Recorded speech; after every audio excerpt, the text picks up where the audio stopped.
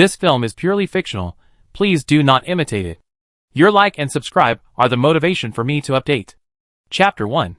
When the first ray of sunlight at dawn shines through the treetops and sprinkles on the ground of Yunga Forest, the human priest Alvin Priest wakes up from a coma. He feels a splitting headache, and there is a big bump on the back of his head that is causing severe pain. Trying to recall the scene of last night, but there is only chaos in my mind. I vaguely remember being asked by my gay friend to massage his feet. As a result, I refused sternly on the grounds that I was in the following dungeon. Then the world suddenly spun in front of my eyes, and when I came to my senses, I came here. But the scene that came into view after opening his eyes almost scared him silly. The completely destroyed carriage, the grass stained red with blood, the corpses lying on the ground, the shrill screams that came from time to time, and several strong and savage figures not far away, all reveal the approach of danger. Alvin's heartbeat quickened, and fear surged like a tide. What on earth is going on? Alvin murmured to himself, shaking. Where is this place? Have I been drugged by some new drug? He stood up shakily, holding on to the broken wheel, and looked around, trying to determine the situation in front of him. A low roar came from deep in the woods.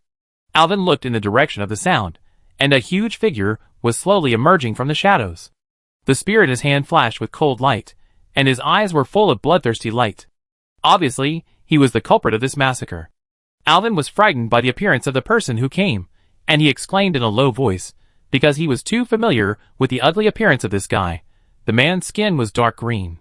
He was hunched over, and his naked upper body was painted with strange symbols, as if he had merged with the surrounding jungle, exuding a primitive and wild atmosphere. There was a hideous scar on his narrow face, and long fangs extended downward from the corner of his mouth, and then hooked upward, with the tip of his teeth flashing coldly, as if ready to tear the enemy's throat at any time. His hairstyle was extremely wild, and there was a mohawk-style hair on his head. Or call it a mane, with bright colors. Then, there was a gap below. This was a troll commonly seen in the game world of Warcraft. The troll's breathing was heavy, his chest was heaving violently, and his body was covered in blood. It was obvious that he had not recovered from the fierce battle just now. He clenched the rough spear in his hand with 3 thick fingers. The tip of the spear was covered with blood and mud, emitting a disgusting smell. The troll approached Alvin with ill intentions, as if ready to pounce on his target at any time. Alvin's legs went weak. He didn't think he could fight this ferocious guy with his bare hands.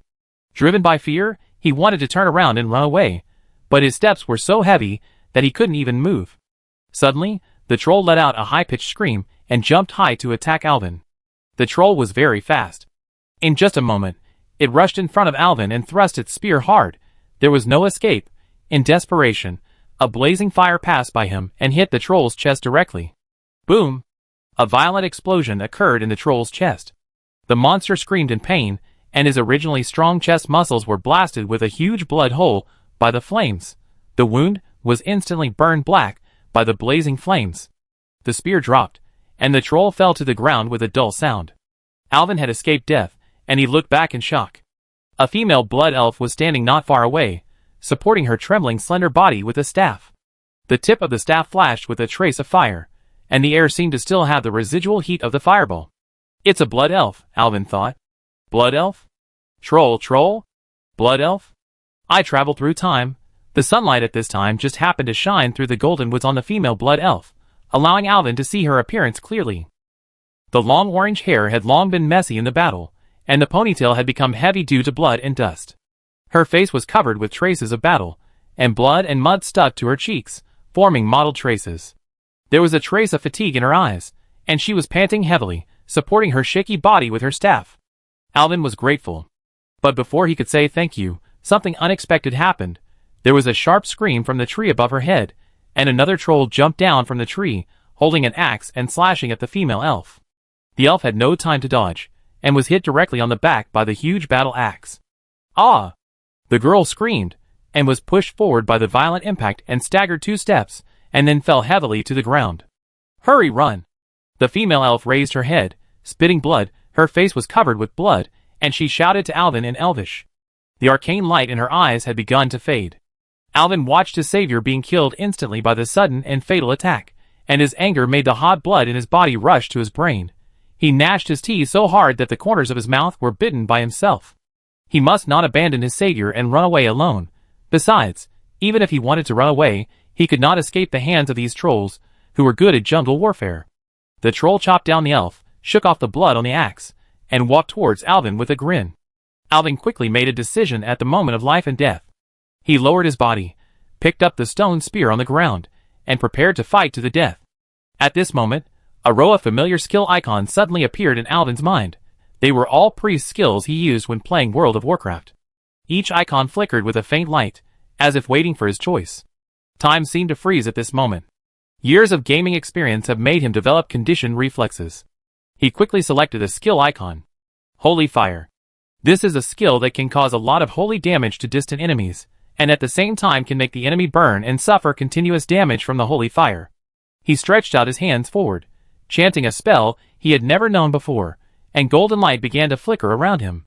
In an instant, a dazzling light burst out from his body, like the light of the sun illuminating the entire forest. The troll was frightened by the sudden light, and stopped moving forward. Alvin saw fear in his filthy eyes. Holy Fire! Alvin shouted loudly, and the light turned into a sacred energy wave that fell from the sky and directly hit the troll's head. Ah! A thrilling howl came from the flames. The troll was instantly pierced by the powerful holy flame.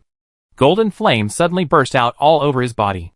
In just a few breaths, the troll's body was burned black by the golden flames and fell to the ground. Alvin felt the surging holy power in his body, and was surprised that the holy fire had such a high damage. He stood beside the charred troll body, panting. He felt a little dizzy. Damn, it must be too much. But the battle was far from over. The trolls scattered around turned their heads, like sharks smelling blood, and immediately discovered the abnormality here. The trolls roared angrily, and pounced on Alvin together. There were as many as 5 of them.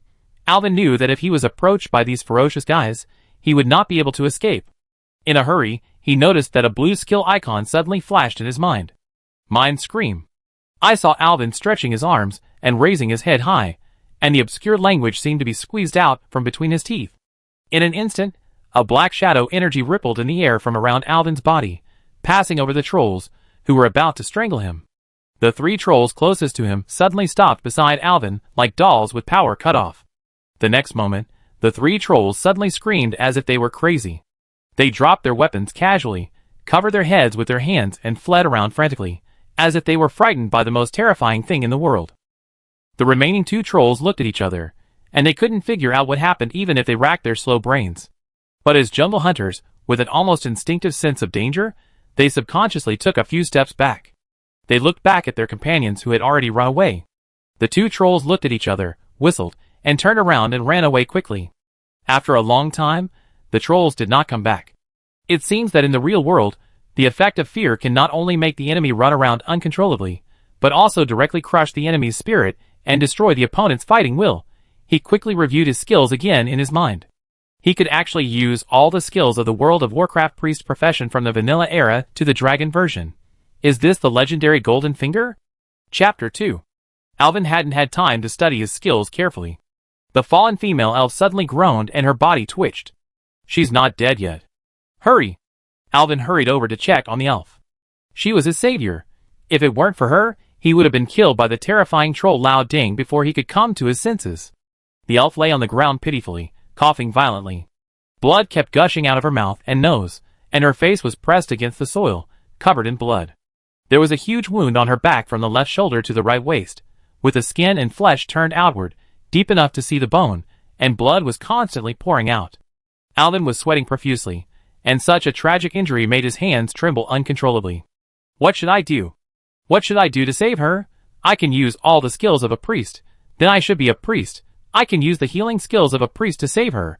However, he was not sure that such a serious injury could be cured by magic without surgery. Papa. He slapped himself several times. It's all magic. So what's the rationality? The girl spit out a large mouthful of blood again, and it was seen that she was breathing in less and breathing out more. The situation was urgent, and Alvin could not think too much. Alvin took a deep breath and selected the healing icon in his mind. He raised his slightly trembling hands and chanted the ancient spell in a low voice.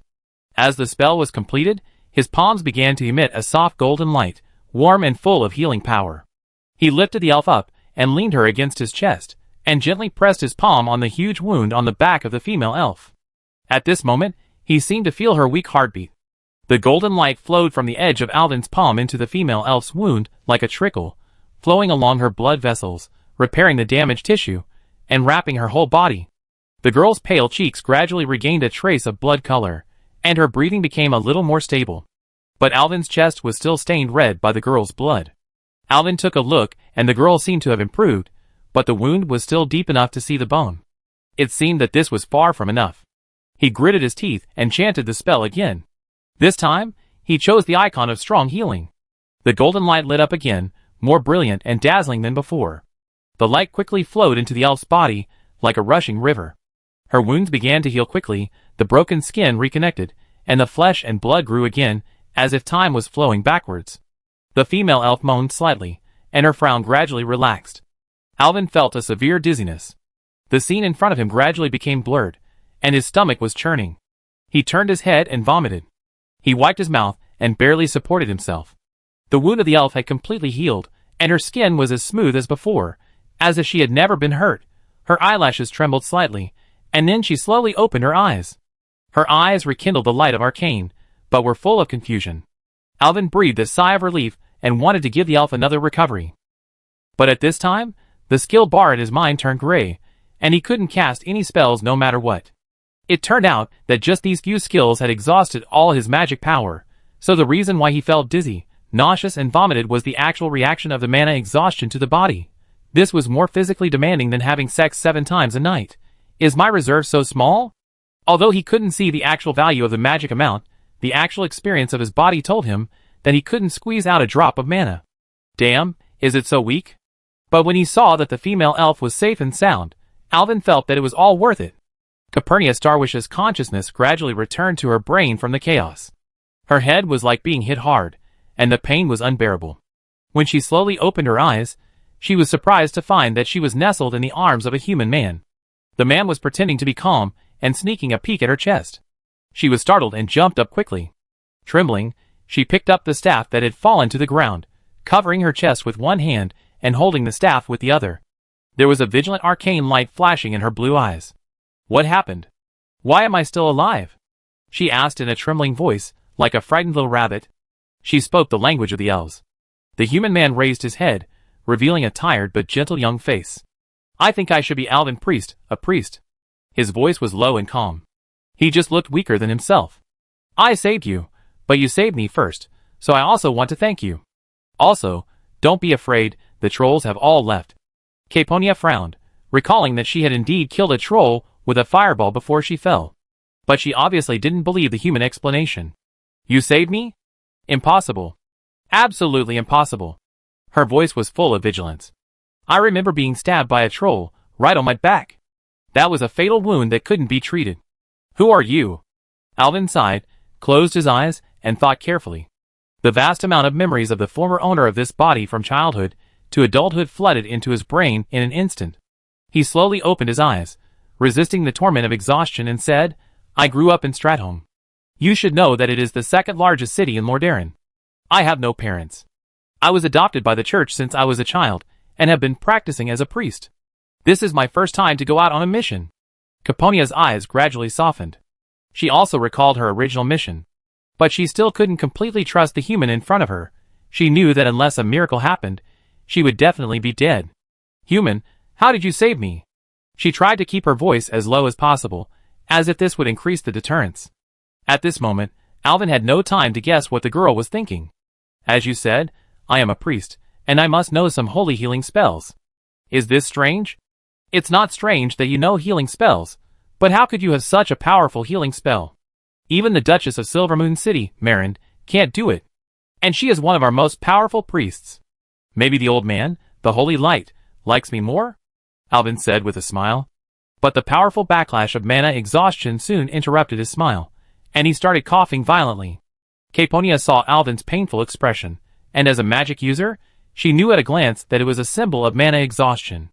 Although she still didn't believe it, at least she knew that she was really alive. The only possibility was that this human man caused some unknown miracle. How can you, a human, speak Quel'Dorii? Calpurnia asked.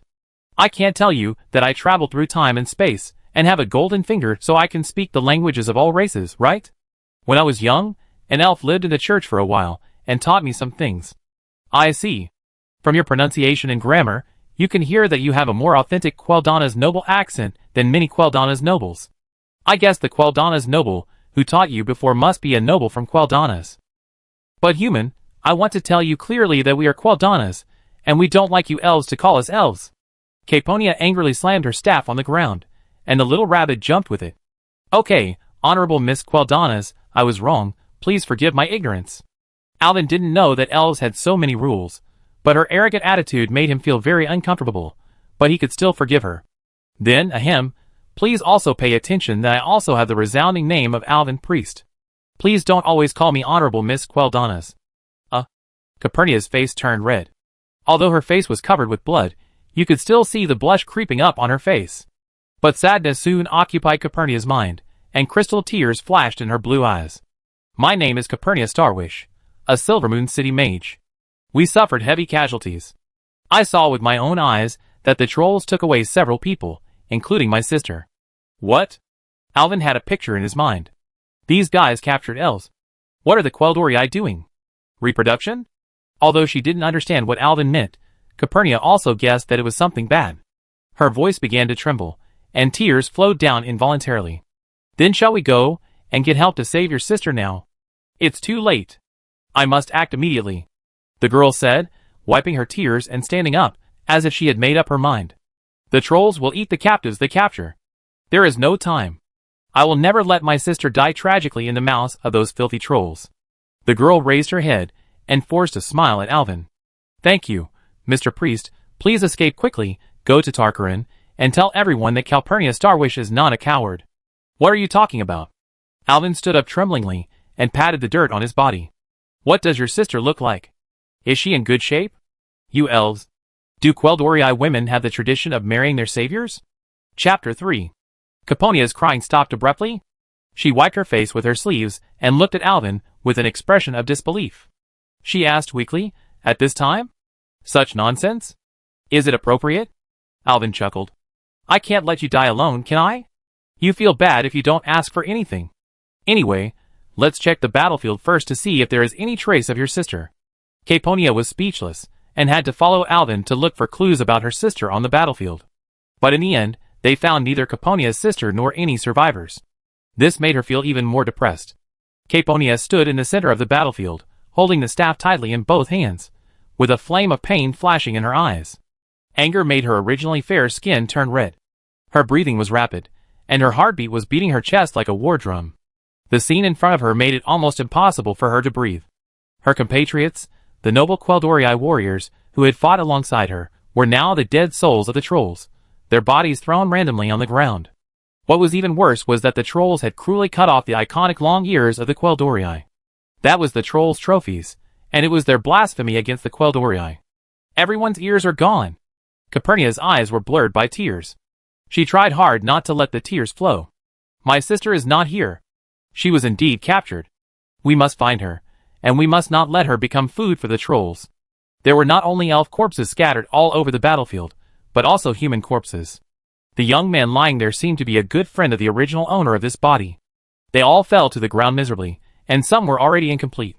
Alvin clenched his fists. We will find those trolls, and rescue your sister. Although he was a time traveler who had been resurrected, he should have cherished this hard-earned life. But as a normal human being, seeing such a tragic atrocity, thinking of the delicate elves captured by the trolls, he couldn't imagine letting his thin lifesaver face countless terrible trolls alone, and finally become an elf sister. Avi. Let's go, Caponia Starwish, go find your sister. I have an idea. I tell you on the way. The two supported each other, and slowly left the battlefield. Now they have a more important mission, and they can't collect the remains of their dead comrades for the time being.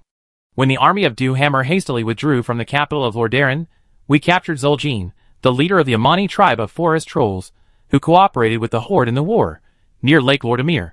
King Terenas too knew the crimes the trolls had committed against the Quel'Dorii, so he sent a team of our guards to escort Zul'jin to Quel'Dana's, so that he could receive the due trial in Silvermoon City. But when we were about to hand over the troll leader to the Quel'Dorii rangers, who came to greet us in Eversong Forest, we were ambushed by the forest trolls under Zul'jin, and the convoy was wiped out. It seems that Zul'jin was also rescued, Alvin said slowly. This was the memory of the previous owner of this body that he could read, but unfortunately the original him had died at the hands of the trolls in the battle just now. As a time traveler, Alvin was reborn in this body. Just like the character he played before, both were priests. Well, most of our rangers followed the eldest sister of the Windrunner family to participate in the battle, and are not in Silvermoon City now, so we sent us mages to greet you. Caponia angrily whipped the nearby grass with her staff. I knew that those arrogant Windrunners were not good. Ah? You mean Illyria Windrunner? Alvin said in surprise. He didn't expect to hear about famous figures in World of Warcraft so soon. These well-known names made him a little excited. The statue of the female elf is still at the gate of Stormwind City. I used to see it every day. Well, before the national server was closed. What? You also know Aurelia? Do you also think that the Windrunner sisters are the most powerful and beautiful girls in the entire Silvermoon City? Caponia said angrily. What our Starwish family hates most is the Windrunner family. Ouch. As the female character was talking, she tripped and hurriedly used her staff to support herself. As a result, her ribs were stabbed by the staff, and she grinned and made a ha-ha sound. It seems that there are many conflicts among the Quel'Dorii noble ladies in Silvermoon City. But Caponia doesn't look very smart, like a poor villain who will be slapped in the face by the heroine at any time. Really, no matter which world there are many women, there must be many disputes. Of course not. Whether the Windrunner sisters are powerful or beautiful has nothing to do with me. I just heard that the sisters in their family seem to have a special liking for human men. Alvin stopped and took a few deep breaths. And what I want to talk about is business. Do you think I have hope? At this time? Such nonsense? Is this appropriate? And even if you want to find someone, do you have to find the Windrunner family? If you have this idea, get out of here now. The elf said, using his staff as a crutch, and walked away breathlessly. Hey, I'm kidding. Do you know the approximate direction of the trolls' camp? Walking angrily in front, Caponia stopped. Her blue eyes looked at Alvin, and her gray face was full of embarrassment. You don't know either? How can I, a Lordaeron, know about your affairs? Aren't you a native Quel'Dorii noble? Respected Miss Starwish? You won't tell me that you don't know the way either? Alvin was so angry that he couldn't stand still, and simply sat down under an old oak tree. With his mana exhausted, he felt his head spinning, and could not walk any more. I am only 500 years old, and this is the first time I have traveled so far. Besides, I am a road idiot. Without a servant to lead me, I would get lost in Silvermoon City. Caponia's beautiful cheeks were as red as her orange hair. She secretly looked at Alvin, and saw that he was glaring at her, so she quickly looked elsewhere. Alvin leaned tiredly against the ancient oak tree, his face full of helplessness. He wanted to ask the female elf for the direction of the Amani troll camp, but who would have thought that this 500-year-old girl was a road idiot? Caponia, I want to ask again, are you sure you don't know the way? Alvin asked helplessly. Caponia frowned and shook her head. I'm sorry, Alvin, I really don't know. My father usually only asked me to concentrate on learning magic. I have never traveled far. The farthest I have been is Qifeng village. Isn't that the novice village of your blood elves? Alvin shouted desperately. Blood elves? Novice village? What do you mean? Caponia opened her eyes wide, and she had never heard of these terms before. Alvin sighed, and did not answer Caponia's question. He thought secretly in his heart. If Caponia didn't know the way, he had to use the priest's skill mind vision to obtain the animal's vision to find the troll camp. But at this moment, his body was really drained, let alone casting any spells. He was too lazy to even move. I know a skill called mind vision. This skill can give me the vision of wild animals, so I think I should be able to use this skill to find your sister's trace. But now I have no mana, I can't even walk, so the most urgent thing now is to find a way to help me restore my mana. Maybe I can help. Caponia looked at Alvin, who was tortured by the backlash of mana exhaustion, and suddenly said. Her expression was quite confident, and her eyes were no longer dodging like before. I know a kind of magic that can make spring water to restore mana. Alvin's eyes lit up. How could I forget this? Although he was a little helpless about Caponia's insensitivity, she was a mage after all, and an elf mage. Although the elves were arrogant, their magic talent was unquestionable. Even if Caponia is a wizard who has never left the novice village, she should know how to make water. Caponia gently raised her hands, closed her eyes, and began to chant the spell in a low voice. Her voice flowed like a spring, with a mysterious rhythm. As the spell progressed, a fresh breath began to permeate the air, as if the breath of nature had returned to this land. Her fingers drew a graceful arc in the air, as if weaving an invisible net. As she moved, the air around her began to tremble slightly, as if countless tiny water droplets were condensing in the air. Gradually, these water droplets gathered into a clear stream of water, forming a crystal-clear water column in Caponia's hands. I succeeded. I succeeded. Mr. Alvin. I got out of the water. Chapter 4. Puff. Alvin almost spat out a mouthful of blood before he drank the water. Drink it, Alvin, my water can help you recover your magic power. Sister. Let's stop talking, okay? Watching Caponia gently hold up the floating magic spring in the air with both hands, and smiled and handed it to Alvin's mouth. Alvin's old face turned red. Invisible tigers and wolves are the most deadly. Drinking water directly from the girl's hand? Happiness comes too suddenly. Caponia looked excited. Because of the use of magic, the girl's white forehead was sweating, and her dusty face was washed out with traces. Alvin quickly gathered his mind, gently put his mouth on the edge of Caponia's fingers, and took the spring water. The moment Caponia's hand touched Alvin's lips, her body also shook quietly. The elf quickly stabilized his body, fearing that the magic spring water would spill out. Alvin felt the cool touch of the spring water. He took a sip carefully.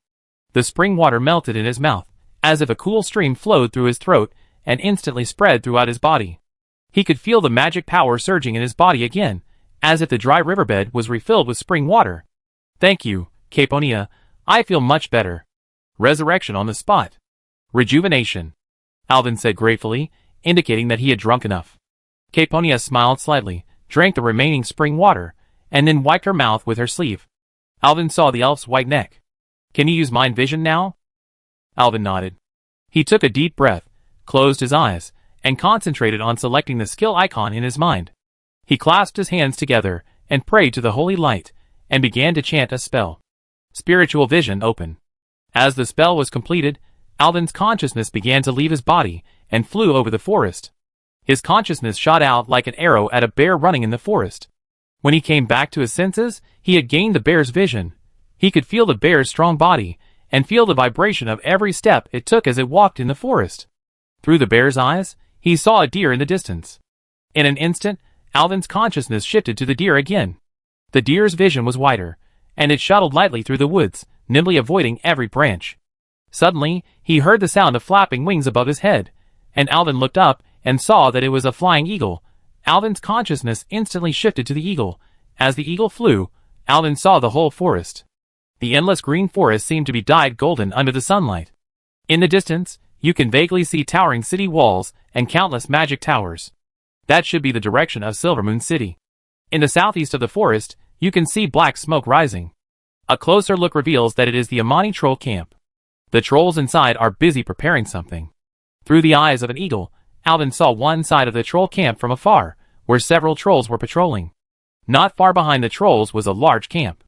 There was a huge bonfire there, and there were many forest trolls further inside. In the corner of the camp, an elf was tied with ropes, lying on the ground, and it was unknown whether he was dead or alive. Fortunately, the clothes are still there. This should be Caponia's sister. Alvin wanted to fly closer, but the eagle said he would not fly in that direction. It seemed that the animal's instinct told it that it was a terrible place, and even animals did not want to live near it. Mind vision can only obtain vision, but cannot control animals. After trying several times, he could not get any more accurate information from the eagle. Helplessly, Alvin had to remove the effect of mind vision, and his consciousness gradually returned to his body. He opened his eyes, and his head seemed a little dizzy. He hurriedly shook his head and patted his cheeks with both hands. I saw it. The troll camp is deep in the southeast of the forest. What about my sister? Did you see it? There was a girl wearing a robe similar to yours, tied up and thrown in a corner, but it was too far away to see her appearance clearly. I could only vaguely see what seemed to be long green hair. Alvin recalled. That's my sister? That's my sister? She's still alive. Alvin, let's go save her. Caponia clenched her staff and jumped up excitedly. Her blue eyes were surging with arcane light, and Alvin could even feel the magic power surging again around Caponia. Let's go! But I'm afraid it won't be that easy. I see a lot of enemies. Fortunately, my mana has recovered now, Alvin said as he stood up from the old oak tree. He patted the dirt off his butt and walked with Caponia to the depths of the forest in the southeast. Caponia, what magic skills have you mastered?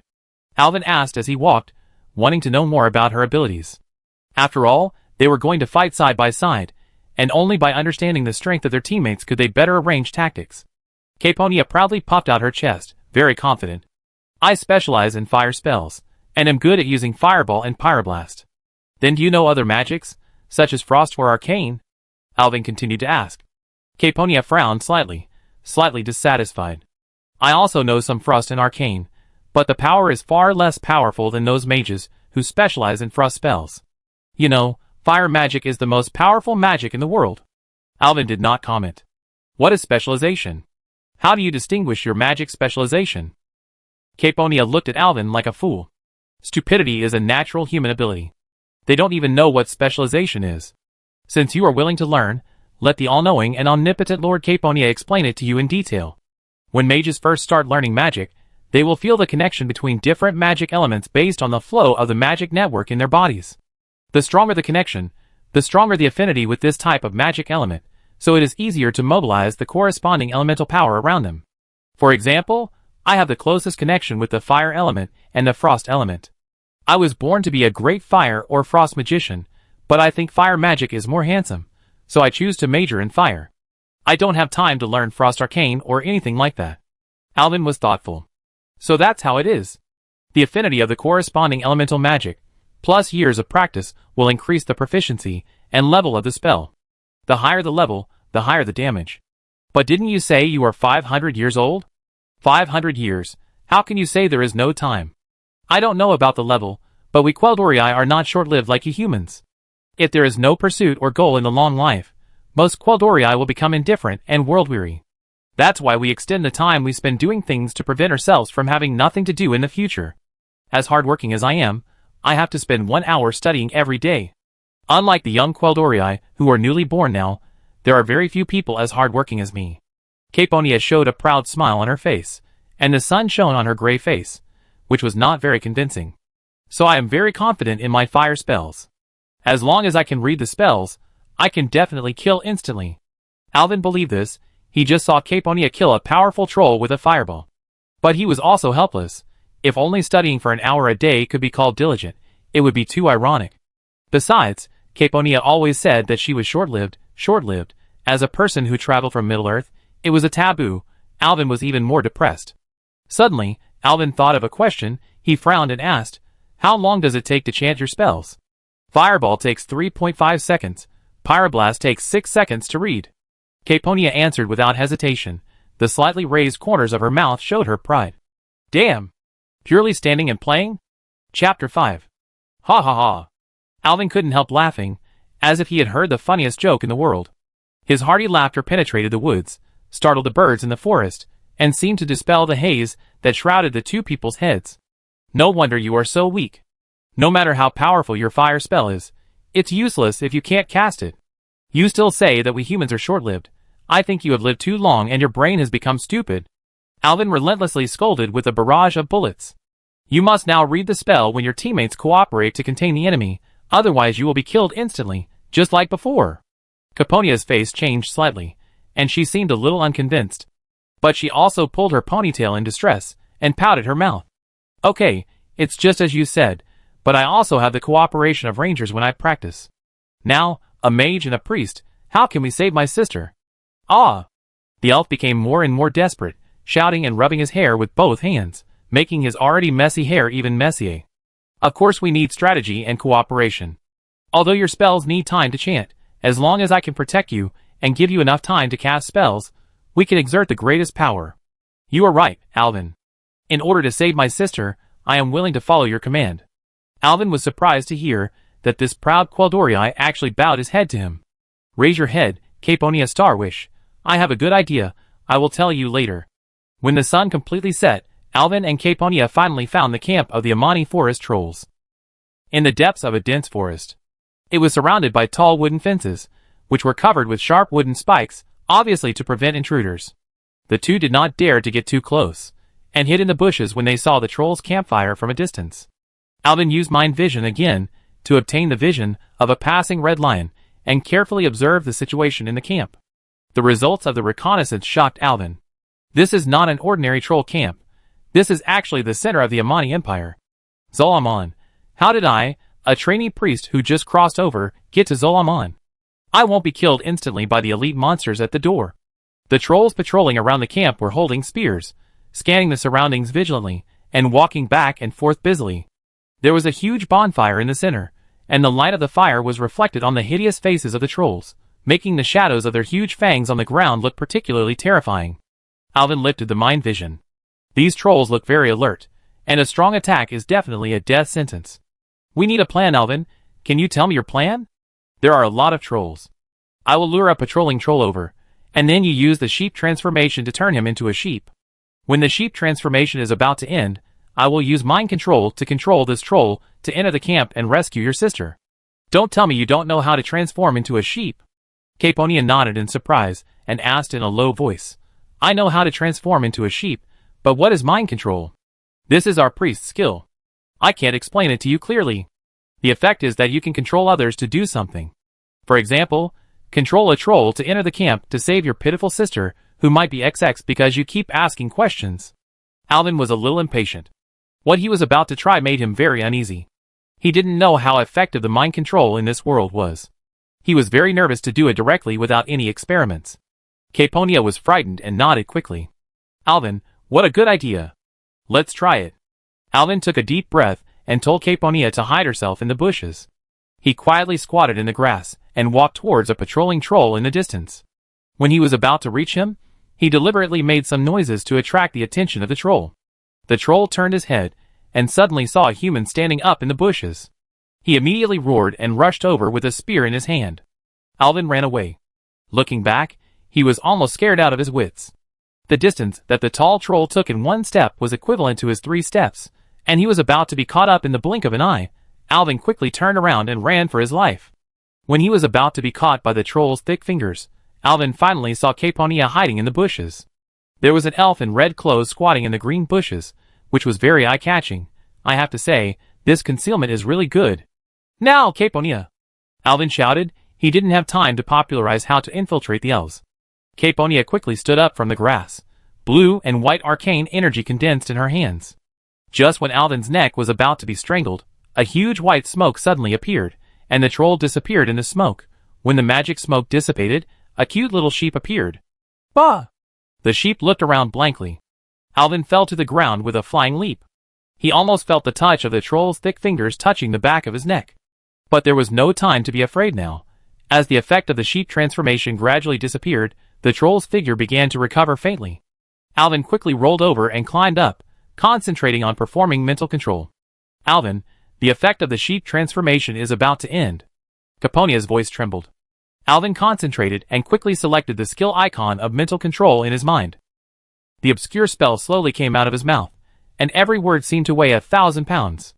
Finally, he successfully controlled the troll at the same time as the sheep transformation ended. When Alvin opened his eyes again, his consciousness had entered the troll's body. He felt the troll's strong muscles and sharp fangs, and felt the troll's commanding vision. He saw Caponia in front of him, who covered her mouth with both hands in surprise, and himself, who maintained a funny casting posture. Alvin suddenly felt very funny. This feeling is really wonderful.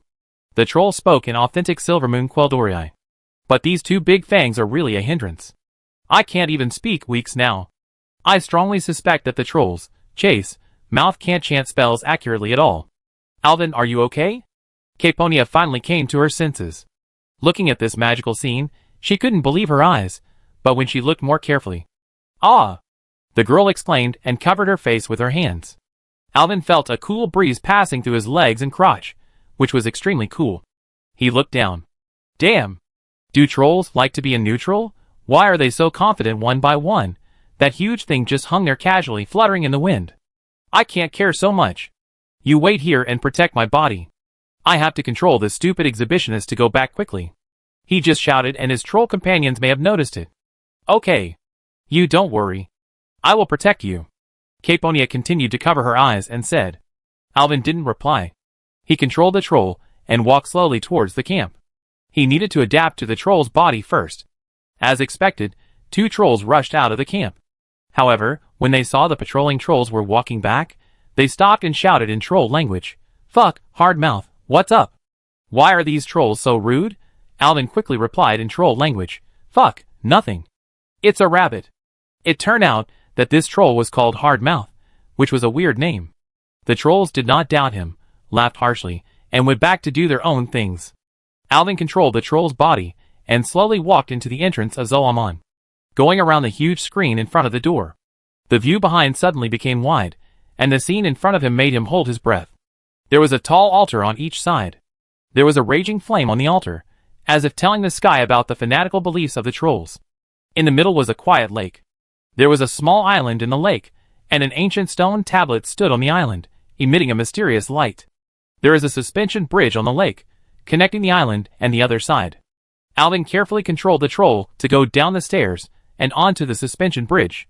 The lake water under the bridge glowed silver in the moonlight, looking particularly peaceful. After crossing the suspension bridge, he came to the island and continued to walk forward.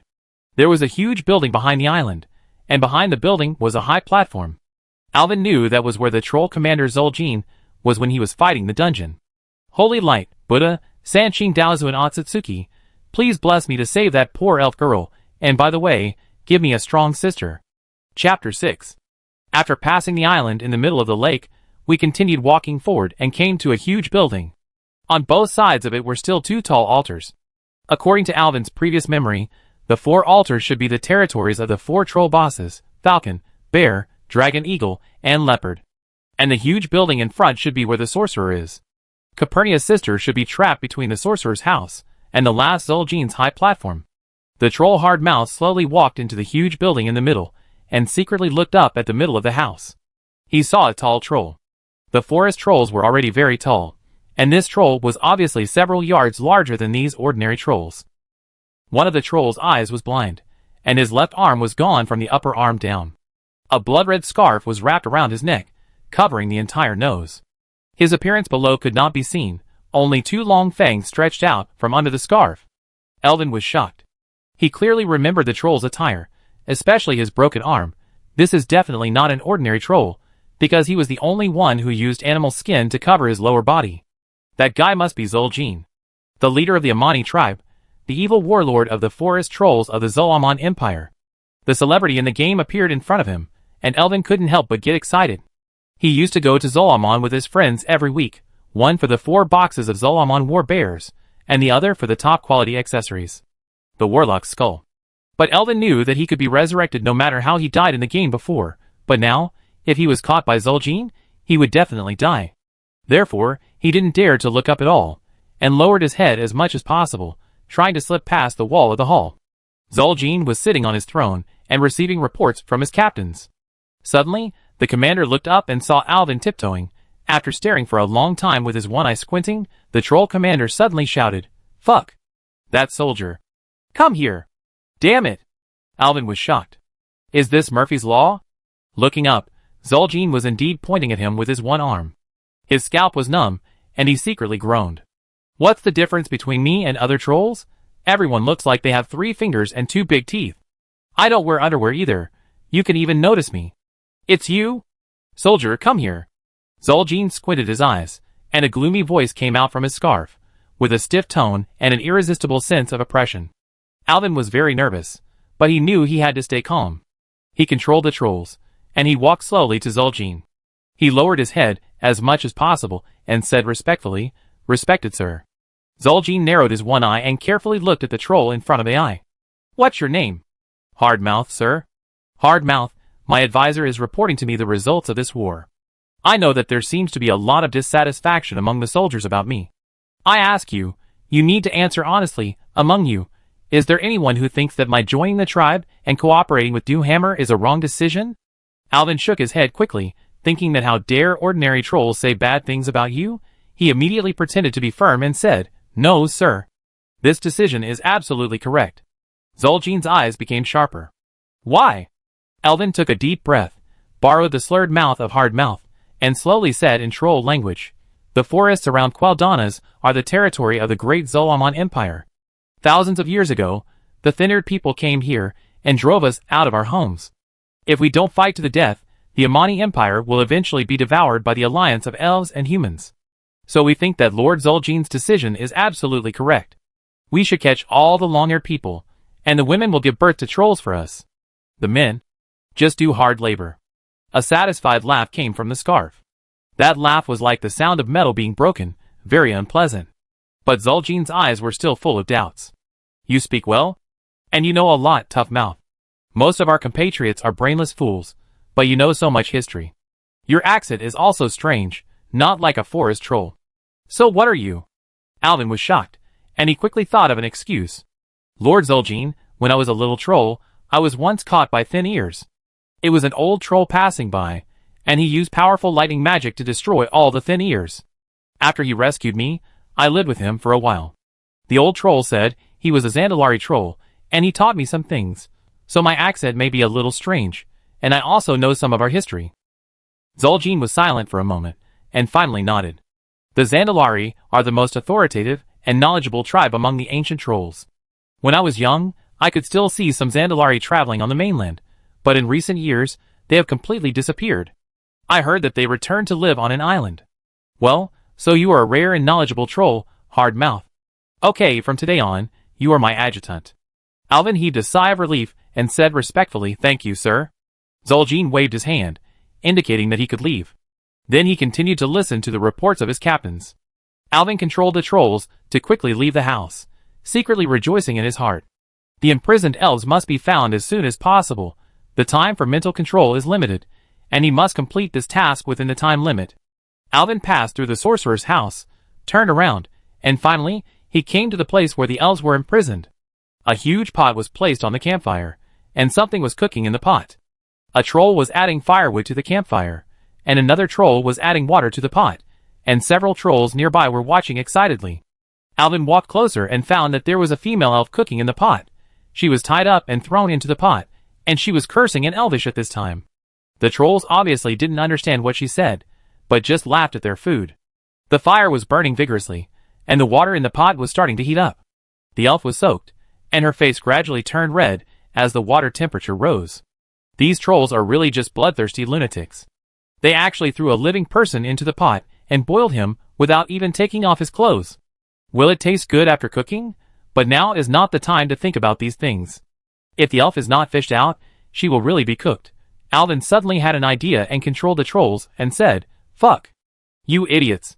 Take Thin Ear out of the pot. The trolls seemed a little confused after hearing this. One of the trolls laughed contemptuously. Fuck. What kind of troll are you?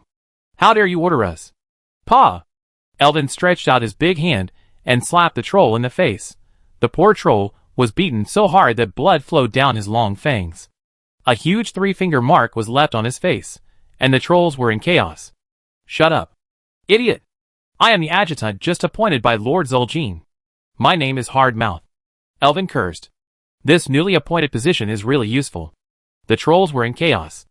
The trolls who were knocked to the ground also hurriedly got up. Several trolls stood in a row, trembling, and not daring to speak again. Idiots! The new way of eating that has been spread from Zandalari recently is charcoal-grilled elves. Alvin continued to talk nonsense. Elves roasted with applewood are the most delicious, and even have a sweet taste of apples. Then apply honey on the thinnered body. Lord Zul'Jin wants to eat the apple with charcoal roasted honey elves that are popular in Zandalar. The trolls' eyes lit up immediately. Some trolls even drooled down their fangs. Alvin took the opportunity to give orders. You go prepare the wood of the apple tree, you go find honey, and I will take care of the elves. The trolls heard it, and immediately rushed to action. Alvin took the opportunity to fish the female elf out of the pot, carried her on his shoulders, and quickly walked towards the gate. Although the female elf was tied tightly, she struggled violently. She was also busy, cursing in Elvish, you disgusting troll, kill me if you dare. Eat me alive if you dare. What a fierce female elf. This is not a soft girl. Alvin was afraid that the female elf would kick him in the vitals and release his mental control. He had to whisper in the female elf's ear, if you want to live, shut up. It was Caponia who asked me to save you. What kind of troll are you? Why do you speak the language of Quel'Dorii? The female elf stopped crying and asked in a low voice. Chapter 7. On the way, Alvin met some patrolling trolls again.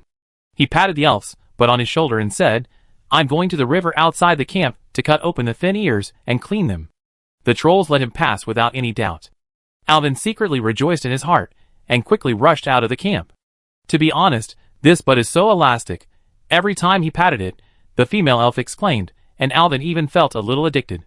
The elf was carried on his shoulders, and her upper and lower body hung in front and behind his body respectively. The feeling of being attacked from front and back told Alvin how hot this female elf's figure was. Is this the legendary thinness when dressed and meat when undressed? I have to go back quickly, otherwise if it continues like this, I don't know if the mental control will be lifted in advance. Soon, Caponia, who is good at hiding, saw the troll Alvin carrying his sister back, and excitedly greeted him. Sister, Solanlian, she shouted from a distance, tears flashing in her eyes. Caponi? The female elf also cried and shouted. Alvin put the elf on his shoulder down, and controlled the troll to run away. Caponi? Prepare your fire blast. I can't bear it anymore. As he said that, Alvin felt dizzy. His mana was finally exhausted. His consciousness returned to his body after a dizziness. At the same time, the troll hard mouth's original consciousness began to gradually recover. But before he could react, a giant fireball as big as a basin hit the troll's face directly. Poor hard mouth had just been appointed as Zul'Jin's adjutant, and half of his head was blown off by Caponia's face-to-face fire blast. His huge body fell to the ground with a bang, twitched twice, and stopped moving. So Lanlian Starwish was saved. Although she was beautiful, she looked very embarrassed at the moment. The elf's robe had long been torn and covered with scars, and the wet robe was stuck to her body. It was obvious to the naked eye that the elder sister's figure was much hotter than the younger sister. Her eyes were still flashing with angry flames. Those damn trolls. So Lanlian said angrily, I will make them pay the price. We will take revenge, sister. Capernia hugged her sister, buried her face in her sister's chest, and couldn't stop crying. She couldn't imagine that her beloved sister almost died in the mouth of the troll. And you? You hateful human. How many times did you hit my fart just now? So Lanlian was angry, and magic power had begun to gather around her. Alvin just felt a headache. He forced himself to get up and whispered to the two, Isn't that a stopgap measure? Don't be so loud. It's not safe here. Let's go. We can't just leave like this. So Lanlian said viciously, Those trolls must die. You don't know what I witnessed. Those beasts, they ate my men in front of me. As she spoke, the girl seemed to recall horrible memories. She trembled and squatted with her head in her arms, crying helplessly. Alvin shook his head. He could understand Solanlian's anger, but he couldn't watch the girl return to the demon cave again. Solanlian, I understand your anger, but if we go in with just a few people, we will die. You can't take this risk with Caponia. Solanlian's eyes widened, and she was furious. What do you know?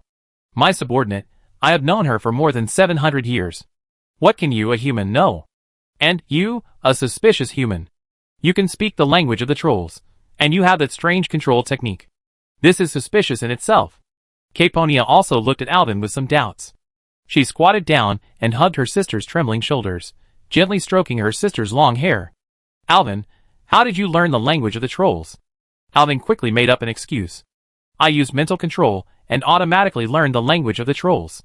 So Lanlian sneered, obviously not believing it. Mind control? What kind of evil magic is this? I have never heard of it. This is a new magic I created. Alvin sighed, and was too lazy to explain. So Lanlian was stimulated and had to rest. If possible, she had to see a psychiatrist. In her previous life, she also studied psychology because of her high credits, and was called the old sister-in-law of women's friends. But not now. So Lanlian still refused to give in. Seeing that Alvin was very weak due to the exhaustion of his mana, and had begun to kneel on the ground in retching, Caponia hurried over from her sister. Her hands drew a beautiful arc in the air, chanting a spell. A faint blue light began to permeate the air, and the crystal-clear magic spring water condensed in her hands. Alvin, drink it quickly. Caponia said gently, feeding him the spring water with her hand. Alvin quickly put his mouth to the edge of Caponia's palm, looked at her gratefully, and drank it in a few gulps. Not satisfied, he pouted and licked the remaining fugen from Caponia's palm. Only then did he feel the magic power surge in his body again, as if he was alive again. Caponia blushed and pursed her lips, letting Alvin nibble on her palm like a pig. So Lanlian was furious when she saw it. You pervert! How dare you kiss my sister's hand? She was about to cast a spell. Alvin was stunned for a moment, then reacted. He didn't care, and wiped his mouth with his sleeve. Perverts are better than trolls. I just drank water. And I didn't nibble, I licked. Caponia's cheeks flushed slightly. Seeing her sister angry, she quickly stood up, spread her arms, and firmly blocked Alvin. Sister, Alvin saved me and you. I'm not angry at all. So Lanlian was almost mad at Alvin. But she knew that now was not the time to argue. She took a deep breath and tried to calm herself down. Alvin looked at the elf sisters, and suddenly felt that the atmosphere was very ambiguous. Caponia's back was slashed, and her robe was almost completely cut from the back, turning a good dress into a backless dress.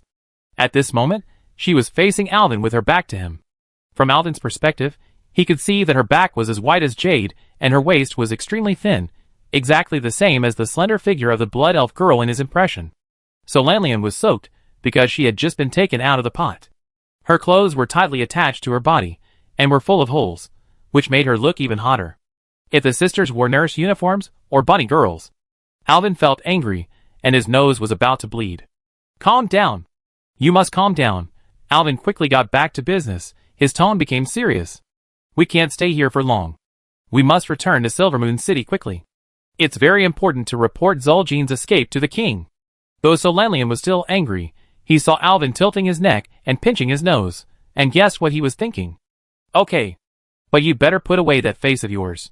If I see you peeking at my sister's back again, I kill you. Ah! When Capernia heard this, she immediately turned around and covered her back with her hands. A pair of blue almond eyes stared at Alvin, and her mouth pouted. Alvin had no choice but to take off the apprentice priest's robe on his body, and handed it to Capernia. Put it on first. Although it's also very torn, it can at least block it. He looked at Solanian again. The poor big-breasted elf girl was shivering from the cold, because of the wet clothes, and even her lips were bloodless. Alvin had no choice but to take off his shirt, and gave it to his sister Solanian. Put on my shirt, don't catch a cold. Humph. You're smart. Solanian snatched the shirt and put it on, then turned back to help her sister put on the robe. Alvin was not short, and his clothes were loose. After putting on Alvin's clothes, the Xingyuan sisters felt much more comfortable. The three of them quickly left the dense forest and headed north. Fortunately, Solanian was not a road idiot. She knew the way to Takralin. The three did not stop along the way and ran straight to Takralin. When the guards of Takralin saw the three, they opened their eyes wide in surprise. I have never seen such a strange combination.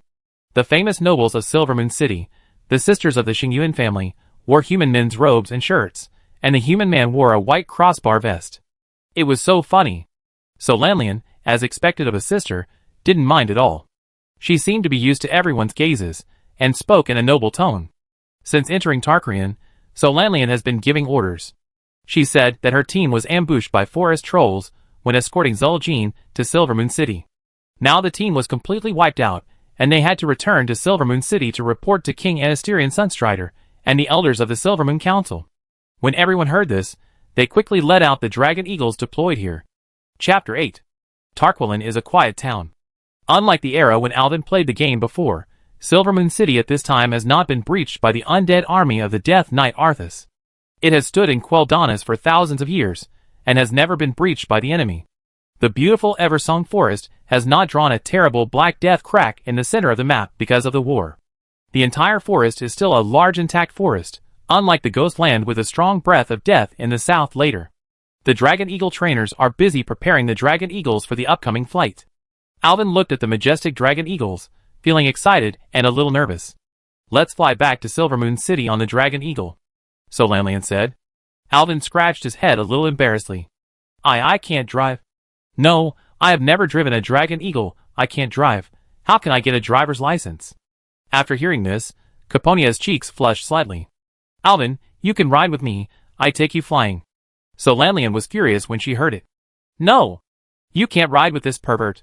He will definitely take advantage of you. Alvin laughed dumbly. There are also perverts in this world? No, what should I do? Am I going to run to Silvermoon City alone? I don't know the way. Solania gritted her teeth and said, You ride with me? Do? Alvin spit out another mouthful of blood. They are sisters. Both of them are good at flirting with men. Aren't you afraid of being taken advantage of by a pervert? Solanian glared at him coldly. If you dare to touch me, I will throw you off the Dragon Eagle. Alvin looked at her determined eyes, and knew she was not joking, so he said awkwardly, Okay, I do it with you. Caponia was a little disappointed, but she knew her sister's temper, so she nodded silently. Soon, the Dragon Eagles were ready. These gorgeous creatures had golden and white feathers, and were floating. They were completely in line with the aesthetics of the Quel'Dorii. They were big and strong, and their wings could stretch more than 3 meters wide. After the two sisters sat firmly, Alvin carefully climbed onto Solanlian's dragon eagle. The first flying mount he rode in his life was a dragon eagle. He felt the dragon eagle's strong body and warm feathers, and held the dragon eagle's reins tightly, feeling a little excited and a little nervous. "Are you ready?" Solanlian asked coldly to the air in front, without even turning his head. "Okay." Alvin knew Solanlian was talking to him. The girl gently patted the dragon eagle's neck, and the dragon eagle let out a low roar, spread its huge wings, and soared into the sky. Alvin felt the strong wind pressure, and his body leaned back involuntarily, but he held the saddle tightly and tried to keep his balance. The dragon eagle soared in the sky, and Alvin felt the freedom and pleasure of flying for the first time. He looked down and saw that the Eversong forest seemed to be covered with a golden coat under the morning light. The trees in the forest were tall and straight, and there were dots of golden light flashing between the treetops, as if countless stars were beating. "Beautiful." Alvin couldn't help but whispered in admiration. Solanlian said coldly, "Don't think that this can change my opinion of you." In the distance, the walls of Silvermoon City shone with golden splendor in the morning light. The towering magic tower reached the sky, and the magic light on the top of the tower shone brightly in the sun. "I won't be the first human in the world to ride a dragon eagle, right?" Alvin thought to himself, and a smile appeared on the corner of his mouth involuntarily, forgetting when Queen Shi's dog came. Calpurnia's dragon eagle followed closely behind, and she looked at Alvin's back, with mixed emotions in her heart. She and Alvin had just known each other for 2 days, but his bravery, wit, and magical magic left a deep impression on Calpurnia. Quel'Dorii are a race that is very friendly to magic, and will unconsciously be attracted to powerful magic, such as the Sunwell, such as people with strong magical attainments. This strange human priest saved herself and her sister, and she couldn't tell whether her feelings for him were gratitude from the heart, or because of the Quel'Dorii's nature of being attracted to magic, or a good impression. "Alvin, how do you feel?" Calpurnia urged the dragon eagle to fly to the two of them, and asked with concern. Alvin grabbed the reins and turned his head, looking at Calpurnia floating in the air with the dragon eagle, and said with a smile, "I feel good, thank you, Nia." "Ah!" Calpurnia heard his friendly call, and her face turned orange under the sun. Solanlian heard it, and couldn't help turning her head, and glaring at Alvin. She didn't want to talk to this scoundrel anymore, just wanted to return to Silvermoon City safely. Report the matter clearly, and ask His Majesty to send troops to wipe out these hateful trolls. The life of the Quel'Dorii is long, and she will not be affected by Alvin. And in the end, this episode will only be a small episode in the long life of her sister. Thinking of this, Solanlian showed a silly and cunning smile. "Humph, fight with me, live 500 years first." The dragon eagle soared in the sky, and Alvin felt the wind whistling in his ears. The sun gradually rose, and the morning light sprinkled on the Eversong forest and Silvermoon City.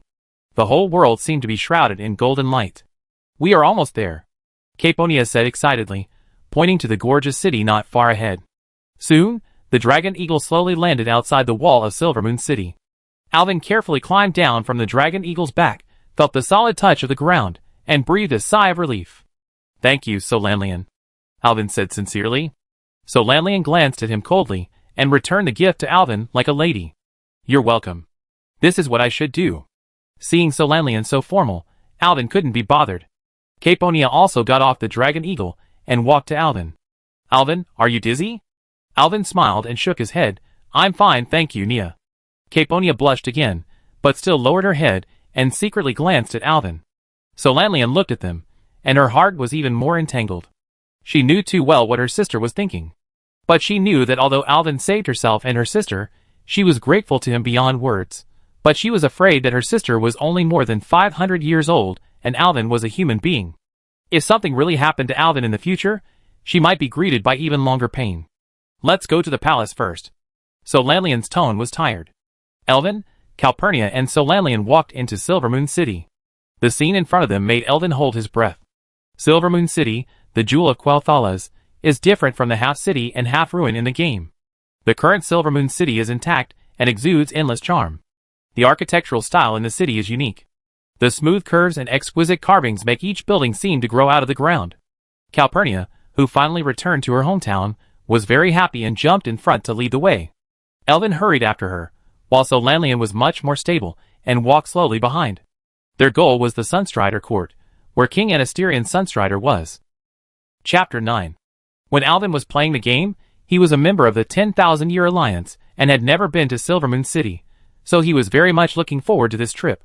The first place he passed was the Elder's Trail, which was lined with tall silver-leaf trees. The treetops were flickering with magical lights, as if countless stars were dancing. The trail was paved with smooth white marble, and each slab was carved with exquisite patterns, which looked particularly gorgeous. Continuing forward, he came to the Garden Street Market. This is the largest trading area in Silvermoon City. There are all kinds of shops and stalls on both sides of the street, and the dazzling array of goods is dazzling. The goods here are things that have never been seen in Stratholme, Alvin exclaimed. Caponia smiled and said, "The merchants in Silvermoon City are very shrewd and talented. Their goods are not only of high quality, but also reasonably priced." Alvin nodded, and they continued forward and came to the Royal Trade District. This is another important trade area in Silvermoon City, with more gorgeous buildings and busy streets. The Starwish sisters seem to be well-known people in the city. Many people in the city know them, and stop to salute them. They also salute everyone like noble ladies. "You are so good at pretending. You are a female Tyrannosaurus, who was shouting for war and killing just now, but you become a good girl when you return home. We are here." After passing through the Royal Trade Area, we arrived at the Sun Chaser Royal Court. This is the royal area of Silvermoon City, and the architectural style is more magnificent. The towering towers and magnificent palaces sparkle in the sun, like a magnificent pagoda. There are many fully armed Quel'Dorii shield warriors guarding the door, all wearing gorgeous golden armor. This is the Sunstrider Court. Caponia introduced. This is the heart of Silvermoon City, and the pride of our Quel'Dorii. Finally, under the attention of the guards, the three came to the Sun's Fury Tower. This towering tower is the palace of Silvermoon City, and the residence of King Anasterion Sunstrider. The outer wall of the tower is inlaid with countless magic crystals, emitting a soft light, which looks particularly mysterious. "Go in." So Lanlian quickly communicated with the messenger at the door, and was soon told that the king was waiting for everyone in the throne hall. Alvin nodded and followed them into the Sun's Fury Tower. The decoration inside the tower is more gorgeous, and the walls are covered with exquisite murals and flags. The three continued to move forward and finally came to the king's hall. Anasterion Sunstrider was sitting on the throne, listening to the reports of several officials. His eyes were sharp, and he was obviously a very prestigious leader. "Your Majesty, we are back." So Lanlian said respectfully, and saluted the king together with Capernia, and Alvin followed suit. The king raised his head, his long golden hair hanging from his ears, and his gentle eyes fell on him. "Welcome, Solanlian, Capernia, and this human friend." Looking at Solanlian wearing a torn shirt, Capernia was wrapped in a priest's robe. The king asked in surprise, "Girls of the Starwish family, what news did you bring me? Who is this human friend?" Alvin saluted respectfully, his heart full of awe. This was the first time he had seen a celebrity in the history of Warcraft. He is also Kael'Datz's father. If the king knew what would happen to his son and people in the future, he would not know what to think. The king of Quel'Dorii in front of him is already 1,000 years old, but time has not left too many traces on his face. He looks like a kind middle-aged man, wise and kind. "Dear king, I am Elwyn Priest, a priest from Lordaeron." The king nodded with a hint of approval in his eyes. "Mr. Priest, you speak Quel'Dorii very well. I am afraid it is the best among the humans I have ever seen. You have worked hard. Now, please tell me about your experiences and where Zul'jin went." So Lanlian and Caponia began to tell their experiences in Zul'Aumon in detail, while Elwyn stood quietly aside and listened carefully.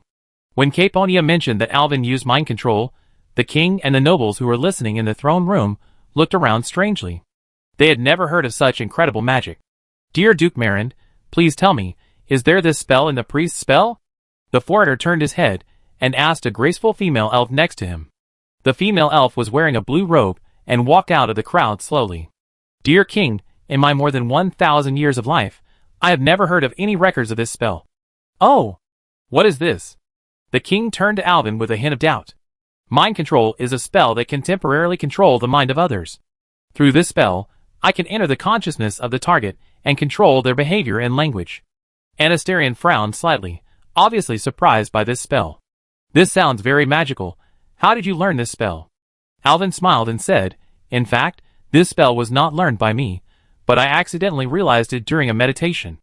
I accidentally discovered that by concentrating my mind and thoughts, and chanting spells, I can temporarily enter the consciousness of others and control their behavior."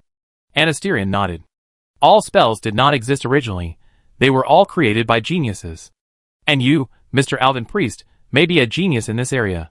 Thank you for your compliment, Your Majesty. I just accidentally realized this spell. There is nothing special about it.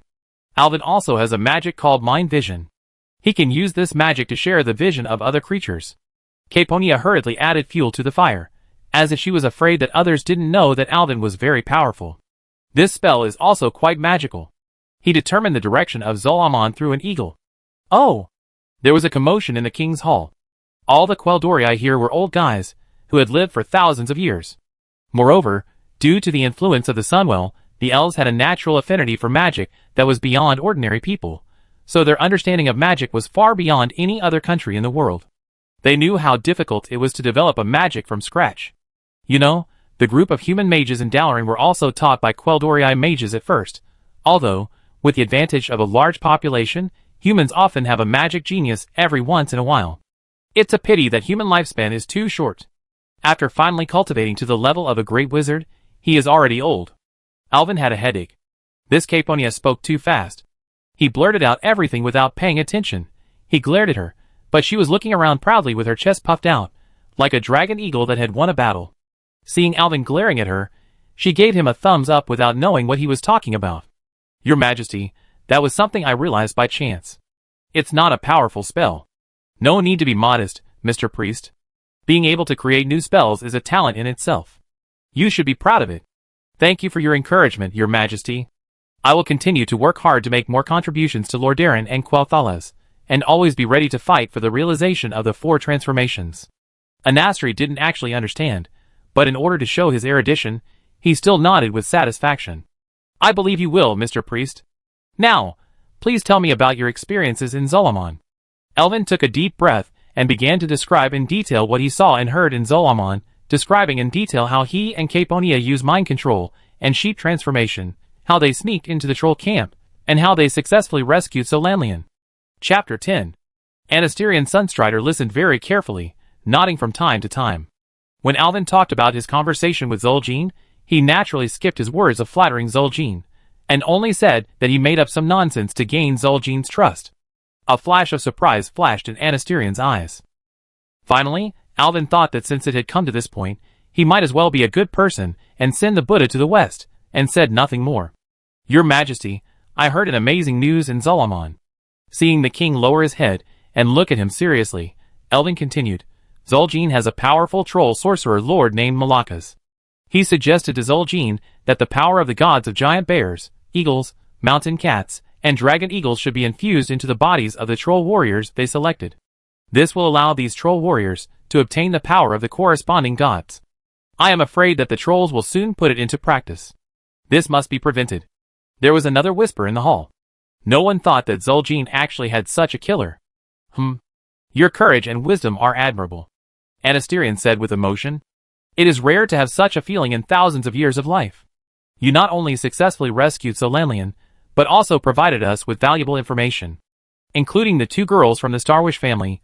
Although you lack combat experience, your calm handling of danger and your refusal to give up on your compatriots are the symbol of our Quel'Dorii spirit. Thank you for your compliments, Your Majesty. Solanlian and Caponia bowed respectfully. Alvin said modestly, This is what we should do. Anasterian smiled slightly, and his gentle voice was like the warm sunshine in autumn. Your efforts and courage will be remembered forever. But now, although I would like to treat you well, I have to convene the Silver Moon Council immediately to discuss the countermeasures in detail based on the information you just provided. Please take a good rest during this time. Several people stepped forward and bowed to leave. Since the king had to discuss important matters with the council, the other nobles in the throne hall and Alvin and the other 2 had to avoid it first. Alvin was about to urge the 2 sisters to take him away, and a tall and handsome male Quel'Dorii walked towards them with a smile. This is a tall and majestic elf with silver hair like a waterfall. Like the 2 sisters, his blue eyes also flashed with blue arcane light. He wore a gorgeous robe, which was inlaid with shining magic gems, making him look particularly noble. Father! Caponia and Solanlian shouted in unison, and Caponia threw herself directly into the arms of the male elf. Only then did Alvin know that this Archmage was the father of the Starwish sisters, and that he should be the patriarch of their Starwish family. The Archmage smiled and nodded, looking at the 2 daughters gently. It's good that you are back. It's good that you are back. So Lanlian was not as naive as her sister, and just said respectfully beside her, "Father, we almost died in Zolomon this time. But fortunately, with the help of Mr. Priest, we were able to escape successfully." Ramath turned to Alvin, with a suspicious look in his eyes. "Dear Mr. Priest, thank you very much for saving my daughters. I am Ramath Starwish, the Archmage of the Silvermoon City Court." Alvin bowed respectfully and said modestly, "This is what I should do, respected Archmage." Suddenly he came to his senses, and looked at him in disbelief. You said you are Archmage Ramath?" Ramath nodded and said with a smile, "Yes. Forgive me for leaving for a while, I have to attend the king's meeting. You sisters should take Mr. Priest home first, and we will talk when I come back." "Yes, father." Alvin followed the two sisters out of the throne room in a daze. The father of the Starwish sisters is Archmage Ramath, one of the 3 gay men on the Blood Elf throne in the future. I remember that he had a very good relationship with the Sunstrider family, especially with Prince Kael'datz, and almost accompanied Kael on the last journey. It was not until Kael betrayed the Blood Elves and led the evil Blood Elves to attack Silvermoon City and seize Meru and Selwell Plateau that Ramath broke with him completely. I didn't expect that the father of the Xingyuan sisters was such a famous person. Alvin walked to the Xingyuan family's mansion in a daze, and only came back to his senses when he entered the gate under the urging of the girl. The other scene in front of him made Alvin hold his breath. Although he knew that the Xingyuan family was a wealthy family in Silvermoon City, he didn't expect it to be so wealthy. The mansion was magnificent, with countless magic crystals inlaid on the outer wall, emitting a soft light. The gate was carved with exquisite patterns, and the garden in front of the gate was full of various exotic flowers and plants, and the air was filled with a faint fragrance of flowers. "So you are so rich? This is our home, welcome to visit, Alvin." Caponia ran up to the two of them, and performed a ceremony like a lady from Silvermoon City. So Lanlian, however, had a cold face. The 3 of them walked into the mansion, where the decorations were even more gorgeous, and Alvin noticed that they actually had maids in their home. Beautiful elf maids.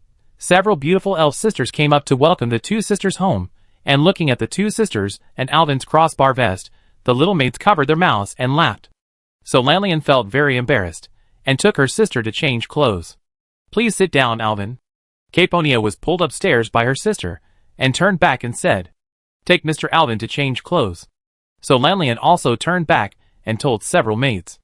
Soon, Alvin finished washing, combing his hair, and shaving his beard under the crowd of maids. It was the maids who touched him up and down that made Alvin's face turn red. Finally, the maids helped him change into a gorgeous gown that matched the aesthetics of the Quel'Dorii, surrounded him, and sat on a gorgeous chair, and asked Alvin about what happened outside Silvermoon City. Alvin felt the softness and comfort of the chair, and looked at the beautiful women around him, and he couldn't help it. "Hold on, you must hold on. I'm afraid that this gown alone is worth several years of my salary." He just sat in the hall honestly, trembling, and afraid to move under the curious eyes of the maids. It seemed like 10,000 years had passed, and the 2 sisters finally changed their clothes and walked down. Caponia's orange hair was draped over her shoulders, and she was wearing an orange-red long skirt with exquisite patterns embroidered on the hem, which made her look particularly elegant. So Lanlian was wearing a light red long skirt with shining gems on the hem. Her hair was piled high, giving her a mature and intellectual feeling. Alvin looked at them, and his breathing became rapid again. He was amazed by the beauty of the 2 sisters, which was completely different from the bloody and miserable appearance after the previous battle. "So beautiful," Alvin praised sincerely. Capernia's cheeks flushed slightly, and she said shyly, "Thank you, Alvin. Let's go sit in the garden." The garden was full of various exotic flowers and plants, and the air was filled with a faint fragrance of flowers. Several birds jumped between the branches, making pleasant chirping sounds. They sat down in the garden and enjoyed the quiet time. Alvin looked at the 2 sisters and felt very divided.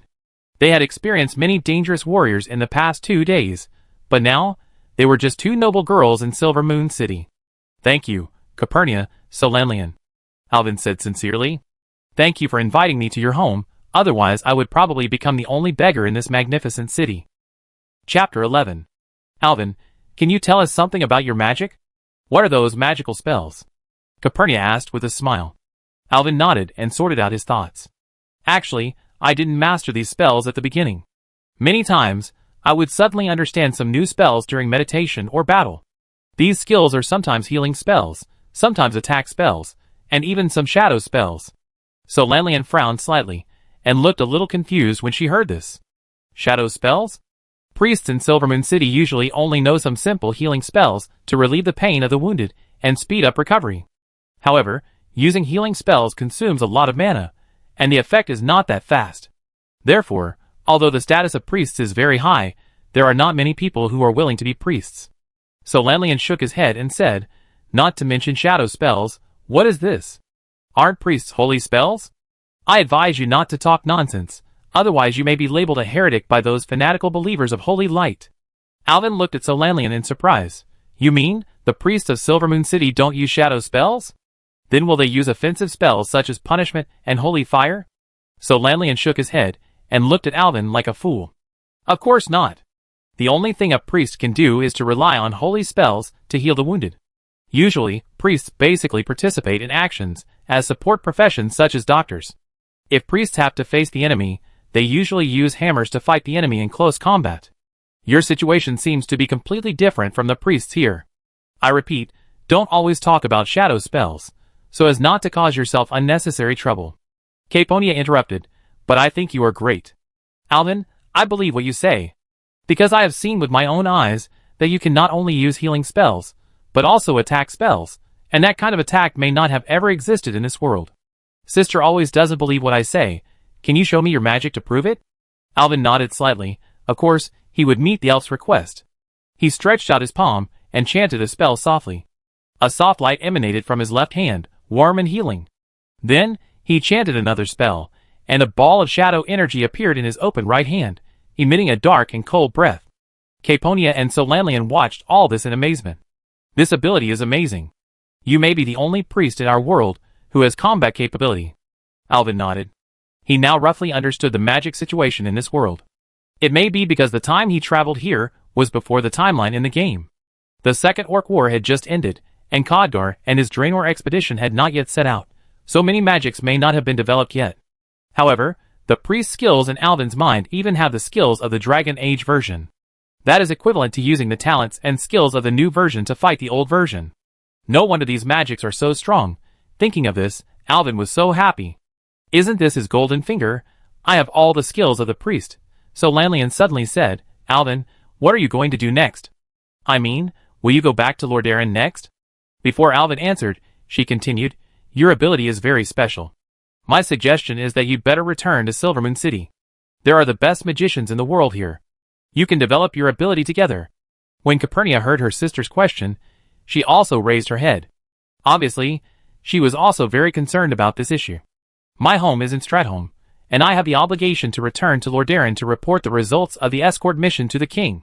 After all, the mission failed and so many people died. This needs an explanation. Also, I need to go back to the Cathedral of Light in Stratholme. I want to ask Archbishop Fail some questions. Will you come to Silvermoon City in the future?" Capernia asked anxiously. "Of course. If His Majesty King Anasterion is going to attack Zolomon, then I want to help. If the normal history of Warcraft is followed, it is very likely that Khadgar and Turalyon will form an alliance expedition to Draenor. Then Nazul will be killed and become the Lich King and thrown into Northrend. Then the Undead Scourge will invade, and the whole of Quel'Thalas and Lordaeron will fall. We have to think of a way to avoid all this in advance. And as you can see, I am just a poor little priest. When I return to Lordaeron, I have to find a job to make money to support myself. You know, the salary of a priest is really too little, haha."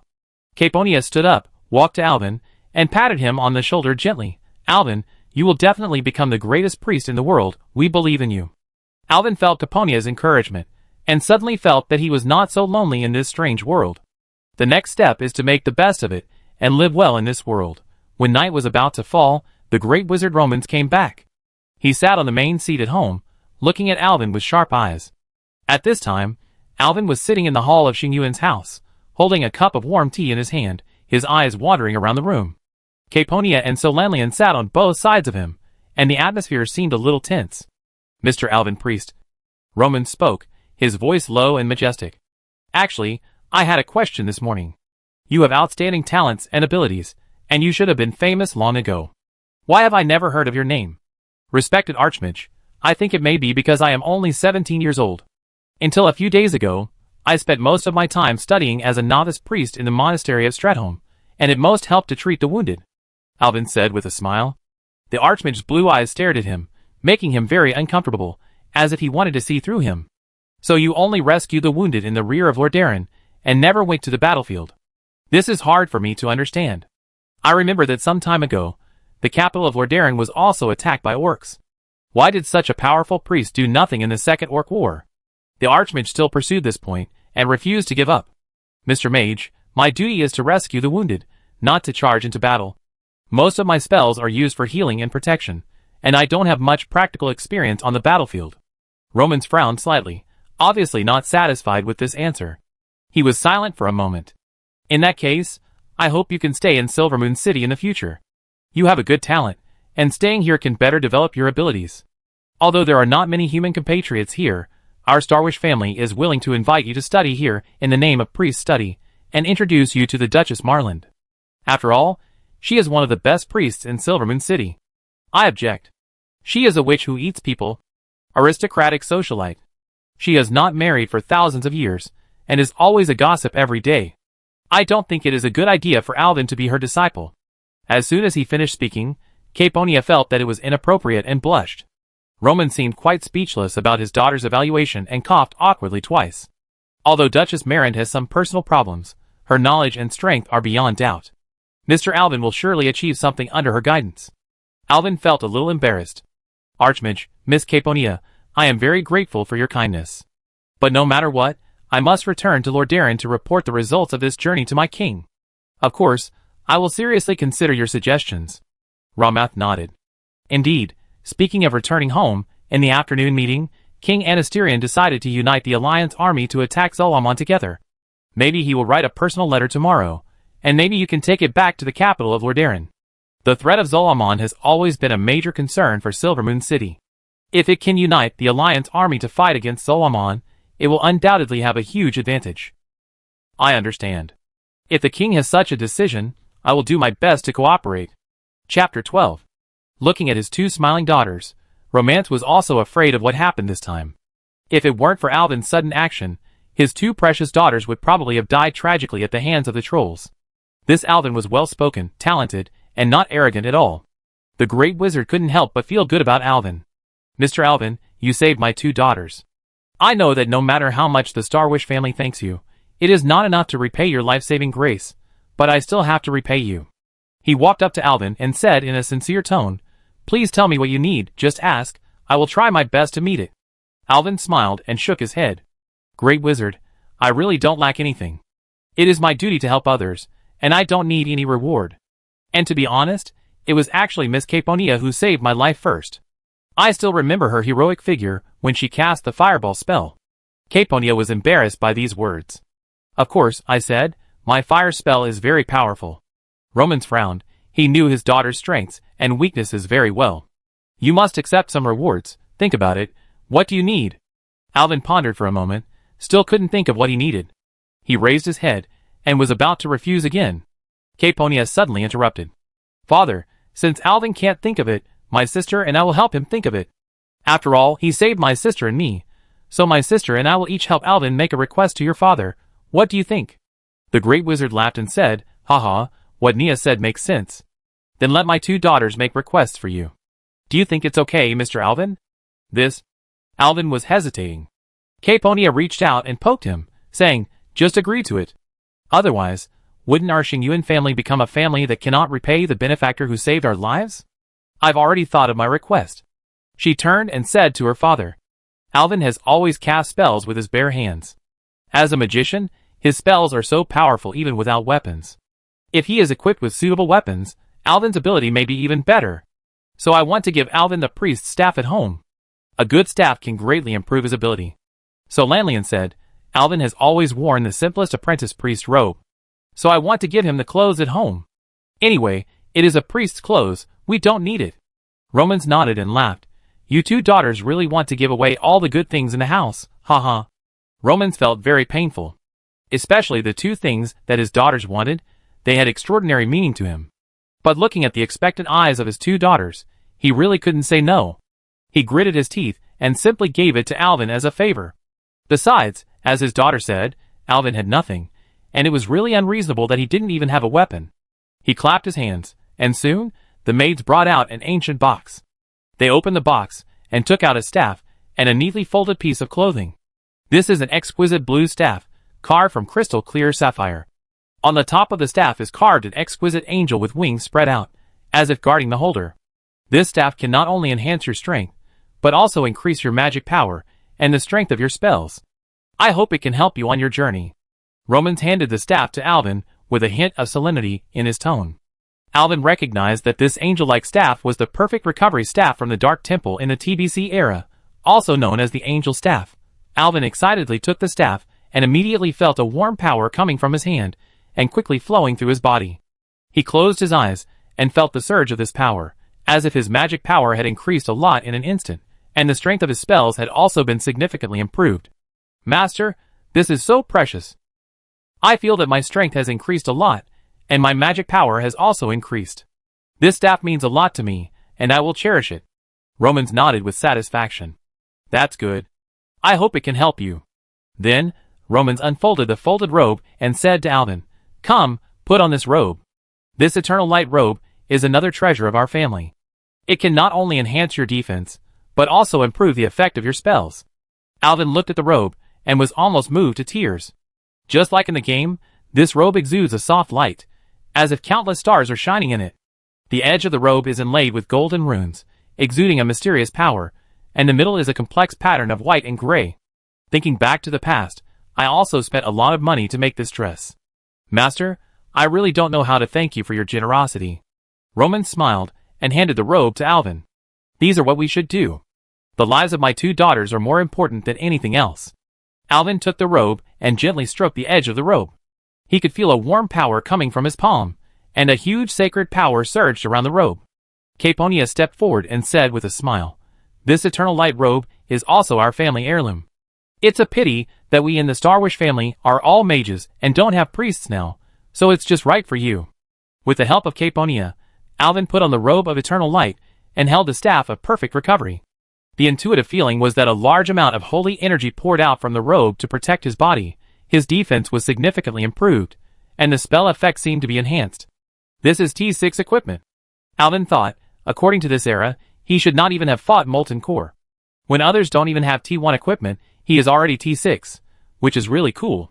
From a poor little priest to a T6 priest, if he returns to Lordaeron, won't everyone be envious? Mr. Alvin, Ramath stood aside, with expectation in his eyes. Since you have accepted these treasures, why don't you show us your magical magic and let us see your spells that are comparable to miracles? Seeing that the 3 of them had an expectant expression, Alvin had to nod slightly. He closed his eyes and began to choose a suitable skill in his mind. When he saw the icon of Holy Nova, he felt that this skill was the most suitable. This skill not only shows a gorgeous effect, but also adds blood to the people around him. He took a deep breath, concentrated his mind, selected Holy Nova in his mind, and began to chant the spell in a low voice. In an instant, golden light visible to the naked eye burst out from Alvin's body, and quickly spread to the entire hall.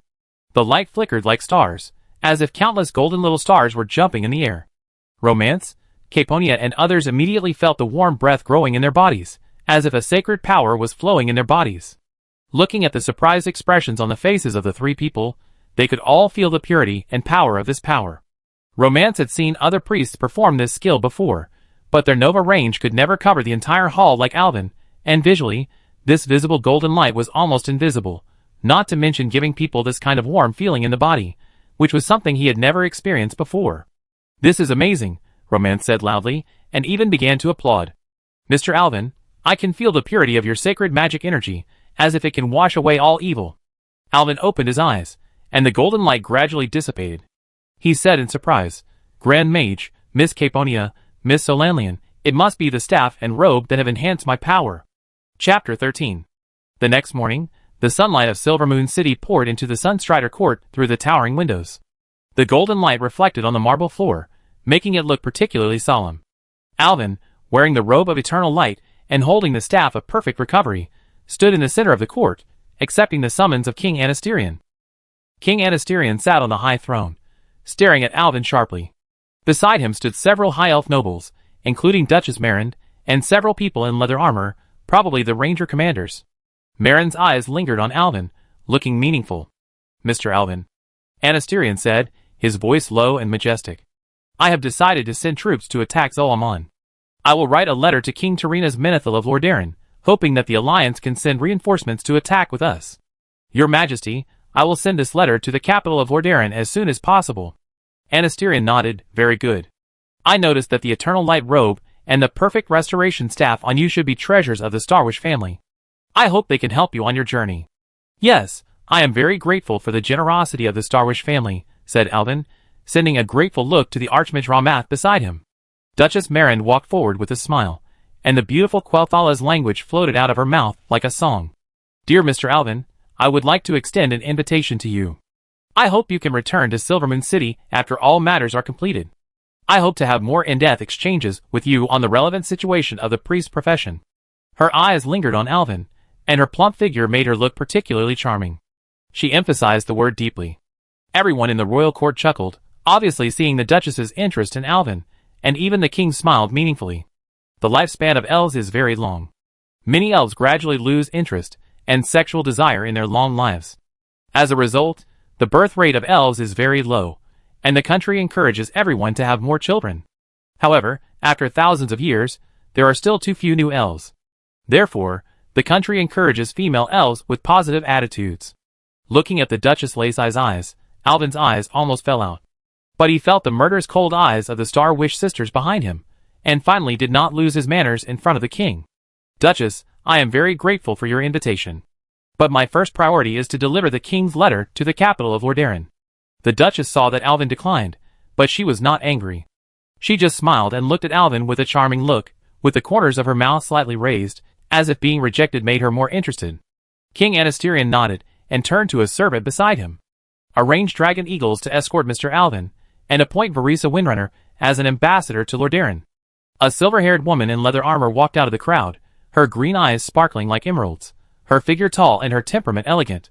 She bowed slightly, and was about to accept the order. At this time, the Archmage Ramath stood up. "Your Majesty, I think if you need to send an envoy, it is better to let my eldest daughter Solanlian go.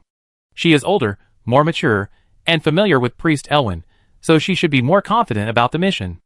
Anasterion pondered for a moment, and finally nodded in agreement. "Okay, let Solanlian go to Lordaeron as an envoy." "Yes." Solanlian walked out of the crowd, expressed her willingness to accept the mission, and then stepped aside. Elwyn stole a glance at Solanlian, only to see that she was just standing there quietly, with her head down, and her expression could not be seen. He stole a glance at Varisa Windrunner again, but found that the female elf was also peeking at him. Varisa blushed and stuck out her tongue when she found that she was being peeped, looking very playful. "I really can't understand it. They are both beautiful girls. Why does Starwish hate Windrunner so much?" Soon, the king handed the handwritten letter to Elwyn, and he and Solanlian prepared to set off. Romans and Caponia came to the city gate to see them off. Caponia seemed reluctant to leave. She gently held Alvin's hand, with a tearful tone in her voice. "Alvin, I really wish I could go with you." "Don't worry, Nia. I will complete the mission as soon as possible and meet you again when I come back." Romance stood aside, with a complicated look. He sighed in his heart. If Alvin was a Quel'Dorii, he would definitely be happy to marry one of his daughters to him. Unfortunately, he was just a human, and the lifespan of humans was too short for them. But Alvin didn't know all this. He was still focusing on the journey that was about to begin. Solanlian stepped forward. "Let's get ready to go. I hope this mission can be completed smoothly." She was wearing a gorgeous wizard robe. The main color of the robe was dark blue, and the edges were inlaid with golden runes, which sparkled mysteriously in the sun. The cuffs and hem of the robe were embroidered with exquisite silver patterns, as if telling an ancient legend. She had a silver belt tied around her waist, and several magic spells were hung on the belt, swaying gently with her steps. Behind her, she carried an exquisite staff. The top of the staff was inlaid with a huge blue crystal, and there seemed to be countless stars twinkling inside the crystal. Alvin nodded, feeling that Solanlian was dressed a little too grandly. But think about it, after all, she is the ambassador of Silvermoon City, and the elves have always been proud and arrogant, and wearing gorgeous clothes seems to be their aesthetic. But Caponia ran to Solanlian, covered Solanlian's ears, and whispered to her. But Solanlian's face darkened, and she slapped her sister on the butt. Capernia blushed and dared not speak, and Solanlian herself blushed. Alvin was curious about what the two sisters were talking about. The time for parting had finally come. The two of them got on the dragon eagle, and with everyone's farewell, the dragon eagle's wings fully spread, and quickly flew high into the sky, flying towards the direction of Lordaeron. Alvin felt the wind whistling in his ears, and when he looked back, Silvermoon City had been left far behind. The sister of the Xingyuan family also turned into a small dot. She ran towards the dragon eagle, suddenly fell down, and then she could not see clearly at all. So Lanlian's long green hair fluttered in the wind, like a flowing emerald river. The hair tip brushed against Alvin's face, and there was a faint fragrance that made Alvin's face itchy. The dragon eagle flew over the Eversong forest, and the scenery below was like a beautiful painting in front of him. The tall trees in the forest were lush and green, and the sun cast mottled light and shadows through the leaves. Various exotic birds flew among the treetops, making pleasant chirping sounds. However, as the flight continued, the atmosphere between the two became a little awkward. Unlike her sister, Lanlian, as the elder sister, has always been indifferent to Alvin. Alvin is not used to being so close to this Quel'Dorii female mage, and Lanlian also seems a little restrained. The journey was not short, and Alvin tried to find some topics to ease the embarrassment. Lanlian.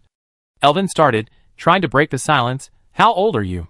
He regretted asking after he asked, who would ask a girl's age? 1,300 years old. Lanlian said without looking back. It seems that Quel'Dorii women don't think age is a taboo. That's right. Who let them live so long? Do you know? Alvin was looking for a topic again. In our place, there is a famous saying. A woman 3 years older than a man can hold a gold brick. A woman 30 years older than a man can give him a kingdom. A woman 300 years older than a man can get an elixir. A woman 3,000 years older than a man can be ranked among the immortals. Ha ha ha, ha ha ha. Do you believe I throw you down? Chapter 14. During the flight, they passed by Stratholme.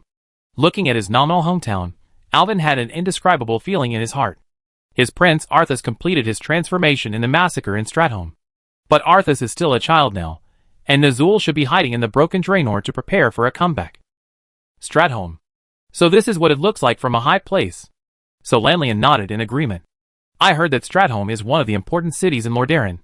I have accompanied the prince to the capital of Lordaeron, but I have never been to Stratholme. When Alvin heard her mention His Majesty the Prince, he had always been very interested in this famous tragic figure in Warcraft, and he could take this opportunity to inquire about his situation. I heard that Prince Cael'dats is a great mage proficient in 3 disciplines, and is currently one of the 6 members of the Dalaran Council. Alvin knew that the Starwish family was very close to Cael'dats, and he flattered the prince. It is said that he is very powerful, handsome, and especially good at fire magic. Yes, I didn't expect you to know His Royal Highness well. As you said, Prince Cael'dats is indeed very outstanding. He not only has an outstanding talent in magic, but is also humble and polite. Many girls in Silvermoon City dream of becoming his princess, but the prince focuses on magic, so the girls are disappointed, and no one thinks about it anymore. Do you want to be a princess too? Alvin regretted it after asking, because Lanlian's face suddenly darkened. The girl said coldly, Huh? Does this have anything to do with you, Mr. Elwyn Priest? Elwyn laughed in his heart, thinking that it was probably true. Unfortunately, as far as he knew, Prince Cael'dats did not really fall in love with Jaina Proudmoore until he met her. It seems that Starwish's sister is just a shaving stick. Sorry, I'm talking too much. In my opinion, Cael may be a gay. That's why he focuses on his career. What is gay? It's... Elwyn motioned Lanlian to come closer, and whispered to his thin ear. You? Lanlian blushed dirty. Don't talk to me anymore. It only took 1 day to fly over the Lordamere Lake. The lake water was clear, and the sun was shining on the lake, as if countless diamonds were jumping. The woods by the lake were reflected in the water, forming a beautiful picture. As the flight continued, the outline of Lordaeron's capital gradually appeared before their eyes. The towering walls and majestic castles looked particularly magnificent in the sun. Miss Lanlian, we are almost there. Alvin became excited. Lanlian did not react much, as if he did not exist. Alvin did not feel embarrassed, but just laughed. Soon, the dragon eagle slowly landed on the square of Lordaeron's capital, and Alvin and Lanlian got off the dragon eagle's back. Finally felt the solid ground. So good, a team of guards wearing Lordaeron's standard armor immediately surrounded them. When they saw an elf woman and a human man jumping off the dragon eagle, they were all surprised by such a strange combination. Lanlian is indeed a person who has seen big scenes. Although it is not her own country, she still maintains the proud attitude of a lady. I am an ambassador from Quel'Dorii. I have important things to meet King Tarina's Menethil. A knight who looked like a captain stood up. He first sent someone to notify the palace, and then he took the two people to the palace. After passing through the city gate, Alvin and Solanlian stepped onto the wide stone road. There were neatly arranged buildings on both sides of the road. Stone houses and wooden shops complemented each other. People came and went on the street, and from time to time someone stopped to pay attention to the foreign Quel'Dorii. After all, elves were still quite rare in this era. Most of them only existed in the legends of the market. However, they had just experienced a war some time ago. Everyone knew that the Quel'Dorii obeyed the ancient contract and joined the alliance. Later, someone saw a beautiful elf girl, which has always been a wonderful topic of conversation after dinner. Continuing forward, Alvin and Solanlian arrived at the central square of the royal city. After crossing the square, they arrived at the main entrance of the palace. The architectural style of the Lordaeron Palace is solemn and magnificent, with huge stone pillars supporting the high arches, and wide and flat steps in front of the door. The guards lined up in front of the door, with sharp eyes, and appearing particularly majestic. Under the guidance of the servants, Alvin and Solanlian slowly walked up the steps and entered the interior of the palace. In the center of the hall is a long red carpet leading directly to the throne. The throne is high above, with exquisite patterns carved on it. King Tyrrhenas is sitting on the throne, looking at Alvin and Solanlian kindly. "Welcome, envoys from the Quel'Dorii," King Tyrrhenas said, his voice gentle and majestic. "Now, beautiful elf lady, please tell me why you are here," the king said with a smile. "Thank you for your reception, your majesty. I am Solanlian Starwish from Silvermoon City, and this is Priest Elwyn Priest from Stratholme. Please allow me to hand over the handwritten letter from His Majesty Anasterian Sunstrider, King of the Quel'Dorii Kingdom," Solanlian said and looked at Elwyn. Elwyn hurriedly took out the king's letter from his arms and handed it to the servant. The king immediately read it carefully. Soon, the king finished reading the letter and looked embarrassed. "Thank you for the contribution of the Quel'Dorii in the Second Orc War. However, most of my troops are still stationed in Stormwind with Marshal Turalian to help our allies rebuild the country, so there may not be many troops to deploy now. I need to discuss this with my advisor first." Solanlian bowed slightly, showing no change in emotion. "Your Majesty, we understand your difficulties. I hope you can make a decision as soon as possible. The threat of Zol'Amon is imminent." King Tyrrhenas nodded and turned his eyes to Elwyn. In addition to explaining the whole story of the escape of Zul'jin, the leader of the forest trolls, King Anasterian's letter also praised Mr. Elwyn Priest and praised you as a rare talent. "You look like a priest. I am very curious about this. How did you get such praise from the knowledgeable king of Quel'Thalas?" The nobles and ministers in the throne room whispered to each other. "I thought he was the son of some noble family, but it turned out that no one knew him. Now I heard that the old king of the Elf Kingdom praised him so much, so I became even more curious. Your Majesty, you are too kind. I am just an ordinary priest. I don't have any special strengths.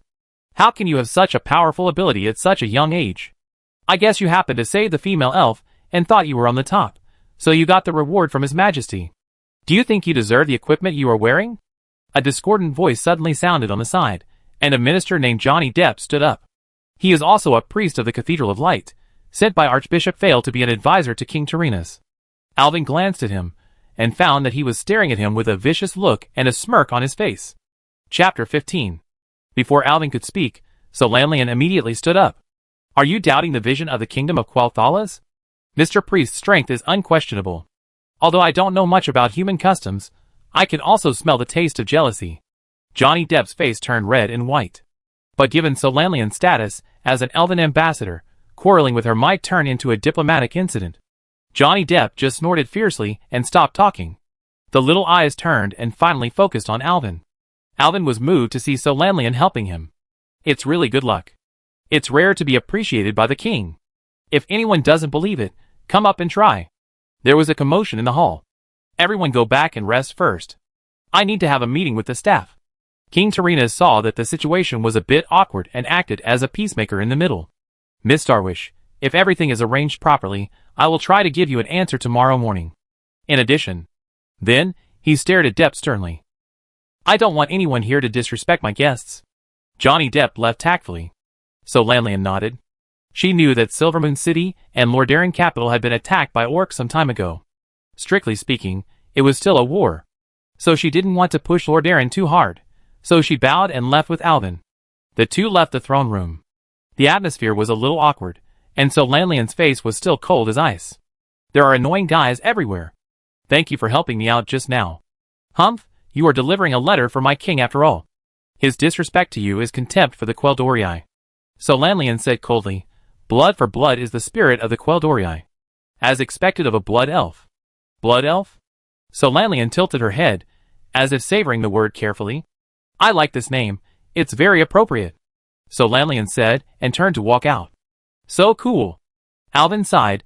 As expected, the influence of the original family was too great. Only a confident family could raise such a confident girl. But before they had walked a few steps, they heard someone behind them calling their names. The two looked back and found that it was Johnny Depp, who had just spoken rudely in the throne room. He walked forward, his Mediterranean hairstyle looked very wretched, and his tone seemed to be cunning. Mr. Priest, I'm here to apologize. I want to say that I didn't do anything disrespectful to you and the lady. To express my apology, I will hold a banquet at home tonight. I will invite the nobles in the city, and I sincerely invite you and the beautiful Lady Starwish to come. Although Alvin didn't know what he was up to, trouble was always as far away as possible. Thank you for your invitation, but I have other things to deal with, so Lanlian glared at Alvin and snorted, Oh! You have other things to do?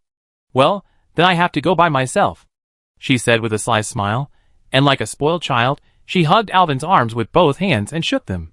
Do you want to force a young Quel'Dorii girl to drink alcohol in a strange country among a group of malicious strangers? This woman is so fickle. She wasn't so cool just now, but now she is.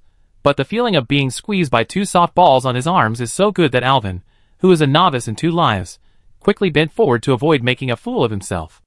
Actually, I don't have anything important to do. Since you want to go, I will accompany you naturally. Haha, I'm as good as I say. Are you two staying at the Quel'Dorii embassy? Then I will send a carriage to pick you up in the evening, and I will wait for you to come to my house. Ha ha. Johnny Depp turned around and walked away with a sly grin. Humph. Alvin was not satisfied yet, and was pushed away by Lanlian. After all, we represent Quel'Thalas, and sometimes we have to deal with such social occasions. That's why I was sent here in the end. I hope you can understand. Lanlian smiled helplessly. To be honest, I don't want to go to such a troublesome place. That's it. Alvin thought to himself that now, he just prayed that nothing would happen at night. The dinner party started in Johnny Depp's luxurious mansion. The hall of the mansion was decorated gorgeously. The crystal chandelier flickered brightly on the ceiling, and the walls were covered with exquisite murals. In the center of the hall was a long banquet table filled with all kinds of delicious food and fine wine. The nobles of Lordaeron were dressed in gorgeous clothes and talked elegantly, and the whole hall was filled with laughter. Suddenly, the bustling crowd suddenly quieted down, and everyone looked towards the entrance of the hall. Lanlian walked into the banquet hall with her arms around Alvin's arms, which immediately attracted everyone's attention. Alvin didn't want to make such an ostentatious appearance. This was not his character at all. But Lanlian only gave him two choices. One was to be hugged, and the other was to be tied with ropes. Alvin really didn't want to argue with this elf, who was a lady in front of people, and a Tyrannosaurus behind people. What's more, he also wanted to experience the touch of being hugged during the day again. Lanlian's long green hair flashed like emerald light under the light. Her temperament was elegant and noble. Her figure was hot, but her face was as cold as ice. As soon as she came in, she became the focus of everyone. Alvin was wearing a robe of eternal light, and holding a perfect recovery staff in his hand, which made him look particularly solemn. Johnny Depp walked forward with a hypocritical smile on his face. Welcome, Mr. Priest, Miss Starwish. Please take a seat. Tonight's banquet will satisfy you. I will introduce you to the nobles of Lordaeron later. Lanlian nodded slightly. Thank you for your invitation, Mr. Depp. Alvin kept a polite smile, and followed Alvin to find a seat. His eyes wandered in the hall, examining these nobles. Soon, a group of lustful men surrounded Alvin and toasted and invited him to dance. Alvin was able to politely refuse at first, but later she couldn't stand the crowd. She hugged Alvin's arm and said affectionately, Dear, I have a headache. Can you take me to the balcony to breathe some fresh air? Under the men's vicious gazes, Alvin had no choice but to bite the bullet and pull up Xingyuan's hand, helping her walk to the balcony. Well, miss, it seems that after tonight, I will become a thorn in the eyes and flesh of all the men in Lordaeron. Alvin whispered in Lanlian's delicate ear as he walked. The two were about to go out when they suddenly heard a burst of arrogant laughter. It turned out to be another protagonist in the banquet. Johnny Depp, who was surrounded by a group of nobles, and boasted to everyone. "Welcome everyone, I believe everyone knows that I am a student of Archbishop Fael, and a junior of Alliance Commander Turalian and Paladin Leader Uther. Now, as the royal advisor of Lord Darren, I will ask my colleagues to take care of me in the future." Seeing this, everyone also flattered him and toasted him, and the words of praise were endless. Depp was very proud and accepted everyone who came, drinking one glass of wine after another.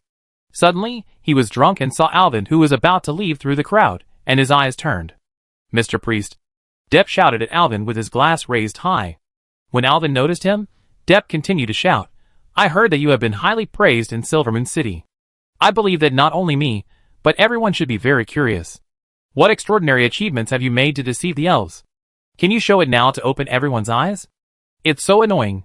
Alvin reached out to stop Solanlian, who was about to attack. "Mr. Depp," I said, "I don't mind someone coming up to try. Do you want to compete with me? But of course you can let me show you a little bit, but there must be some gimmick, right?" "Hee hee, Mr. Alvin is straightforward." Depp staggered over with a glass of wine and pulled Alvin's robe.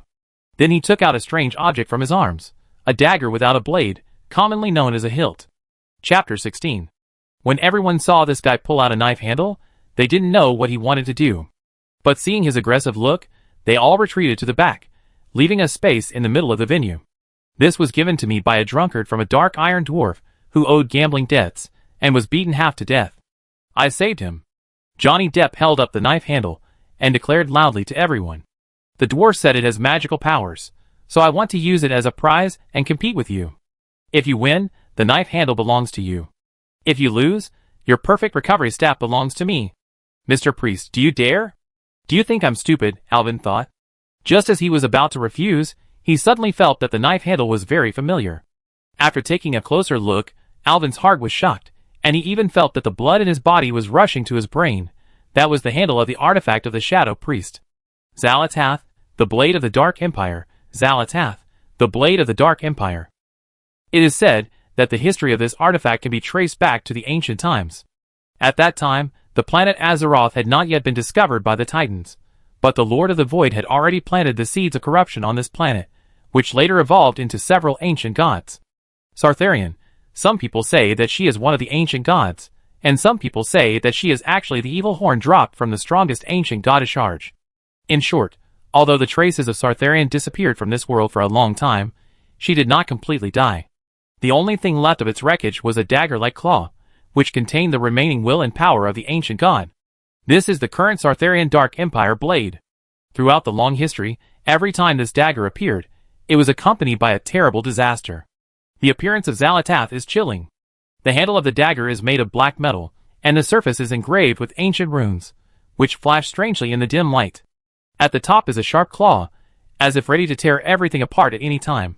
The whole dagger exudes a powerful void energy, as if whispering the secrets of the ancient gods. What's more peculiar is that Xalatath's power is not limited to physical destruction. It can also erode the will of the holder, and make it a puppet of the ancient gods. In history, many people who tried to control Xalatath were eventually corrupted by it, and fell into madness. Even so, Xalatath still attracts countless ambitious adventurers, who hope to use the power of this dagger to realize their ambitions. The question is why this dagger is in the hands of this funny guy. Are you kidding? Using a handle without a blade?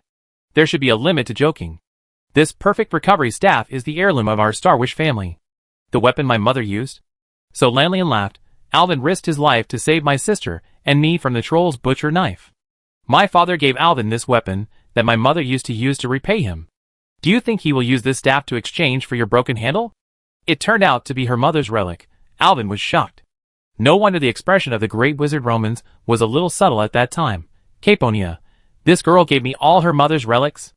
Alvin stroked the staff in his hand, as if he saw the smiling elf, who was ignorant of the world. She must be waiting for me to return to Silvermoon City right now, right? But I am a human after all. Am I really worthy of her?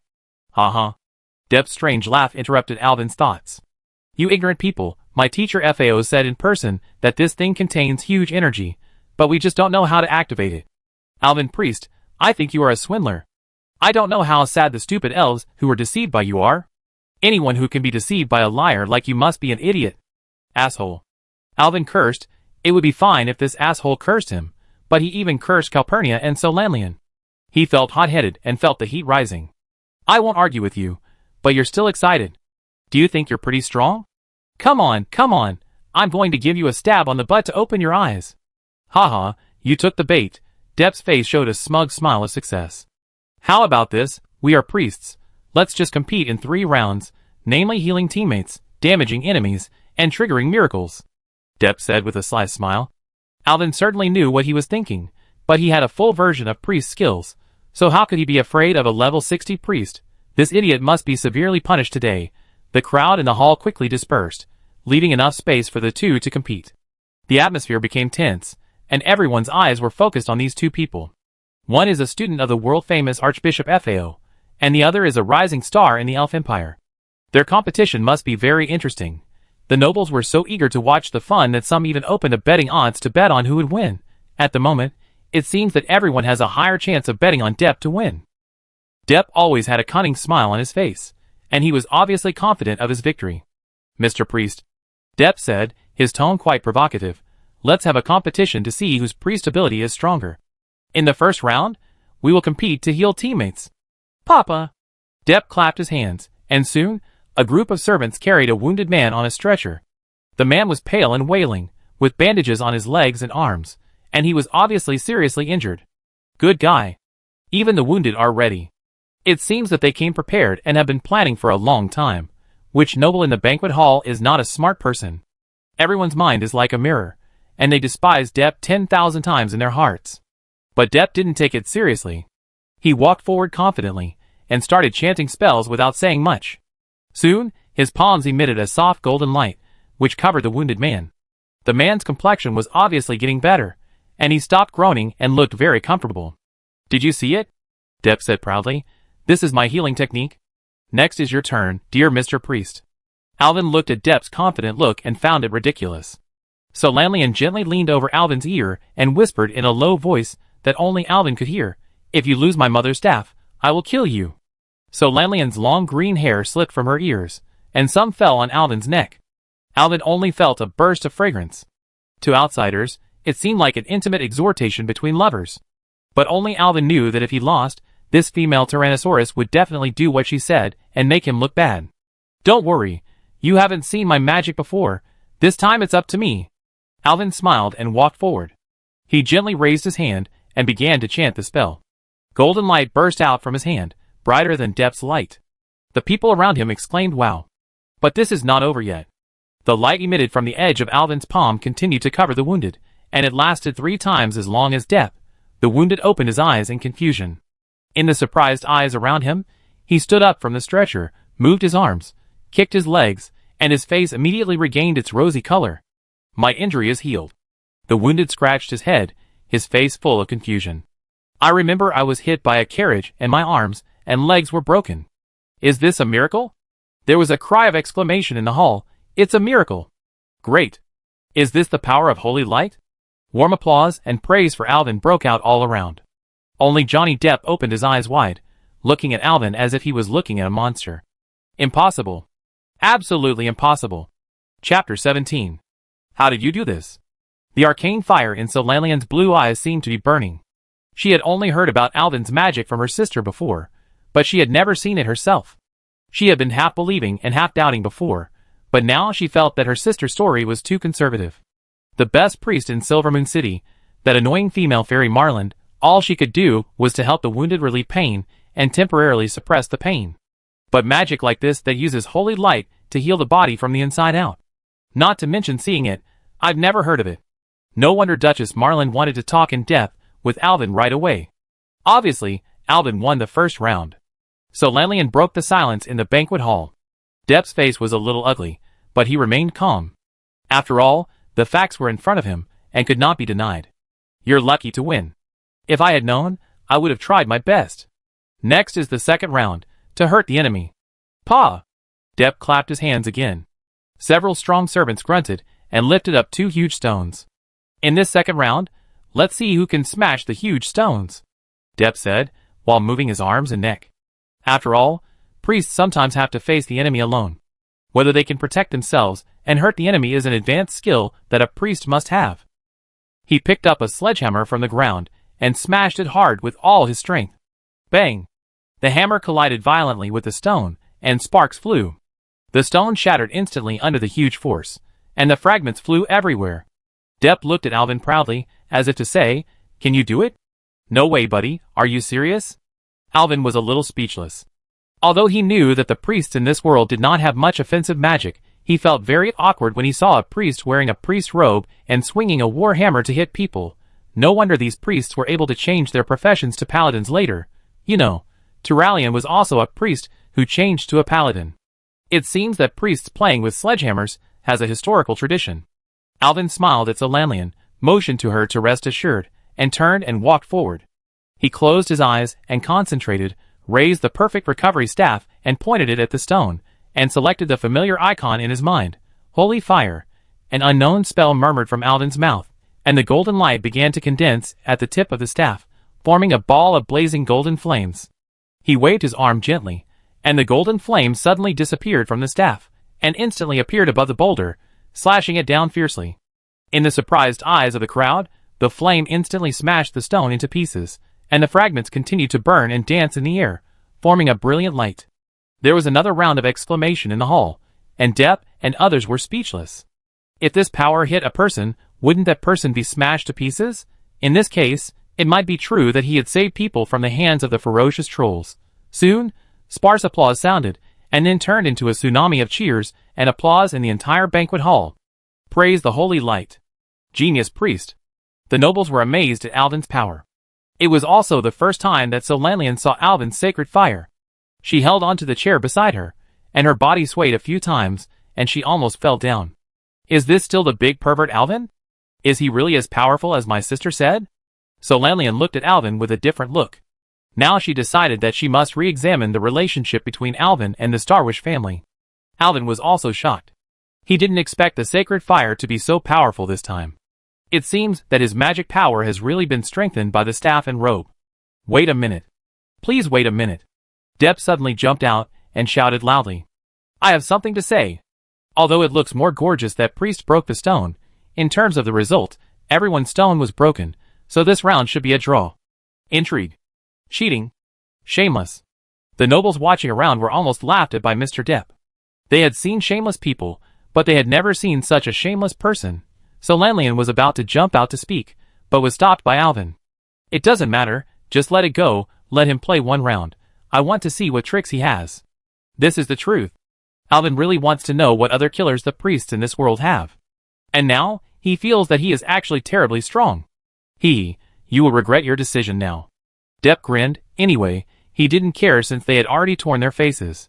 The third round, trigger a miracle. Johnny Depp immediately chanted the spell, his hand emitted a soft light, and he patted his chest. I saw that Depp began to rhythmically emit golden light, as if he was continuously healing himself like ripples. Woo! This is Mr. Depp's specialty. Restoration. It can continuously heal the wounded. On the battlefield, you only need to restore a soldier to restore all the physical strength lost by the soldier due to long-term fighting. I saw Mr. Depp cast this spell when the orcs attacked before. It can be said to be a miracle. The nobles around explained, and then there was a round of applause in the hall. Depp felt very successful. This was a very profound sacred spell that he could master, including Teacher FAO. There were only a few people who could perfectly perform the restoration spell. Humph, although this kid's spell is very strange, he can't beat me. Depp has even begun to imagine what he will look like after getting the perfect restoration staff. Frankly speaking, Alvin was very disappointed. He never thought that recovery was this guy's forte. Back then, he always despised the recovery playstyle, thinking that it was purely a cancerous playstyle that was only for the sake of stealing treatment in the team, and could not effectively treat the group when the blood was collapsing. He even threw recovery out of the skill bar at ordinary times. Sure enough, what kind of person uses what kind of spell? Bringing this guy to fight in a team is like bringing a cancer. Alvin thought about it. He didn't want to make a big deal. Among the skills in his mind, he found a suitable skill combination, which has both good special effects and magical abilities. Guardian Soul plus Float. Alvin quickly began to chant the spell. In a golden light, his feet slowly floated off the ground. A pair of pale white, almost transparent wings appeared behind him, and as the wings gradually spread out, they emitted a sacred and soft light. Everyone felt that their eyes were blurry, and some people rubbed their eyes hard, only to find that the pair of wings were fully spread out and became clearer. God! Angels have come! Praise God! Praise the angels! Are you the one who blessed us? Long live Lord Aaron! People have gone crazy. Gods and angels only exist in books and legends. This is the first time someone has seen an angel with their own eyes. This is no longer a magic spell in the human world. This is a real miracle. Some people have begun to kneel down one after another, clasping their hands together and praying sincerely. And Alvin, who caused the miracle, seemed like a real angel, floating in the air with a sacred glow all over his body. Alvin held the angel staff high in his hand. At this moment, he felt like a charlatan. It was so shocking. This should be the first time since Marshal Turalian took over Anduin Lothar's broken sword in Blackrock Mountain. Another miracle after the Holy Light miracle. Marshal Turiang was on the battlefield that time, and most people heard about it from others, but never saw it with their own eyes. And today, everyone witnessed the angel's arrival in the royal city with their own eyes. Holy Light protects the Alliance. Solanlian was so excited that she wanted to cry.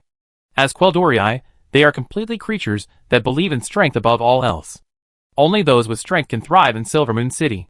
Before, she always thought that Alvin was just a hateful human who wanted to deceive his little sister by relying on his cleverness to comprehend a few spells. But now, she completely felt the fluctuation of magic emanating from Alvin.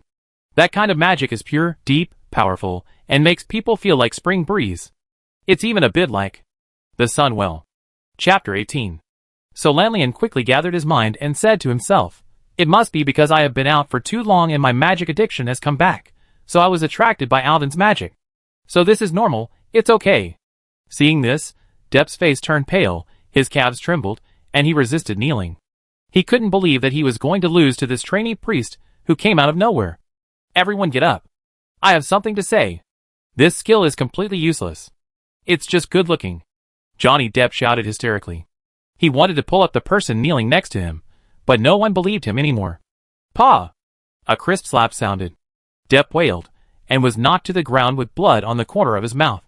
Just when he was about to attack, he saw the person who attacked him, and was stunned, covering his face, and dared not move. "Depp, don't cheat." A majestic voice sounded, and a bald old man appeared. He was shaking his hands, and it was obvious that he was the one who slapped. The old man was wearing a simple white robe common in the church, and his figure was tall. But the years still left traces of vicissitudes on his face, and his eyes were full of unquestionable determination. "F.A. Teacher F.A.O." Depp was shocked when he saw the person coming. Alvin immediately lifted the magic and saluted F.A.O. "Are you kidding? This old man is the head of his unit. A big leader. He is just an apprentice priest, and F.A.O. has been the archbishop for many years. Turalian, Uther, Dathrahan, these famous names. Which one is not F.A.O.'s student? If we talk about the attainments of sacred magic, F.A.O. is probably among the top few in this era. No need to be polite." F.A.O. cheerfully helped Alvin up and turned to Depp and said, "Didn't you make a bet with someone? Since you lost the bet, take out your prize." Depp had no choice but to tremble as he handed the handle of the dagger to Alvin, who also lowered his head to take it.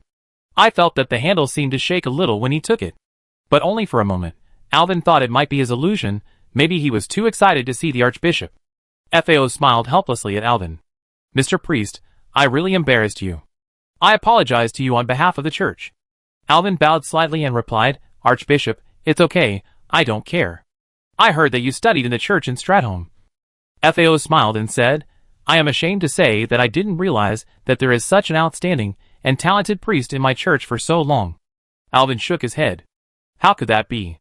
The archbishop is usually very busy. It was the church that raised me when I was a wanderer on the streets. I am grateful that I can learn in the church and do what I can. It is good for young people not to be arrogant when they win, and not to be discouraged when they lose." F.A.O. nodded, with a hint of appreciation in his eyes. "I heard that the king will arrange a meeting between you and Miss Xingyuan tomorrow morning. After the meeting, let's meet in the square garden." Alvin nodded gratefully. "Okay, Archbishop." After the old man finished speaking, he glanced at Depp, who was slumped on the ground, sighed, turned around and left. The banquet had to end here. Johnny Depp had gone into his room without knowing when.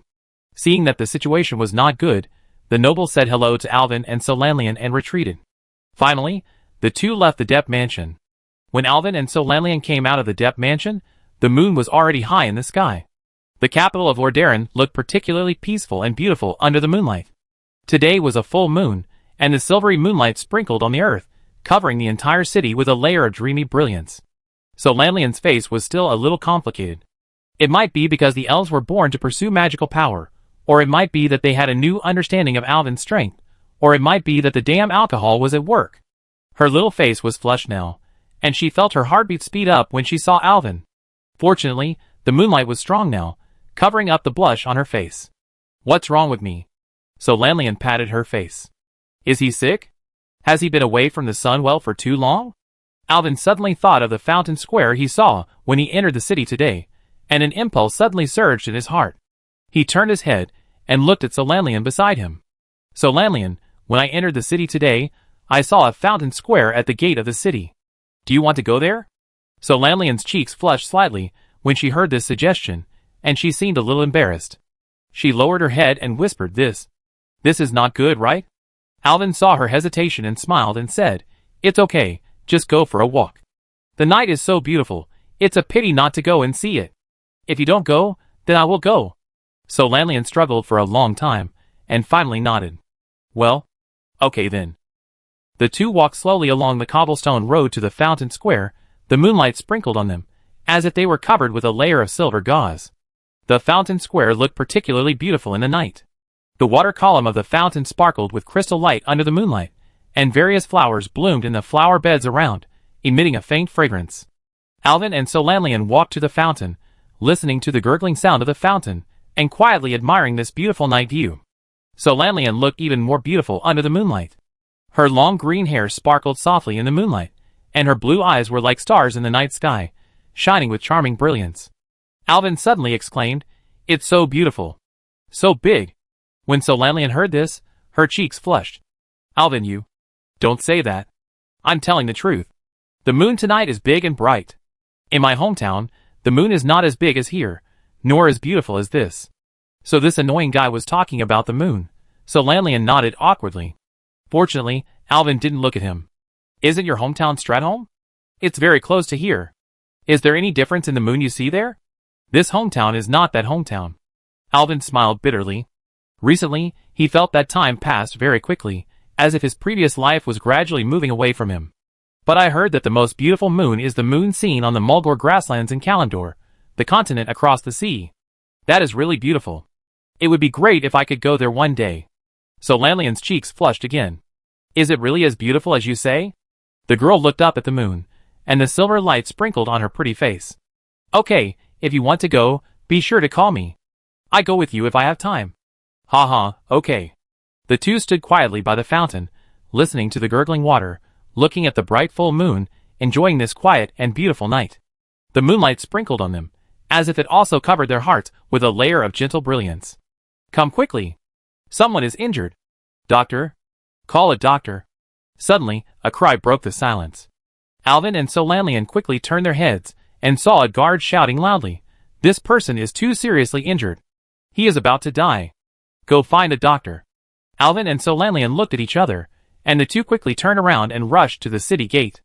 Alvin ran and shouted, "Get out of the way. The priest is coming. Leave space for the wounded to let the air circulate." The guards heard it, and quickly dodged, and Alvin took the opportunity to squeeze in. A red-haired girl fell at the city gate. The blood had dyed her clothes red. The girl was in shock due to blood loss, and was about to collapse. Chapter 19. Seeing that the girl was in a bad condition, Alvin knelt beside her, and quickly checked her injuries. He found that she was covered with wounds. There were knife wounds, bruises, and even places where she was whipped. The girl was disheveled, with her red hair covering her face. Some of her wounds had begun to fester, which was very miserable. The most fatal one was a wound on her back, close to her neck. It should have been chopped by a battle axe. The wound was turned outward, deep enough to see the bone, and blood was gushing out. It was extremely dangerous. If the wound was a little higher, it would injure the artery in her neck. The guards exclaimed when they saw that the injury was so serious. They couldn't believe who could be so cruel to a girl. Alvin took a deep breath, concentrated his mind, selected the skills in his mind, and his hands emitted a soft light, and began to perform a powerful healing technique. "Light, give me the power to heal this injured girl," Alvin whispered, and gently covered the girl's wound with his hands. Warm rays of light flowed out from Alvin's hands, wrapping around the girl's body. Some minor wounds began to heal slowly, but the fatal wound on her back was still in critical condition, and blood was still flowing out. Alvin gritted his teeth and continued to cast the powerful healing spell, with sweat dripping down his forehead. So Lanlian stood aside, looking at Alvin nervously. She had heard from her sister before that the powerful healing spell consumed a lot of magic power. Before, she had only cast it once or twice on her, and her magic power had already been exhausted. Now, even with the blessing of the perfect recovery staff and the robe of eternal light, it might be difficult to support such an uninterrupted brushing. She gently held Alvin's arm and said with concern, "Alvin, take care of your body." Alvin wiped the sweat from his head and squeezed out an ugly smile, but did not stop the healing technique in his hand. Now he had to race against time to snatch the girl's life back from the hands of the god of death. Finally, when he released 6 powerful healing techniques in a row, the girl groaned and showed a painful look on her face. It seemed that she was pulled back from the brink of death. The girl's breathing gradually stabilized, but her face was still pale. Ah! She opened her eyes slightly and groaned in pain. Alvin was relieved to see that the girl woke up. He felt exhausted and his body was shaky. So Lanlian hurried forward to support her. "Alvin, are you okay?" "No, just a little tired. If it weren't for the equipment you gave me, I'm afraid I wouldn't be able to save the person, and I would have died first because of my mana exhaustion, ha ha." Seeing that Alvin was still joking at this time, so Lanlian was both angry and amused. She quickly chanted the spell. Soon, in a blue light, a handful of magic spring water was produced. So Lanlian held the spring water with both hands and brought it to Alvin's mouth, blushing and saying, "Drink it quickly, don't be so stubborn." Alvin looked at Solanlian in surprise. She was scolded by Solanlian when she drank Capernia's water before. "I didn't expect that she would drink Solanlian's water in the same posture so soon. Is this okay? You won't hit me, right?" Alvin said worriedly. "If you don't want to drink it, you don't have to. I won't care about you." Solanlian blushed and said fiercely, "Hurry up. Don't dawdle." Seeing this, Alvin no longer hesitated and lowered his head to drink from Solanlian's hand. Finally, he licked it clean and smacked his lips. "It tastes so good. My sister's water is cool and has a mini taste. My sister's water is sweeter, like honey. Ouch. It hurts." As soon as Alvin finished his summary, Solanlian, who was blushing, twisted his arm hard. Although the girl was rescued, she was still lying there unable to move. Her eyes were tightly closed, and she could not open them. She just moaned and looked very painful. In order to facilitate Alvin's continued treatment, everyone decided to send the girl to the Quel'Dorii embassy where Alvin was staying and help carry the girl over. In the Quel'Dorii embassy, Alvin continued to perform healing magic on the girl until her injuries were completely stabilized. The girl's breathing gradually stabilized and her face regained some color. Finally, she fell into a deep sleep on the bed, and Solanlian covered the girl with a quilt. The girl's red hair was scattered on the pillow like a red cloud, and Alvin sat beside her, leaning tiredly on the chair. "I'm really curious. What kind of butcher could beat this girl so badly?" Alvin whispered. The girl trembled slightly in her coma, muttering to herself, "Mother. Save me." Solanlian frowned. "She seems to be having a nightmare. It seems that she must have been abused inhumanely before." As the two were talking, the sound of talking might have woken the girl up. The girl's eyelids trembled slightly, and she slowly opened her eyes. There was a red light flashing in her eyes, which made her look particularly mysterious. She looked at Alvin and Solanlian weakly, and suddenly, as if she had seen a ghost, she closed her eyes, and hugged her head, climbed out of the bed, and curled up in the corner, trembling and screaming. It seems that Alvin's healing magic can only heal the girl's wounds, but her mental state is still fragile. The little girl curled up at the end of the bed, holding her head tightly with both hands, and her body trembled slightly. Solanlian approached her gently, and comforted her with a gentle voice. "It's okay, you're okay, it's safe here." Solanlian comforted softly, but the girl just shook her head, and tears kept falling from the corners of her eyes. Solanlian turned to Alvin, not daring to make a sound, and said with lip language, "She may have been severely abused, we need to treat her carefully." She squatted down and tried to make her voice sound softer. "I am Solanlian Starwish, a mage from Silvermoon City, and this is Alvin Priest, a priest from Stratholme. He saved you. You can trust us." The girl's emotions gradually calmed down. The look in her eyes, as she looked at the two people, began to soften from fear, but she was still trembling and dared not speak. Solanlian gently stroked her back. "We won't hurt you. Now, I want to help you change your clothes, okay?" The girl looked at Solanlian blankly, and the latter motioned Alvin to go out and wait. Alvin nodded, walked outside the room, and waited for Solanlian's call. A few minutes later, Solanlian's voice came from inside the house. "You can come in." The girl had changed into a clean dress, but it was the junior priest's robe that Alvin had changed off before. Alvin frowned and looked at Solanlian to ask why, but Solanlian twisted his arm with a red face. "My clothes, she doesn't fit." Alvin was puzzled. "This girl didn't look older than you. The scars on her body are even more terrible. In addition to knife wounds, there are also burns." Solanlian whispered in Alvin's ear, "Scars are the natural enemy of girls. Do you have any spells to remove scars?" Alvin pondered for a moment, then said, "I can cast a spell called Healing Prayer, which can heal wounds and should be able to heal scars. But this cannot be cured in one go, and it may take a long course of treatment." Solanlian nodded. "Then I leave it to you, Alvin. Please help her recover." Alvin nodded and walked to the girl, saying gently, "I will try my best to help you heal these scars, but it will take some time. Do you want to believe me?" The girl dared to look up at Alvin, and Alvin found that the girl had a pair of ruby-like eyes. If the blue eyes of the Xingyuan family can seem to emit blue arcane magic, the eyes of this girl are like a pool of water dyed red by maple leaves in late autumn. Seeing that the girl was emotionally stable, Alvin smiled and selected the skill of Healing Prayer in his mind. The soft light surrounded the girl's body again. Suddenly, a small golden ball was thrown from Alvin's hand and entered the girl's body. The golden light began to repair the girl's scar at a speed visible to the naked eye. After a moment, Alvin finished the spell and said to the girl with a smile, "Your injury may take several courses of treatment to be completely cured, but don't worry, we will be responsible to the end." After that, he walked to the chair beside the bed and collapsed. This night, the magic power was consumed too much. "I really don't know why it is so tiring to treat this girl." Solanlian sat gently on the bed and gently wiped the girl's face with a towel. "What's your name? Where are you from?" The girl pointed at herself and uttered a few words in an unknown accent, "Akaratasa." Her voice was weak and trembling, and her eyes were evasive. "It seems that your name is Akalissa." Alvin tried to make the atmosphere more relaxed. "So, little girl, where are you from?"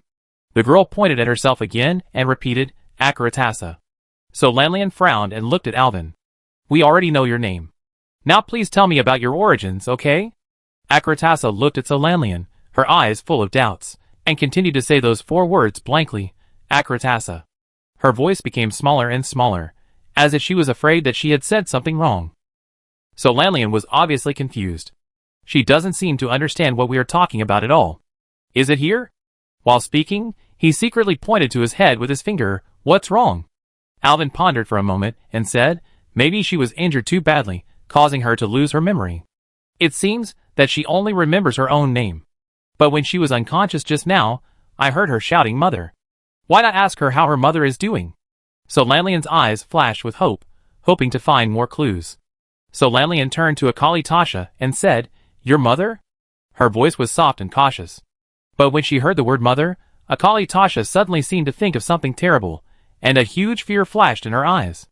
She hugged her head and crawled into the quilt, trembling like an ostrich with its head buried in the sand. Her body trembled violently, and her mouth kept repeating, "No. Don't. Here it comes again." Solanlian hurried forward to comfort her. Alvin whispered, "Don't be afraid, we won't hurt you." Solanlian also patted her back gently. "Everything will be fine. We are here to protect you." After a long time of coaxing, Akali Tasha finally calmed down. But she still hugged the quilt tightly, her eyes full of fear and anxiety. Her breathing gradually stabilized, but her eyes were still wandering. It seems that this girl has indeed lost her memory, and she has experienced great pain before. Is there any magic that can make her remember something? Alvin thought about it, and shook his head helplessly. This is not to treat wounds. Wounds can be healed by magic, but now it is a psychological trauma, and we must guide her step by step to let her get out of this nightmare by herself. Then let's take it step by step to help her recover her memory," Solanlian said. "To be honest, Solanlian," Alvin said with a smile, "I didn't expect you to have sympathy for other races. After all, you have been beating and scolding me before." Solanlian's face sank, and she rolled her eyes at Alvin. "You are prejudiced. Although the Quel'Dorii are proud, we have our own justice in our hearts. We cannot tolerate such atrocities under our noses." Solanlian sighed. "If I didn't have a mission now, I really want to explore the clues about Akali Tasha's life experience immediately." Chapter 20. As they talked, they looked at the confused Eclatesa. The girl's eyelids were obviously fighting, and she yawned from time to time. Alvin then noticed that it was already past the time for the children to go to bed. So Lanlian also noticed her tiredness. It seems that she is too tired. Let her rest first. Yes, she really needs a good rest. As the two were talking, Eclatesa had already curled up on the bed and fell asleep. Her breathing was smooth, and the look of fear on her face gradually disappeared, and she looked stable and quiet. We have to go to the palace tomorrow morning. You should also rest quickly, and don't delay tomorrow's business, Alvin said softly. So Lanlian nodded, and the two tiptoed out of the girl's room and closed the door. She looked back and confirmed that Eclatesa had fallen asleep peacefully before leaving with peace of mind. When he returned to his room, Alvin felt a wave of fatigue. After a night of tossing and turning, Alvin had experienced 4 or 5 times of mana exhaustion. Alvin was already exhausted, but it was worth it to drink water in So Lanlian's palm. Thinking of this, Alvin smiled innocently. After wiping his face with a towel, Alvin lay down on the bed to sleep. But he suddenly thought of the handle of the Dark Empire blade that he had just won from Depp. He leaned against the head of the bed, took the handle out of the package, and played with it in his hand. The handle looked simple and mysterious, with complex runes engraved on it, emitting a faint light. Alvin didn't know why the priest's artifact was broken like this, but he could still feel the great power contained in it. He urged the flow of magic power, tried to feel the magical power contained in the hilt, but to no avail. This hilt does have great power, but why can't it resonate with my magic net? Alvin said to himself. He tried to connect the hilt with divine energy, but it felt like there was an invisible barrier between them, and he couldn't touch the power inside. Forget it, let's go to sleep first. Just as he was about to put down the hilt to sleep, he suddenly remembered that this knife was originally a Shadow Priest's artifact, and perhaps he should use shadow magic to activate it. Just now, he had been using divine energy, so naturally there would be no resonance. I'm really stupid, Alvin patted his head gently. Using divine magic to activate the shadow artifact. What did I think? A low-level mistake. As soon as he said it, Alvin quickly activated the shadow magic. He closed his eyes, his hands trembled slightly, and the shadow energy gathered at his fingertips, forming a ball of black and purple light. The light seemed to have life, flowing slowly, exuding a mysterious and strange aura. When the shadow energy on his fingertips touched the hilt, Alvin felt a strong vibration. His power seemed to have some kind of connection with the power of the hilt, but it felt like there was an endless void between the two. He tried his best to cross the void, but in the end, he couldn't reach it, so he had to give up helplessly. It seems that the power of this hilt is not so easy to master. Alvin sighed. Maybe I have to find the blade of this dagger, but where is the blade? He put the hilt aside, thinking about it was useless, and he lay down and fell asleep. However, what Alvin didn't know was that after he fell asleep, the handle of the knife began to emit a soft halo. The halo seemed to have life, slowly spreading, as if it was swallowing up every bit of darkness in the room. A powerful force was faintly revealed in the black light, as if something was brewing. The next morning, Alvin woke up at So Lanlian's urging. He opened his eyes, and found himself lying on the bed, with his legs spread out. The quilt had been kicked to the ground, and the pillow was under his feet. So Lanlian stood helplessly beside Alvin's bed, with her hands on her hips, and her brows furrowed. The sunlight shone in from the window, and sprinkled on So Lanlian's fair skin, making the elf look like a goddess sculpture in Silvermoon City. Alvin, do you know what time it is now? The goddess spoke, with helplessness in her voice. Alvin rubbed his eyes in a daze. Good morning, So Lanlian. If I'm not mistaken, it should be morning now, right? So Lanlian sighed. It's almost noon. What? Almost noon? How come I slept for so long? Alvin was shocked and sat up suddenly. The king's carriage has been waiting outside for a long time. I couldn't wake you up at the door, so I had to come in to call you. Her face was flushed and her eyes were a little evasive. You? Please put on your clothes first. Alvin realized that he felt too hot when he slept last night and almost took off all his clothes. When he got up in the morning, some parts of the young Alvin were proudly standing up, as if greeting the beautiful elf girl. He himself felt extremely embarrassed, his face suddenly turned red, and he quickly covered it with his hands, but he used too much force and broke himself. Ouch! Alvin screamed and lay on the bed to check it quickly. Luckily, it was just a bump and not broken. If it was really broken, I don't want to live. Sorry, I clean it up right away. Alvin quickly pulled up the quilt to cover himself, and smiled awkwardly. So Lanlian turned around and walked to the door with her back to Alvin with a red face. Hurry up and clean it up. I wait for you outside. Don't let the king wait too long. This is about the face of Quel'Thalas." After that, she quickly walked out of the room and closed the door. Alvin was so ashamed that he wanted to slap himself a few times.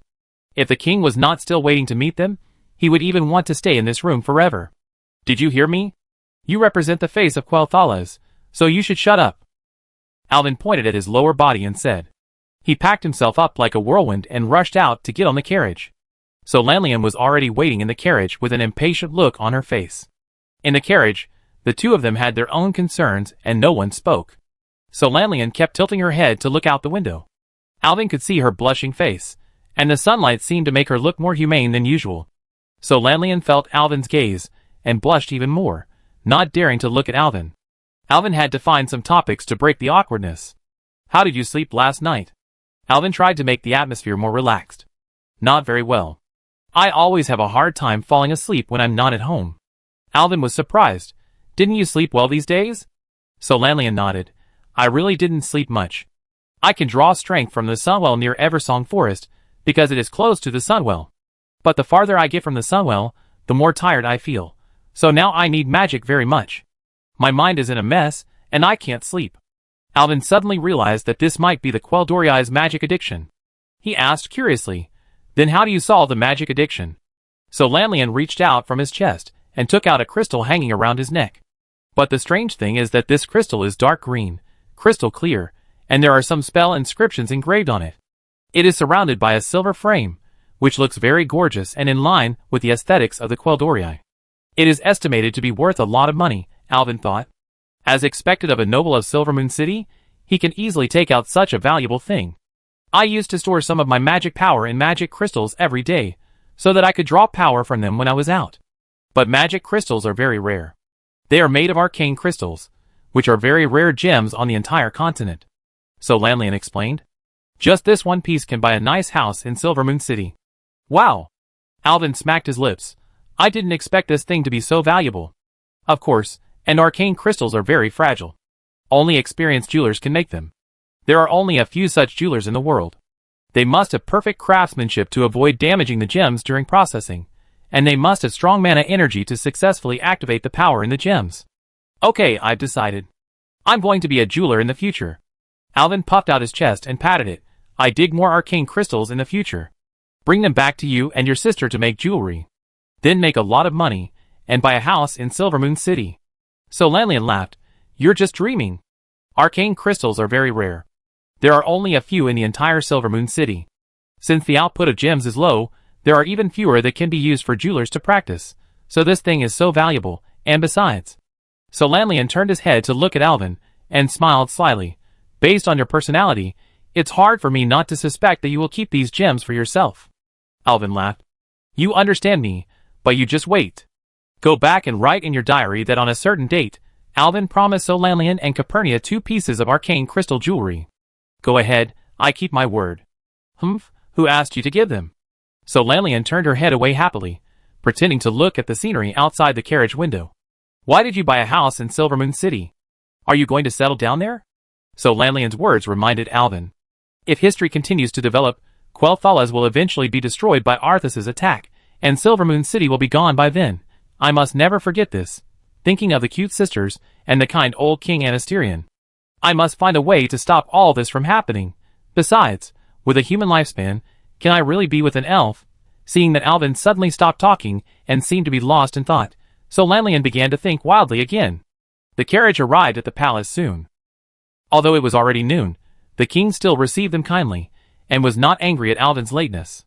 Mr. Priest, I heard from my staff that you attended Johnny Depp's banquet last night, and competed with my court advisor in 3 rounds at the banquet, and finally triggered the miracle of the angel's descent, and won the contest with force. The king said with a smile, as if he had seen it with his own eyes. It's a pity that I didn't see it with my own eyes. It's really amazing. Praise the holy light. Praise Lord Darren. Now the whole city is discussing the miracle last night. Even in the small town of Brill in the north of the royal city, some people claimed that they could see a golden beam of light falling in the royal city last night. The old king's face flushed when he talked about gossip. Pastor Priest, I bet that your name will soon spread throughout Lord Darren and even the entire continent. Alvin was shocked by people's gossip hearts. It's only been one night, And the news has already reached the king's ears? He quickly said modestly, Your Majesty, you are too kind. It's just some trivial tricks. The king laughed. If you think this is a trivial trick, I'm afraid you are too modest. This shows that you have other more powerful tricks, ha. But there is a legend that says that you saved a girl when you were walking under the moon with Miss Xingyuan last night. For this, you used up all your magic power several times, and finally you took the girl back from the hands of the god of death despite the backlash of mana exhaustion. But according to the onlookers, the girl looks very similar to you. Could it be that she is? What's the connection? How can it be more and more outrageous? Ahem. Your Majesty, these are all rumors. I'm not even 20 years old, and the girl must be 14 or 15 years old. How is this possible? Alvin and Solanlian looked at each other, and both smiled awkwardly. Well, what you said makes sense, but if it's your father's half-sister. Solanlian quickly interrupted the king's Goldbach conjecture. Your Majesty, on behalf of the Quel'Dorii, I would like to express my sincere apologies to His Majesty. We are late. Ha, no problem. Anyway, it's lunchtime now. Why don't you two stay and eat together? We can chat while eating. The old king said, clapped his hands, and asked the eunuchs to arrange the banquet. I also invited Muradin Bronzebeard, the ambassador of the Iron-Forged Dwarves, and Thoraz Trollbane of the Kingdom of Stromgarde. Chapter 21. Alvin was so excited about meeting the celebrities in World of Warcraft that he could not suppress his excitement. His eyes sparkled, as if a child was about to meet the hero in his heart. There was no way. He had played Warcraft since junior high school and World of Warcraft since high school. The entire history of World of Warcraft had been clearly integrated into his mind, including the vivid heroes in the story. The witty Khadgar, the decisive Turalian, the beautiful Illyria, the pious Uther, and the poor Prince Arthas, who was still a child. He was about to meet the famous dwarf hero in Warcraft 3, Muradin Bronzebeard, who was famous for Stormhammer. How could he not be excited? Solanlian, don't you think this is exciting? Solanlian had no reaction. In my eyes, humans are all children. There was a hint of ridicule in her voice, but more of a leisurely and contented calmness. Although dwarves have a longer lifespan, some are said to live to over 200 years old. But to be honest, I can't tell them apart. Why do dwarves have such thick beards? How do they reproduce? Do female dwarves really exist? Do female dwarves also grow beards? Alvin hurriedly covered the elf's mouth, fearing that she would say something shocking again. Don't say that later. We are here to ask for help from the Alliance, but don't let the help not come and instead make enemies with the dwarves.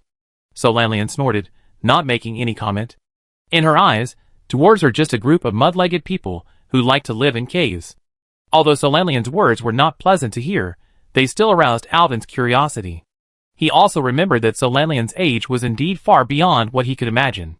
For this elf, meeting celebrities of other races might not be a special thing. Soon, the two followed the king to the banquet hall. The banquet hall was a huge room with exquisite decoration. A long table was covered with exquisite tableware, and the eunuch served all kinds of delicacies like water. The air was filled with the tempting aroma of food, which made people's appetites whetted. When Alvin followed the king into the banquet hall, he found that there were already two people sitting at the long table. One was a dwarf, and the other was a tall human. The king smiled and took Alvin's hand, pulled him to his side, and couldn't wait to introduce them to the two people in the room. Let me introduce you. This is the genius priest who bravely ventured into Zolomon, became famous in Silvermoon City, and performed the miracle of the angel's arrival last night. Mr. Elven Priest. And this distinguished lady of Quel'Dorii is none other than Solanlian Starwish, the ambassador of the kingdom of Quel'Thalas, and the daughter of the Grand Mage Ra-Math. The two people inside stood up from their chairs when they heard the kingdom speak. The two looked at Elvin. After all, they had heard Elvin's name many times recently, but they didn't expect him to be such a young man. And the two here, the king stroked his beard, this is Muradin Bronzebeard, the dwarf ambassador of Ironforge. He has rich combat experience and wisdom, is a brave and determined warrior, and is good at using hammer and shield. We met during the Second War of the Orcs.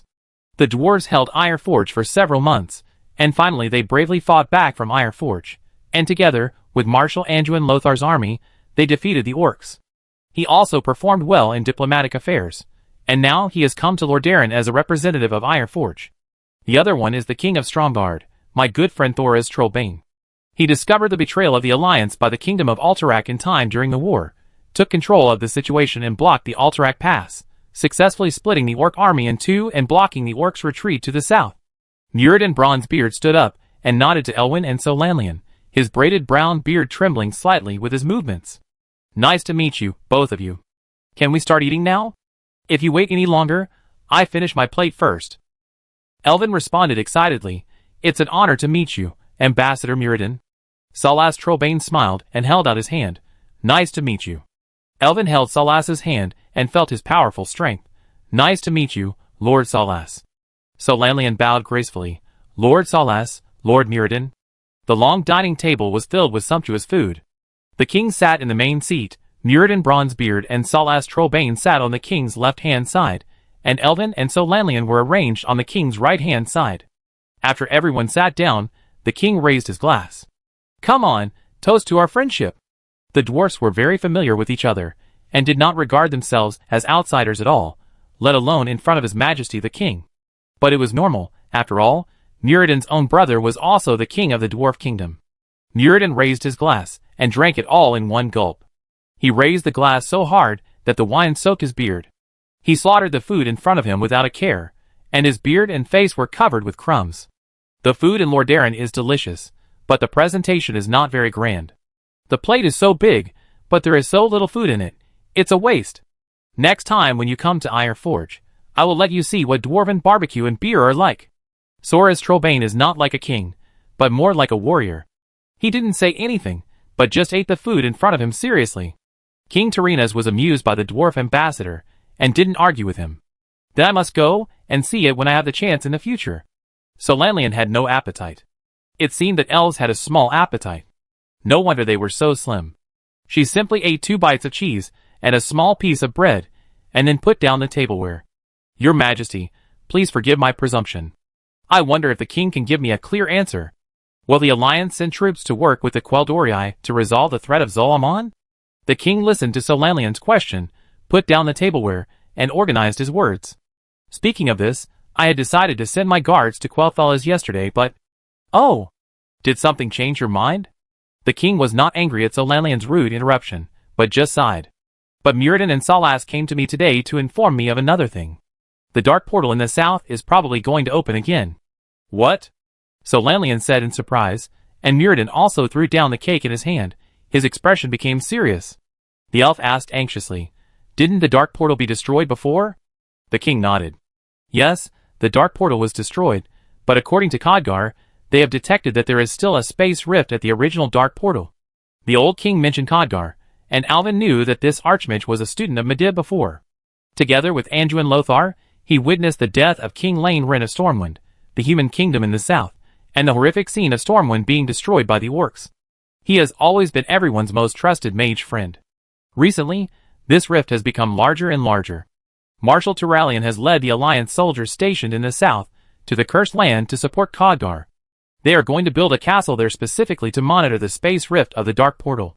Watchtower, to prevent the Eastern Kingdom from being attacked by orcs again. The king continued.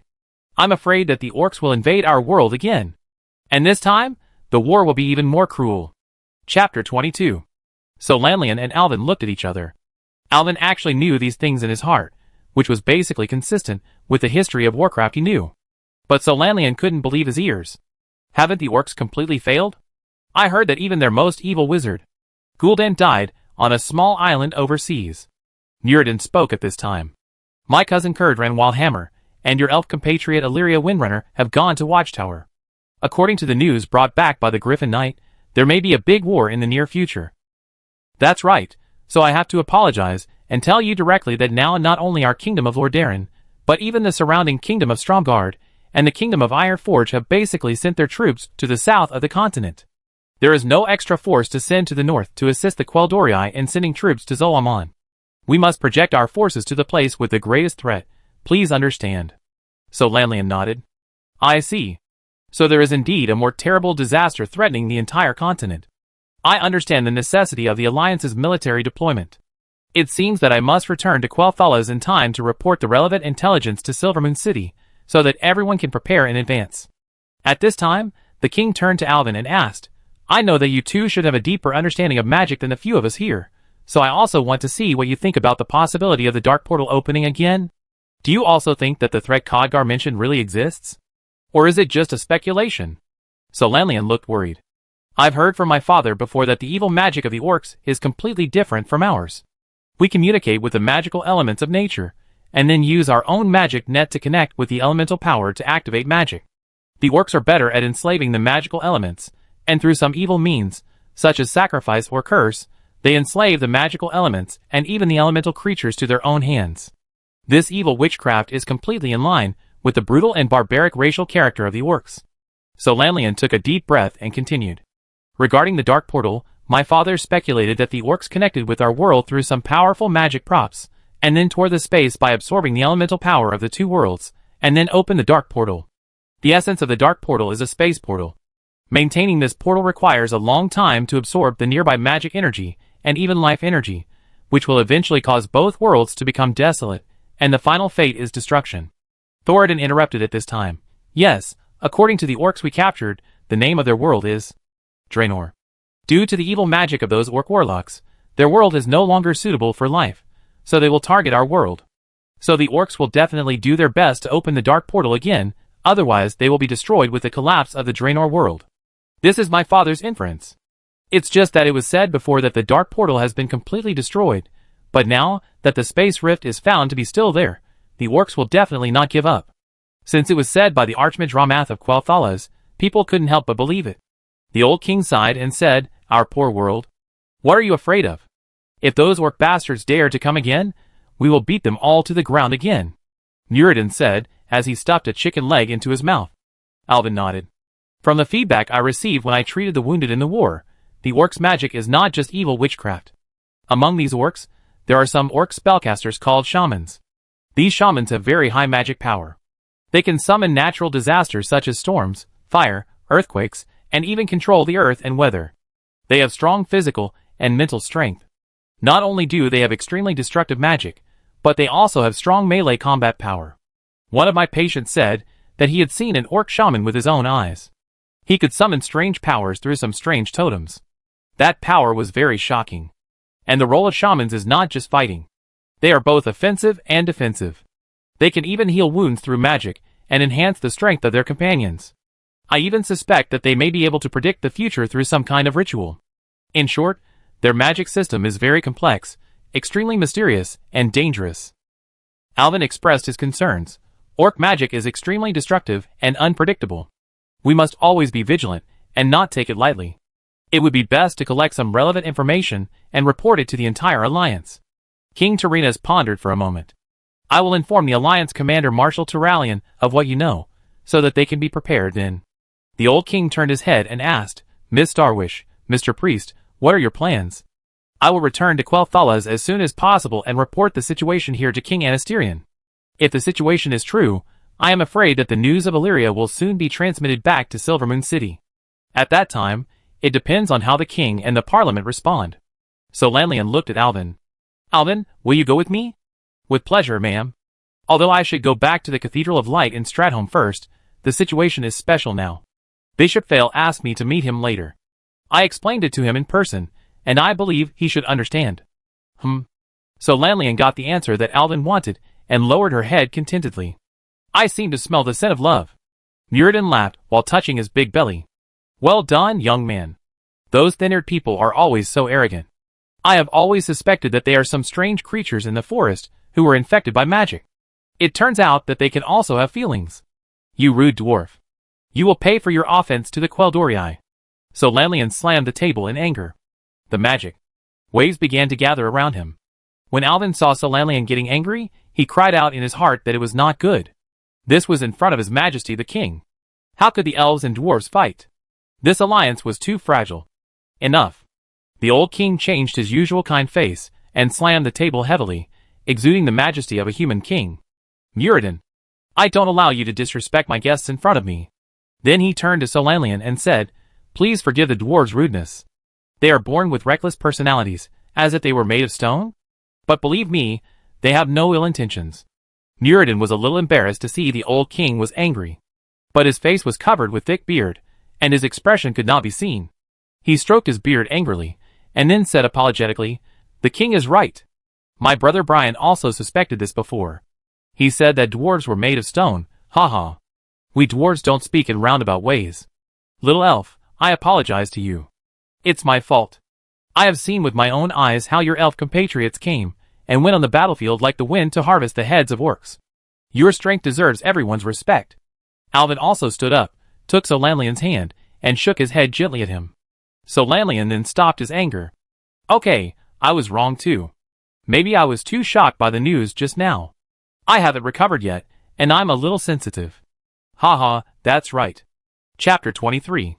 After the banquet, Solanlian had to arrange to return home as soon as possible, and left the palace with Alvin first. Alvin went to meet FAO first, so the two went their separate ways. Soon, Alvin came to the place where he and FAO had agreed yesterday. The square garden. The sun was shining brightly in the square, and the old bishop was sitting on a chair by the square with his eyes closed, basking in the sun, still wearing a simple white robe, with a kind smile on his face. Alvin walked over and greeted with a smile. Bishop FAO, good morning. FAO opened his eyes and saw Alvin. Mr. Priest, good morning. Should be afternoon. You came just in time. We have a lot to talk about. The old bishop smiled and patted the bench. Come, sit with me for a while. Alvin nodded and sat next to the old bishop. FAO touched his bald head. I like to get straight to the point. The day before yesterday, I received a report from Uther. You should know him. He is now the leader of the Silver Hand Paladins. Seeing Alvin nod, the old bishop continued, their reconstruction work in Stormwind is going very smoothly.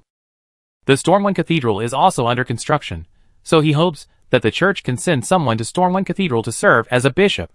But to be honest, the church is currently in a period of transition.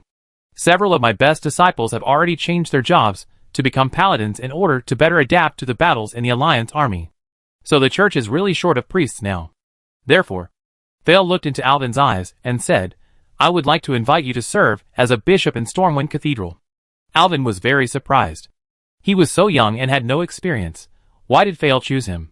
But, Alvin said in embarrassment, don't you think I'm too young? I don't have any experience. Haha, although I'm old, I still think I can judge people accurately. The old bishop laughed and said, you don't have to belittle yourself. Now is an extraordinary period, so extraordinary measures must be used. Uther also mentioned in the letter that the previously destroyed dark portal may be loose, and the orcs may come back. We must make plans early. Stormwind City is not. Is it very close to the dark portal? During the last war, the first target of the orcs was Stormwind City. Yes, so I must send my most capable men to Stormwind Kingdom. I saw your fight with Depp last night. To be honest, I have a feeling that your ability may be above mine. If you go, it can be absolutely guaranteed to be foolproof, so I arranged it this way. You are too kind, I am just lucky. Alvin quickly waved his hand and shook his head, as if to say I am not, don't talk nonsense. Haha, maybe it's luck, but I have always believed that this world is driven by a few geniuses. Magic is so is the holy light. There was nothing at the beginning, and it was not until those geniuses discovered these spells that they began to use the power of magic. And you? The old man looked at Alvin as if he had grasped the future. Mr. Alvin Priest, I have a feeling that you are the initiator of the next era. Alvin was a little embarrassed by what he said. The old bishop was so confident that he could not refute it. But he still felt very embarrassed. Stormwind is a little too far from my hometown Stratholme, and even farther from Silvermoon City. I have promised the Starwish sisters that I will go back to Silvermoon City to help them. Thale smiled and looked at Alvin without saying anything. Alvin was a little scared by being looked at, and his eyes unconsciously wandered away. Mr. Priest, I want to remind you of one thing. You are a human, and they are elves. I can see Miss Starwish's feelings for you, but you have to know that if you are with the elves, you will only have a few decades of time for you. But for the elves, these decades may be a drop in the ocean of their 4,000 or 5,000 years of life. Do you really want to be with them, and let them endure thousands of years of missing you after losing you? You have your own destiny. Alvin was shocked when he heard it. When I first came to this world, I didn't really feel anything. I still felt like I was playing a game. And I have a golden finger for all priest skills, so I can be successful wherever I go. But the old bishop is right. No matter how strong I am, can I live for thousands of years like the elves? If I drag them into endless sorrow just for my own happiness, wouldn't I be too selfish? Moreover, according to the development of the Warcraft Chronicle, Arthas will only grow up in 6 or 7 years, and by then the whole of Lordaeron will be swept by the plague. The people are living in poverty. The family and friends of the previous day may become the scourge of the undead the next day. Arthas burned Stratholme, marched north, pulled out Frostmourne, became a Death Knight, and then destroyed Lordaeron, Dalaran, and Quel'Thalas. What kind of disaster will it be then? If I kill Arthas now, can I nip all the disasters in the bud? However, if I rush into the palace and kill a 12-year-old prince, let alone whether I can escape unscathed, I must first pass this book. With my body that is weakened by casting a few spells, I am afraid it is only slightly stronger than ordinary people. My golden finger is not so much a priest's full skill as an understanding of the general trend of the world. What should I do? Alvin's face was uncertain, and various thoughts were fiercely clashing. It was a very cool weather, but he was sweating profusely in a short while. Alvin looked tired, as if he had experienced a great battle. It seems that my name is Elwyn, which must be a sign of something. Maybe God wants me to go to the Elwyn Forest in Stormwind Kingdom. He smiled bitterly and said, I promise you, I will set off for Stormwind City. I will create my own destiny and stop the evil in this world. As for Solanlian and Calpurnia, I will find a way to explain it to her. Thale nodded with relief, and then said, There is one more thing I want to ask you by the way. The Second War left a heavy pain on the eastern continent, and the entire continent was immersed in the pain of losing loved ones. Although the war is over now, there are still many remnants of orcs hiding in the dense forest. I hope you can go all the way south and help the local people as much as possible, so that the holy light can shine on more people, and get rid of all the orcs you meet. This is what a priest should do. Alvin agreed readily. The future of the continent depends on you young people. I'm too old, and I get tired after just a little movement. Fao was very pleased. After saying that, he took off an earring from his ear and handed it to Alvin. This thing has been with me all my life, and now I don't need it anymore. I hope I can give it to you, and it will help you. Alvin was embarrassed to accept it, but Fao insisted, so Alvin had to accept it. He took it in his hand, and saw that it turned out to be 2 exquisite earrings made of green crystal. He was very familiar with the material. Like Solanlian's gem, it was also made of arcane crystal. Both crystals were crystal clear and emitted a soft light. The design of the earrings was simple and elegant, and the crystals were engraved with complex spell inscriptions. The base of the earrings was made of silver metal, and the delicate craftsmanship made the earrings look both sturdy and beautiful. The shape of the earring presents a streamlined design, like a drop of solidified water hanging on the earlobe. When Alvin put on the earring, he could feel the cool touch brought by the earring, as if there was a gentle power surrounding his ear. He clearly felt more energetic, and the speed of magic regeneration in his body was also significantly accelerated. Alvin asked curiously, What is this earring called? The old bishop smiled and replied, This is the Passionate Meditation Earring, which increases spell strength and mana recovery. Alvin opened his mouth in surprise. Well, another T6 level equipment. Chapter 24. Thale said that he would write a letter to King Varian Wrynn of Stormwind Kingdom as soon as he returned. The letter would state that he would appoint Mr. Elvin Priest as the Bishop of the Cathedral of Light in Stormwind City to preside over the work. Then, the two ended their conversation and left. Elvin felt confused and dizzy. He staggered towards the embassy. He didn't know how to face Solanlian. Slowly, he arrived at the Quel'Dorii embassy. The elves at the door saw that Elvin was back, and came up to greet him warmly. Mr. Priest, you are finally back. Go and see Miss Starwish is gone. Elvin was startled and immediately woke up.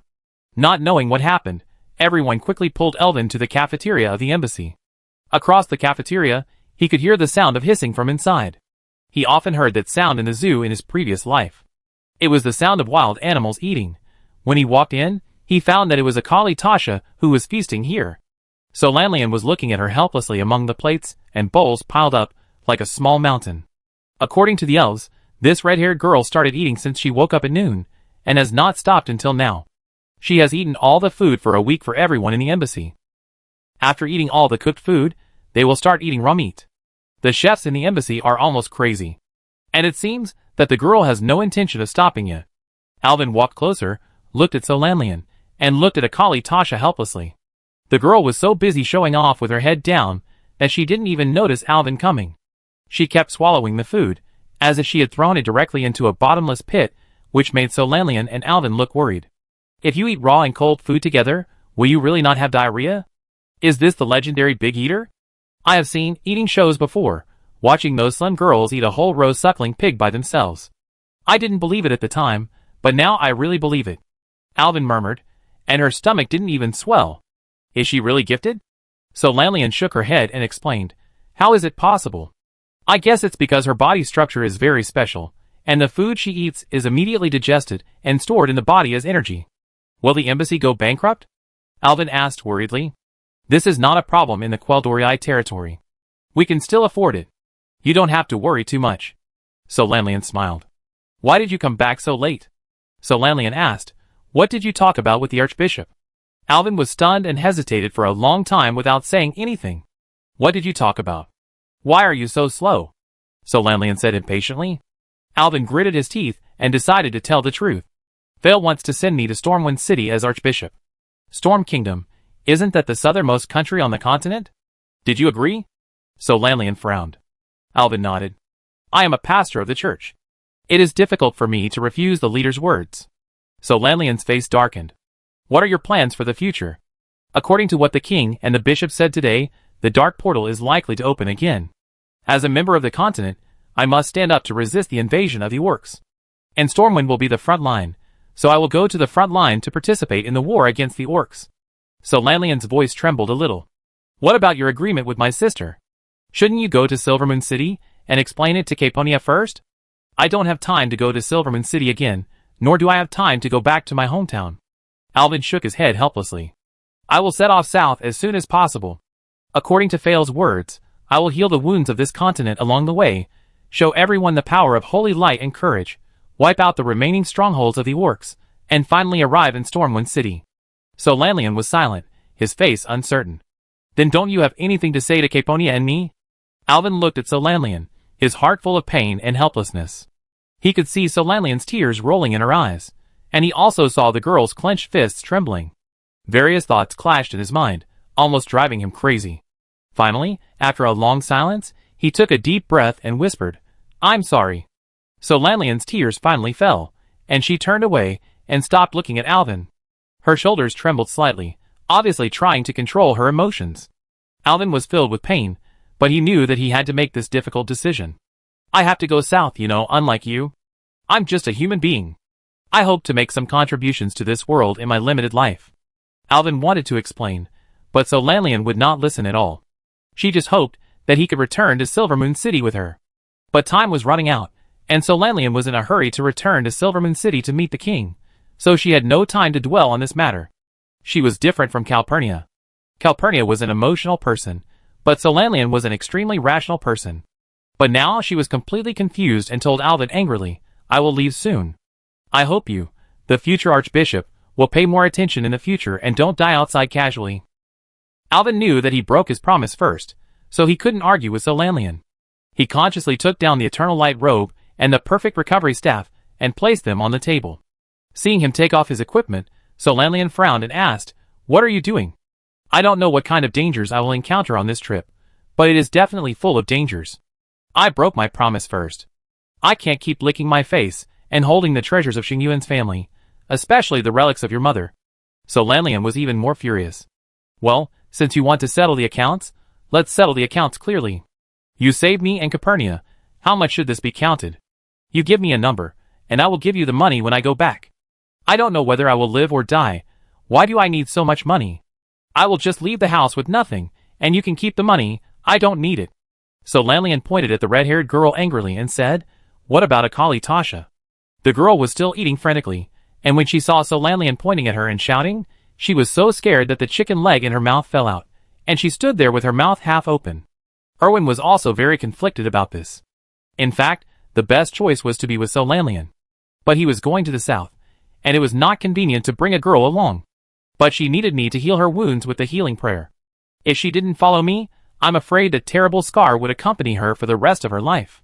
Well, Akalitha is not young anymore. Let her choose whether to follow you or me." Erwin said helplessly, "How is this the same as a divorce, splitting up the family, and snatching the child?" Chapter 25. Hearing Alvin's complaints, So Lanlian was so angry that tears welled up in her eyes. The other elves in the embassy saw the two people quarreling, and they were too embarrassed to watch from the side, so they all hid outside and listened. So Lanlian came to Ekalatassa and calmed down first. Looking at the girl who was stunned, he calmly told Ekalatassa the fact. "Alvin and I are going to separate. And now, because we don't know what you think, we will respect your choice, follow me or follow Alvin." If you follow me, it will be relatively safe, and you can have enough food, but the scars on your body cannot be guaranteed to be cured. If you follow Alvin, the journey may be more dangerous, and you may not have enough food, but the scars on your body can be cured. So think it over carefully. You are a grown-up girl, you can make your own choice, right? So Lanlian gently stroked the girl's red hair. After listening, Acalytha seemed to understand, and tears fell down. The girl shook her head like a rattle, as if she didn't want them to be separated. It's not your fault, it's my fault, but you have to make a choice now. Alvin sighed, and said helplessly, but please believe that no matter what choice you make, our love for you will remain the same. Under Solanlian's comfort, the girl gradually stopped crying. She tilted her head and thought for a long time. Her expression was uncertain, as if she was in a fierce ideological struggle. Finally, she stood up and slowly walked to Alvin's side, looking back at Solanlian as she walked, her eyes full of apology. Solanlian was even angrier now. Okay, go all of you. Never come to see me again. After saying that, he slammed the door and left with tears. With a clear whistle of the dragon eagle, Solanlian left. The elves in the embassy said that Solanlian cried when she boarded the dragon eagle, and took away the perfect recovery staff and the robe of eternal light when she left. Now that the girl is gone, there is no point for Alvin to stay in the embassy. He then said goodbye to the elves in the embassy and left with Acalytha. Before leaving, the elves gave Alvin a package, saying that it was left by Miss Xingyuan, and asked him to open it after he left. The chef of the embassy also helped them pack a lot of delicious food, and made a bag as big as one person. Alvin wanted to carry the bag, but the bag was taller than himself, and he couldn't carry it after a long time. In the end, Acalytha carried the bag, and she looked like she was lifting a heavy weight with ease. Alvin was surprised at Acalytha's strength. All those meals were not in vain.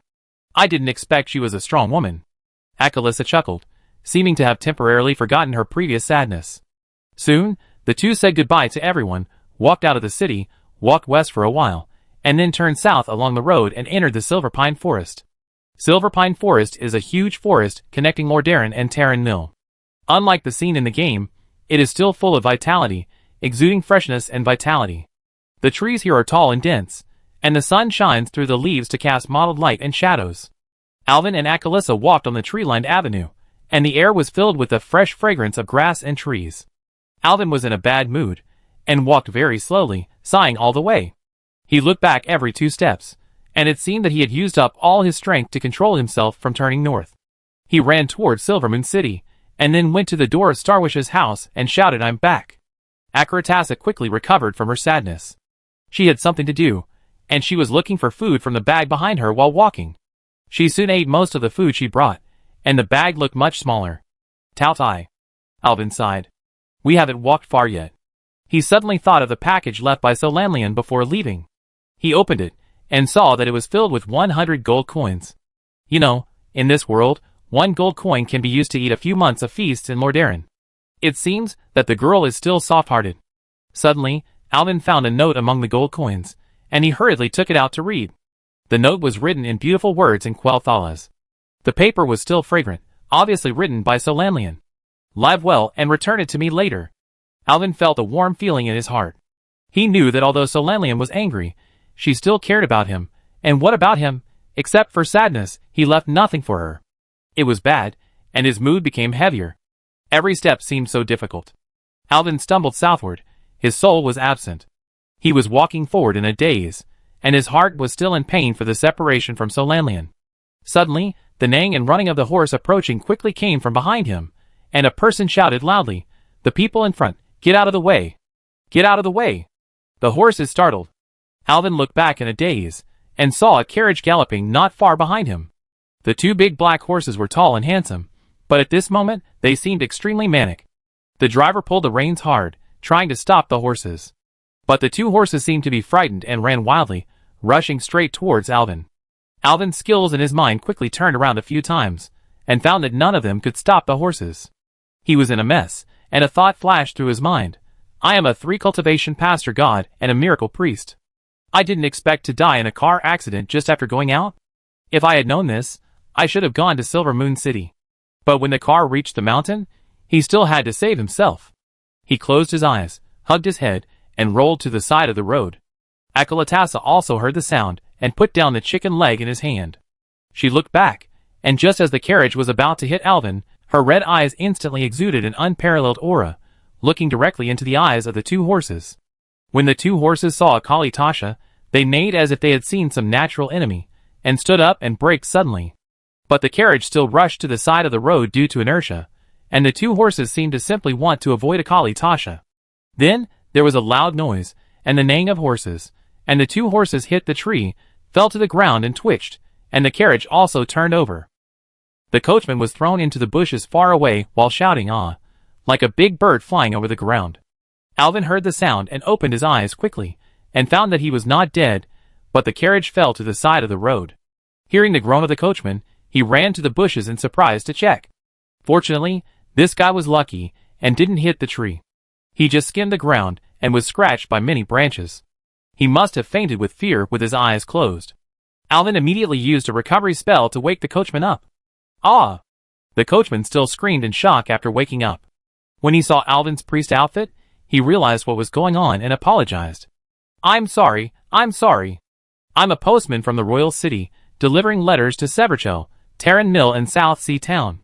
But just now, when I was driving the carriage, two fish-headed monsters suddenly swam up from the lake, holding forks and spears, and stabbed the horse's legs. The horse was frightened and ran wildly. Alvin didn't blame him, but pulled him up, and the two went to see the carriage together. The two horses were found lying on the ground with blood all over their heads. It looked like they were dying. Akalatesa was squatting beside them to check. The driver was extremely anxious. These horses are my lifeblood. If the horses die, I will die. Wow! Chapter 26.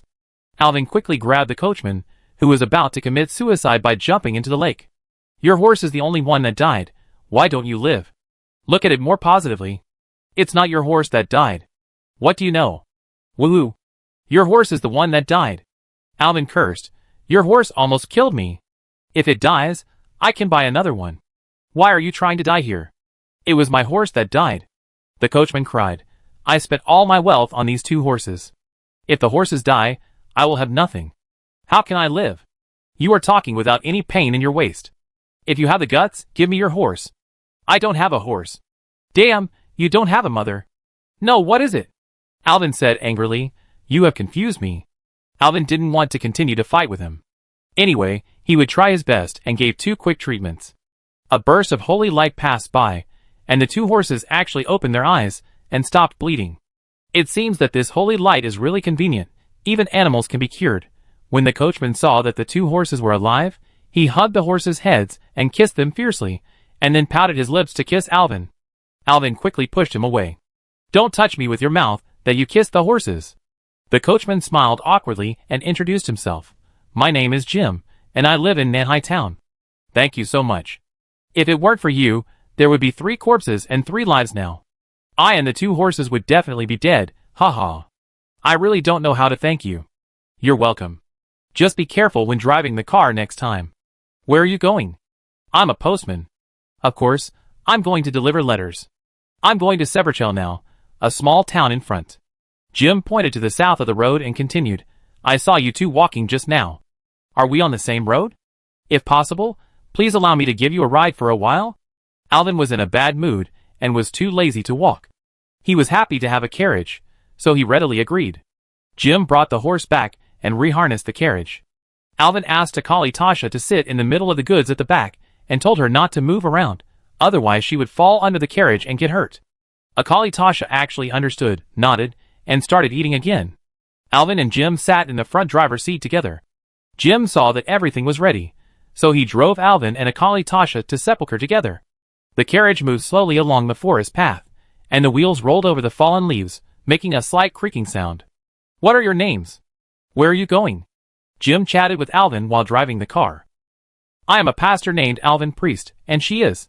He thought for a moment, and then said, Akaratasa is my sister. I have to go to the Storm Kingdom in the south for some business. Storm Kingdom, I know, it's a faraway place. I also have friends who responded to our king's call, and went there to help the Storm Kingdom rebuild Stormwind City.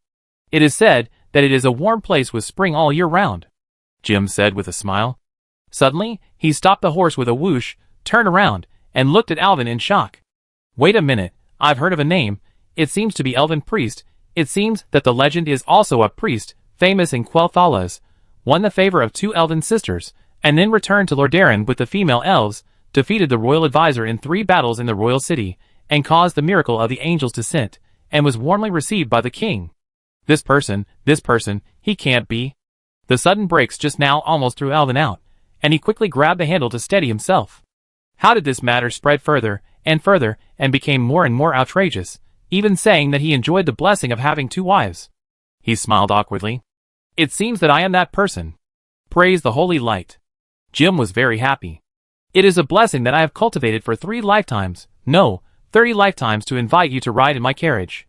Just now, you saved me and my horse with 1 move. I should have remembered at that time that there is no other pastor in the world who is so powerful except you. Alvin was flattered by Jim, and his face turned pale and pale. He was really uncomfortable, so he quickly asked him to shut up and drive on the road. Jim was quick to follow the advice, and hurriedly said yes, and continued to drive forward. Soon, the sky gradually darkened, dark clouds gathered, and a damp smell filled the air. The weather in the forest changes very quickly. This happens often. Once it's going to rain, the sky will become very dark. Jim laughed. It seems that every time I get close to Sepulchre recently, the weather is not very good. 9 out of 10 times it rains. And Jim lowered his voice, as if he was afraid of something. The people in that town have been very secretive recently. There are also rumors that they saw terrible monsters at night. It's really ridiculous. I don't know why they make up such ridiculous stories to scare people. But I walk outside all year round, and I'm not afraid at all. Alvin's heart moved. He suddenly remembered that when he was playing games before, there was a small dungeon called Shadowfawn Keep in the tribe, which seemed to be nearby. It's a pity that he is a member of the 10,000-Year Alliance, and he is not very familiar with the dungeons on the tribe's side, but he vaguely remembers that there are many werewolves here. Could this be the legendary monster Jim mentioned? Very interesting. Alvin asked, "Can you tell me the story in detail?" Jim hesitated. He looked at the gloomy and scary weather that was about to rain, and really didn't want to tell a horror story in such an atmosphere. But looking at Alvin, who was looking forward to it, he gritted his teeth and plucked up his courage. "Since you are interested, I will tell you. Let me make it clear in advance that I am not afraid.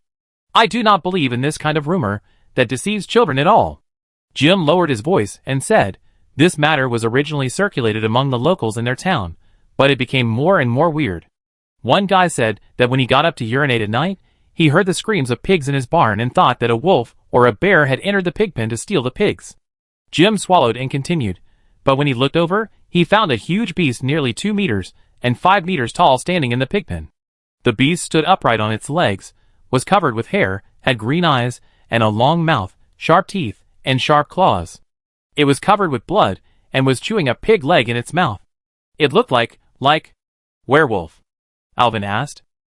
Yes, it's a monster that looks like both a wolf and a human. Calling him a werewolf is the most appropriate name." Jim nodded vigorously. Then the story spread, but at first no one believed it, thinking that he must have drunk too much at night, and was hallucinating and talking nonsense. But later, it was terrible. Several families' pigs, sheep, and even dogs were eaten by wild beasts. When they woke up in the morning, they saw blood all over the ground, and not even a pig hair was left.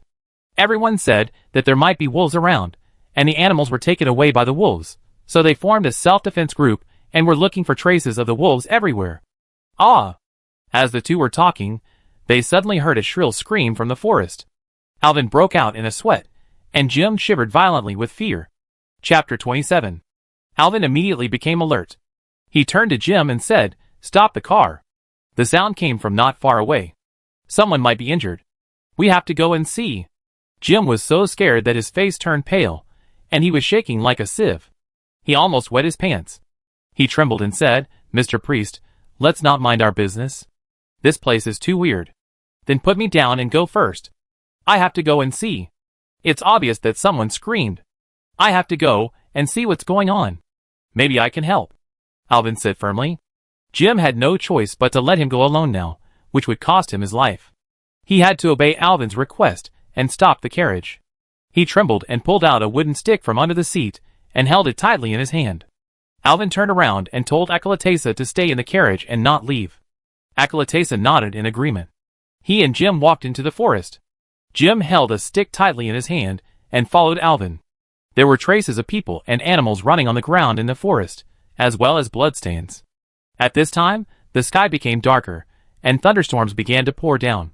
Thunder sounded from time to time, and lightning kept illuminating the forest.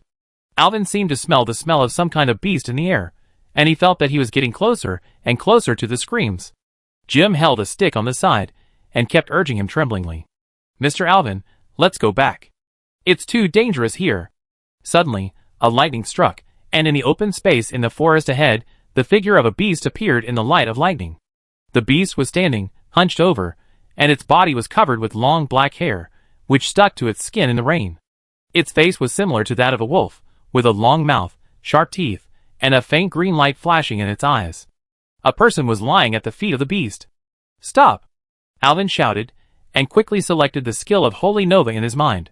Holy light suddenly burst out from his body, completely illuminating the surroundings. The werewolf turned around and saw Jim and Alvin, and ran away.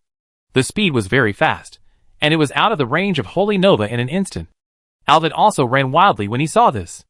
But the werewolf ran too fast in the forest with 4 paws on the ground, and disappeared in the dark jungle in a blink of an eye. Alvin seemed to vaguely see that there was a faint dark green on one of the werewolf's front paws. At this time, Alvin heard the man's groaning and hurried over to check. Jim squatted beside the man and shouted loudly, "Gray! This is Gray Waltz, the captain of the Thrabchel militia." The man named Gray struggled to sit up and wiped the rain off his face, and then he looked carefully at Jim's appearance. "Jim, is that you? Postman Jim? I was attacked by a werewolf. I ran here chasing this beast and sprained my foot. I thought I was dead." The two hugged each other excitedly. Alvin came over to check Gray Waltz's injuries, and found that there was nothing serious on his body, just a sprained foot. Alvin performed a powerful healing spell, his hands emitted a soft light, and the warm energy wrapped around Gray's leg, and the wound healed quickly. But the wound was still swollen, and he couldn't move normally immediately. Gray was amazed at the healing power of the priest. Jim excitedly introduced Gray. "This is Mr. Irwin Priest, who is famous in the King's City. We met by chance on the way here and traveled together. You are lucky. If Mr. Priest hadn't been here, you would have been finished today." Gray looked at Alvin gratefully and said, "Thank you, Mr. Priest. If it weren't for you, I'm afraid I would really be dead." Gray thanked Alvin and suddenly realized. Alvin Priest, you are the pastor who caused the miracle. Great. God has not abandoned us. Our town is saved. Thank God for sending angels when we need it most." Gray excitedly held Alvin's hands, and his huge grip made Alvin's hands hurt. He waved his hands quickly. "Mr. Waltz, let's talk about it later. This place is not safe. The monster may come back. My sister is still in the carriage. Let's go back quickly, and can't let her wait too long alone." The two hurriedly nodded. At this time, the rain was heavier. Alvin and Jim helped Gray stumble back to the carriage and found that Acalatesa was sitting quietly in the carriage, covering her head with both hands. Her body was soaked and her red hair was softly attached to her head. Acalatesa heard the noise, turned around and saw that it was Alvin who came back, and jumped off the carriage with a smile. "Acalatesa, did you see any wild animals?" Alvin asked. Acalatesa shook her head. Alvin was relieved, and looked at her slightly embarrassed appearance after being wet by the rain, and felt distressed. He turned his head and asked Jim, "Does the carriage have a canopy? You will catch a cold if you are caught in the rain." Jim hurriedly said, Yes. It's in the carriage." Everyone put up the canopy with their hands and feet, and then helped Gray, who had difficulty walking, get on the carriage. Alvin said, "Let's go back to town now. We are all soaked. We need to take a hot bath and eat something." Burp. Acalatesa burped, and Alvin looked at the girl helplessly. She must not be hungry, after all, she has been eating. Jim agreed, sat in the front seat and drove off. Alvin and Acalatesa were in the canopy with Gray. "Mr. Waltz, can you tell me what happened now? What kind of monster is that?" Alvin asked. Gray sighed. "Damn it! Today is my birthday. I promised my wife, Anna, that I would go home early for dinner, but I got home late because of the militia patrol. When I got home, I found that the house was pitch black, and even the oil lamp was not lit. I was wondering when I heard a noise in the sheepfold. I remembered that many livestock in the town were attacked by wild wolves recently, and I thought that a wild beast had entered the sheepfold. But when I went over, I found that there was a black beast eating my sheep. I immediately raised my weapon and chopped at the beast. It stood up immediately after hearing the shout. When it stood up, I realized that the monster was more than 2 meters tall. Gray's voice was trembling, and he continued, "Then it rushed towards me, and I chopped it with a knife, but it was so agile that it jumped to the side. When I wanted to swing the knife again, the monster rushed towards me, knocked me down and ran away. I was so excited that I felt I couldn't let it go, so I chased it all the way out. But it suddenly started to rain, and the forest was dark and slippery. I couldn't see the road clearly. I fell to the ground and hurt my leg. The monster heard my shouts and ran back. When I was thinking it was over, you came. Holy Light, thank you for your kindness and saving me when I needed it most." After listening, Alvin nodded and comforted, "You are safe now, we will protect you, and when we return to town, we will find a way to deal with the beast." When the carriage turned right from the main road, Jim turned back and said to Alvin, "We are going to Sepulchre." Chapter 28. This is a small town, with perhaps only a dozen households. Most of the houses are 2-story houses, and the rain has been much lighter at this time. A few men at the entrance of the town were holding torches, and seemed to be about to go out. When they saw a carriage driving into the town, someone asked loudly, "Who is it?" Jim stood up on the carriage from a distance. He waved and shouted loudly, "It's me. I'm the postman, Jim. I'm from Lord Darren. I brought Grey Waltz with me. He was attacked by a monster."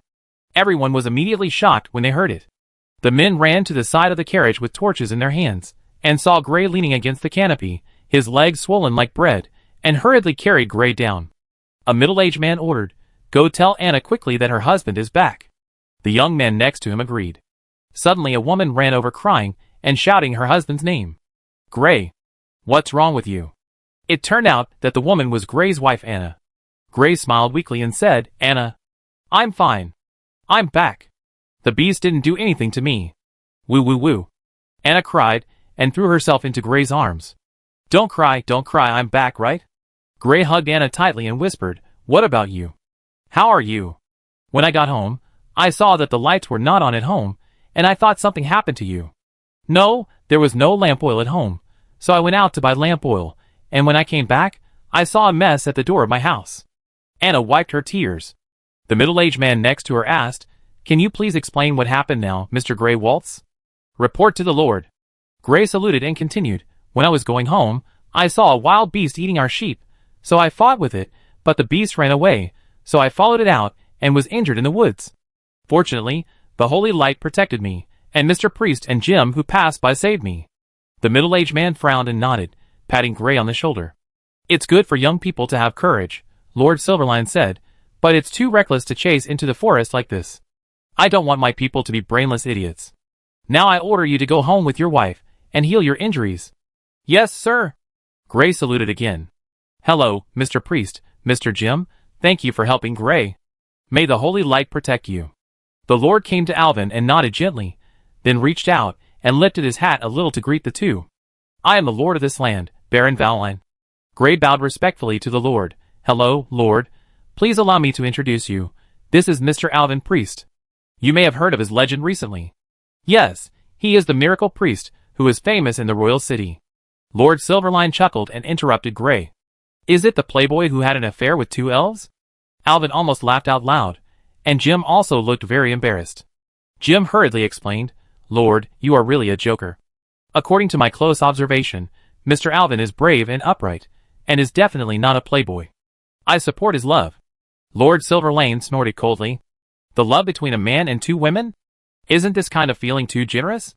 Seeing that the two were talking more and more outrageous, Alvin coughed. "Gentlemen, the person you are talking about is standing in front of you. Can you consider his feelings?" Jim was even more embarrassed, and Lord Silverlane looked at Alvin coldly, obviously not having a good impression of him. "So, Mr. Priest, right? Why are you in Sepulchre? Shouldn't you follow your beautiful elf lady back to the north?" Lord Silverlane asked. "I was commissioned by the church to go to the Storm Kingdom in the south to serve." Lord Silverlane frowned. "Storm Kingdom? Isn't it 1,000,000 miles away from here? How long will it take you to get there?" "Walking to Stormwind City is Archbishop Fail's request. Of course, I also hope to walk there. Although the journey is long, it is also a good thing to help people I meet on the way. Spreading the teachings of the Holy Light is what every priest should do, and I have no choice but to do it," Alvin explained. "Well, I praise your perseverance and courage," Lord Silverline said solemnly. "Please forgive my rude words just now." You can see that things are not going well here recently. Everyone is in a bad mood. Besides, it's getting late today, and there is no church in the town. I have to ask you and Mr. Jim to stay in the hotel in the town first. I will entertain you in my castle tomorrow. Please be sure to honor me." Lord Silverline bowed slightly to the two of them and turned away. This is actually a straightforward man, Alvin thought.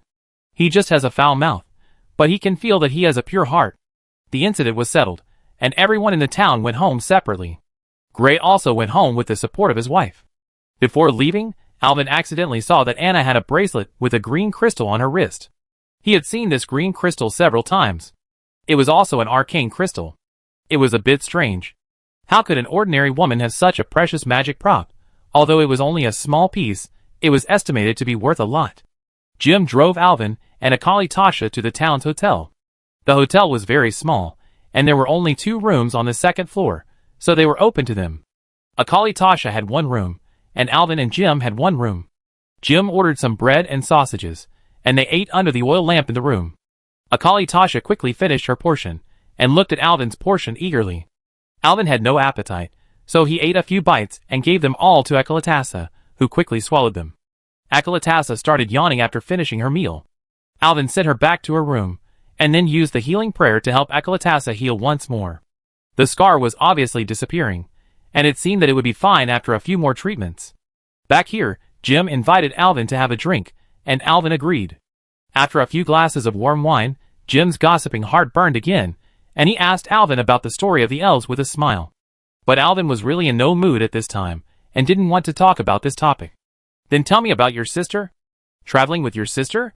Your combination seems strange no matter how you look at it," Jim asked, "and your sister is really shy. She doesn't talk much." "Yes, she is shy and doesn't like to talk much.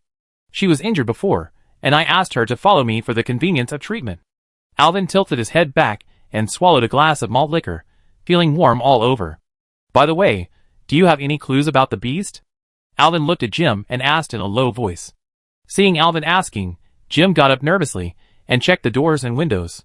After confirming that everything was closed, he came back and sat down and whispered, "This is a very evil thing. Originally, the town of Severchel is located between Lordaeron and South Sea Town. It is a major transportation route.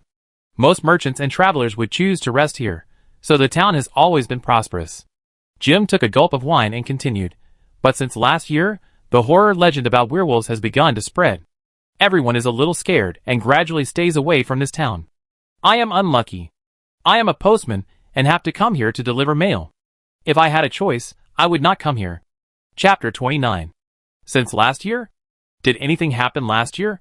Alvin asked with a frown. Something big happened last year. At that time, the orc army attacked the royal city for a long time but failed.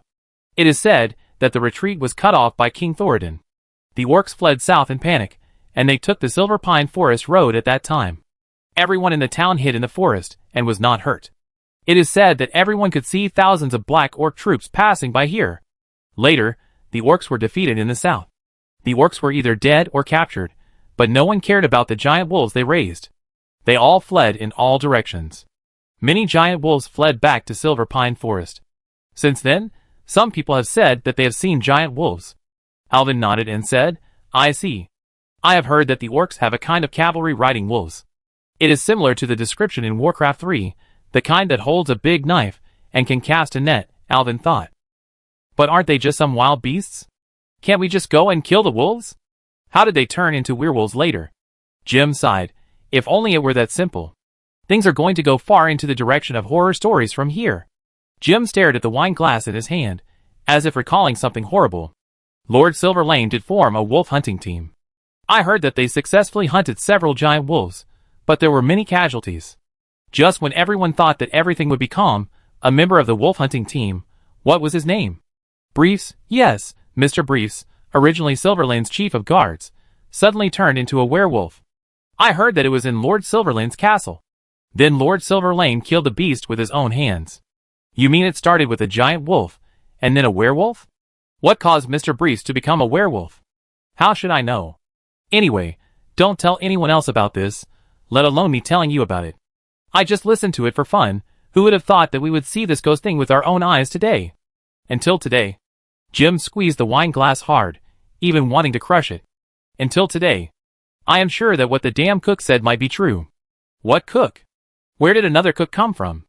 Alvin asked curiously. It was the cook who resigned from the castle.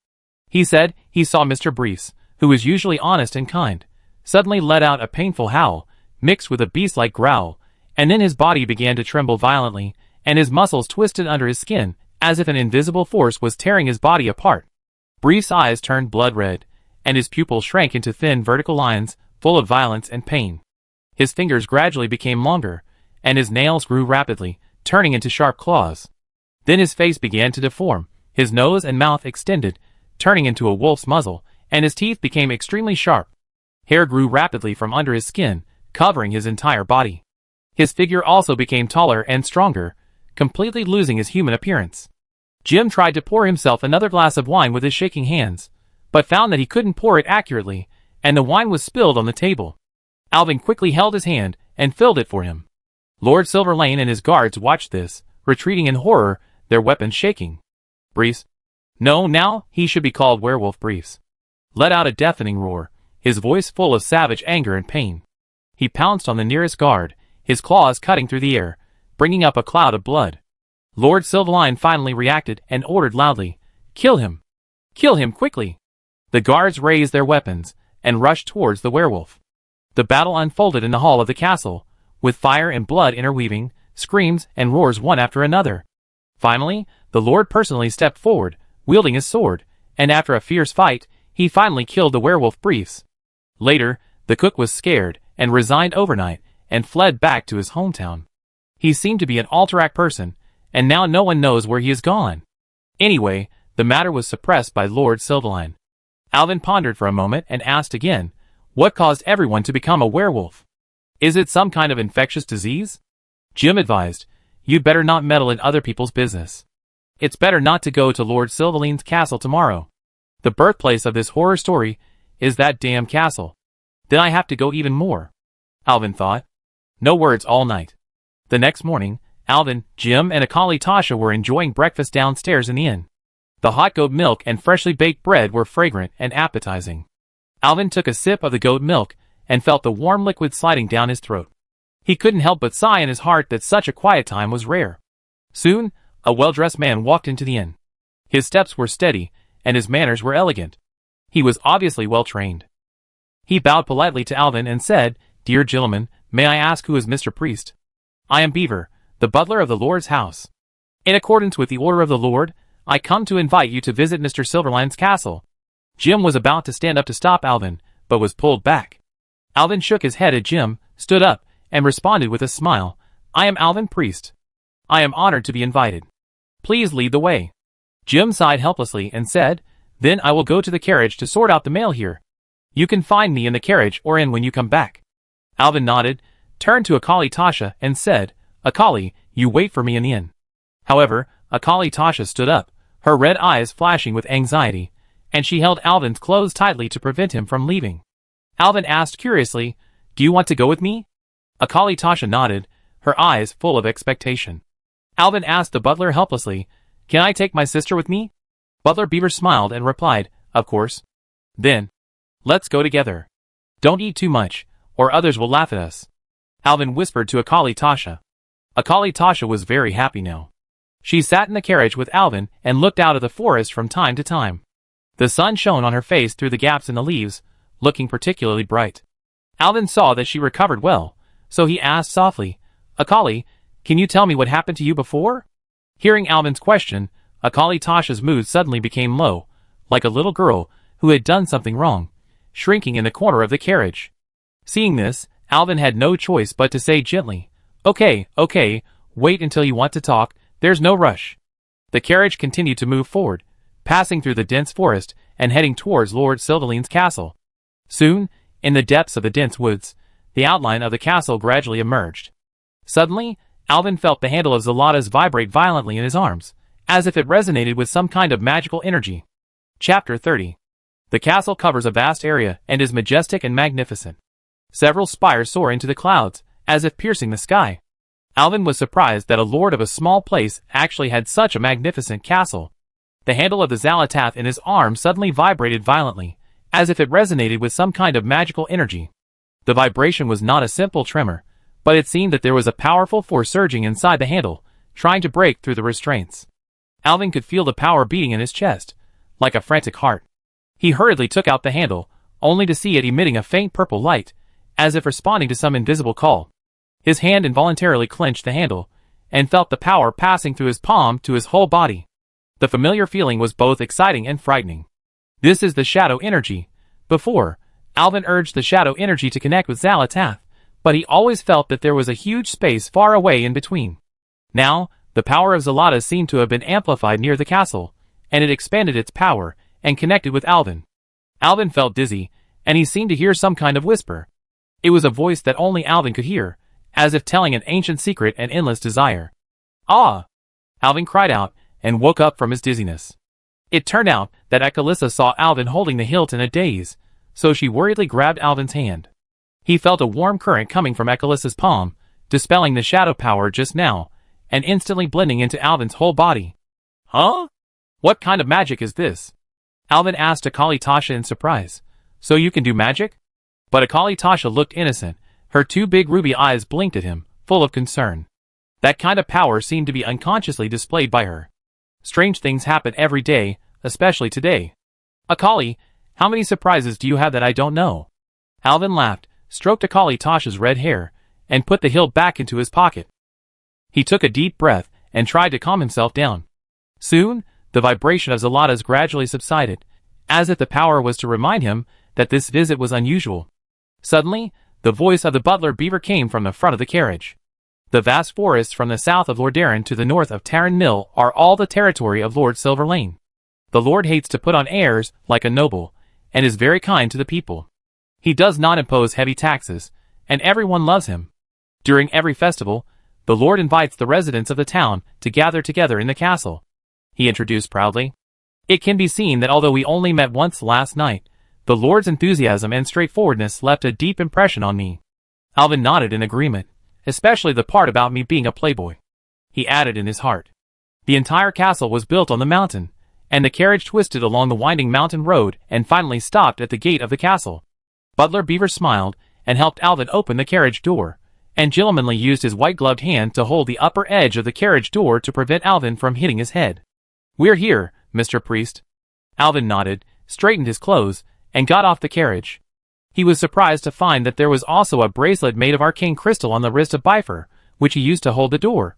Is this a popular style in Sepulchre? Or is it that the price of goods has collapsed and arcane crystals are no longer valuable? It seems that my wish to help Solanlian and Calpurnia get arcane crystals will soon come true. Alvin looked up and saw that Lord Silverline was already dressed and waiting at the gate of the castle. The owner of the castle was smiling and greeting Alvin. "Welcome, Mr. Alvin Priest." "Sorry, sir, I kept you waiting." Alvin was a little embarrassed, but under the warm welcome of the Lord, he and Akalissa walked into the castle. The decoration inside the castle was gorgeous and simple, with exquisite weapons and oil paintings hanging on the walls, and candlelight flickering on the crystal chandelier, reflecting a warm glow. Lord Silverlane led them through a long corridor, and came to a spacious reception room. "Please take a seat, Mr. Priest." Lord Silverlane was very enthusiastic today, and seemed to be in a good mood. "I hope you can feel at home here." Alvin smiled and nodded. After sitting down, his eyes involuntarily fell on a person opposite him in the reception room. It was a young man wearing a purple wizard robe, very thin, smiling at him. Alvin seemed to be able to feel the weak fluctuation of mana around him, so he smiled back at him. When Lord Silverlane saw the two people greeting each other, he took the initiative to introduce them. "This gentleman is the mage consultant I invited from the Kirin tour. He worked with me to quell the threat of wolves in the forest. His name is Erigel. And this?" The Lord emphasized his tone, making it seem particularly solemn. "This is Mr. Alvin Prester, the miracle priest, who has become very famous recently. Usually Master Arugo basically stays in his lonely magic tower to do research. Today, I heard that the miracle priest was coming to visit, so I ran out of the tower and wanted to see the style of the miracle priest. Haha, it turns out that the miracle priest has much more face than me, the Lord." Arugo smiled shyly and said, "We are all spellcasters, and we may have some common views on magic, so I want to get to know you." "It's an honor to meet you, Mr. Alvin Prester." Alvin hurriedly said, "I am also honored to meet you, Mr. Arugo, but I want to clarify that most of the rumors you heard about me before should be rumors, haha. Understand? Rumors, ha, if the rumors are serious, they can also kill people. The Lord said with a smile, as if he meant something. Then please tell me, Mr. Priest, is it the part that caused the miracle that is a rumor, or the love story with the elves that is a rumor? Ha ha ha. Lord Silverlane asked, and then laughed with Aragorn. Alvin was furious, but Aragorn soon shook his head with a wry smile. I think the latter must be a rumor, because a real spellcaster would not waste time on boring love affairs with women, but should focus on magic research. Don't you think so, Mr. Priest? Ah, right.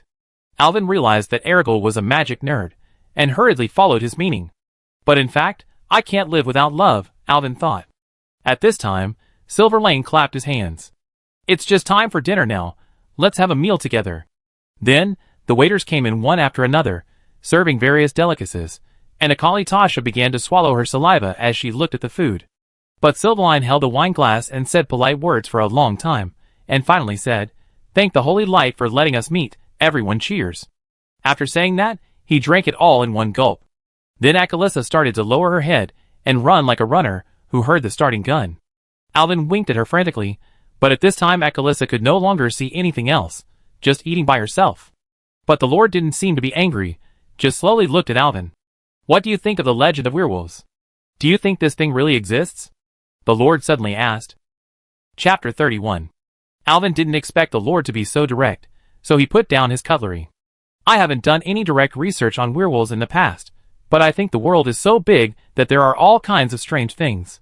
Even orcs can pass through the dark portal, so I think I can accept any strange creatures. What's more, Alvin looked up at the Lord. I even saw a werewolf last night. After saying this, Alvin observed the Lord carefully. I saw Lord Silverline lower his head and didn't speak, as if he was thinking about something. Arugo looked at the Lord, looking very anxious. You mean you saw a werewolf last night? Lord Silverline asked, do you think werewolves can communicate? Intelligent creatures? I believe they should be able to communicate. Alvin recalled what happened last night, and continued, because what happened last night made me feel very strange. From the beginning of the fight between Mr. Grey Waltz and the werewolf, there was a sense of disharmony. Excuse me, Mr. Waltz is an excellent fighter, but I don't think he can defeat a beast as tall as 2.5 meters alone. But after the fierce fight, he was not injured at all, especially after Mr. Waltz blindly chased into the woods and sprained his foot and lay on the ground unable to move. From the time I heard the scream to the time I found Mr. Waltz, there may be as long as 10 minutes in between. The monster had enough time to come back and kill him. But when we found him, the monster was just standing by and didn't kill Mr. Waltz. So don't you think this is very strange? So what? You think that the beast didn't want to hurt Mr. Waltz from the beginning, so the beast can really communicate, right? The Lord asked. Alvin nodded and concluded, I think so, it should be able to communicate. Not only can it communicate, but later the kingdom of Gilneas, which was full of werewolves, also joined the alliance, Alvin thought, but this kind of thing can't be said to Silverleaf. Your opinion is similar to mine. Mr. Alvin Priest. Arugo said excitedly after hearing the conversation between Alvin and Lord Silverleaf. Obviously he also has his own views on this topic. He coughed lightly, attracting the attention of the two, and then slowly spoke. I have some research and observations about werewolves that I want to share. About your sharing, can I share it later? Lord Silverleaf frowned. Werewolves are not simple beasts. There must be complex magic and curses behind their transformation. Arugo did not meet with Lord Silverlane as usual.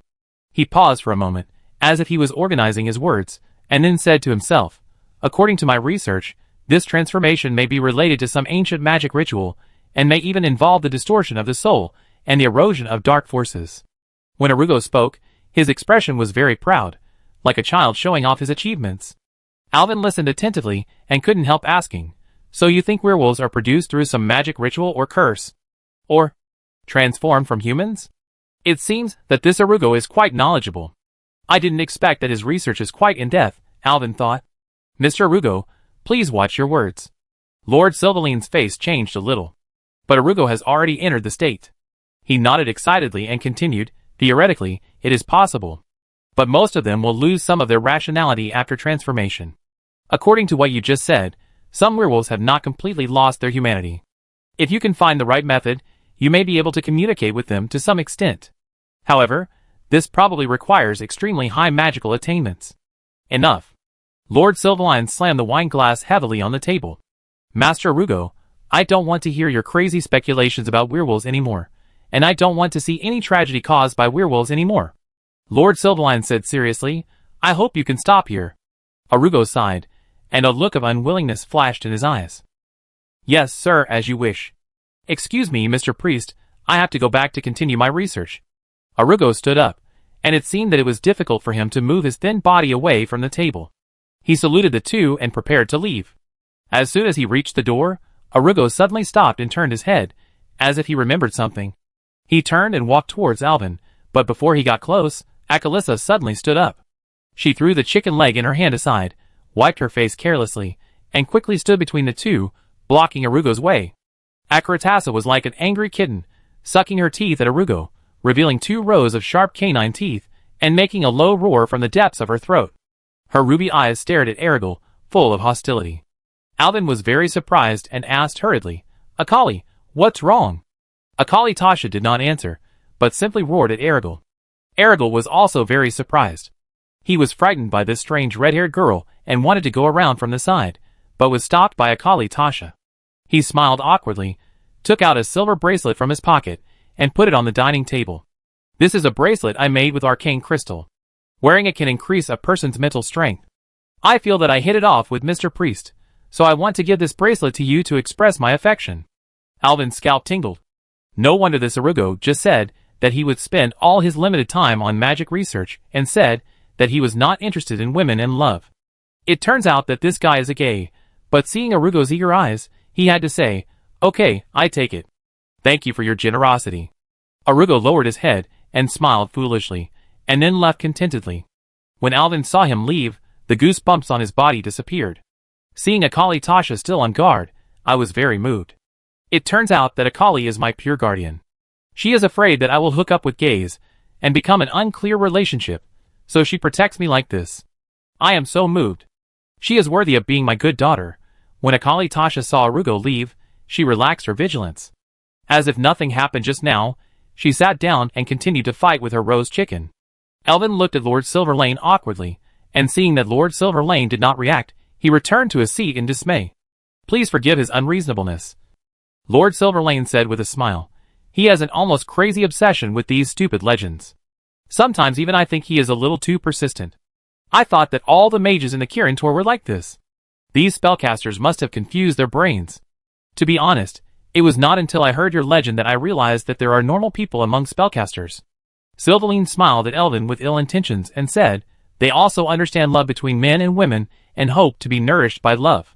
What do you think, dear Mr. Priest? Elvin knew that the Lord was teasing his relationship with the elves again, so he had to smile bitterly and said nothing. Chapter 32. Soon, lunch was over. Alvin wanted to get up and say goodbye, but Lord Silverline stopped him and warmly invited him to visit the castle. He found it hard to refuse such a kind invitation, and thought that it would be fine to go back anyway, so he went with the Lord. The interior structure of the castle was magnificent and complex, with family flags and various weapons hanging on the high stone walls. There was a horse farm on the lower floor, and someone was responsible for taking care of Silverlane's horses. After the spiral staircase, he came to the corridor upstairs, with some oil paintings hanging on both sides, which seemed to depict the glorious history of their family. The candlesticks on both sides of the corridor were burning with faint flames, reflecting a warm glow. Every step could be heard echoing on the stone floor, as if telling the antiquity and mystery of the castle. Silverline took Alvin through corridors, and finally came to a spacious study. The study was filled with various ancient books and scrolls, and the window overlooked the entire castle. Alvin noticed that there was a magic spire that was taller than the study, which was particularly eye-catching. Alvin felt strange and asked, "What is that place?" "That place is Erigel's magic tower. I gave him the highest place in the city for research, but this shady guy stayed in it almost every day. Pay attention to my words, I mean, he really doesn't come out, he eats, drinks, defecates and urinates in it. I really can't imagine what this bug has done to that house now," Lord Silverline explained. Alvin looked at the magic tower and felt that there was something wrong with it. I had been to Silvermoon City before. When I was in Silvermoon City and Quel'Thalas, I had seen countless tall and majestic magic towers, all of which were surging with arcane energy, especially the ones in the royal city, which all gave people a surging feeling. But there was an ominous aura around this magic tower. It was obvious that this was not the power of Arcane, but the shadow power that he was more familiar with. Thinking of this, Zalata suddenly trembled in his arms again. Alvin's heart moved, and he held Zalata's in his arms and asked, "Who does Mr. Aragil usually interact with? It's impossible for him to not eat or communicate at all." Lord Silverline thought about it. He doesn't come out much, and the most he does is communicate with people in the castle. Then, he has some bad tastes, and likes to give things to men. I have always suspected him. Well, how should I put it? You just saw it. I suspect that he may not like women. Lord Silverline scratched his head and smiled awkwardly. So he often gives things to some men, such as bracelets, which seem to be made by himself. I have seen it. The workmanship is average, but the crystal is indeed a rare thing. Can you tell me who he gave it to? Irvin thought of the bracelet, as if he had gradually figured out something, and asked hurriedly. Lord Silverline thought for a while and said, "As far as I know, the people he gave it to include Butler Beaver, Militia Captain Grey Waltz, and me. Of course, I think he is a bit disgusting, so I have never worn it. Look, I threw it here." As he said, he opened the bookcase and took out the crystal bracelet inside. "Please think about it again. Who did you give it to?" Alvin asked, turning his head. The Lord thought for a long time, spread his hands and said, "I don't know either." Alvin took a deep breath and said a name. "What about Briefs? Have you forgotten this person?" Lord Silverline said in shock, "How do you know this name?" Alvin sneered. "Then it seems that the rumors are true?" After hearing the name Breves, this strong middle-aged man, Silverline, immediately slumped in the chair like a deflated ball. Completely different from the high-spirited look just now, as if he was 10 years older. He nodded and said, "Yes, this poor man also received a bracelet." Silverline suddenly sat up straight and said, "What do you want to say, Mr. Priest? Do you want to say that there is something wrong with this bracelet?" "Yes." He picked up the necklace that Arugo had given him just now. "I can feel that there is magical energy in this crystal. According to a good friend of mine, this crystal allows mages to store their magic power and take it out when they need it. But what I can feel is that this crystal may not store good things, but some kind of evil, curse. I don't understand these things of your mages. Just say what you mean." Silverline frowned. Alvin slammed the bracelet on the table. "I suspect that there is a terrible curse that can turn humans into werewolves." Silverline was half believing and half doubting, thinking that Alvin's inference was a bit too alarmist. "How is this possible? I have never heard of such a terrible curse." Alvin ignored him and continued to ask, "Think back to the origin of Arugo. What did he do before? What did he say? Is there anything suspicious?" Silverline felt the pressure from Alvin and thought about it seriously. "At that time, I invited Aragil from the Kirin Tor to use his magic power to help us defeat the giant wolves left by the orcs. In fact, we did succeed, but at that time, when we had such a numerical advantage, some of my guys still fell under the claws of the giant wolves. So I thought, the giant wolves are so powerful, so wouldn't the orcs who contain them as mounts be even more terrifying?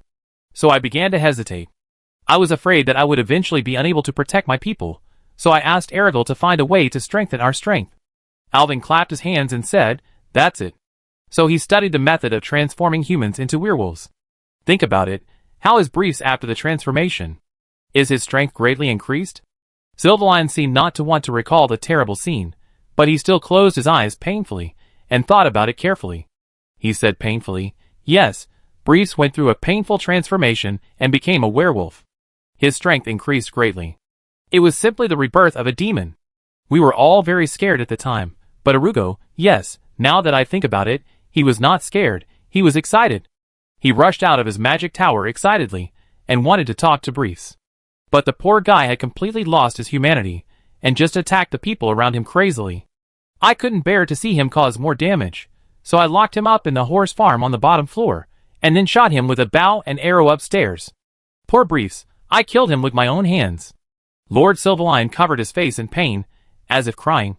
"So I now have reason to suspect that Briefs was cursed and turned into a werewolf, because he carried this bracelet with him. And he was an irrational werewolf, who couldn't communicate, right?" Alvin was anxious at the moment. "That's right, but how can you prove that it must be caused by this bracelet?" Lord Silverline asked. "That's why I'm going to prove it now. Come with me, let's go back to Sepulchre." Chapter 33. Arugo stood on the high tower, looking down at the carriage leaving the castle quickly and heading towards Sepulchre. A sinister smile appeared on the corner of his mouth, and he whispered to himself, "No one can stop my plan." The camera turned to the home of Grey Waltz, the leader of the Sepulchre militia, and his wife Anna. The house was warm and comfortable, with several family photos hanging on the wall, flowers on the windowsill, and the scent of gardenia in the air. Anna was gently changing a cold towel on her husband's leg to help him reduce the swelling. Her movements were gentle and delicate, and her eyes were full of concern. Grey looked at his wife with love in his eyes, and suddenly said, "Let's move to a place far away from the crowd." Anna was stunned. A trace of panic flashed in her eyes, and then tears could not stop falling. "You know everything?" Grey smiled bitterly. "How could I not know? After all, we are a couple who have lived together for so long." Anna turned around and threw herself into her husband's arms, and burst into tears. "Dear, I don't know what happened. I suddenly felt unwell last night, and then I wanted to lie down and rest for a while, and then my body began to change. I just felt very painful, and then I fainted from the pain. When I woke up, I found myself. I had become a monster. I was at a loss. I didn't know why this happened. I just felt a strong anger and hunger in my heart driving me to act. So I came to the sheepfold uncontrollably, and couldn't help the desire for flesh and blood. In that sheepfold, I ate a sheep alive." Anna cried and screamed, and she was very painful when she thought of the horror of yesterday. Her voice was trembling, and tears kept falling. "Then I saw you coming home, slashing at me with a knife. I used all my strength to control myself so that I didn't hurt you. I wanted to tell you that it was me, but I couldn't speak anymore, so I had to run away. But I didn't expect you to chase me into the woods. When I heard your screams, I thought you were attacked by something else, so I hurried back to see. Then the postman Jim and his men appeared and attacked me, so I had no choice but to run away." Anna sobbed and said, "But where could I go? So I made a circle, and fled to the forest behind my home. I was worried that you would get hurt, and I was also worried that I would never change back. Fortunately, after a while, I found that I was slowly turning into a human again, so I hurried home to change clothes and pretend that nothing happened. I wanted to confess to you, but I didn't know if you would kill me as a monster if I told you." "Woo woo woo," Anna said and started crying again. Grey gently touched his wife's hair. "How could that be? Actually, when I was injured, I knew it was you when I saw you coming back. Look, you are still wearing the crystal bracelet I gave you." As he said that, he hugged his wife and said, "Let's just move to a place deep in the forest where there is no one, and then see if there is any way to cure your illness." The wife thought about it, and nodded in agreement. At this time, there was a sudden knock on the door, and the voice of Lord Silverline sounded outside. "Mr. Grey Waltz, are you home? Mr. Priest and I are here to visit you." "Why is the Lord here?" Grey whispered to Anna. "Hurry up and dry your tears. Don't let anyone see anything unusual." Opening the door, Alvin followed Lord Silverline in. Silverline looked around the room, and Anna saw the Lord and dodged in a panic, and Alvin saw it all. Silverline was a straightforward man, and he got straight to the point right away. "Grey, are you feeling better? I came to you today because Aruga gave you a bracelet. Take it out, and let me see it." Grey felt very strange and said, "Yes, Lord Aruga once gave me a bracelet. At that time, I thought this bracelet was something for women, so I gave it to my wife Anna. Is there any problem?" Anna heard this, and immediately wanted to take off the crystal bracelet on her hand. Alvin and Silverline looked at each other and asked, "Excuse me, madam, have you been feeling unwell recently? Or any other abnormalities?" Grey and Anna panicked and stammered, "No." Silverline immediately took out the Lord's heirs, and said seriously, "Now is not the time to cover up for each other. Think about it first." Grey stammered and couldn't say anything, but Anna calmed down and gently stroked the crystal with her fingers. "Yes, it seems that you already know. Yes, I am a werewolf. I won't let you hurt me and my husband." Anna suddenly became angry as she spoke, and then she felt her heart suddenly beat wildly, just like the feeling last night. Under the watchful eyes of the crowd, Anna's body began to deform uncontrollably, growing long hair and claws, and finally turned into a werewolf. Then the werewolf began to destroy the house, and Silverline stopped Alvin behind him. Grey wanted to talk to his wife to wake her up, but now she was completely out of control. The werewolf pushed Grey away and hit him against the wall. Grey spurted blood and lay on the ground unable to get up. Anna moved very quickly, using her claws and fangs as weapons to rush towards Silverline. "The room is too small for us, so get out!" Silverline shouted, and quickly withdrew from the room with Alvin, and successfully led the werewolf Anna to the yard. Werewolf Anna was very powerful, and she was amazingly powerful and fast in the werewolf state. Lord Silverline was no match at all, and was quickly knocked out and fell heavily to the ground. Alvin was very entangled. If he used attack spells like Holy Fire, it might kill Anna in one go. But he didn't want to do this, because he felt that Anna could communicate through his observation yesterday. So he tried to talk to her and wake her up, but it didn't work at all. Helplessly, Alvin had to choose the skill Psychic Scream first. A burst of blue shadow energy floated over the werewolf, and the werewolf Anna was really scared and ran away, but after running for more than 10 seconds, the fear effect ended and the werewolf attacked again. Alvin wanted to continue using Psychic Scream, but found that the skill was spinning in circles, and it turned out that it had entered the cooldown time. There was no way, Anna was already close, and Alvin had to choose to put on a power shield for himself in a hurry. A golden holy light energy circle was wrapped around himself, absorbing all the werewolf's attacks, but the shield was quickly broken. This shield was broken too quickly. This is not the power shield. This is clearly the power paper. Soon, Alvin screamed and was knocked down by the werewolf's claws, with a deep cut on his neck. If Anna's claws had extended 1 centimeter further, his neck would have been broken. Werewolf Anna instantly knocked all 3 men to the ground, raised her head and howled complacently, shook her bloody claws, and slowly walked towards Alvin. Chapter 34. Just as Alvin was about to be at his wit's end, a red light suddenly flashed on his side. A red figure rushed up, put his hands against the werewolf's palms, and then held each other's hands and stopped moving, as if wrestling with the werewolf. Alvin covered his wounds, and cast a powerful healing spell on himself to stabilize his injuries. He looked up and saw that it was Akali Tasha who came. She was like an angry little beast.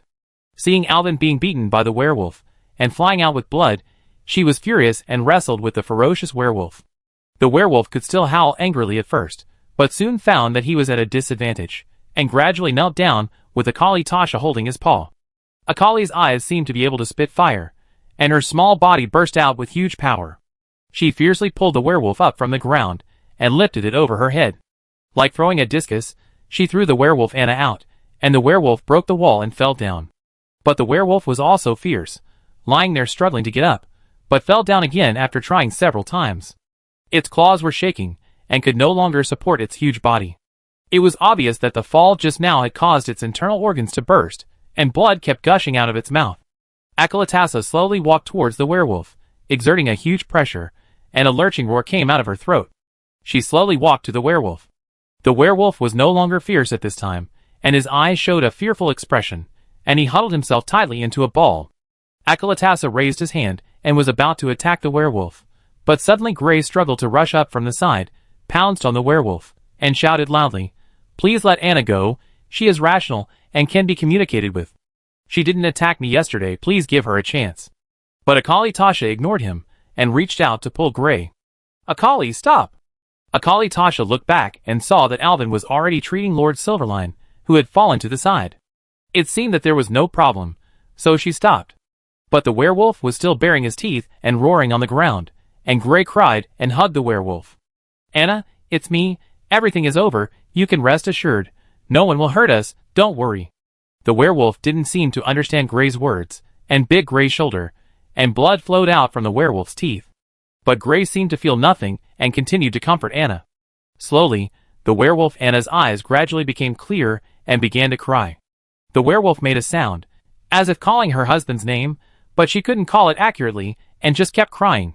Seeing that Anna had regained her sanity, Gray slowly kissed the werewolf for a long time. Gradually, the restless werewolf calmed down. As time passed, the werewolf gradually became smaller, its claws turned into hands, its hair slowly disappeared, and finally it turned back into a human form, kissing Gray. The two cried with joy. But Anna coughed violently several times, and spit out a lot of blood. Anna, how are you?" Gray was anxious and spit out a mouthful of blood. He was also hit hard just now. "Gray, where are you?" Anna grabbed her husband's hand with her eyes wide open. "I'm so cold, why is it so dark? Are we going to die?" I'm sorry, it's all because of me in the end." "It's not your fault, Anna, it's not your fault, I should have believed you, woo woo woo." Gray saw that Anna's eyes were no longer visible, so he held his wife's head and wailed heartbreakingly. The two hugged each other and cried, coughing up more and more blood. If they didn't help, I'm afraid this pair of unfortunate lovers would soon die together. But there was not even a church in the small town of Sepulchre, and Lord Sivillane was as anxious as an ant on a hot pot. Suddenly, a gentle golden light fell all around, as if the dawn was just coming, spreading all over the earth.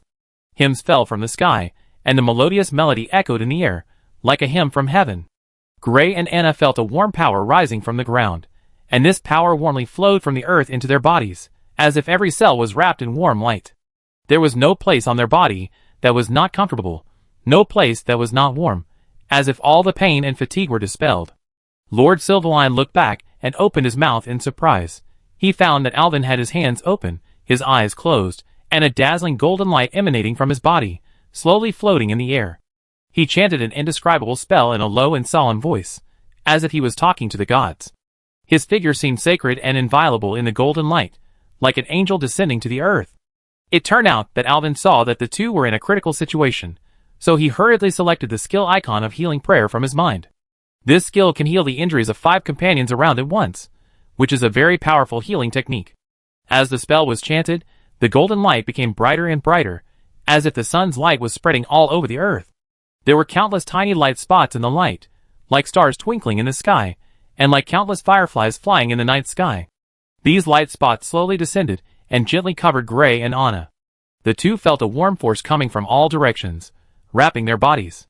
The force seemed to have life, gently soothing their wounds and dispelling all the pain and fatigue.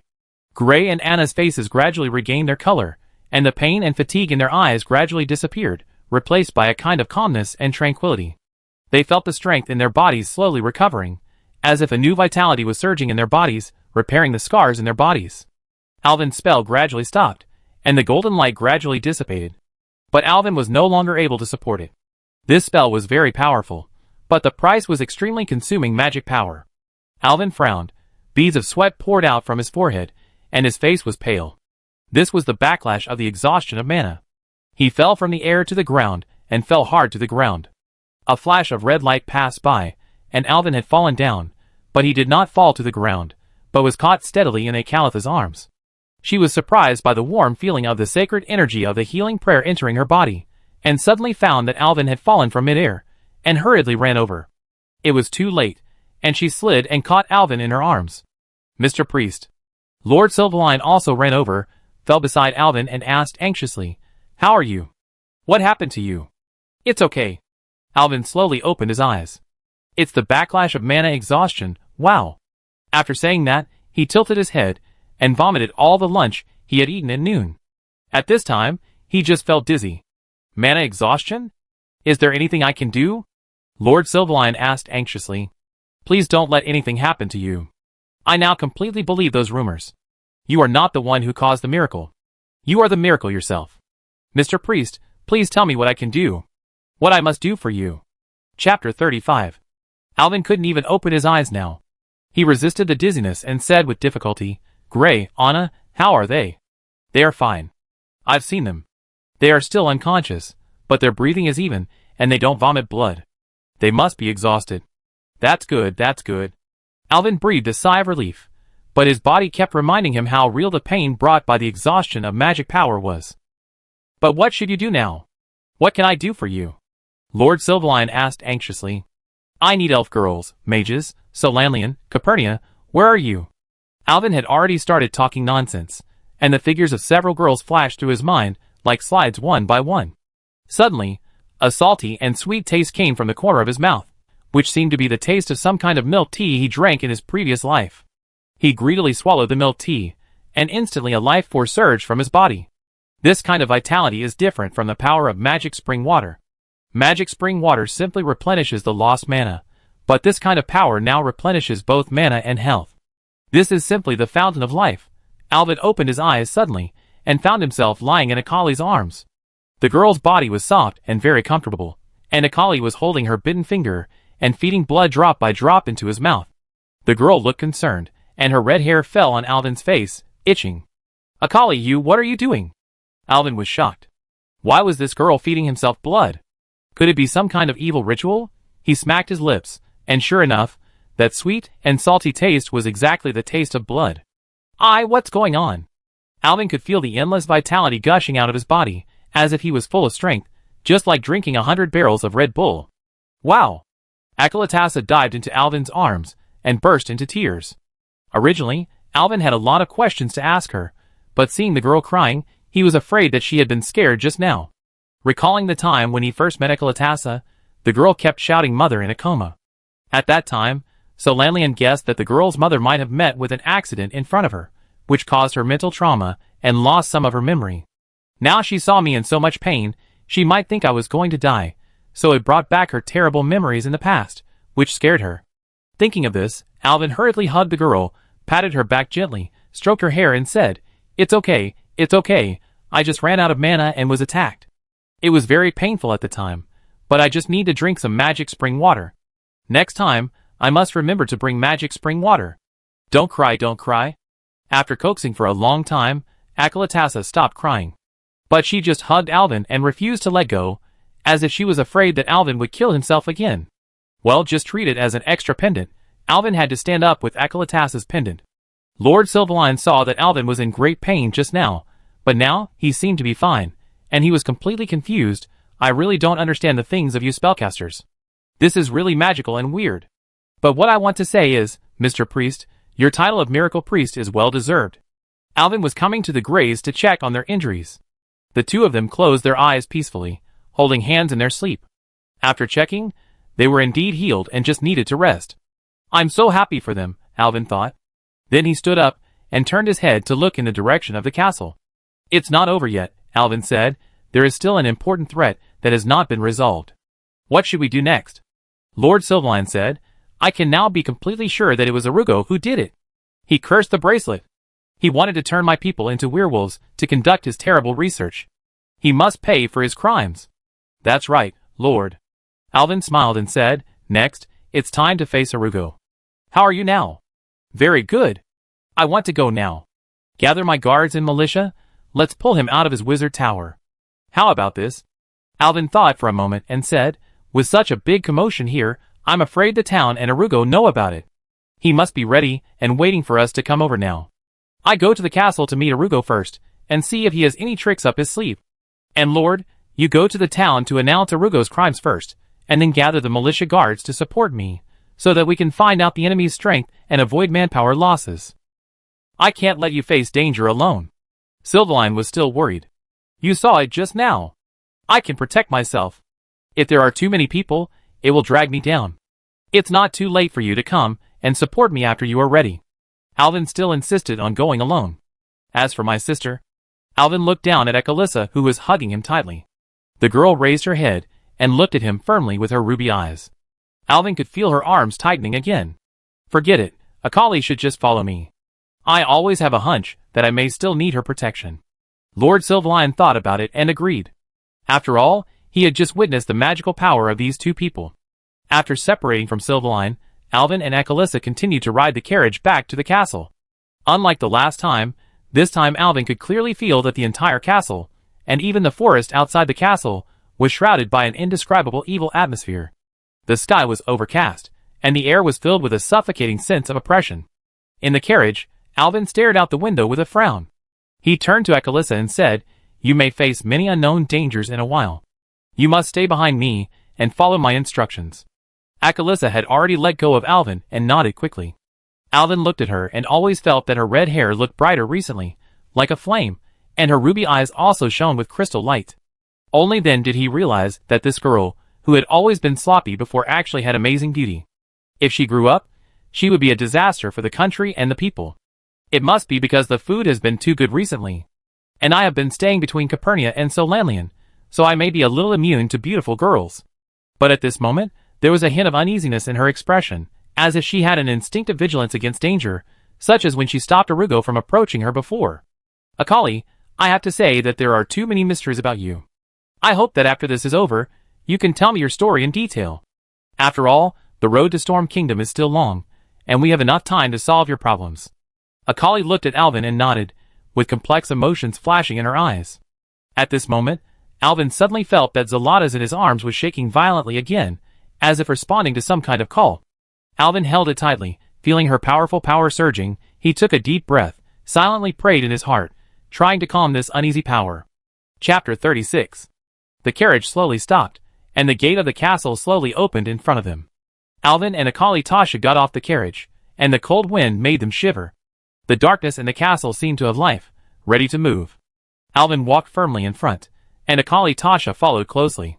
They walked into the castle step by step, and the dark atmosphere around them became stronger and stronger, as if waiting for their arrival.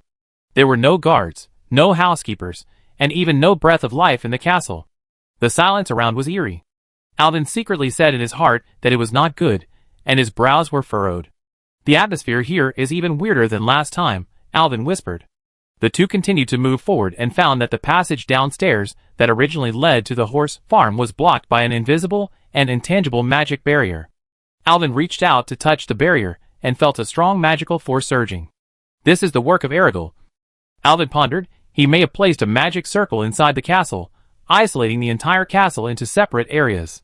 At this moment, a burst of evil laughter came from the top of the tower and echoed throughout the castle. Alvin's voice was gloomy and proud. "Dear Mr. Priest, welcome to my castle. Now I have renamed this castle Shadowfawn Castle. I believe that you are smart enough to know my plan. If you are here to assist me, put on the bracelet and submit to me.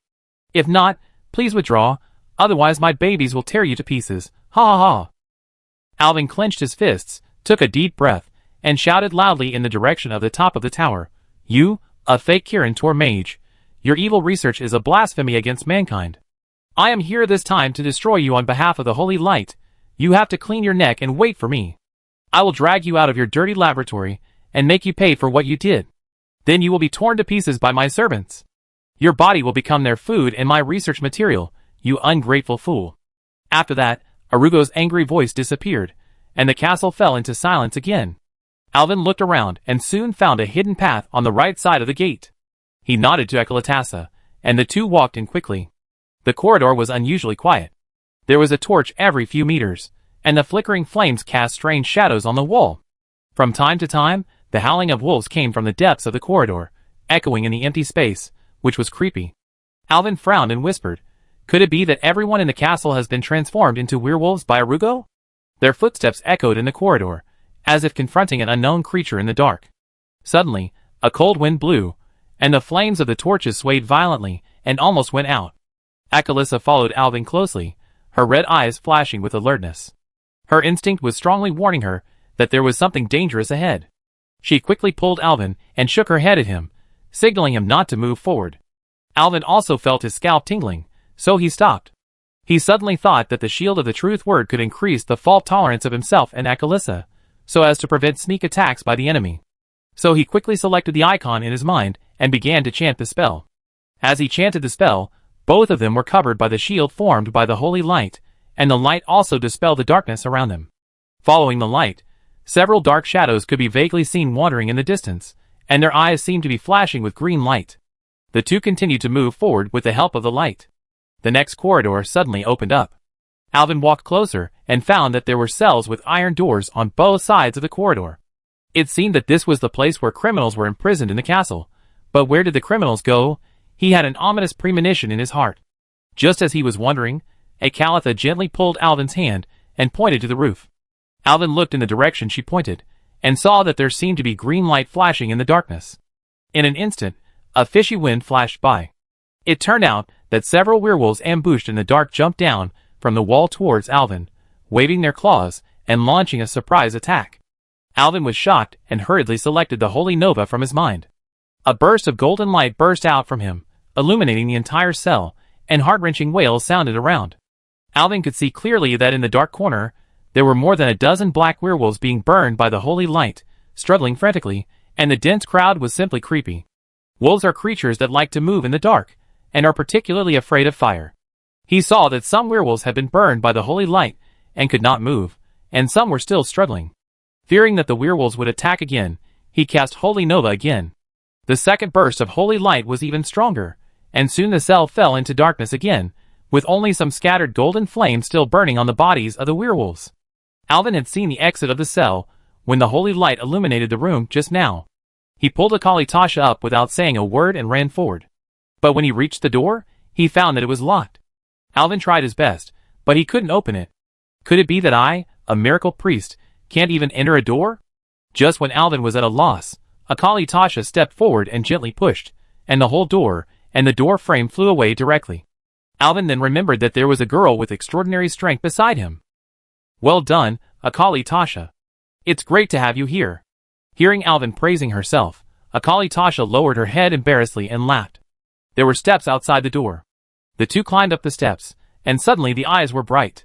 It turned out that this place led to the horse farm at the bottom of the castle. The two slowly entered the horse farm. There was no one on the lawn.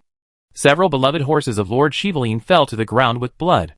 The broken meat and blood almost dyed the huge lawn red. Alvin and Akali Tasha carefully crossed the horse farm and came to a fork in the road. There was a door on the left. Alvin vaguely remembered that it was the road leading to the banquet hall. On the right was a spiral corridor, but this road was also blocked by a magic barrier. Alvin had no choice but to enter the door on the left. After entering, he found that this was the kitchen of the castle. The chef should have sent the cooked food to the table in the banquet hall from here. Huff huff, a sound came, and a tall werewolf was busy on the chopping board with his back to them. Alvin and Akali Tasha slowly approached. The werewolf heard the sound, turned around, and quickly locked his eyes on the two. This werewolf was very strange, and he was wearing a tall chef's hat. Maybe the chef here turned into a werewolf, Alvin thought.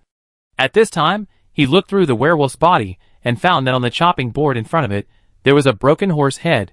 The werewolf's mouth was full of horse flesh and blood, which was extremely tragic. And the werewolf's eyes were staring at him viciously. Chapter 37. The chef werewolf found two living people behind him. Hunger and killing instincts made him crazy. He howled to the sky a few times and rushed forward. Alvin was prepared. He selected the icon of the holy fire in his heart and struck the werewolf's head with holy fire before the werewolf ran in front of him. The werewolf fell down with a painful wail and struggled for a few times before he stopped moving. When Alvin saw the werewolf fall, he relaxed his vigilance and wanted to bypass the werewolf's body from the side. His holy fire was still as powerful as ever. Alvin was complacent when the saladas in his arm suddenly shook violently. In an instant, Alvin felt that his body became extremely heavy, and every step was extremely difficult. His vitality was being quickly drained. When he reacted, his body had already fallen to one side uncontrollably. A Calitha screamed and supported Alvin. He looked back and found that the werewolf lying on the ground was not dead. It was lying on the ground, stretching out a wolf claw, staring at him with vicious eyes. At the tip of the claw, there was a dark blue magic whip that seemed to have a real form connected to him. He was too familiar with this skill. It was the whip of the Shadow Priest. The scientific name is mental whipping. The Shadow Priest's skill was used on him. Alvin knew that being eroded by shadow magic was too uncomfortable, as painful as being bitten by thousands of ants. While reciting the spell to activate the magic to give himself a recovery, Alvin selected the skill of silence from his mind. The werewolf seemed to be choked by a pair of invisible hands, interrupting its casting and unable to chant the spell anymore. The mental whip was interrupted, and the shadow began to dissipate from Alvin's body. However, the werewolf was attacked by the magic power that had nowhere to vent after being silenced, and rolled over in pain. It turns out that being silenced can not only interrupt the casting of spells, but also bring painful backlash to the person whose spell is interrupted. Alvin's blood is now boiling, and he just wants to pay blood debt with blood, and let this dark and despicable werewolf pay the price. I must also use the skills of the Shadow Priest to fight back. He frantically urged the shadow magic power in his body, and quickly connected with the shadow elements in the magic network. The darkness in the space quickly surged into Alvin's body in a visible way. Alvin's body was quickly wrapped by the shadow elements, and turned into a dark ball. Alvin, who was in the shadow, had also selected the skill of mental whip in his mind. As the low spell floated out of Alvin's mouth, a black magic column as thick as a Kodo beast's thigh hit the werewolf, like lightning. The werewolf showed a horrified expression, but it was seriously injured and had no power to dodge, so it had to bite the bullet and take the blow. The moment it was hit by the shadow energy, the werewolf's flesh and blood suddenly disappeared as if it was crushed, and it let out a heart-wrenching and piercing wail. Alvin was horrified to find that he could not stop his magic. There was a voice whispering in his ear, as if encouraging him, guiding him, letting him release and vent as much as he could. The impact of the magic power in his body became more and more violent. He continued to activate the magic power unconsciously. The huge shadow energy surged out rapidly, quickly burning the werewolf into black ashes, leaving no body behind. However, the shadow power continued to move forward, smashing the thick brick wall and shooting into the sky outside. But this is not over yet. Dark energy continues to gather around Alvin. He screams in pain. His reason has long gone. Now Alvin has only endless emptiness, coldness and pain. At this time, a warm life force surges into Alvin's body, instantly dispelling the darkness. It turned out that Akalissa saw Alvin wailing in pain and rushed into the darkness out of worry. She hugged Alvin in her arms and used her life energy to drive back Alvin's darkness. Alvin felt that his spirit began to gradually return.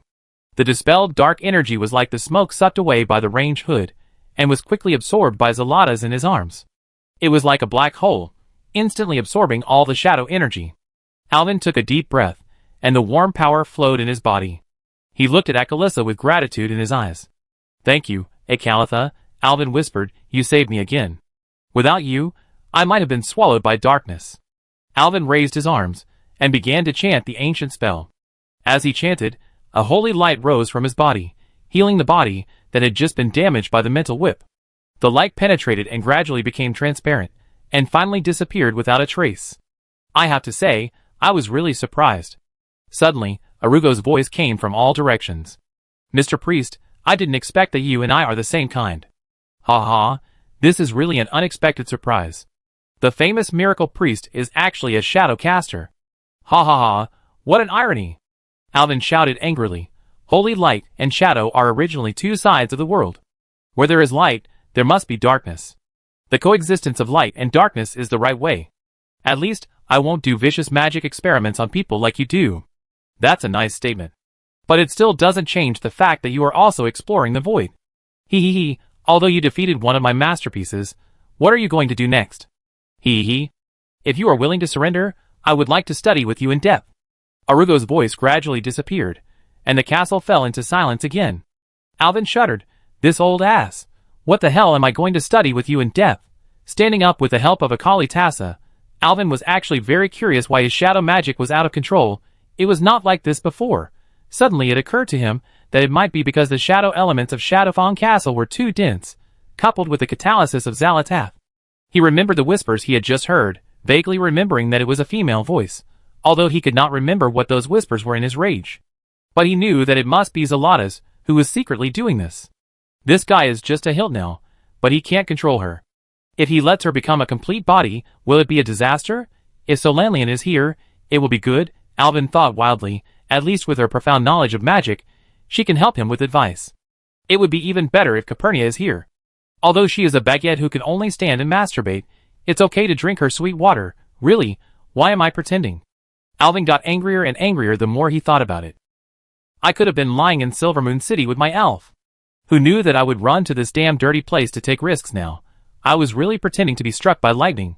Alvin's face was happy and serious at one moment, and the rapid change of expression scared Akalitassa, who thought he was mentally ill again, and quickly held Alvin's hand. Alvin felt Akalitassa's warm power, and then he came back to his senses from his wild thoughts. I'm fine. I was distracted by thinking about something just now. The most urgent thing now is to stop Erigel. Alvin looked at Akalissa, who looked worried, and shook her hand. He seemed to feel her hand trembling, as if she was still worried about what happened just now. Don't be afraid. I will be careful when using shadow magic in the future. Let's move on. Soon, the two of them came to the banquet hall through the kitchen. The furnishings in the banquet hall were exactly the same as in the morning, and looked the same as when he and Lord Sylvain left.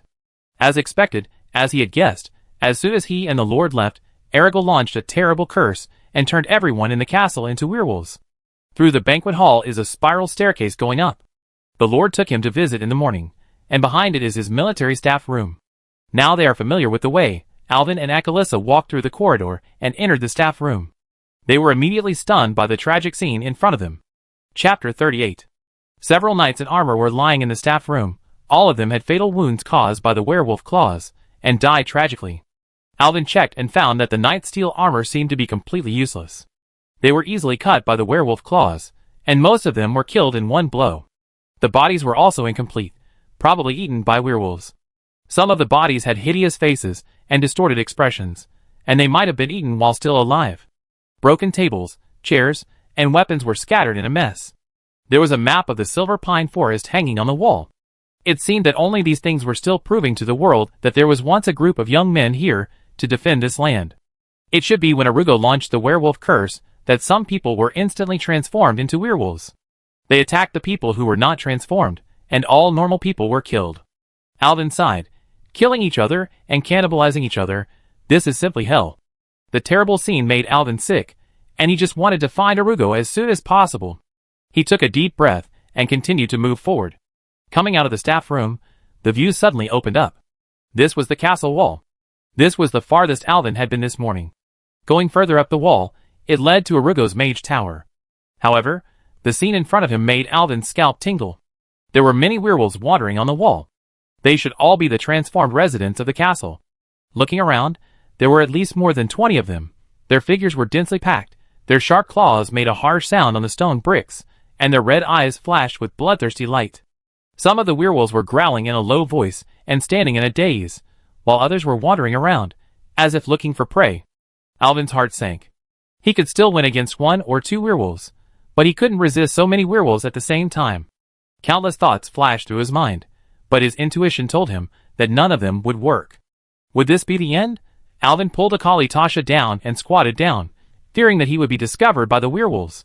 He looked at the wolf pack helplessly, then at Akali Tasha, and suddenly a glimmer of hope ignited.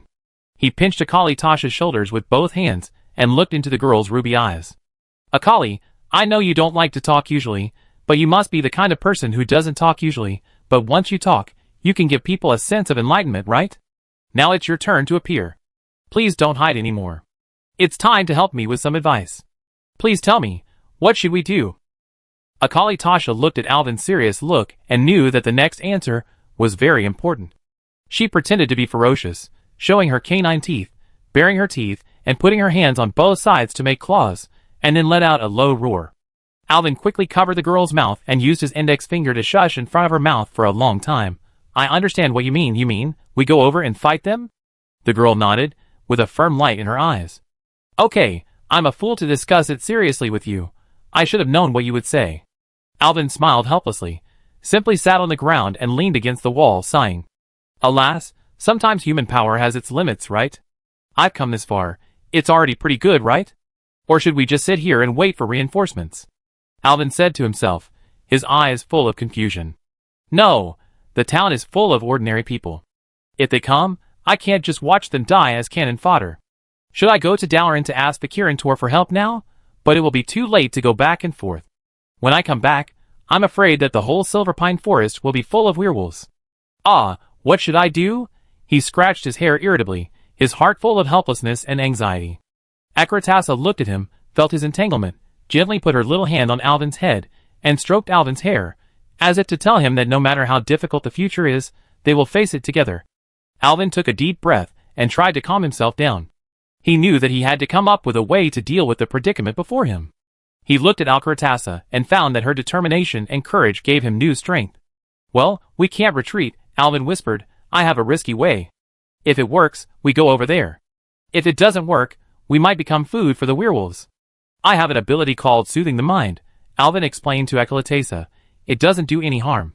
The main effect is to relax people, soothe their emotions, and reduce their vigilance. In other words, I will release the soothing mind to these werewolves, and then reduce their vigilance range and weaken their mental strength. Now we can take the opportunity to sneak in from the wolf pack. But don't be happy too soon. First of all, this skill can only be used on humans or dragons. I'm not sure whether werewolves are considered humans. Secondly, this skill is unstable, and is related to everyone's mental strength. What if some werewolves have strong mental strength, and are not affected by my magic, or wake up early? Then we will be finished. That's it, do you dare to try? Akalissa's eyes lit up when he heard this, and he nodded hurriedly. Come on, if you can survive this time, you must reward yourself with a roasted suckling pig. Let's go! Alvin and Akalissa stood up on tiptoe, and moved forward little by little along the wall. Feeling that the distance was almost there, Alvin took a deep breath, closed his eyes, concentrated his mind, and selected the skill icon that soothed his soul in his mind. His fingers trembled slightly, and he silently chanted a spell in his heart. As the spell was chanted, his palm began to emit a soft golden light. The light gradually became brighter, as if a small sun rose in his palm. When he opened his eyes, the golden light was like warm sunshine, slowly spreading around. Each ray of light carried the power to soothe people's hearts, gently caressing the heads of each werewolf. Wherever the light went, the werewolf's eyes gradually became soft, and the originally fierce expression also dissipated, and it seemed that the expression was not so scary anymore. He whispered, now. Then he pulled Akalissa into the wolf pack. Unfortunately, Soothing the soul can only soothe others, but Alvin himself was extremely nervous. He was sweating profusely, and walked carefully among the wolves, trying to choose to walk on the center line between the two werewolves. After a few steps, he felt uneasy and released the soothing soul again. But there was still a werewolf patrolling towards them, shaking his head. Alvin wanted to retreat, but there was also a werewolf behind him, and there was really nothing he could do. In order to reduce his own footprint, Alvin hugged Echolissa tightly in his arms, wishing he could press her into his body. Watching the werewolf getting closer and closer, Alvin closed his eyes nervously, and his heartbeat vibrated in his chest like a drum. He could feel the cold sweat sliding down his forehead and dripping down his cheeks to the ground. His breathing became rapid, and every breath he inhaled seemed to be inhaling cold air, stinging his lungs. The werewolf was approaching, and the air was filled with a foul smell that was the werewolf's breath, mixed with the smell of blood and decay. Alvin's nose wrinkled slightly, and his stomach churned, but he forced himself to stay calm.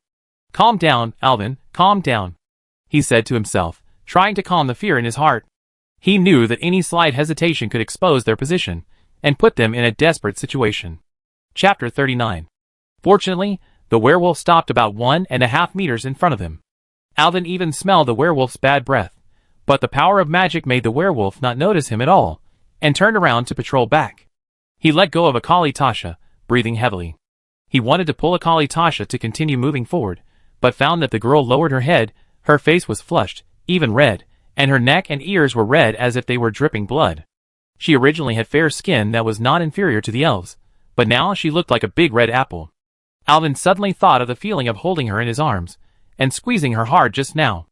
Thinking of that touch, this girl is definitely not ordinary, although Akali has been wearing her priest robe, which is very wide and her figure cannot be seen at all, but the previous touch clearly felt Akali's capacity. He remembered that sentence. Children always grow up when their parents don't know. Akaratasa has not only grown up, but will even bring disaster to the country and the people in the future, but now this is not a good place to sigh. Alvin took Alvin's hand and quickly crossed the wolf pack. The second half was finally safe. But when they walked to the end of the city wall and the gate of the tower, something happened. The effect of soothing the soul suddenly ended. The wolves, who were originally quiet as if they were asleep, suddenly turned their heads collectively, with fierce light flashing in their eyes, staring at Alvin and Akali Tasha. After a short pause, a series of roars broke out from the wolf pack, and they rushed towards them ferociously. "Close the door quickly. Stop the wolves!" Alvin shouted, and his voice trembled with nervousness. The two hurriedly entered the door, one at a time, and closed the door in the middle, but the closest werewolf still rushed in, and the momentum was so strong that he fell directly on the ground in front, and rolled several times before the door was completely closed. Irvin didn't care about anything and installed the bolt first. He was sure to kill only one werewolf.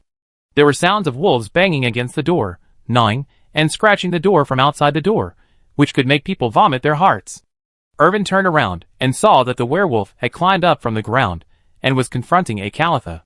He was about to use the holy fire to kill the werewolf, but suddenly there was a deafening howl from the top of the hall, and a black giant wolf fell from the sky and stepped on the werewolf under its claws. This is a real giant wolf. It is huge, like a small house. Its hair is as black as the night, shining with a cold luster. Its eyes were like two burning rubies, emitting a ferocious light. Its claws were as sharp as steel, and every time it stepped on the ground, it could leave deep claw marks on the ground. The wolf mouth opened, revealing its sharp fangs, and it directly bit half of the struggling werewolf's body.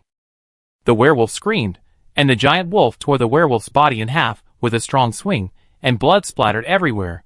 The giant wolf swallowed the werewolf's remains without hesitation, revealing a ferocious expression, as if declaring its dominance. The werewolf's flesh and blood were still hanging on the corners of its mouth, and blood dripped down its fangs to the ground, making a creepy sound. The giant wolf licked the corners of its mouth with its tongue, as if it was savoring the prey just now. Its body was strong and flexible, and its muscles bulged under its fur, as if it contained infinite power. A big tail is like a huge whip, and a light flick can knock the surrounding objects away. Alvin was stunned by this sudden change. He had never seen such a huge creature. The giant wolf mentioned by Jim and Lord Silverline before turned out to be such an unimaginable guy. No wonder Lord Silverline felt desperate. Can such a terrifying giant really be tamed? The giant wolf did not give Alvin enough time to think about tactics. It pounced directly. Alvin saw the huge black shadow looming, and his heart tightened. He quickly picked up Akali Tasha and dodged to the side. The two rolled over and narrowly avoided the fatal blow of the giant wolf. The giant wolf's claws scratched deep marks on the ground, and dust flew. Before the two stood firm, the giant wolf had jumped up again, and its huge body drew a black arc in the air, rushing straight towards Alvin. Alvin had no time to properly chant spells and cast spells. He could only pull Akalissa and roll on the spot, avoiding the beast's claws in a panic. "Akaratasa, be careful," Alvin shouted. His heartbeat was vibrating in his chest like a drum, and cold sweat was sliding down his forehead. He knew that they had to come up with a countermeasure as soon as possible, otherwise they would not be able to escape this disaster. After the giant wolf landed, it turned around quickly, staring at Alvin with its huge eyes, and a cruel smile on the corners of its mouth. It growled, revealing its sharp fangs, as if mocking Alvin's inability to resist. Alvin took a deep breath and forced himself to calm down. He knew that he had to use instant spells to quickly resolve the battle, but after the fierce battle with the chef werewolf just now, Alvin seemed to have PTSD of Shadow's spells.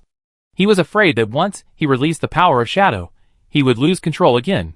Various instant spells flashed through Alvin's mind quickly. He caught a glimpse of Akalissa's nervous expression from the corner of his eye. She was pale. The continuous rolling just now had made the girl covered in dust, but there seemed to be no fear in her ruby-like eyes.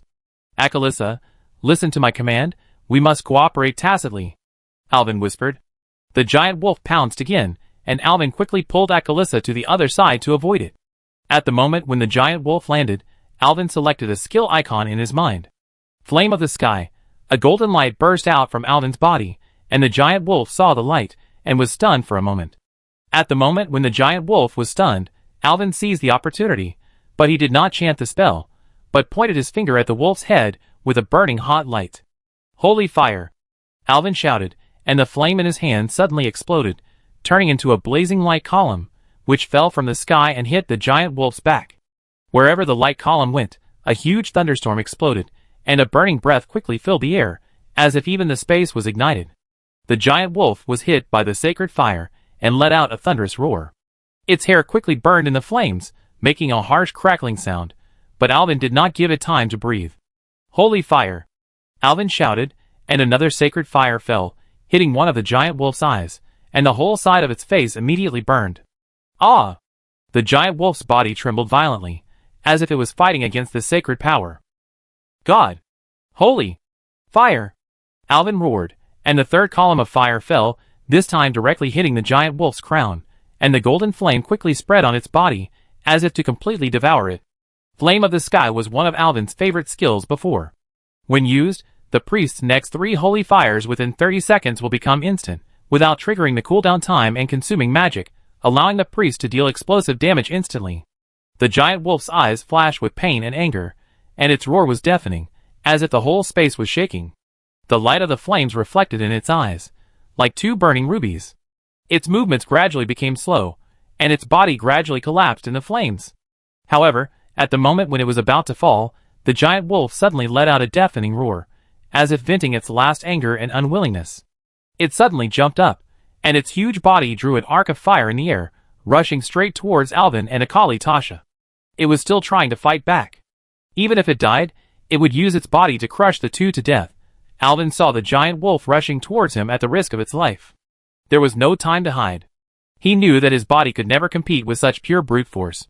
He roared with all his strength, "Akaratasa! Knock this beast away!" Chapter 40. Before Alvin's roar fell, Akalissa had already leaped up from the side, as if dancing a graceful dance. "Roar!" She roared loudly, with great determination in her voice. Her long red hair was like fireworks exploding in the air, and she slammed into the giant wolf's chest. Her power seemed to come from a distant era, and every inch of her muscle was filled with protective power. Bang! A deafening crash came from the air, and the giant wolf let out a painful howl, and was hit by Akalissa's impact like a flaming meteor.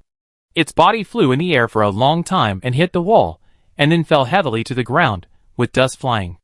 The giant wolf's eyes were full of fear, as if it had never encountered such a powerful opponent. Then it let out a shrill howl, and its body trembled violently. Finally, the giant wolf's body collapsed in the sacred flames, turning into a pile of burning ashes, scattered on the ground. Alvin stared at the scene in amazement, his heart filled with shock. He knew that Akalissa had brute strength, but he didn't expect her to show such a strong power. Alvin breathed a sigh of relief. Feeling a little exhausted, his palms were still shaking slightly, but he knew that they had finally defeated the beast. He turned his head to look at Akalisa, and found that she didn't have any abnormality because of the attack just now, as if it was just an ordinary blow. But her eyes were full of expectation, and she looked up, as if waiting for Alvin's praise. "We did it, Akalisa!" Alvin shouted excitedly, with great joy and excitement in his voice. He laughed loudly, picked up Akali Tasha, and held her armpits and spun around excitedly. Akali Tasha shouted and laughed, patting Alvin's hand, signaling him to put her down. Alvin put Akali Tasha down, but still held her hand tightly. "Akali Tasha, I've decided," Alvin said suddenly, with stars in his eyes. "I'm going to give you a roast suckling pig, and I never complain about you eating too much. Eat as much as you want. After all, the more you eat, the stronger you will be. Priest, your name as a miracle priest is indeed worthy of its name." The two were immersed in the joy of victory, and Arugao's voice suddenly sounded in the air again. At this time, he seemed to have lost his composure, and his angry and unwilling voice echoed around the tower. "You should understand me better. In this world, humans are very weak. They cannot protect themselves with their own abilities. Even Anduin Lothar, who is as strong as he is, died at the hands of orcs. You have also peeked into the void, and you know that there will be other more terrifying threats in the future. So we must give humans the power to protect themselves, such as evolution." Alvin shook his head, clenched his fists, and shouted in a loud and passionate voice, "Erigel, you are wrong. You underestimated the courage and strength of humans. We are not as weak and powerless as you think. We have an extremely strong will and infinite potential. No matter how powerful the enemy is, we will not retreat, because we know that it is the responsibility of each of us to protect our homes and loved ones. The Orc War is a testament to everything. We have faced enemies stronger than you, but we still persevered. We used wisdom and courage, united as one, and finally won. That war proved that as long as we are united, no enemy is invincible. And you?" Alvin said contemptuously, "Demons like you who have no respect for the lives of others are not worthy of putting yourself in the position of a god and saying that you can help humans evolve. You don't understand. You don't understand at all. Human weakness and powerlessness cannot be changed. Only I can give them real power." Arugo's voice became hysterical, as if he was trying to hide his fear and anger. "Your so-called power is nothing but a blasphemy and manipulation of life. Real power comes from inner firmness and belief, not from external imposition. You will regret it. You will pay the price for your stupidity." Alugo's hysterical roar still echoed in the air, but Alvin didn't want to talk nonsense with Alugo anymore. He recalled his experience along the way, and was full of emotion. From the initial confusion and fear to the current determination and confidence, the tests and challenges he has experienced have made him stronger, and every battle has made him more aware of his strength and potential. He remembered that when he faced the first werewolf, his hands were shaking and his heart was full of fear. But he did not retreat, but bravely faced the battle. He learned how to stay calm in a crisis, and how to find hope in desperate situations. He understood the importance of teamwork, and the power of trust and friendship. Capernia, Solanlian, and Akalisa accompanied him, giving him endless support and encouragement, allowing him to see the light even in the darkest moments. Alvin knew that along the way, he not only became stronger, but more importantly, he was no longer the confused traverser. He found his own beliefs and mission, and he passed on courage and hope to everyone as a priest in this world full of sadness. Arugo's voice stopped ringing, and he finally had time to check around. Alvin found that this was a round room with ancient runes and magic circles on the walls, emitting a faint blue light. There was a faint smell of blood and decay in the air, which made people shudder. Now he should be at the bottom of the magic tower. The giant wolf should be the watchdog raised by Arugo. "Akratasa, we have to keep going up," Alvin whispered. "I have a feeling that if we go up further, we should be able to see Arugo soon." The two smiled at each other, and then carefully looked for the exit in the room. As Alvin expected, they soon found the spiral staircase leading to the upper floor. "Let's go, Akalisa," Alvin said softly, and took the lead to step up the stairs, followed by Akalisa, and the two climbed up step by step. Finally, they reached the end of the stairs, and in front of them was an old and heavy wooden door. The door was engraved with complex runes and emitted a faint blue light. Alvin took a deep breath and reached out to push the door open. Behind the door was a spacious hall, which was divided into 2 floors. There were several bookcases around the lower floor, which were full of magic books. The upper floor of the hall was only a circle around the wall, with a patio in the middle, and you could directly see the lower floor. On the upper floor of the hall, Arugos stood there, his eyes filled with fear or anger. On the lower floor, 3 werewolves of particularly large size were staring at Alvin and Akalissa. "Mr. Priest, you are finally here," Arugos said coldly. "Do you think you have won by defeating my pet? You are too naive." Arugos sneered, and waved his hand to signal the werewolves beside him to prepare for attack. "I am tired of your naivety. Let's see how capable you are." Chapter 41. Alvin and Akalissa stood in the center of the hall, facing Erigel and his 3 werewolves. The air was filled with tension, and a fierce battle was about to break out. Suddenly, Erigel waved his staff, and 3 werewolves pounced on him like black shadows. 2 of them went straight to Alvin, and the other pounced on Akalissa. Alvin's heartbeat suddenly accelerated. He knew that Erigel had seen through his weakness. Close combat. Alvin's magic was powerful, but once he was attacked by a close-range fast attack, he would be forced to be in a hurry by the werewolves, which greatly affected his spell release. He wanted to copy the method of defeating the giant wolf again, using the 3-hit sacred fire of the sky flame, but he was shocked to find that the icon in his mind was gray. It was uncooling and could not be used. In a hurry, he had to select a skill icon of Mind Scream and recite the ancient spell. But it was too late. A burst of blue-black light burst out from his body, and the psychic scream was successfully released. The werewolf's claws had left several deep scars on Alvin's shoulders. The shadow power carried by the psychic scream was like an invisible blade, hitting the werewolf's brain directly. The 2 werewolves howled at the same time, their eyes full of fear. Their bodies began to tremble, as if they had seen the most terrible nightmare. A moment later, the werewolves fled in all directions, completely losing the will to fight. Alvin knew that the fear was limited in time, and the 2 werewolves would regain consciousness and kill again at any time. He quickly locked onto one of the werewolves, who was close to him, and the icon of the holy fire appeared in his mind. Golden light quickly gathered at his fingertips, and he quickly chanted a spell. "In the name of the holy light, disappear." Alvin chanted in a low voice, and the golden light at his fingertips became more and more dazzling. At the moment he released the holy fire, a blazing beam of light shot out from his hand, and hit the werewolf directly. The golden flame instantly wrapped around the werewolf's body, making a piercing howl. However, something unexpected happened. At the same time Alvin released the holy fire, he was hit hard by a shadow arrow on his back. The black energy quickly spread throughout his body, and he felt that his vitality was greatly reduced, and his whole body was eroded by the power of shadow, and he was in great pain. "Ah!" Alvin cried out in pain, and his body trembled involuntarily. He reluctantly turned his head, and saw Arugos standing not far away, with the staff in his hand still emitting black light. It turned out that Arugos quietly appeared behind Alvin while he was fighting with the werewolf, and released this fatal blow. Alvin gritted his teeth, endured the severe pain in his body, and tried to concentrate. He must find a way to remove the erosion of the shadow power as soon as possible, otherwise he will not be able to continue fighting. His fingers trembled slightly, but he gritted his teeth, endured the severe pain in his body, and quickly added a power shield to himself. The shield of holy light flashed around him, temporarily alleviating the erosion of the shadow power. However, the scene of his injury just now was seen by Akali Tasha, and the girl's heart was suddenly filled with worry and anger. Distraction during the battle is a taboo. Roar! Akali Tasha roared, and became ruthless, and punched the werewolf that was entangled with him with a heavy punch. The werewolf was knocked away by the powerful force, and fell to the ground. But Akalissa did not step forward to give the werewolf the final blow, but ran to Alvin to protect him without hesitation. However, the werewolf that was knocked away was not fatally injured. It quickly stood up, with a fierce light flashing in its eyes, jumped behind her, and launched a fatal attack on Akalissa's back. The werewolf was extremely fast, and its sharp claws flashed cold light in the moonlight, rushing straight to Akalissa's back.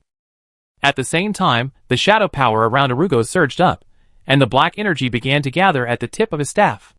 There was a cold light flashing in his eyes, and the corners of his mouth rose slightly, obviously full of confidence in his victory. Alvin was shocked when he saw this scene. He knew that Arugos' target was himself, and he was not sure whether he could withstand the attack of the second shadow arrow. At this moment, Alvin's time seemed to freeze. On the left, there was the defenseless Akali, who was about to be fatally stabbed by the werewolf. On the right, Erigel's shadow arrow was aimed directly at him. Alvin's mind was in a mess. He knew that he could only save one person now. Should he save Akali? Or himself? Should he use silence to interrupt Erigel's spell to save himself, or use the holy fire to eliminate the werewolf, and save Akali? Countless thoughts flashed through Alvin's mind, but he was relieved in an instant. There was no need to hesitate about such things. He quickly selected the skills in his mind, chanted the spell quickly, and the power of the holy fire gathered in his hands. Akali! Watch out behind you! Alvin shouted, with a determined light in his eyes. Just as the werewolf's claws were about to touch Akalisa, a beam of blazing light shot out from Alvin's hand and hit the werewolf directly. The werewolf's body was quickly wrapped in golden flames, and it let out a piercing howl. Finally, the werewolf fell to the ground and could no longer move. Akalisa turned around, her eyes full of gratitude and surprise, but she soon realized Alvin's situation. Roar! Akalisa roared loudly, but Alvin had no time to care at this time. His body was hit by Arugo's shadow arrow. The fluctuation of the shadow power brought destructive power, knocking Alvin out and falling heavily to the ground, unable to move anymore. The black energy quickly spread throughout his body, and he was in great pain. Alvin felt his vitality was rapidly fading, but he still clenched his teeth and endured the severe pain. He believed that he had made the right choice, and Akalisa's safety was more important than anything else. Hee, you can't escape now, Miracle Priest. Roar! Arugo's triumphant laughter, and Akalisa's angry roar rang in his ears. Alvin lay on the ground, struggling to raise his head, and saw Akalisa attacking Arugo madly. Arugo flew up and down the stairs by flashing, and Akalisa's attacks all missed, and she was fooled up and down the stairs like a fool. The girl's eyes were red as if they were about to drip blood. Every attack she made was filled with endless anger and anxiety, but every time she was easily dodged by Arugo. Arugo seemed to be playing with her. His figure always disappeared when her attack was about to hit, and appeared in another place. Alvin looked at this scene, and his heart was full of powerlessness. He knew that Akalisa wanted to quickly deal with Arugo, but the more anxious she was, the less likely she was to hit the target. Arugo's triumphant laughter echoed in the air, as if mocking their incompetence. What kind of miracle priest is this? He sneered, you have such a powerful strength, but you foolishly choose to protect others. This is why you failed. Chapter 42. You will never understand, Arugo, Alvin gritted his teeth. True power does not lie in the selfish pursuit of power, but in using power to protect those who need protection. Arugo's laughter became more piercing, and his figure kept flashing in the air. Foolish beliefs, he sneered, will only lead you to destruction faster. At this time, the werewolf, who had fled in fear before woke up, shook his head fiercely, and let out a low howl. When it found that its two werewolf companions had been knocked down by Alvin, its body began to tremble, and anger and hatred made it extremely violent. Awooh! The werewolf let out a deafening howl, and ran towards Alvin frantically. Its speed was as fast as lightning, and its sharp claws flashed coldly in the moonlight. Alvin saw this scene, and his heart tightened. He knew that he no longer had the strength to fight back, and he didn't even have the strength to recover. Alvin could only helplessly watch the werewolf approaching, unable to avoid the impending attack. At this critical moment, Akali saw this scene, and a trace of determination flashed in her eyes. The girl roared and rushed towards the werewolf without hesitation. She knew that she had to protect Alvin at any cost. Alvin was desperate and shouted, Akali, don't worry about me, go after Erigel. His magic power is running out. However, his words were too late. At the moment when the werewolf's claws were about to touch Alvin's neck, Akali rushed over and punched the werewolf on the head. There was a crisp sound, and the werewolf's head was smashed, blood splattered, and the body fell to the ground weakly. However, in the next moment, Arugo's shadow arrow hit Akali's back. The girl screamed, and her body burst into blood like fireworks blooming in the air. She lost her balance in an instant, fell heavily to the ground, and groaned in pain. Akali! Alvin's heart was like a knife. He struggled to get up, but his body was weak, and he couldn't move. He could only watch Akali writhing in pain on the ground, his heart filled with endless guilt and anger. Arugo's laughter echoed in the air again, and his figure looked particularly hideous in the darkness. Stupid priest, he sneered, her sacrifice is meaningless. Alvin shouted angrily, Arugo, you despicable villain. His voice echoed in the empty hall, full of pain and anger. Arugo was unmoved. He walked towards Akalisa with a strange smile, his eyes flashing with madness. This is the result of you always choosing to save others. He muttered to himself, raised his staff, and beat Akalisa fiercely. The girl was soon beaten to a bloody mess, and blood flowed down her cheeks. This weak idea makes humans fragile, Arugo sneered. Only evolution can make you strong. His voice was cold and ruthless, as if declaring a cruel truth. Akaratasa struggled to prop up her upper body, and her ruby-like eyes were already full of tears. Her body trembled with pain, but she did not give up. Using all her strength, she slowly and firmly crawled towards Alvin. Although every movement was accompanied by severe pain, her eyes flashed with an unyielding light. Alvin's heart seemed to be bleeding, and the pain in his body did not seem to be distressed by seeing Akali Tasha's suffering. Arugo was watching with a sneer on the side, his eyes full of cruel pleasure. When Akali Tasha was about to touch Alvin's hand, Arugo raised his staff high and stabbed it hard. Ah! Akali screamed in pain, her waist was pierced by the staff and nailed to the spot. Akali Tasha screamed in pain, her body fell down, unable to support herself, and just stretched out her bloody hand weakly to Alvin. Alvin's heart was broken, he howled in anger, and he rushed forward with all his strength, and finally fell beside the girl. He called Akali Tasha's name heartbreakingly.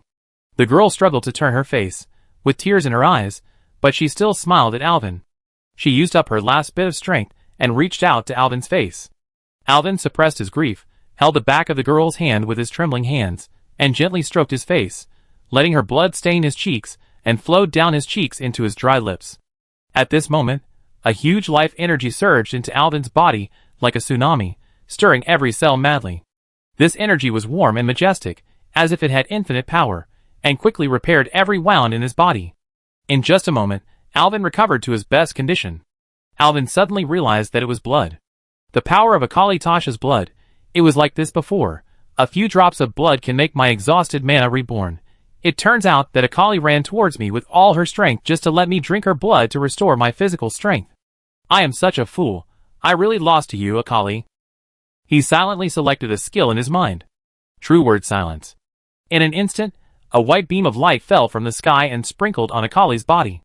The holy light was warm and soft, as if it carried endless love and power. In the beam of light, it seemed that countless stars were flashing, emitting brilliant brilliance. The light gradually spread out, forming a sea of light, wrapping Akali. The holy light was like a warm spring breeze, gently caressing Akali's body. Her wounds healed quickly under the light, and the painful expression gradually disappeared, replaced by a peaceful and serene. In the light, it seemed that there was an angel's whisper, with endless blessings and comfort. Akalitha's body was wrapped in holy light, as if she was in a pure world. Tears flashed in her eyes, and she felt the warm and powerful power. She knew that Alvin had recovered. Her plan was successful. Erigel felt that something was wrong. He quickly pulled out his staff, chanted a spell, and fled to the side in a flash. He was surprised to find that Alvin and the strange woman were slowly getting up. Had their strengths been restored? Did Priest really trigger a miracle? In short, it was now a one-on-two battle, and continuing to fight was extremely disadvantageous to him. It was time to escape. Alvin stood up first, then he took the girl's hand and pulled her up, and gently asked, "Are you feeling uncomfortable?" Akaritasa shook her head, and Alvin said gently, "Okay, then I go and solve the problem first, you rest here, I be back soon." Arugalfa was surprised to find that Alvin wanted to give up the 2-on-1 and choose one person to fight him alone, and he laughed out loud, his voice full of ridicule and contempt. "Are you crazy, Alvin? You actually want to fight me alone?" Alvin said coldly, "I originally wanted to defeat you with magic, but now I have changed my mind. It's too easy for you to defeat you with magic. I will beat you hard with these fists, and avenge those you have hurt," Alvin said, clenching his fists and making a boxing posture.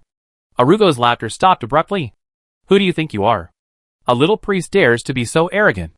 Chapter 43. Arugo decided to strike first. He was absolutely confident in the speed of his shadow arrow release. However, just when he wanted to chant, he found that his mouth seemed to be sealed by some force, and he couldn't chant the spell. He widened his eyes in astonishment, trying to break free from this invisible bondage. "I'm sorry, my silence is forced silence. As long as the release is successful, whether you are casting a spell or not, you can only shut up and wait," Alvin said with a smile. "And now, I want to show you the traditional art of the priest." After saying that, Alvin rushed over quickly and punched Arugo's nose hard. Arugo was still wondering what the traditional art of the priest was, and he didn't even have time to dodge, and was hit in the face by Alvin, and stars appeared in his eyes. Alvin shook his fist, and this punch actually directly knocked Arugo's nose crooked, and blood splattered. Arugo covered his face in pain, but Alvin didn't give him any chance to breathe. He grabbed Arugo's collar, tripped, and Arugo lost his balance and fell to the ground. This time, Alvin was no longer polite. He sat on Arugo's body, and his fists fell like hail, Each punch was filled with endless anger and determination. Arugo's face swelled rapidly under Alvin's fists, and blood flowed from the corners of his mouth. "This is for those who have been hurt by you," Alvin roared in a low voice, and his fists with endless power hit Arugo's face fiercely. Arugo's body kept twisting on the ground, trying to avoid Alvin's attacks, but he was hit accurately by Alvin every time.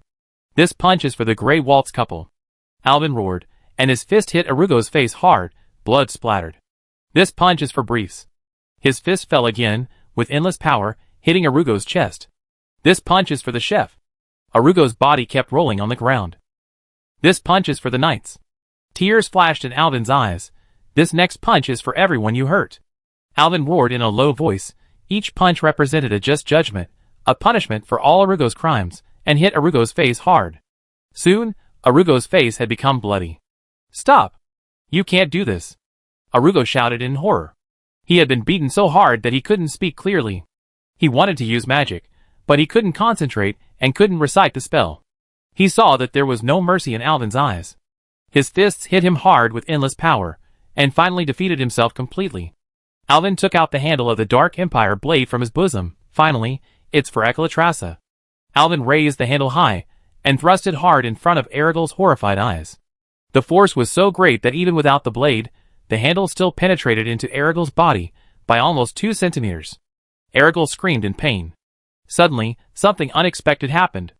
The handle in Alvin's hand emitted a blue glow and began to absorb the surrounding shadow power crazily. Erigil's power, and the shadow elements hovering near Shadowfawn Keep were all sucked into the handle. The light became brighter and brighter, as if it was going to swallow up the darkness of the whole world. Alvin felt the powerful force surging in the hilt, and was shocked. He quickly pulled out the hilt, and it all stopped. The blue light gradually dissipated, and the surroundings returned to tranquility. However, Erigil had undergone an amazing change. His body withered quickly, as if all his vitality had been sucked away, and he became a haggard old man. His skin was shriveled, his eyes lost their luster, and he collapsed to the ground, trembling. This is impossible," Erigil murmured weakly, his voice full of despair and fear. His power was completely deprived, and the once powerful mage was now only a helpless old man. Alvin looked at this scene, his heart filled with complex emotions. He knew that all this was the power of Xalatath at work, but this was also the final judgment on evil. Arugo roared in an old voice, "This is not my ending. It shouldn't be like this. I just want to help humans evolve." "Ah!" His voice was full of despair and anger, as if he was resisting the injustice of fate. With a heart-wrenching shout, Arugo suddenly laughed. His face, which was beaten like a pig's head, was filled with a childlike smile, and his eyes were shining with innocence. That smile formed a sharp contrast with his previous coldness and cunning, and it seemed particularly weird. Arugo's body and mind were severely injured, and his intelligence seemed to have degenerated to that of a 3-year-old child. His eyes became innocent, as if he had forgotten all the hatred and pain. "Look, Mom, I caught a big butterfly," Arugo said in an old voice, with an innocent smile on his face. His movements were clumsy and cute, completely unlike the cold-blooded wizard before, but now it seemed unspeakably sad and weird. Arugo was crazy. Although he had committed countless crimes, he had now lost all his memories and powers. Alvin turned to Arugo's desk. On the top was Arugo's notebook. He opened the first notebook, which contained research materials on wizards and some shadow spells.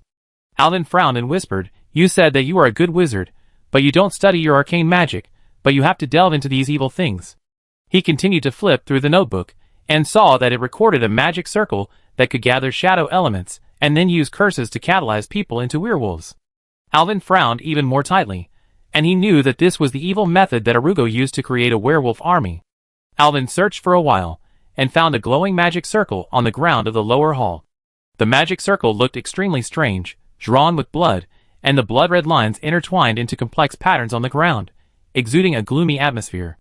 In the center of the magic circle was a black gem, flashing a dark light, as if attracting the surrounding shadow power. "This magic circle must be destroyed, otherwise more innocent people will be cursed and turned into werewolves." Without thinking much, he quickly walked to the front of the magic circle, and wiped the blood on the ground with his hands. As Alvin moved, the light of the magic circle gradually dimmed and finally disappeared completely. The black gem also lost its luster and turned into an ordinary stone. The magic circle failed, and the surrounding shadow power dissipated. Alvin was not polite, put Arugo's notebook into his arms, and then began to search the laboratory to see what good things Arugo had hidden. After all, I have suffered so much and almost died several times. It is okay to take some loot, right? You can pick up equipment at the end of a dungeon. Sure enough, Alvin found a black-gray robe and another notebook in Ergel's cabinet. The robe was painted with complex black-gray patterns, as if countless shadows were swimming in it. Although it is not as good as the robe of eternal light, it is much better than the apprentice priest's robe he is wearing now. Alvin put on this robe without hesitation, and felt a lot more energetic. Alvin then opened another notebook, which had a few words written on it: Jewelry Processing, from Beginner to Mastery. Chapter 44. Jewelry Processing, from Beginner to Mastery. What a classic way of naming. Isn't this exactly what I want? Alvin said to himself excitedly. I said before that I would make jewelry for the Star Wish sisters myself. What I thought is true. He continued to flip down, and when he opened the bottom cabinet, Alvin was surprised and almost cried out. There was an arcane crystal as big as a fist in the cabinet. The crystal emitted a dazzling blue light, as if countless arcane energies were surging in it. Arugo should have used this crystal to make the werewolf curse bracelet. Alvin exclaimed, I'm so lucky. The tutorial and raw materials are all there. Arugo, thank you.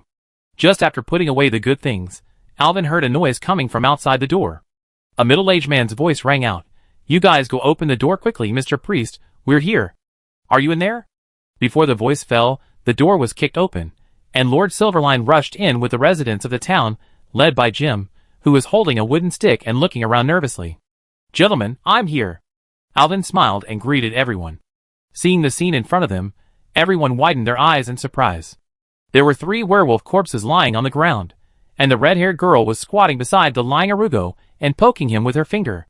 The air was filled with the smell of blood after the battle. The room was in a mess, and it was obvious that it had just experienced a fierce battle. Lord Silverline's eyes swept around the room and finally fell on Alvin, his face full of surprise and worry. Mr. Priest, what happened? He asked anxiously. Alvin nodded and began to tell everyone what happened here. He described in detail Arugo's conspiracy and the crimes he committed, especially how he used magic circles to turn people in the castle into werewolves. When everyone heard this, they showed angry expressions on their faces. This devil. A town resident shouted angrily, and others echoed him, looking at Arugo angrily. Several people rushed forward, rolled up their sleeves, and prepared to retaliate against Arugo. Alvin quickly stopped them and laughed. Everyone calm down. I have beaten Arugo into a mental retard, because he has been eroded by magic power and has become a little old man. If I continue to beat him, I am afraid he will be killed, and he should be judged now. Lord Silverline nodded, walked to Alvin, patted him on the shoulder, and said gratefully, Priest, you did a good job. We will make sure that Arugo receives the judgment he deserves. Thank you for saving us all. Alvin waved his hand and asked curiously, How did you get up here? I remember. There were a lot of werewolves on the wall blocking the way. Jim answered from the side. No, there were no werewolves when we came up. There were many people lying on the wall, but I was not afraid at all. They were just unconscious, and now the women are taking care of them. Alvin suddenly realized, nodded and said, It should be that I destroyed the magic circle, so the curse was lifted. Everyone surrounded Alvin, and Lord Silverline said gratefully, You not only saved Sepulchre, but also lifted the werewolf curse. I really don't know how to thank you. Alvin smiled and said, This is what I should do. I don't need any reward. Besides, I have already got what I want. No, we must thank you and do something to repay you. Lord Silverlane said firmly. Alvin thought about it, and suddenly saw a Calitha on the side. His eyes lit up, and said, That's it. Please help me prepare 10 rose-suckling pigs. Lord Silverlane was stunned for a moment, and then laughed. Hold a banquet in the town tonight. Let's toast to the victory of Mr. Miracle Priest, the Priest of Miracles. Oh. Everyone cheered. The atmosphere was warm, and it seemed to slightly alleviate the sadness that Arugo brought to the town. At night, the town was decorated with lights and many tables were set up in the square in the center of the town, and all the seats were full. Women were shuttling back and forth, putting delicious food on the table, and children were playing around, laughing and talking. Lord Silverline insisted on pulling Alvin to sit on the main seat, while Acalissa sat beside Alvin, staring at the roasted suckling pig on the bonfire in front of him. Acalissa was particularly beautiful today. After returning to the town during the day, several ants in the town finally pulled Acalissa away from Alvin, washed her, and dressed her up. Her red hair flickered like flames under the firelight, and her red eyes were as bright as gems, revealing a tenacious and gentle temperament. She changed into a peach-colored long dress, which set off her elegance and beauty, and the whole person looked particularly moving. Lord Silverline stood on the main seat, raised his wine glass, and knocked it with a spoon, making a crisp sound. Everyone stopped and looked at their lord. Seeing that everyone's attention was attracted, Silverline coughed lightly and said, "Town folks, let's raise our glasses together to praise the holy light and our miracle priest, Mr. Alvin Priest. He not only saved us, but also brought peace and light to Silverpine Forest. Let's toast to the victory of the spokesperson of the holy light, Mr. Alvin Priest." The townsfolk below cheered loudly and raised their glasses in response. Cheers. Our holy light. Praise the spokesperson of the holy light. The chilled malt liquor is very delicious, and the cool liquid slides down the throat, bringing waves of pleasure. After 3 rounds of drinking, people became happier under the stimulation of alcohol, and laughter and conversations came one after another. Everyone began to dance around the bonfire, and the atmosphere was warm and cheerful. Some bold girls came forward to invite Alvin to dance. Alvin smiled and shook his head and said, "I can't dance." However, the girls didn't care. They pulled his hand and forcibly dragged him to the campfire. Alvin smiled helplessly and followed everyone to dance. Although his movements were a bit clumsy, he tried to blend into the joyful atmosphere. The boys lined up to invite Ekalatassa to dance, but the red-haired girl was only concerned with finishing the rose-suckling pig and ignored their invitation. When some boys wanted to learn from the girls to pull Alvin and pull Ekalatassa down, Ekalatassa knocked the first bold boy to the ground with a German arch-bridge throw. Seeing this, the other boys fled in all directions and dared not approach again. Puff! Alvin couldn't help it for a moment, and sprayed the malt liquor in his mouth on Jim's face. Just as he was about to go over to save him, he found that the boy got up and ran away, rolling and crawling. It seemed that Ekalatassa just scared him, and didn't use heavy hands. Jim wiped the wine off his face innocently, and Alvin quickly apologized. "It's okay." Jim laughed and said, "When the Lord came to the town to expose Arugo's crimes, and said that you had gone to the castle to face Arugo alone, I was so scared that my heart almost jumped out. But for the sake of our friendship, I decided to come and save you, so I came with everyone." Nonsense, he was almost scared to pee his pants at that time. The people on the side cheered, and everyone laughed. "Bullshit. With my relationship with Mr. Alvin, I have no choice but to do it." Jim cursed, and then he asked a little worriedly, I am actually still a little worried, will there be any evil magic left by Arugo that has not been cleaned up?" Chapter 45. Alvin thought about it, and turned back to discuss with Lord Silverlane. The Lord nodded, stood up again, and knocked on the cup. Seeing that everyone stopped first, the Lord then announced loudly, "Everyone take out the bracelets with arcane crystals that you got from Erigel before. Mr. Priest will use magic to purify the evil power on these bracelets." Everyone gathered the bracelets, and put them on the table in front of them. In fact, Alvin didn't dare to guarantee whether he could dispel the magic in it. He didn't know whether the crystal was magic or curse. If it was a curse, he was afraid that he couldn't do it. He still had to go to Silvermoon City or Dowrin to ask a mage to come, but now he wanted to try it. Everyone dispersed to a circular open space, and Alvin stood alone in it. He closed his eyes and concentrated, and selected the skill icon of Mass Dispel in his mind. In an instant, his body began to emit a soft golden light. The tops of Alvin's raised hands flashed with dazzling light, and he whispered an ancient spell. As the spell was chanted, a huge circular magic circle gradually unfolded from the air, emitting dazzling light. The edges of the magic circle were engraved with complex runes, flashing with mysterious golden light. The magic circle rose higher and higher in the surprised eyes of the townspeople, and finally covered the entire Silver Pine Forest. When Alvin finished chanting the spell, the huge magic circle suddenly fell, covering everything in the forest. When the light of the magic circle touched people's bodies, everyone felt a warm energy surge into their bodies. It felt like the spring sunshine on my body, warm and comfortable, as if every cell was cheering. Fatigue and pain disappeared instantly, replaced by an unprecedented ease and pleasure. The darkness in the forest was also dispelled, the townspeople were already stunned, and Alvin himself was shocked by this wonderful scene. Then Alvin felt a severe backlash of mana exhaustion, and his body swayed and fell to the ground. I didn't expect that the group dispersal spell in this world is so powerful and consumes so much mana, Alvin thought, and then looked at the skill icon again. It has turned gray, and the cooldown time is 1 month. Lord Silverline was the first to recover from the shock, and hurriedly asked someone to fetch his treasured magic spring water, feeding it to Alvin while saying, This is what Aragil brought from Dalaran before. And it finally came in handy. Drink it. Alvin quickly gulped down a few mouthfuls, and sat for a while before he felt his mana gradually recovering. Sure enough, the effect of these magic springs is far inferior to the springs made by the Star Wish sisters, he exclaimed. Wow! Everyone was shocked by the miraculous magic, and their eyes widened and their mouths opened wide, as if they couldn't believe what they saw.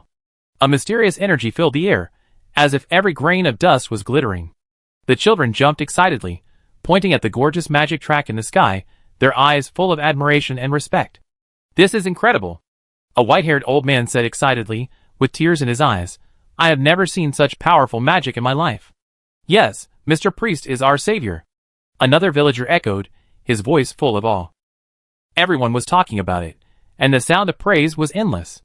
Some people began to applaud, and then more people joined in the warm applause, and finally the whole square was drowned in applause. Silverline reached out and pulled Alvin up from the ground, holding his hand and walking to the front. He raised his hand and signaled everyone to be quiet. The crowd gradually calmed down, and all eyes were focused on Silverline and Alvin. Everyone. Silverline's voice was loud and warm. Today, we witnessed a miracle. Alvin not only saved us, he also brought us hope and courage, and showed us the power of the holy light. Here, I propose that we raise our glasses together to pay tribute to this great hero. Silverline took a glass of wine from the servant and raised it high. Let's toast to the miracle priest, the spokesperson of the holy light, the savior of Silverpine Forest. Alvin Priest. Cheers! The crowd shouted in unison, raising their glasses, and cheers resounded through the sky again. Alvin stood in the center, smiled modestly, and raised his glass. Miracle Priest, spokesperson of the holy light, savior of Silverpine Forest. It seems that the title in front of his name is getting longer and longer. When the moon rose high, the banquet finally ended. Lord Silverlane was drunk, and was carried home by several strong young men. He held Alvin's hand tightly all the way, and kept muttering, Alvin, haha, my dear Alvin. You must stay here for a few more days, we still have a good chat. You must not leave. Do you hear me? You must not leave. Alvin smiled and dealt with him. Finally, he settled him down. Alvin was relieved. He and Acalitha carried Jim back to the room. Jim had drunk too much. He dragged Alvin to brag along the way. You know, Alvin, I'm a hero. In Alterac Valley, I fought with snow monsters with my bare hands, and kicked more than a dozen snow monsters down the snowy mountains of Alterac Mountains like balls. I also spent a few nights with a female snow monster. That guy was too exciting. Hiccup. Alvin casually agreed while dodging Jim's hiccups. It was so smelly, he helped Jim to the bed. Jim turned over, rolled up the quilt, and snored. Alvin looked at him and shook his head helplessly, thinking, this guy is really drunk, and he kicked the snow monster as if it were a ball. Alvin was exhausted after the day, and wanted to lie down to sleep, but Jim's snoring was too loud, and he couldn't fall asleep. He turned over helplessly, took out the book Jewelry Processing, from beginner to master, sat down at the dining table downstairs of the hotel, and began to read it under the dim oil lamp. The content of the book is detailed and interesting, and Alvin was gradually attracted and forgot everything around him. After reading the book, Alvin realized that what Solanlian said before was true. Jewelry processing is indeed a delicate skill, involving gem cutting, polishing, and then using magic to adjust the magic in the gem to a level suitable for coordination with the wearer's magic, and finally giving the jewelry different abilities according to different drawings to enhance its properties. No matter which step, it requires extremely precise operation, and if you are not careful, all the previous efforts will be wasted. The whole process requires exquisite skills and rich experience, so only skilled jewelers can make high-quality gems. The book is not thick, and Alvin finished it quickly. He closed the book, closed his eyes, and recalled the working principle of jewelry processing described in the book. He finally understood. Jewelry processing is not a craft as the literal meaning suggests, but an art that requires delicate magic control. Since there is such a large piece of aqua crystal at hand, what are you waiting for? Get started. Maybe you can make the gem that you promised to give to Solanlian in advance. Chapter 46. As soon as he said it, Alvin ran back to his room and took out the arcane crystal he had obtained from Arugo during the day. He had originally planned to go back to the lobby downstairs, but it was obviously not appropriate to carry such a large and priceless treasure in a public place in the middle of the night. It would be even worse if he was disturbed and something went wrong, so he decided to find another place. Alvin knocked on Achilles' door. The girl opened the door and rubbed her eyes. obviously just waking up from a dream. When she saw that it was Alvin, a happy smile immediately appeared on her face, and she rushed over to hug him, rubbing her head in Alvin's arms. Could it be that he was confused from sleep? Alvin thought. He gently broke free from Echelissa's arms, and gave her a slap. I need a quiet place to do something now. Please help me keep an eye on it, and don't let anyone disturb me. Acheratassa finally came to her senses, and saw Alvin's serious look. She quickly nodded while covering her head. I help you heal your scars after I'm done. Alvin smiled and nodded, grateful for Alvin's understanding and support. He knew that what he was going to do next was very important, and required full concentration. He came to the table, and began to do his preparations, while Alvin watched vigilantly. It was late at night, and only the faint candlelight was flickering in the room. Alvin went through the process in his mind, while reaching out his hand to cast magic. The first step was to establish communication with the magic in the gym. It was necessary to use delicate magic micromanipulation to sense the flow of magic inside the gym. This step required extremely high concentration and keen magic perception. Alvin imagined himself touching the gem with magic, and feeling the faint and mysterious energy flowing through his fingertips. The second step is to activate magic to cut the gem. Through magic, the magic element is guided into the inside of the gem, and the gem is cut into the desired shape from the inside. This step requires not only powerful magic power, but also precise control of magic power. Alvin imagined himself gently scratching the inside of the gem with a magic blade, and each cut was extremely accurate. The gem gradually took shape under the effect of magic, flashing a charming light. The last step is to awaken the power inside the gem. Alvin needs to use magic to awaken the power inside the gem to maximize its effect. At the same time, this step is also the most challenging for the caster's imagination and ability to micromanipulate his own magic power. Alvin suddenly had an idea and chose the skill of energy infusion in his mind. He took a deep breath, concentrated his mind, and injected the skill of energy infusion into the gem in his hand. Instantly, the golden light was strong, and the crystal, which was originally as green as water, turned into a gradient color of green on top and yellow on the bottom. It emitted the same magical fluctuations as his own magic power. Alvin looked at the gem in amazement, feeling the powerful power contained in it. He carefully picked up the gem, and activated his magic power to communicate with the magic power in the gem. Soon, he established a connection, and felt the energy inside the gem responding to his call. Alvin's heart was full of surprise and excitement.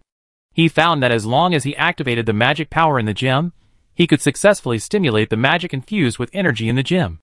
This is amazing, Alvin said excitedly, with excitement in his eyes. He understood that the success of this experiment proved that as long as he wanted, he could inject skills into the gem at any time, making the gem that could only increase the attributes of the wearer have powerful skill effects. In this era, this thing is a top-grade product no matter how you look at it. He looked at the gem in his hand, and thought about what name to give it. What's a good name? Alvin muttered to himself, and suddenly an idea flashed. Why not call it Alvin's Fell Energy Infusion? Haha, this gem is so suitable for Caponia, so she can cast Pyroblast faster, right? And if it's like in the game, when Caponia uses this gem in the future, it will show Caponia is infused with Alvin's Fell Energy. Thinking of this, Alvin couldn't help laughing evilly, and the laughter seemed particularly evil in the middle of the night. Acheratassa was startled by his laughter, rubbed her eyes, and looked at him in confusion. Alvin quickly stopped laughing and patted Echelissa on the shoulder. It's okay, I'm just too happy. You know, this gem is really amazing. Gah!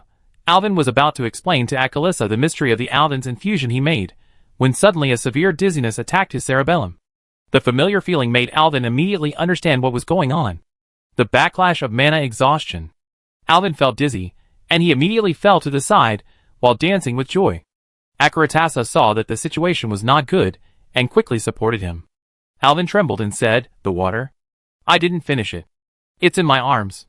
Echelissa quickly took out the kettle from his arms, and poured it into Alvin's mouth. Alvin greedily drank a few mouthfuls, and sat for a while before he recovered. He was surprised at the high magic consumption of making gems. Recalling the process just now, Alvin realized that injecting magic into gems not only requires a very high amount of magic, but also requires fine control of magic power. He injected almost all of his magic power into this gem, to successfully stimulate the energy in it. Alvin recalled the moment of injecting magic, as if the whole world was under his control. His magic power was like a rushing river, continuously injected into the gem, and the energy inside the gem was gradually awakened, emitting a dazzling golden light. This feeling is both exciting and awe-inspiring. This is not just an ordinary gem, but an artifact with powerful magical power. As long as the magic in the gem is activated, the magic of energy infusion in the gem can be successfully stimulated, greatly increasing the casting speed of the caster. Alvin explained to Akalisa. Soon, Alvin followed suit and made another identical gem. With the gem successfully made, Alvin fell to the ground again, but Akalisa, who was already familiar with the process, immediately offered Alvin magic spring water. Well, now the jewelry promised to Calpurnia and Solanlian is all done. Ha ha! Alvin thought happily. Just as he was immersed in joy and ready to close the stall, he suddenly felt someone pulling his arm. He turned his head, and found that it was Akalisa. In the dim light, Akalisa smiled shyly. Her smile was like the stars in the night sky, gentle and beautiful, as if it could dispel all darkness. Her eyes were shining, full of expectation, the corners of her mouth were slightly raised, and her whole face looked particularly moving under the light. Alvin was stunned for a moment, then patted his head and said with a smile, "Damn it, how could I forget yours? You saved us several times during this trip to Shadowfawn Keep. If it weren't for your blood, we would have really lost to Eridol. So, I must make you the most exquisite and powerful jewelry. What should I make for you? What do you want?" he asked the person involved. The girl stretched out her finger and tilted her head to touch her cheek, looking like she was thinking hard, and finally shook her head at Alvin. "I knew it was useless to ask you." Alvin smiled bitterly. Akaratasa has strong physical strength. Alvin's infusion just now can only speed up the casting speed, which has no effect on her. Suddenly, he had a flash of inspiration and had a brilliant idea. Chapter 47.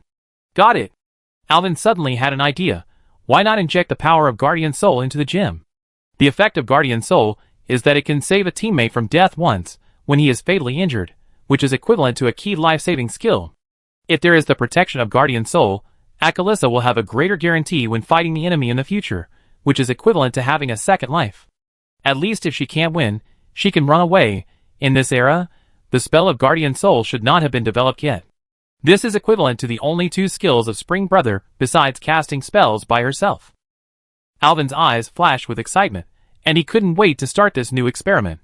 This gem will become an important protection for Akalisa, making her more calm when facing strong enemies. Alvin carefully picked up the only remaining arcane crystal, and observed it carefully. He decided to cut the last remaining crystal into a regular hexagon to better inject magic. He concentrated his mind, and used delicate magic micromanipulation to start cutting the crystal. As the magic power was injected, the surface of the crystal flickered with a faint light, and was gradually processed into shape. After the cutting was completed, Alvin picked up this perfect hexagonal arcane crystal, took a deep breath, and prepared to inject the spell of Guardian Soul into it. He closed his eyes, concentrated his mind, selected the skill icon of Guardian Soul in his mind, silently chanted the spell, felt the flow of magic power in his body, and as the spell was chanted, his fingers began to emit a soft light, gradually covering the entire crystal. He slowly injected magic power into the crystal, and the energy inside the crystal began to become active, emitting golden light. As magic power was continuously injected, the power inside the crystal was gradually awakened, as if it was alive and beating in Alvin's hands. Soon, the power of the Guardian Soul gradually merged into the crystal, and subtle runes began to appear on the surface of the crystal. Alvin felt the energy inside the crystal and his magic power perfectly blended. Obviously, this gem had been successfully endowed with the power of the Guardian Soul. Success? Really successful. This gem is made, Alvin said excitedly, handing the gem to Akali Tasha. Feel it. When using it, you must silently recite the spell in your heart. Believe in Chun Gu, and you will have eternal life, Ka. Not surprisingly, Alvin fell down again and again. After experiencing 3 times of mana exhaustion in one night, Alvin was simply miserable. Now he really admires those time management masters, who have many girlfriends. How do they keep up with their energy? I really can't do it. I can't squeeze out any energy at all. Holy light, please let me sleep. Akaratasa was jumping excitedly with the gem in her hand. When she saw Alvin fall, she immediately rushed over to support him. Water, quick water. Alvin moaned for water, and Akalisa quickly fed Alvin all the last magic spring water. Alvin greedily drank the water, threw the empty bottle away, sat for a while, and gradually recovered. How is it? Do you like this gem? He opened his eyes, and looked at Akalisa excitedly. Akalisa nodded quickly. Alvin looked at the gem in his hand, and thought about giving it a name. He suddenly had an idea and said to Akalisa with a smile, "Why not call this gem Spring Stone? Do you like this name?"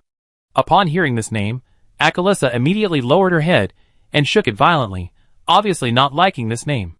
She had an awkward smile on her face, with a little pleading in her eyes. Alvin scratched his head and thought, this is obviously a very good name. But seeing Akalisa's reaction, he decided to think of a more suitable name. He pondered for a moment, and suddenly had an idea, and said with a smile, "Then call it Alvin's Hug." Upon hearing this name, Akalisa smiled with satisfaction and nodded gently. Her eyes flashed with gratitude, and she was obviously very satisfied with this name. Alvin saw Akalisa holding the gem in her hand with care, thinking about how to wear it. 2 pieces of Alvin's infusion can be made into pendants and hung around the neck, but the shape and size of this piece of Alvin's embrace are not suitable for making a pendant. "I'd put it on your bracelet when I have the chance. I just melt the gold coins left by Solanlian and make a bracelet." Alvin Ling continued, "That's it. Tomorrow I ask Jim if there is a suitable store and find a craftsman to make a bracelet for you." It was late at night, and Akalisa was yawning and couldn't open her eyes. Alvin looked at her and felt funny in his heart. She fought so hard, but she ate a lot and fell asleep early, like a growing child. "Come, let me treat your scar again before you go to sleep." Akalisa nodded and sat down. Alvin concentrated his mind, his hands emitted a soft light, gently covering her scar. The warm magic slowly penetrated the wound, bringing a comfortable feeling. When the treatment was over, Alvin found that Akalisa had closed her eyes and tilted her head to one side, and she had fallen asleep. There was no way. Alvin had to pick up the girl, put her on the bed, covered her with a quilt, and quietly left, turning off the oil lamp before leaving. "Good night, Akalisa." Back in his room, Alvin found that Jim was still snoring, and he had kicked the pillow and quilt away because he slept so badly. Alvin shook his head helplessly, gently picked up the pillow and quilt, and covered Jim. "This is also a worry, alas." Alvin whispered to himself, lay down, closed his eyes, and felt the tranquility of the night. In this moment of tranquility, Alvin gradually fell asleep. The next morning, the sun shone into the room through the gap in the curtains. Alvin rubbed his eyes and slowly got up. He found that Jim had already gotten up and was packing his equipment. The two said good morning to each other, and Alvin went to wake up Akali Tasha, and the 3 of them went downstairs to have breakfast. Alvin remembered what happened last night and asked, "Jim, do you know where in the town can make gold bracelets?" "Of course I know. I take you there after dinner." Jim raised his head and said with a smile. After a while, the 3 came to the jewelry store in the town. Jim greeted the boss enthusiastically. The boss was an old silversmith with silver hair and traces of time on his face, but his eyes were still sharp. He saw Alvin and the others coming in and greeted them with a smile. "Good morning. Is there anything I can help you with?" Alvin said politely, "Good morning. I want to make a gold bracelet." He described the style in his mind in detail to the old silversmith, who listened carefully and nodded from time to time. "I have to sort out the mail, and I will come to you when I am done. We plan to set off for Taran Mill today," Jim said after checking the time. Alvin nodded, watched Jim leave, and then turned to the old silversmith. The old silversmith took out the tools and began to make the bracelet on the spot. His craftsmanship was very skillful, and the metal seemed to have life in his hands and gradually took shape. After a while, the old silversmith completed the bracelet. Alvin took out the Alvin's guardian gem and carefully inlaid it on the bracelet. The gem and the gold bracelet blended perfectly, emitting a soft light. "It's done! It's perfect!" Chapter 48. Alvin handed the bracelet to Akalisa, who took it excitedly and put it on her wrist. The bracelet looked particularly beautiful on her wrist, and the light of the gem set off her smile, making it even more brilliant. "Very beautiful," Alvin said happily, patting her shoulder gently. "As long as you like it, let's go back and prepare our luggage, and we set off for Taran Mill when Jim comes back." Originally, Alvin wanted to pack up his things and quietly leave Sepulchre in Jim's carriage. He didn't want to disturb the daily lives of the townspeople, nor did he want everyone to feel sad about his departure. However, the big-mouthed Jim still let it slip, causing the townspeople to block the road when they left. Everyone took out gifts to give to Alvin. Some handed over fresh bread, some brought fragrant bacon, and some took out small ornaments made by themselves. Alvin looked at these thoughtful gifts, feeling touched and helpless. The townspeople's kindness was the most precious, but he couldn't take these items away. Finally, Alvin reluctantly decided to pack all the food for Akalisa, without taking any gold or silver. Akalisa took the food with a happy smile on her face. Just then, Lord Silverline also came. He was wearing a gorgeous dress, and had a warm smile on his face. Alvin, Lord Silverline came forward. You are the hero of our town, and we will never forget what you have done. Alvin smiled and nodded. Thank you, Lord. I just did what I should do. Please wait a moment. Lord Silverlane took out a small box from his arms, opened it, and found a beautiful silver badge with the Silverpine Forest logo engraved on it. He approached Alvin and put it on his chest with his own hands. This is the Silverpine Forest Warrior Medal. It is only worthy of the most powerful warriors, and you are such a person. Alvin was a little moved. He realized the preciousness of this. Thank you, Lord. This means a lot to me. Lord Silverlane clapped his hands again and said with a smile, Alvin, these gold coins are a little gift from our town. I hope you can accept them as travel expenses. The waiter brought a heavy box. Alvin smiled as he looked at the box of gold coins, but shook his head firmly. Thank you for your kindness, Lord, but I can't accept these gold coins. Lord Silverlane frowned, obviously a little embarrassed. What else can I do for you? Alvin thought for a moment, took out 2 exquisite wooden boxes from his luggage, and handed them carefully to the Lord. Lord, if possible, I hope you can send someone to deliver these 2 wooden boxes to the Starwish family in Silverman City. Just tell them that this is from Alvin Priest. Lord Silverlane took the wooden box, with a sly smile on his face and a cunning light in his eyes. I understand what you mean. I understand you, Mr. Alvin Priest. No problem. I will definitely arrange for someone to deliver it properly. He patted Alvin on the back and laughed. Our Holy Light spokesperson is still a man of character, very much to my taste, ha ha ha. Alvin also smiled awkwardly, feeling relieved. These 2 wooden boxes contained his promises, which were given to the girls far away in Silverman City, and were also his thoughts and blessings for them. The time of parting finally came, and Alvin, Akalissa, and Jim set out on the journey to Terran Mill. The carriage moved slowly in the morning light, and Alvin looked back at the town and waved goodbye to everyone in the distance. Lord Silverline and the townspeople were still standing there, watching them leave. In their hearts, they were also looking forward to the young hero creating more miracles and future adventures. Alvin solemnly put away the badge and looked back at Akalissa. The girl was taking a piece of bacon out of the bag and preparing to eat it. Seeing Alvin, she also nodded to him solemnly. The carriage moved slowly in the morning light. The road was boring, but Jim was in high spirits. Perhaps it was a rare opportunity to travel with someone, so he enthusiastically told Alvin about some of the situations in Terran Mill. Terran Mill is located in the middle of Hillsbrad foothills, connected to the Alterac Mountains in the north, and the Alliance's South Sea Town in the south. Jim said, this place is considered a major transportation route, so the business is very developed. Although the town is not big, there are many rich people. I heard that the rich people here started out as orchard owners, and later they were lucky enough to discover iron mines at the foot of the mountain. Many people made a fortune from these industries. Alvin nodded and listened carefully to Jim's story. By the way, speaking of the mayor of Terran Mill, his name is Scarlock Baggio. People like to call him Captain, because he served in the army when he was young. In the previous Orc War, he also took the initiative to recruit the young men in the town to chase the Orc army. As the two were talking, the carriage passed through the Silver Pine Forest without them noticing. Suddenly, the view was widened, and what came into view was no longer the gray of the Silver Pine Forest, but a vibrant and green hill. The sun shone on the hills, the grass was dotted with colorful wildflowers, and the mountains in the distance were rolling, and the scenery was beautiful. Wow! Akali Tasha's eyes flashed with excitement. She threw away the bacon in her hand, and stood up from the cargo box behind. She put her hands on Alvin's shoulders, and looked around excitedly. The breeze blew against the carriage, and Akali Tasha's long red hair was blown in the wind. She casually lifted her long hair back, and her thick hair fluttered in the wind, shining like a flame in the sun, which was particularly charming. Erwin laughed and said, "Ha, even our Akali stopped eating and started looking at the scenery. Do you think the green environment is comfortable? Come on, shout in this green world full of vitality."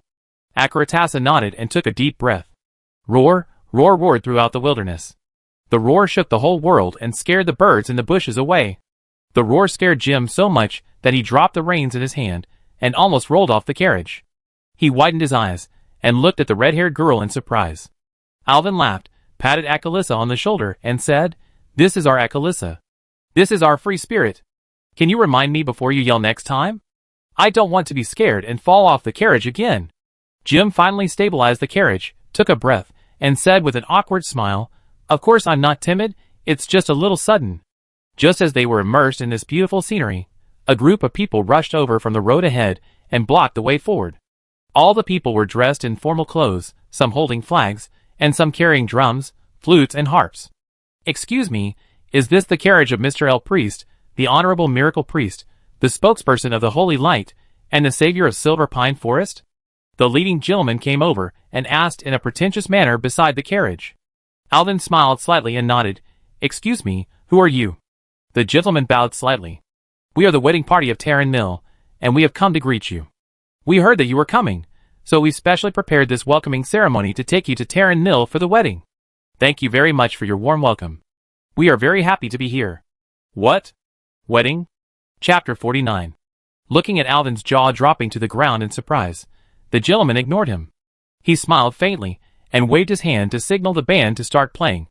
The passionate rhythm of the military drums and the melodious melody of the flute were intertwined, and the crisp notes of the harp added a bit of mystery and solemnity to the welcome ceremony. Several young men held hands and danced polka around the carriage to the music. Jim was a crazy person. He threw away the whip and jumped off the horse to dance with everyone, making hey, hey sounds while dancing. Even Akali Tasha stood on the carriage and clapped to the rhythm. Her long red hair fluttered in the breeze, looking particularly charming. Alvin had an illusion for a moment. Did he travel through time again? He rubbed his eyes to make sure he was not dreaming. "Stop!" Alvin stood up from the carriage suddenly, clenched his fists, and shouted with a long tone. "Thank you for your enthusiasm. But I don't think I heard clearly. What do you want me to do?" "Attend a wedding, Honorable Mr. Priest." The gentleman smiled and said respectfully. "Whose wedding?" Alvin asked stutteringly. "Your wedding, my sir." "I get married?" "I'm getting married." "Who?" "Miss Alyssa Baggio, the daughter of Lord Mayor of Tarren Mill." "Who is this person?" "I don't even know her." "Why should I marry her?" "Miss Alyssa Baggio is the daughter of Lord Mayor of Tarren Mill, Scarlett Baggio." The gentleman still maintained a polite smile and explained, stretching out his right hand wearing a white glove to stroke his mustache. "According to your family's instructions, you need to marry Miss Alyssa Baggio. I am the steward of the mayor's family. You can call me Sebastian." Jim stopped dancing, Akalatassa also stopped clapping, and everyone looked at Alvin, waiting for his response. "I think everyone must have misunderstood something." Alvin smiled awkwardly but politely. "Everyone must have made a mistake. First of all, I don't know this lady. Secondly, I don't have any family, so how can there be any family requirements?" Sebastian nodded to show his understanding. "Of course, Mr. Priest. We have expected you to react like this. Why don't you get on our carriage first, and then when we return to Tarren Mill, the mayor will explain it to you in person. Do you think it's okay?" "This? Okay." Alvin looked at the expectant eyes of everyone and sighed helplessly. The gentleman clapped his hands, and a group of waiters surrounded Alvin and walked into a gorgeous carriage. Seeing this, Akalissa followed and tried to get on the carriage, but was stopped by several strong men. She pushed the two men away without any hesitation. With the men's screams, the strong men flew into the surrounding bushes. In the surprise of everyone, Alvin shouted, "Let my sister come over. Don't hurt her." The crowd gave up and pulled the crying man who was hurt by Akalissa out of the bushes. Akalissa's recklessness stunned everyone, but she didn't care and walked straight to the carriage. Her long red hair and white dress fluttered in the breeze, and she looked completely different from before. Alvin got on the carriage and shouted to Jim behind him, "Mr. Jim, let's meet at the town hall." Everything happened so fast that Jim looked at it in shock, his mouth wide open. "This is too much. How come you're getting married so suddenly? I've never heard you talk about it." Hearing Alvin shout, he quickly waved and shouted, "Okay, Mr. Alvin, let's meet at the town hall. Wait for me to attend your wedding. No matter who you marry." This damn guy. After getting in the car, Alvin was surprised to find that this carriage was much more spacious and luxurious than the ones he had ridden before.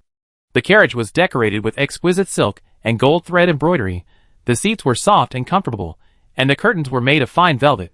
He once again lamented the wealth of Tarren Mill. The carriage was driving on the green field, moving forward very steadily. Butler Sebastian drove the car himself, and the musicians behind played music, which was really hard for the one carrying the harp. When passing by a white sentry tower, the guard on it took off his hat to signal the carriage. Alvin saw Sebastian also gentlemanly took off his hat to return the greeting. Soon, the appearance of Tarren Mill town gradually appeared in front of Alvin. The neat streets, The first floors on both sides were all kinds of shops. The windowsills on the second floor were full of flowers. There were squares, gardens, and fountains. People came and went on the streets, and behind them were rows of small houses, a prosperous scene. Soon, the carriage arrived at the Terran Mill Town Hall. As soon as Alvin got off the car, he saw a middle-aged man in formal clothes opening his arms and welcoming him from afar. The mayor, Scarlock Baggio, was a strong middle-aged man with a resolute face and rich combat experience in his eyes. He was wearing a gorgeous chain mail with many medals on his chest, showing his glorious achievements in the past. "Welcome, Mr. Priest. Your arrival is our honor." Scarlock Baggio warmly welcomed Alvin. "I received a notice from Val Lane, the chairman of Silverpine Forest, so I specially arranged a welcoming convoy. I hope you don't mind." Alvin smiled and responded, "Thank you for your warm welcome, sir, I am flattered." Scarlock Baggio smiled and took Alvin's hand, and enthusiastically led Alvin into the town hall. The hall was gorgeously decorated, and the walls were covered with portraits and weapons of various characters, showing the history and glory of Terran Mill. Alvin felt the solemnity and majesty here, but his heart was full of doubts. The middle-aged man seemed to feel Alvin's doubts. He kept smiling, arranged Alvin and Akali Tasha to sit down, and then spoke. "Mr. Elwyn Priest, welcome to Terran Mill." Scarlock smiled and said, "I heard about your heroic deeds in Silverpine Forest, which is really admirable. Poor Lord Silver Lane, I feel sad about the fate of his people." "Yes, but fortunately the evil has been dispelled, and now they have to muster up the courage to face life again." Elwyn nodded and asked, in addition, "Do you owe me an explanation?" "Yes, you are right. I have a lot to explain to you." Scarlock laughed. "It's like this. My daughter Alyssa heard about your deeds and fell in love with you. But the girl is shy and dare not express it directly. So I, as a father, sent someone to propose marriage to your family. Fortunately, your relatives have agreed to this marriage, but because you have been traveling outside and have not returned home recently, I had to send someone to find you in person." Alvin listened with a look of astonishment, and he waved his hand and said, "Dear Mayor, your words confuse me very much. I have been an orphan since I was a child, and have been growing up in the Cathedral of Light in Stratholme. I don't know where my family came from. I completely understand how you feel now. This may indeed be difficult to accept, but—" Scarlock nodded and continued, "Your sister happens to be a guest here. I think it will be easier for you to accept it if she explains it to you." Then he nodded to Sebastian, who nodded and walked out. "What? My sister?" Alvin's head was full of question marks. There have been many strange things today, and it seems that Alvin can accept more strange things. I will expose this pathetic guy who is swindling in person in a moment. Just when Alvin was thinking about how to expose this pathetic liar, he suddenly felt that the atmosphere in the hall changed. A woman in a black dress followed Sebastian into the hall. As soon as she stepped into the hall, she immediately attracted everyone's attention. This was a very charming woman, with black hair drooping like a waterfall, and black eyes deep and mysterious, as if she could see through people's hearts. Her beauty amazed everyone present, and even Alvin couldn't help holding his breath. He could even hear the heavy breathing of Scarlock Baggio. As soon as the woman saw Alvin, tears flowed down her face, and she said excitedly, "Alvin, my dear brother." As she said that, she opened her arms, and was about to hug Alvin. Alvin felt a confusion in his mind, as if a lot of information was being instilled into his brain, including some clips of him playing with his sister when he was a child. His head suddenly felt dizzy, and his vision was a little blurry. The memory fragments that kept flashing back in his mind made him feel as if he was in a dream. "I'm under a spell." Alvin was shocked. Chapter 50. Do I really have a sister? Alvin was a little confused. The woman looked at his confused look and smiled slightly. "No wonder you don't remember. You have been lost since you were a child, my poor brother." She took a deep breath and continued, "Let me introduce myself. I am your sister. My name is Katrina Prester." Katrina Prester. This name is very familiar. Alvin's heart is full of doubts and uneasiness, but his body still involuntarily reached out and gently hugged Katrina. Suddenly, Alvin felt that his blood was surging, and the memory of his previous life rushed straight into his brain. He suddenly remembered the name, Katrina Prester. This is the same name as the human form of the Black Dragon Princess Onyxia. The name of the Countess who stood next to the little King of Stormwind before. Could it be that this woman is the Black Dragon Princess Onyxia? Why is she here? Alvin's mind was very confused.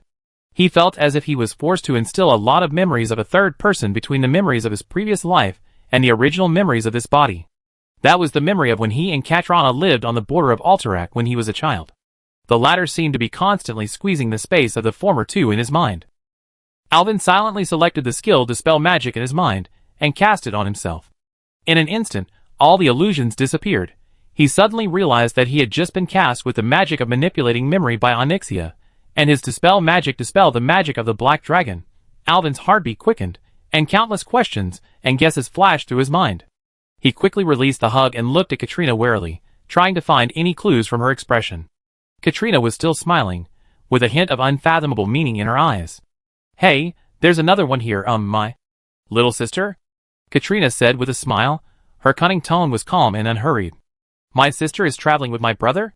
I have to say, this is really fate, ha ha." Her smile was bright and moving, as if the sun penetrated the clouds and instantly illuminated the entire hall.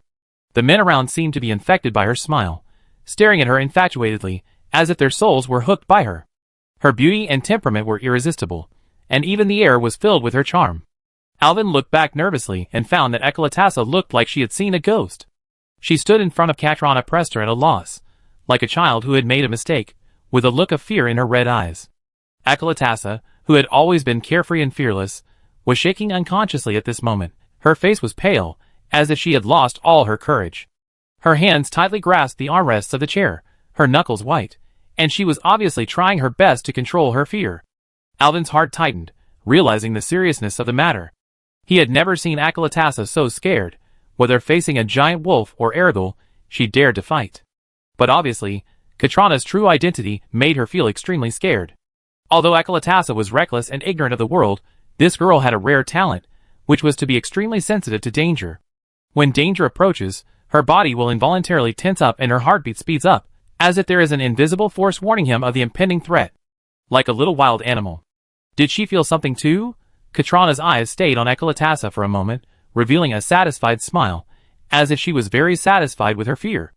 "It seems that my little sister is a little shy," she said softly. Her voice was as cold as a venomous snake, which made people shudder. Alvin took a deep breath and forced himself to calm down. It seems that if he jumps out to identify the identity of the Black Dragon now, let alone whether the people around him will believe it. According to the previous experience of the protagonist Windsor in the game Save the Marshal, I am afraid that he will be killed on the spot by the Black Dragon. But he still took a heavy step, took a firm step forward, stood in front of Ekalatassa, and blocked Katrina's sight. He must protect his friends, no matter who they are facing. "My dear sister, she may need some time to digest all this, just like me." Alvin looked at Katrina, his heart full of mixed emotions. "Why don't we sit down and talk?" Everyone present was deeply attracted by this scene, and Scarlock Baggio watched it all with a smile, as if he had expected the result. Katrina smiled with satisfaction and said softly, "I understand, Alvin, we have plenty of time." Her voice was as gentle as the spring breeze, reassuring, but also deeply terrifying. Then Katrina's eyes moved around, looking around the hall, and finally sat next to Alvin. Clap, clap, clap. The sound of applause rang out. "What a touching farewell. I knew, Mr. Alvin Priest, that you would accept all this. I never doubted it." Scarlock Baggio clapped his hands with a smile, but his eyes were always lingering on Katrina. When he saw the beautiful lady sitting next to his brother, he was secretly disappointed. "Now, I hope to talk about the wedding," Scarlock continued. "Mayor, I'm very sorry, my sister is not feeling well. I think now may not be a good time. I need to take her back to rest." Alvin responded immediately. Everyone can indeed see that since Katrina appeared, Akalita has been keeping her head down and holding the corner of Alvin's clothes tightly, as if, as Katrina said, this little sister is very shy. But only Alvin knew in his heart that the girl's red eyes were full of fear, and her legs were trembling slightly, obviously trying her best to control the panic in her heart. Her instinct must be telling her about the danger around her, so he also wanted to leave this place of trouble quickly. Scarlock frowned and glanced at Katrina. "My brothers and sisters are probably exhausted after a long journey. Let them rest first." The elegant lady nodded, stretched out her hand and placed it on the back of Alvin's hand, saying meaningfully, "As I said, we have plenty of time. This? Okay."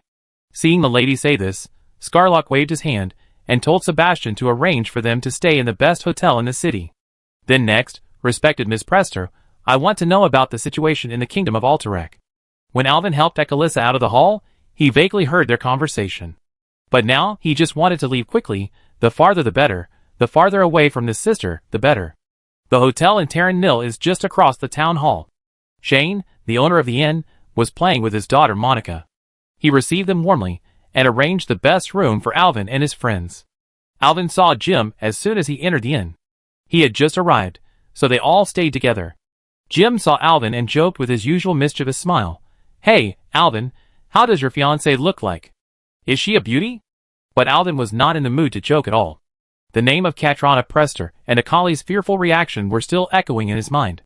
"Well, it's okay." He said a few perfunctory words, and then hurriedly helped Akali upstairs and into the room.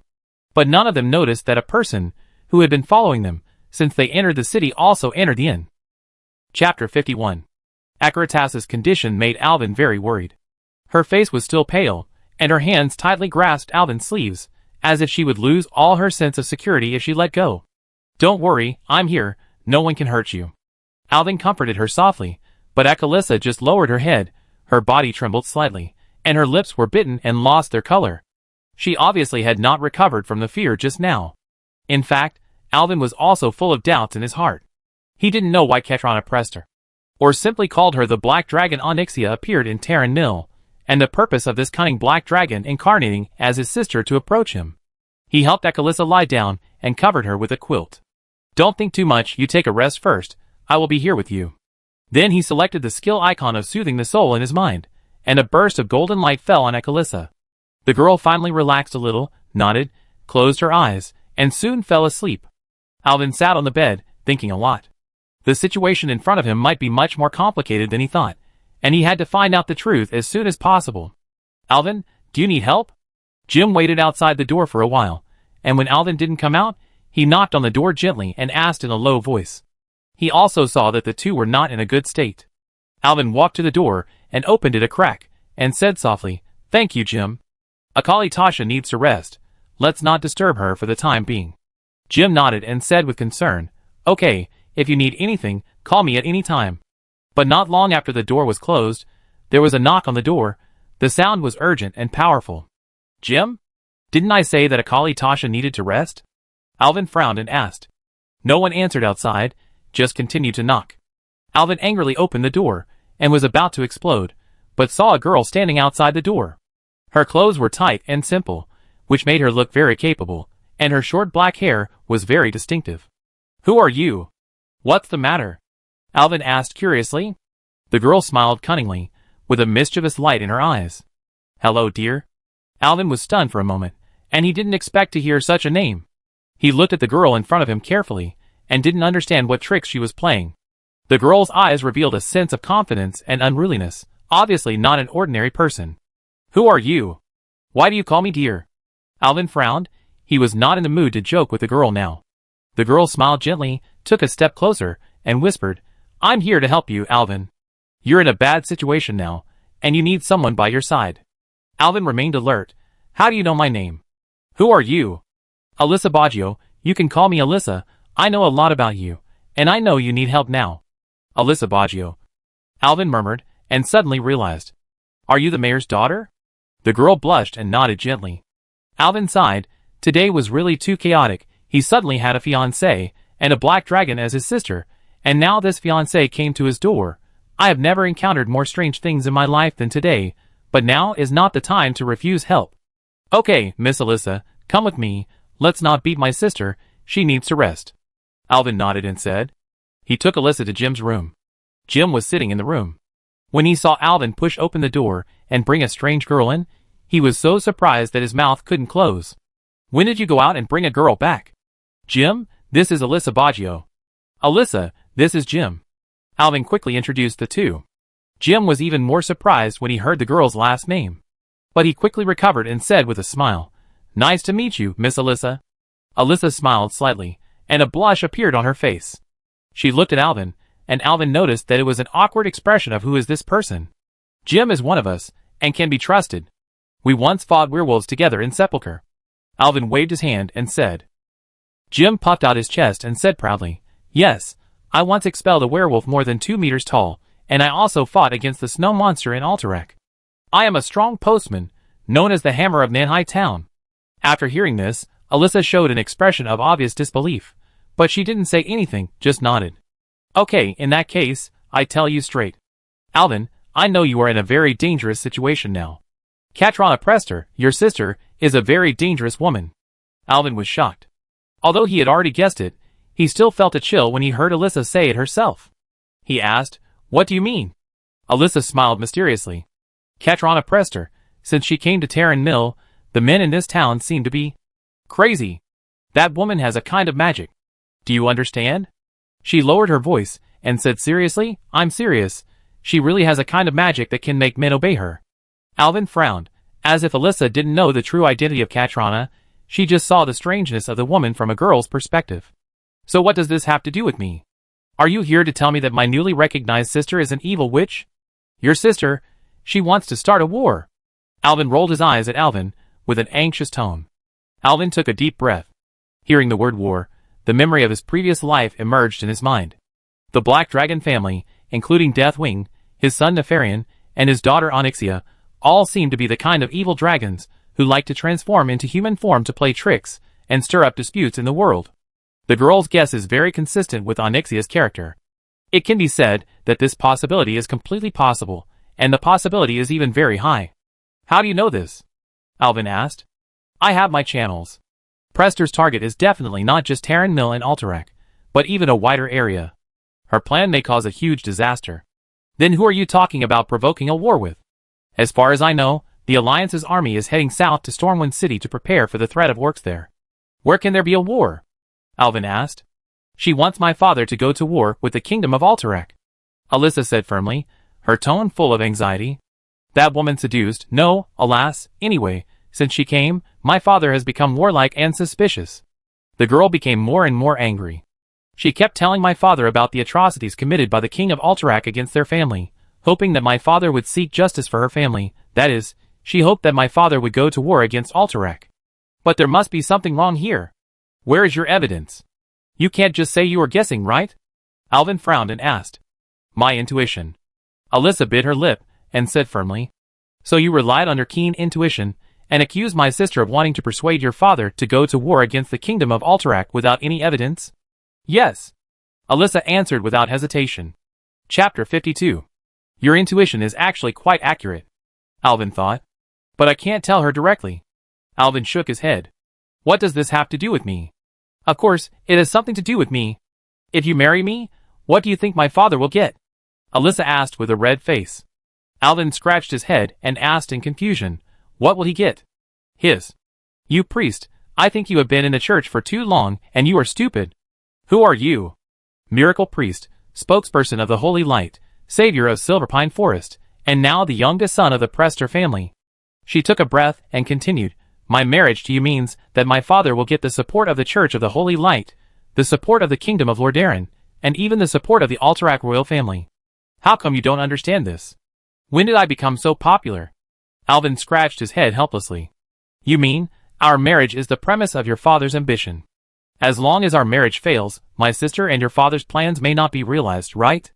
That's right. As long as our marriage fails. Alyssa said with a smile. My father will not have the courage to start any war again. I didn't want to get married in the first place. I already have someone else in my heart. Alvin thought that not getting married was indeed in line with his demands. Then what do you think we should do now? It's very simple. As long as you ruin your reputation and make my father think you are a person of low character, he may not agree to this marriage. Alyssa seemed to have a plan in mind. She came to Alvin and whispered, for example, you go to steal and get caught and beaten, go to the street to molest women and get beaten, go to the casino to gamble and lose everything. Finally, of course, the worse you want to do in the relationship between men and women, the better. This does require your dedication, but don't worry, as long as our marriage fails, I can give you a lot of gold coins. No, this method is not suitable. I can't ruin my reputation. Alvin frowned and shook his head. I just don't want to get married, not to stop being a human being. Then you have to die quickly. If you die, this won't happen. The girl was a little angry when she saw that Alvin disagreed. This was a plan she had been thinking about for several days. Alvin was so angry that he couldn't speak. This doesn't work either. Is there any other way? Other ways? I've tried crying, making a scene, and hanging myself, but none of them worked. If it doesn't work, I can only run away from home. Alyssa sighed and said helplessly. Alvin scratched his head helplessly. He knew that Alyssa's situation was also difficult, but he couldn't accept these extreme methods. Then what other options do we have? I haven't thought of it yet. Alas. As they talked, they fell into distress. Alvin, I just separated from you for a while. You have a new fiancé? How come you have a sister? Why did your sister start a war? Jim suddenly interrupted and asked. Alvin looked at him dumbfounded. He didn't even remember that Jim was listening to him. He didn't know where to start. Yes, I just found out that I have a sister. She wants me to marry Miss Alyssa. Jim scratched his head and continued with a pair of innocent eyes. In that case, if you don't want to get married, why don't you go and beg your sister? Since it's the family's decision, why don't you go and ask the family to withdraw this decision? Alvin was speechless for a moment, but Alyssa's eyes suddenly lit up, patted her forehead and said, Oh, how could I forget about this? You're right. Just go and beg your sister. After all, you are her newly found brother. She loves you so much that she will definitely listen to you. But Katrina, will she really listen to me? Alvin frowned, hesitant. We must give it a try. She is still trying to manipulate my father. If you can change her mind, maybe we can stop this war. Alyssa said firmly. Jim also nodded in agreement. Yes, Alvin. She should refer to your advice to some extent. Besides, it seems that there is no better way.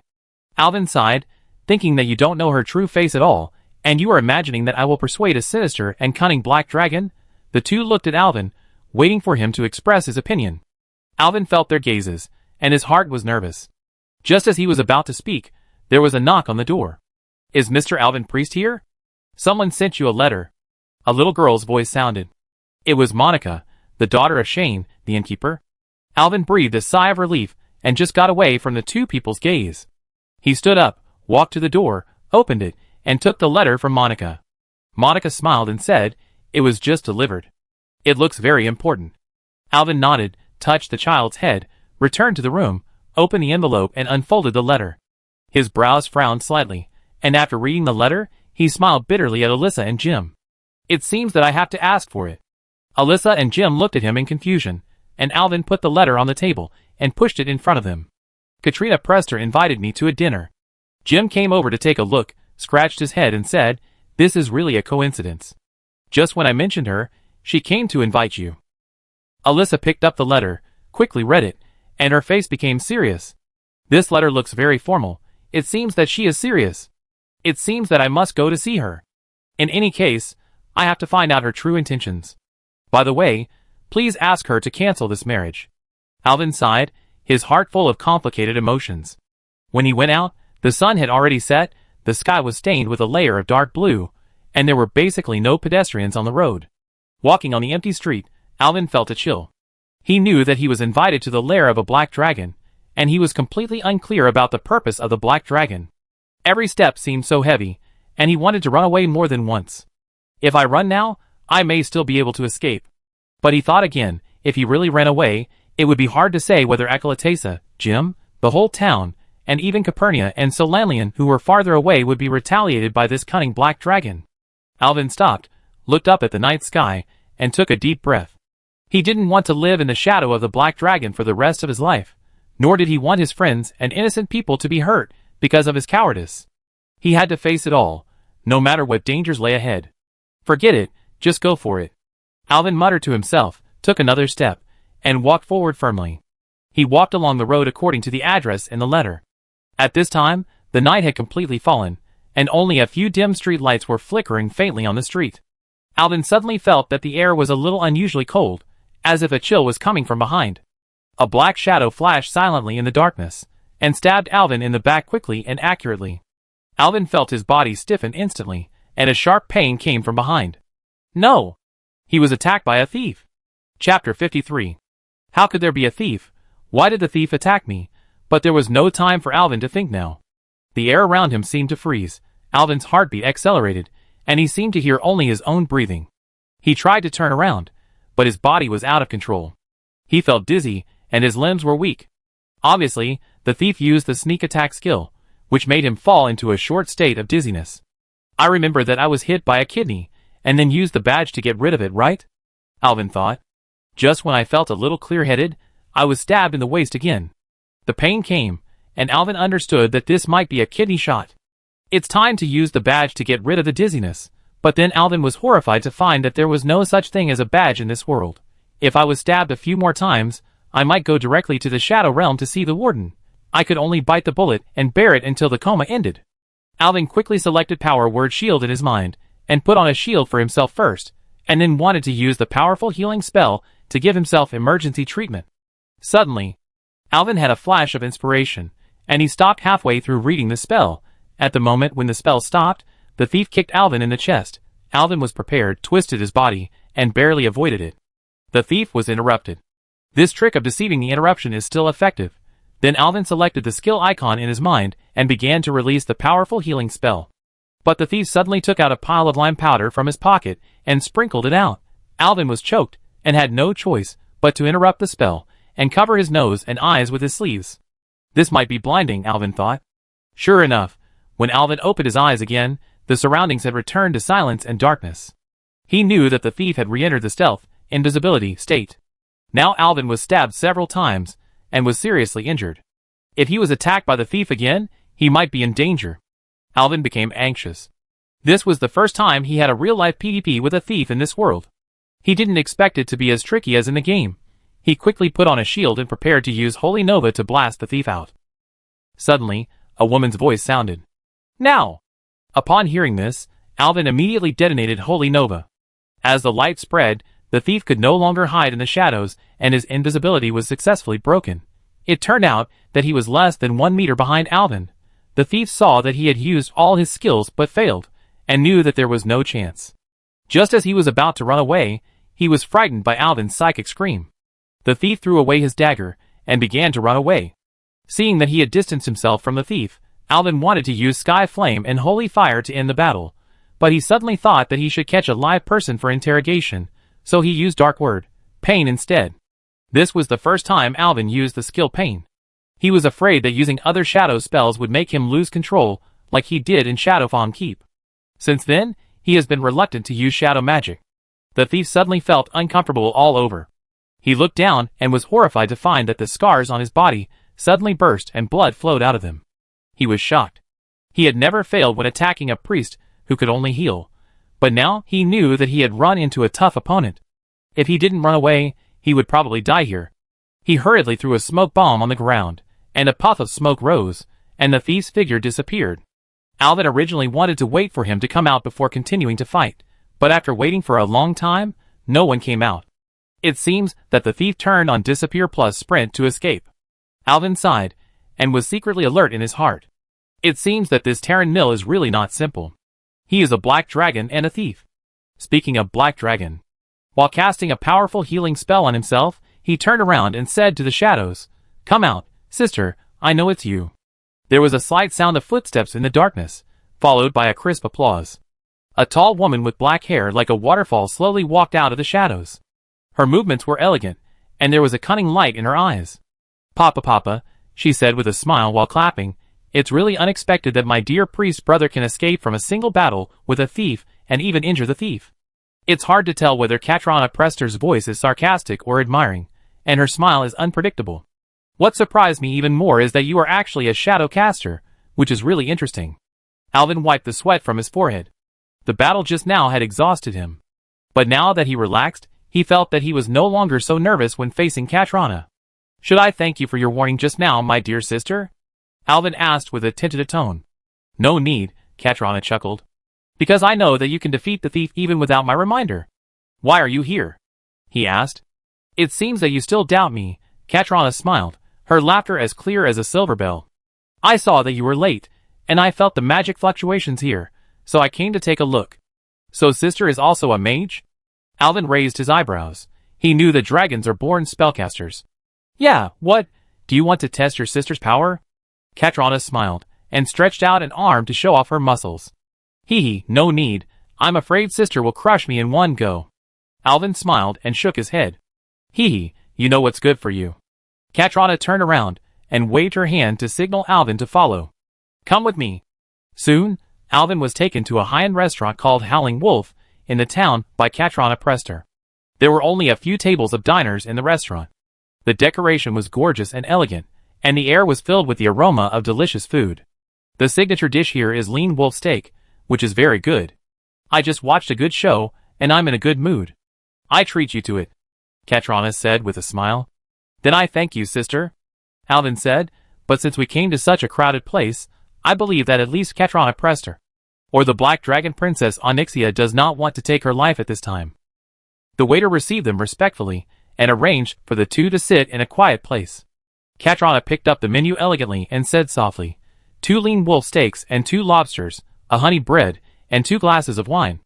The waiter took the menu, and went back to prepare the food, leaving Alvin and Katrina sitting face to face.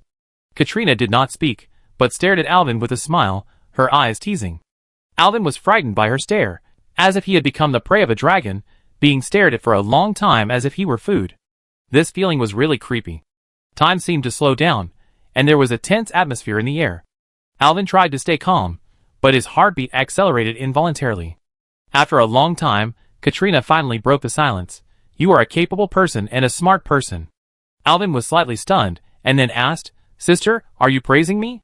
Katrina said slowly, When we first met, you saw through the little trick I played on you, and then lifted the magic yourself. But you still recognized me as your sister, and didn't expose it all.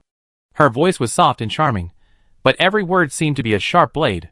You are very strong, and you may be one of the strongest in your race. In the world, Katrina continued, with admiration in her eyes. And you didn't expose me, which means you are smart, and know what to do when facing an absolutely strong person. She smiled, with a hint of pride in her tone, so I think I really picked up a treasure. I got such a good chess piece. Chapter 54. What is your purpose? Alvin took a deep breath and looked directly into Katrana's eyes. Katrana put down her glass and thought about it with her face tilted. I haven't thought about it yet, she said lightly. I've heard a lot about you recently, so I'm very interested in you. At this time, the waiter served the food, bowed to the two and retreated, and Katrana pressed to return the greeting gracefully. After the waiter walked away, Katrana continued, I heard that you were going to Stormwind, and I was planning to go to Stormwind. I think you might be a good helper for me, and getting a bishop of the Holy Light Church should be very helpful to me. So you want to brainwash me and control me? Alvin frowned.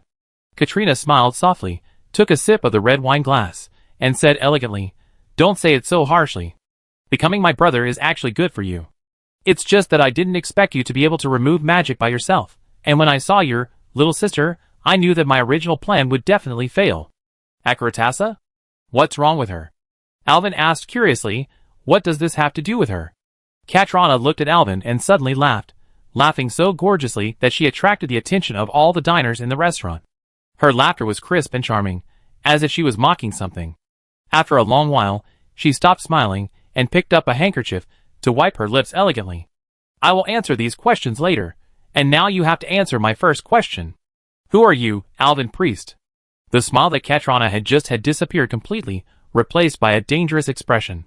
As you said, Elwyn Prester from the Cathedral of Light in Stratholme may be more favored by the Holy Light, so he is stronger than ordinary priests.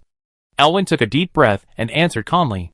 Katrana looked at him without comment, and continued to ask, Second question, who am I? Katrana Prester seems to be a noble from the border of Alterac, and also has royal blood. Elwyn looked at her and said firmly. He dared not admit that he knew her true identity was the Black Dragon Princess Onyxia. He didn't want to die on the spot while identifying the Black Dragon like Marshal Windsor. Katrana Prester stared at Elwyn coldly for a long time, with scrutiny and suspicion in her eyes. Finally, she returned to a smile on her face, as if the dangerous atmosphere just now had never existed. I can't tell whether what you said is true or false, or rather, we are living in a false lie, hee. She chuckled. Alvin breathed a sigh of relief, knowing that he had gotten away with it for the time being. The tension just now made his heart seem to jump out of his chest, and every breath was so heavy. Alvin asked tentatively, So, dear sister, can I ask a question? Katrina was putting a piece of wolf steak into her mouth. She smiled and took the handkerchief to cover her mouth elegantly, swallowed the food, and then raised her head, nodding and saying, Of course, dear brother. Alvin took a deep breath and continued, I heard that you are persuading the mayor to attack the kingdom of Alterac. Is this true? Katrana stuck out her tongue, which was quite cute. Ha, I didn't expect my dear brother to be so direct, but I like your personality. She wiped her nail polish, then blew it gently to her lips, as if admiring her masterpiece. Yes, you can think so. Alvin frowned. Why do you have to start a war? Katrana's smile was a little cold, and she said slowly, to put it in a big way, it's because of my father's plan. Well, now it should be said that our father's plan. He hopes to become the king of the kingdom of Alterac. He is currently preparing to go to Lordaeron to lobby the king and nobles there. The Prester family originally has royal blood, but was cruelly suppressed by the former king of Alterac, Aiden Pinard, and was driven to the border. So now my father just wants to take back the throne that originally belonged to him. To put it in a small way, I personally have no interest in my father or the throne. To a greater extent, it is actually a temporary decision on my part, Katrana said lightly, as if this was just an ordinary decision. My original plan was to go to Stormwind Kingdom, but I heard that you were going to pass by here, and your various legends made me very curious, so I decided to come here to wait for you, and see what kind of person you are. And I don't like to be bored. So you came to Terran Mill to see me, and waiting for me was too boring, so you wanted Terran Mill to attack Alterac? Alvin frowned slightly, and wiped the cold sweat from his head with his sleeve. That's right, Katrana nodded. But this Scarlock Baron is too cautious, so I promised you, my dear brother, the miracle priest, the spokesperson of the Holy Light, the savior of Silverpine Forest, the noble son of Alterac, to be his son-in-law, so that he would have the courage to launch an attack. Alvin smiled bitterly. So my existence has become the reason why Alterac was attacked?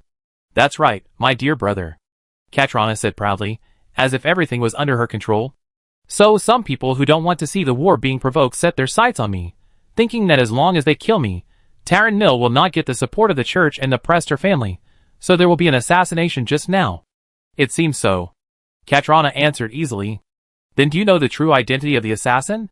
There is no direct evidence, but I guess it is Duke Fakurs, the fallen noble of Alterac, the mortal enemy of the Prester family.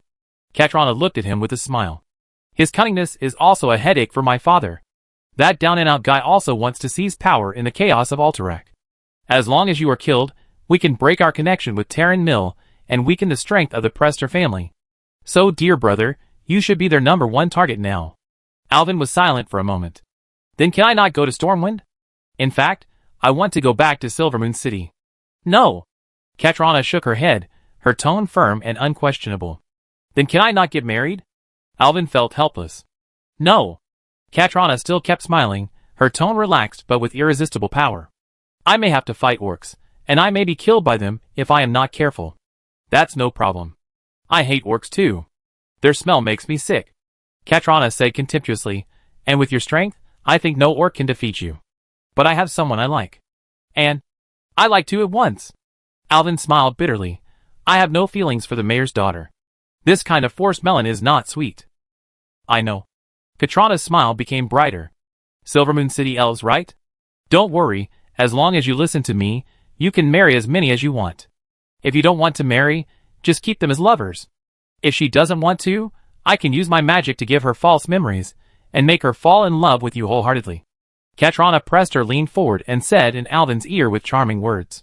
You are a male and can have many spouses at the same time. Chapter 55.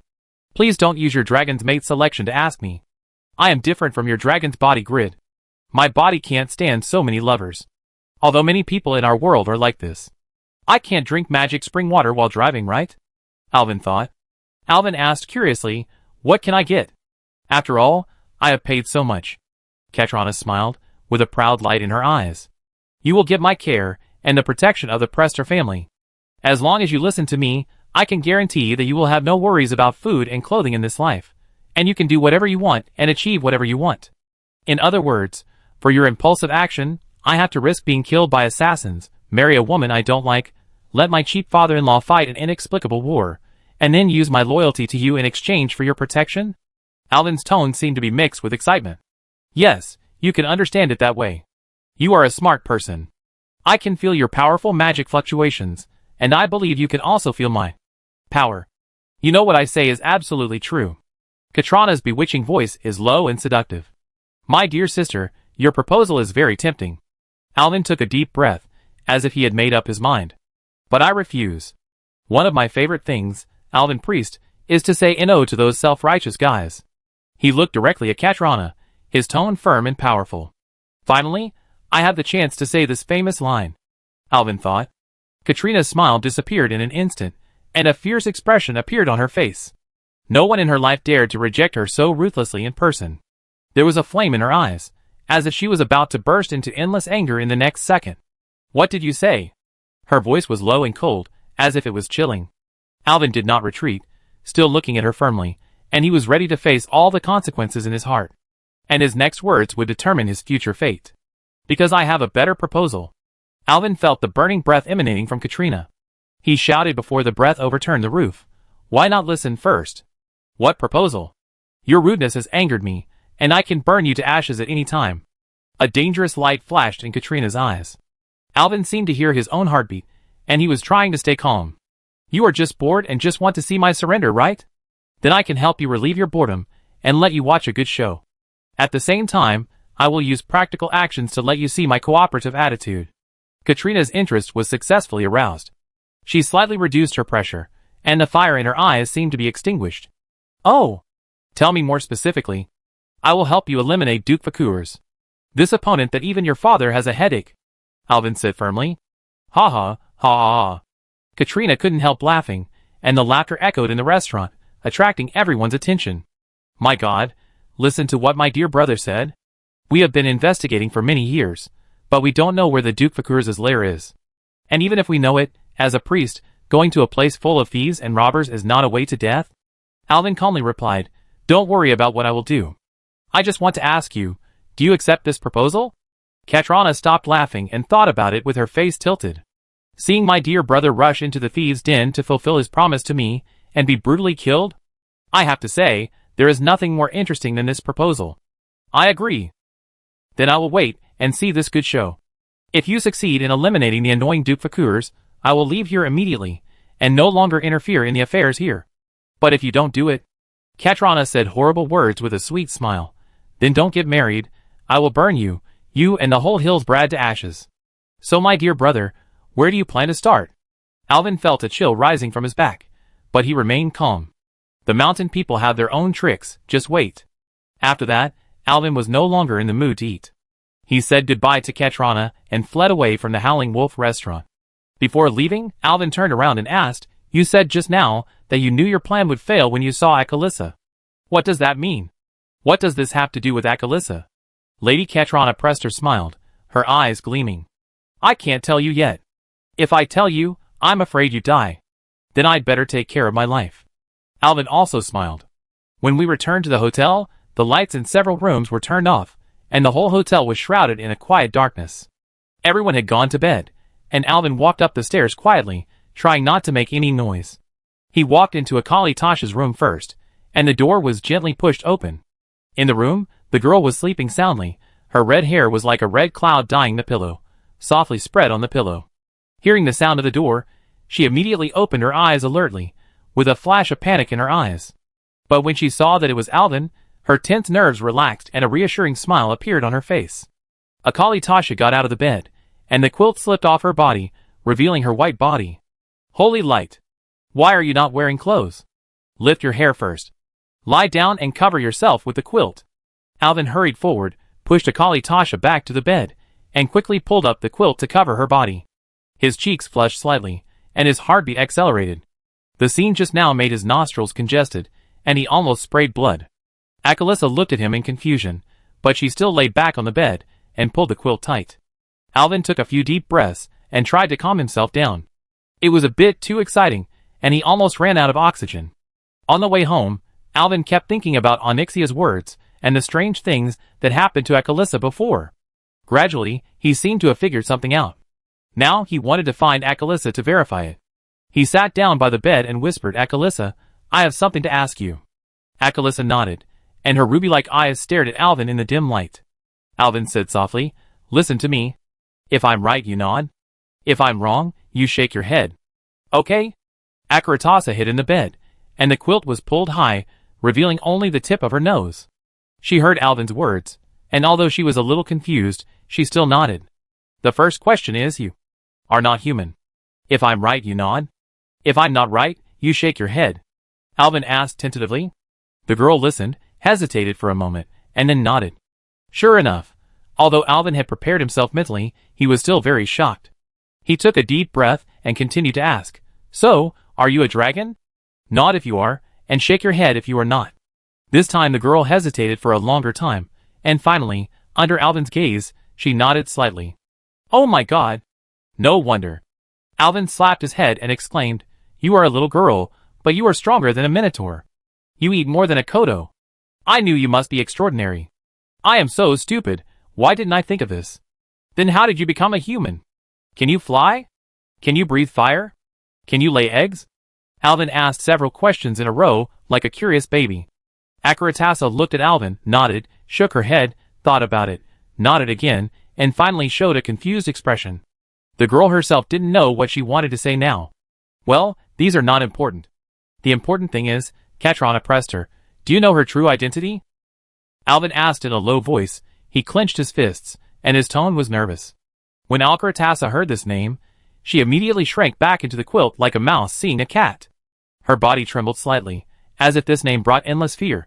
After a while, she finally mustered up the courage to stick her head out from under the quilt, revealing a little bit of her eyes, and looked at Alvin cautiously.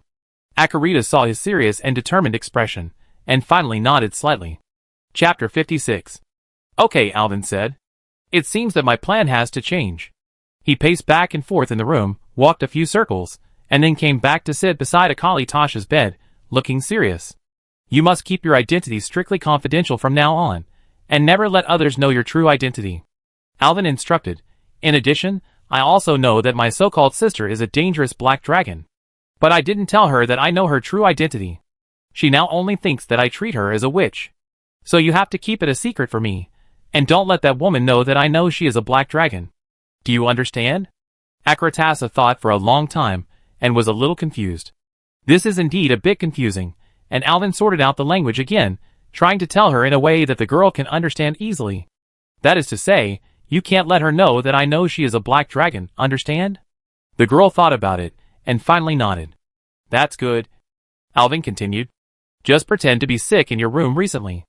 I don't think that woman will bother you, so you don't have to face her. Akaratasa nodded fiercely. Just living in the same town with the black dragon made her tremble all over. It seemed that she was afraid of her natural enemy, and she was happy not to go out. Rest today. Starting tomorrow, I will ask the boss to deliver all the food to your room. Try not to go out. Then I will go back to rest. Just when Alvin was about to leave, Akaratasa suddenly stretched out her white arms from the quilt and pulled Alvin. The girl showed a frightened expression on her face, and it seemed that she didn't want him to leave. Alvin smiled helplessly and said, Okay, then I'll watch you until you fall asleep before I leave. Go to sleep. This is just like taking care of a child. Alvin sighed in his heart. Who is not a dragon baby weighing several tons? Akaratasa nodded with relief and closed her eyes, but her hand was still tightly holding the corner of Alvin's clothes. After a while, her eyelashes moved slightly, her breathing was steady, and she was obviously asleep. Alvin tiptoed out of the room. Tomorrow will be busy, he thought to himself. The next day, as soon as the sun rose, Alvin came to the mansion of Mayor Scarlock Baggio early. The morning sun sprinkled in the courtyard, and the air was filled with a hint of fresh floral fragrance. Alvin walked up the steps and knocked on the door. Soon, the butler Sebastian came out to greet them. This strict butler always had a dignified expression on his face. Mr. Alvin Priest, what's up so early? He bowed slightly and asked politely. Alvin smiled and replied, I have an appointment with Miss Elisa Baggio to go somewhere together. After hearing this, Sebastian showed an expression of knowing everything on his face. So it's a date, he said softly. But the lady hasn't gotten up yet. He turned around and told the maid beside him, Arrange someone to wake the lady up and wash up immediately. Such unpunctual behavior is very rude. Sebastian turned around and bowed slightly to Alvin, with an apologetic tone. Please wait a moment, Mr. Alvin Priest. We will arrange for the lady to get ready as soon as possible. We are deeply sorry to keep you waiting. Alvin nodded, secretly admiring the strictness and etiquette of the Baggio family. He waited in the hall, counting the murals on the wall boredly. After a while, Elisa came out accompanied by a maid. She was dressed differently from yesterday, wearing an elegant long dress, with a tired look on her face. She whispered in a voice that only Alvin could hear, Why are you here so early? Can't you let me sleep? Then she raised her voice, and said in a voice that everyone around could hear, I'm sorry to have kept you waiting, Alvin. Alvin smiled and responded, It's okay, Elisa, I have a place I want to go today, and I want to invite you to go with me. Okay, I arranged the carriage," the girl said politely, and soon the carriage was ready. Alvin gentlemanly helped Elisa into the carriage first, and then followed him up. After entering the carriage, Elisa changed her ladylike appearance just now, and revealed her original lively personality. She smiled mischievously, with a curious glint in her eyes. "How was your conversation with your sister yesterday?" Alvin was slightly stunned, then smiled and relaxed on the cushions of the carriage. "Oh, that was a very interesting conversation," he said mysteriously. Elisa moved closer with curiosity, her eyes full of expectation. "Tell me quickly, what happened?" Alvin sighed lightly, and recalled the scene last night. "She is indeed a very complicated person. We talked a lot, and the conclusion is that I need to help him deal with our family's old enemy, the Duke of Fakrath, a nobleman of Alterac. As long as I kill this guy, my sister will agree to leave Terran Mill immediately." Elisa was stunned for a moment, frowning slightly. Obviously she had some impression of this name. "Duke Fakurs, I seem to have heard of him." "Oh, right. I heard that he is an Alterac man, and he has gathered a large group of gangsters and criminals to form a criminal organization." She lowered her voice and continued, "But no one knows the name of this organization, and no one knows where they are hiding. They seem to only serve those big men, and help them do some dirty work of assassination. But because they have the black history of many big men in their hands, no one dares to touch them. This notorious guy is not an ordinary opponent. Are you sure you want to go find him?" Elisa's eyes flashed with worry, and she looked at Alvin. "Of course." Alvin leaned over and whispered in Alia's ear, "Last night, just as I was leaving the inn to attend the banquet, a thief ambushed me and almost took my life." Looking at Elisa's shocked eyes, he continued, "I am the person who connects the two families, and Duke Fakurs has already set his sights on me." He paused and continued, "Destroying his organization can not only uphold justice, but also allow my sister to leave Terran Mill contentedly, thus eliminating a potential war. Isn't this killing two birds with one stone?" Elisa thought for a while, and finally nodded. "You are such a brave man, Alvin. But do you know how dangerous this is? I can't even imagine how you escaped from the assassination last night. It was indeed very dangerous at the time, and I was lucky to win by chance." Alvin recalled his experience last night, and was also frightened. "So what are you going to do? We don't even know where this guy is hiding." "I have an idea. Have you heard of Ravenhold Manor?" Chapter 57. Elisa opened her mouth in surprise, her face full of disbelief. "Ravenhold Manor, the legendary Assassin's League. How do you know this place?" Alvin smiled slightly and said mysteriously, "Don't worry about it. Anyway, I just want to find the owner of Ravenhold Manor and ask for his help. I think he should know the location of Duke Fakurs. Ravenhold Manor is very secretive. Legend has it that many top assassins and spies gather there. No one knows where that place is." Elisa's expression changed from surprise to worry. "Yes, but I have no choice at the moment. I must find Duke Fakurs. And the owner of Ravenhold Manor may be my only clue. But that place is only in legends. We only know that it is hidden in the mountains of Alterac Mountains. Are you going to go into the mountains, like a headless fly, to find it?" "Of course I have clues." He recalled his past experiences. When he was playing games before, his friend's thief character often went to Ravenhold's reputation. Only then did Alvin know that there was such a mysterious organization in the world. From his friend's screen, he had seen the scene of Ravenhold Manor. Although he didn't know the specific location, he remembered that there was a red-haired elf named Mylox in it, and this elf was his clue. "I know there is a red-haired male elf in this manor. This area is basically inhabited by humans. It shouldn't be difficult to find an elf, right? I don't believe they won't come out at all. As long as we find this elf, we can follow the clues to find Ravenhold Manor," Alvin said. "I can't tell whether your words are credible, but it seems that this is the only way for now. It's better than looking for a needle in a haystack. Yes, as long as we find Mylox, we can find the entrance to Ravenhold Manor. Then, we can ask the owner of the manor for help and find Duke Fakurs." Alvin continued, "So we have to go to several nearby towns to see if anyone has seen this male elf Mylox. Okay, now that we have decided, let's go now." Elisa smiled. The upcoming adventure made the girl a little excited. After that, she took out a box from under the carriage seat. When she opened it, it turned out to be the neat clothes from yesterday. Elisa turned to Alvin and said, "Turn your head first." Alvin was a little surprised, but he turned around obediently and turned his back to her. Hearing the rustling sound of clothes, he couldn't help but feel a ripple in his heart. Although he tried not to imagine it, the sound made his heart beat faster. After a while, Elisa changed her clothes and patted Alvin on the shoulder. Okay, you can turn around now. Alvin turned around and saw that Alyssa had changed into that dress, and she looked more capable and confident.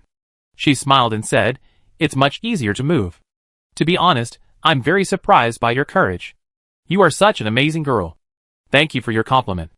Now let's go." Soon, 2 days passed without any results. Every morning, Alvin would come to Alyssa's house on time to pick up the girl. In the eyes of Scarlett Baggio and his family, the two young people seemed to have become inseparable. Everyone laughed in their hearts. The two parties who originally opposed this marriage are now as sweet as ever every day. Who says that political marriages are not happy? Forced melons can sometimes be sweet. In the past few days, Alvin and Alyssa have searched almost all the streets and alleys of the nearby towns, asking everyone if they have seen an elf. But there is still no clue. This shouldn't be the case. Could it be that these people really don't go out of the house? Alvin thought.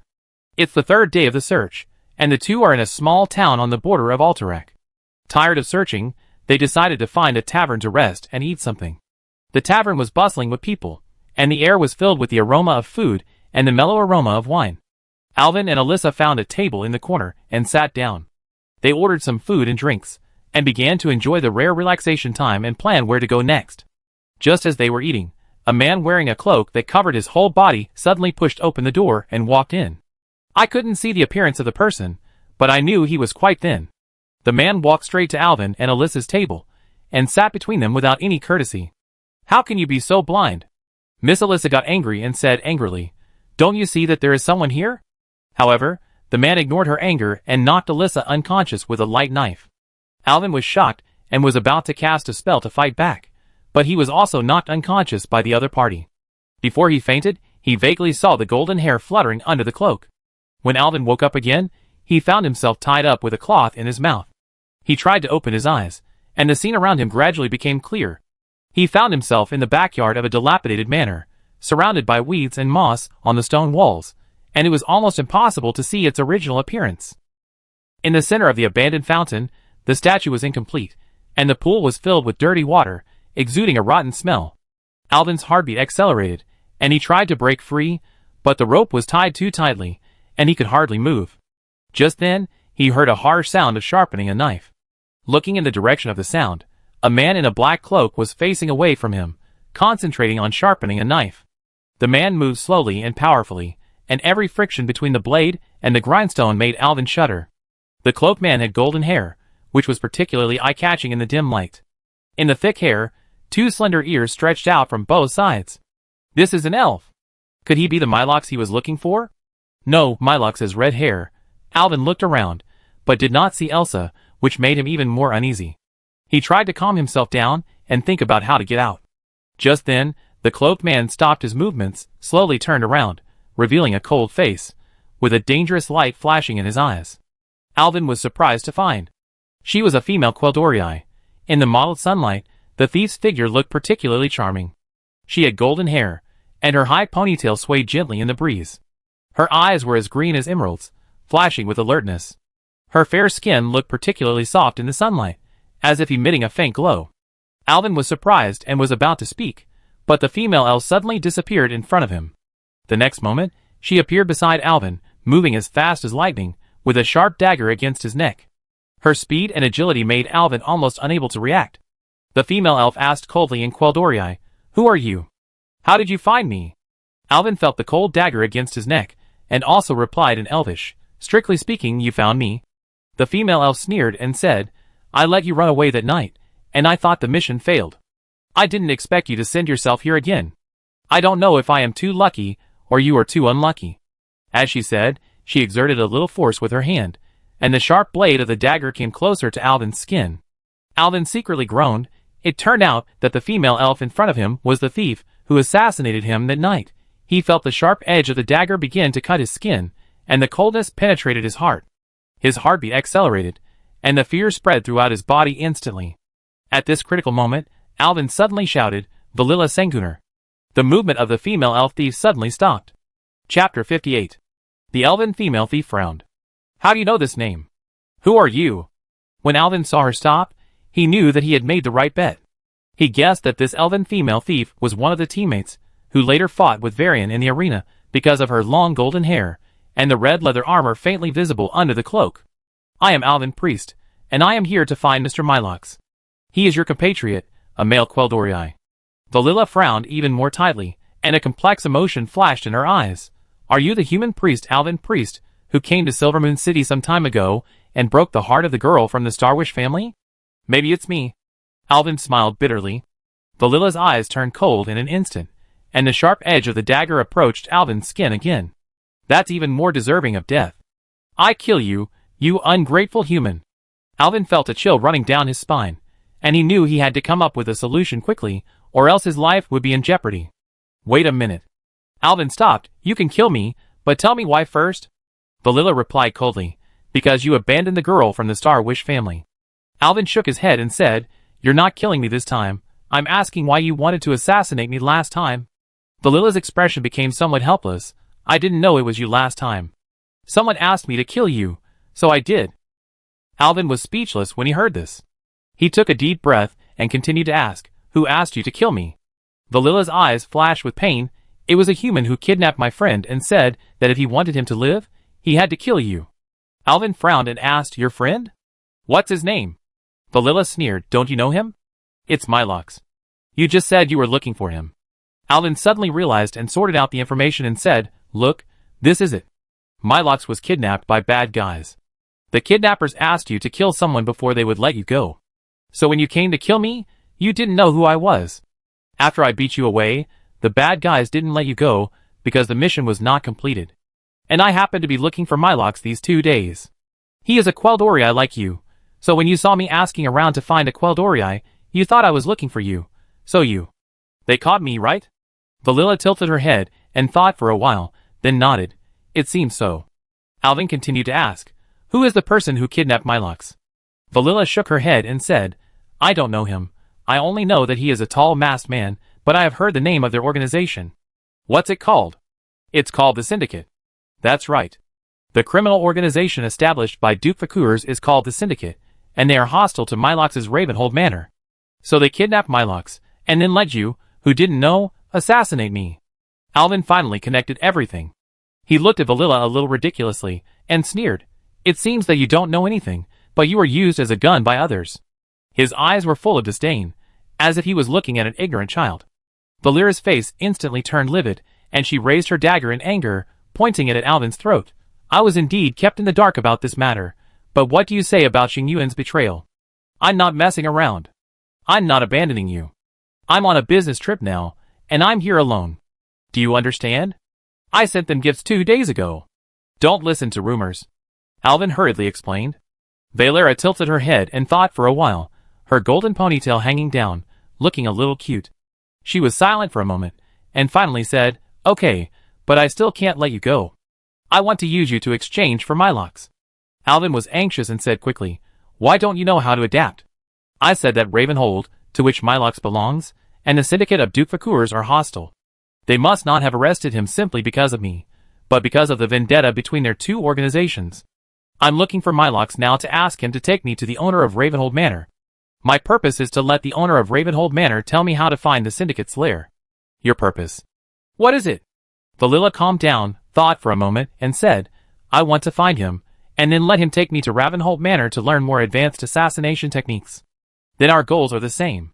We can find the place where Mylox is imprisoned together and rescue him, right? Valilla's eyes flashed a trace of hesitation, but she finally nodded. Okay, we will cooperate temporarily.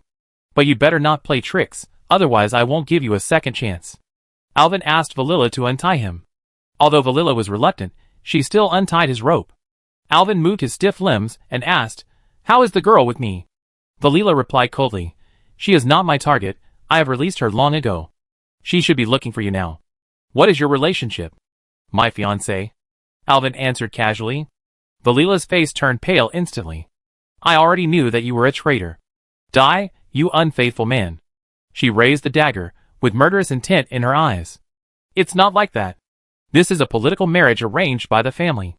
Everything I do now is to avoid getting married. He hurriedly told Valilla the whole story.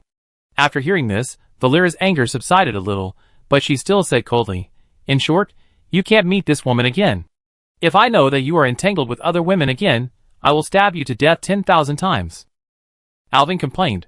What does this have to do with you? Because the Quel'Dorii are different from you humans. Once they fall in love, they will be very devoted. If something goes wrong, the Quel'Dorii will be heartbroken and even lose the meaning of survival. Valera was a little disappointed, she whispered. Alvin was shocked when he heard this.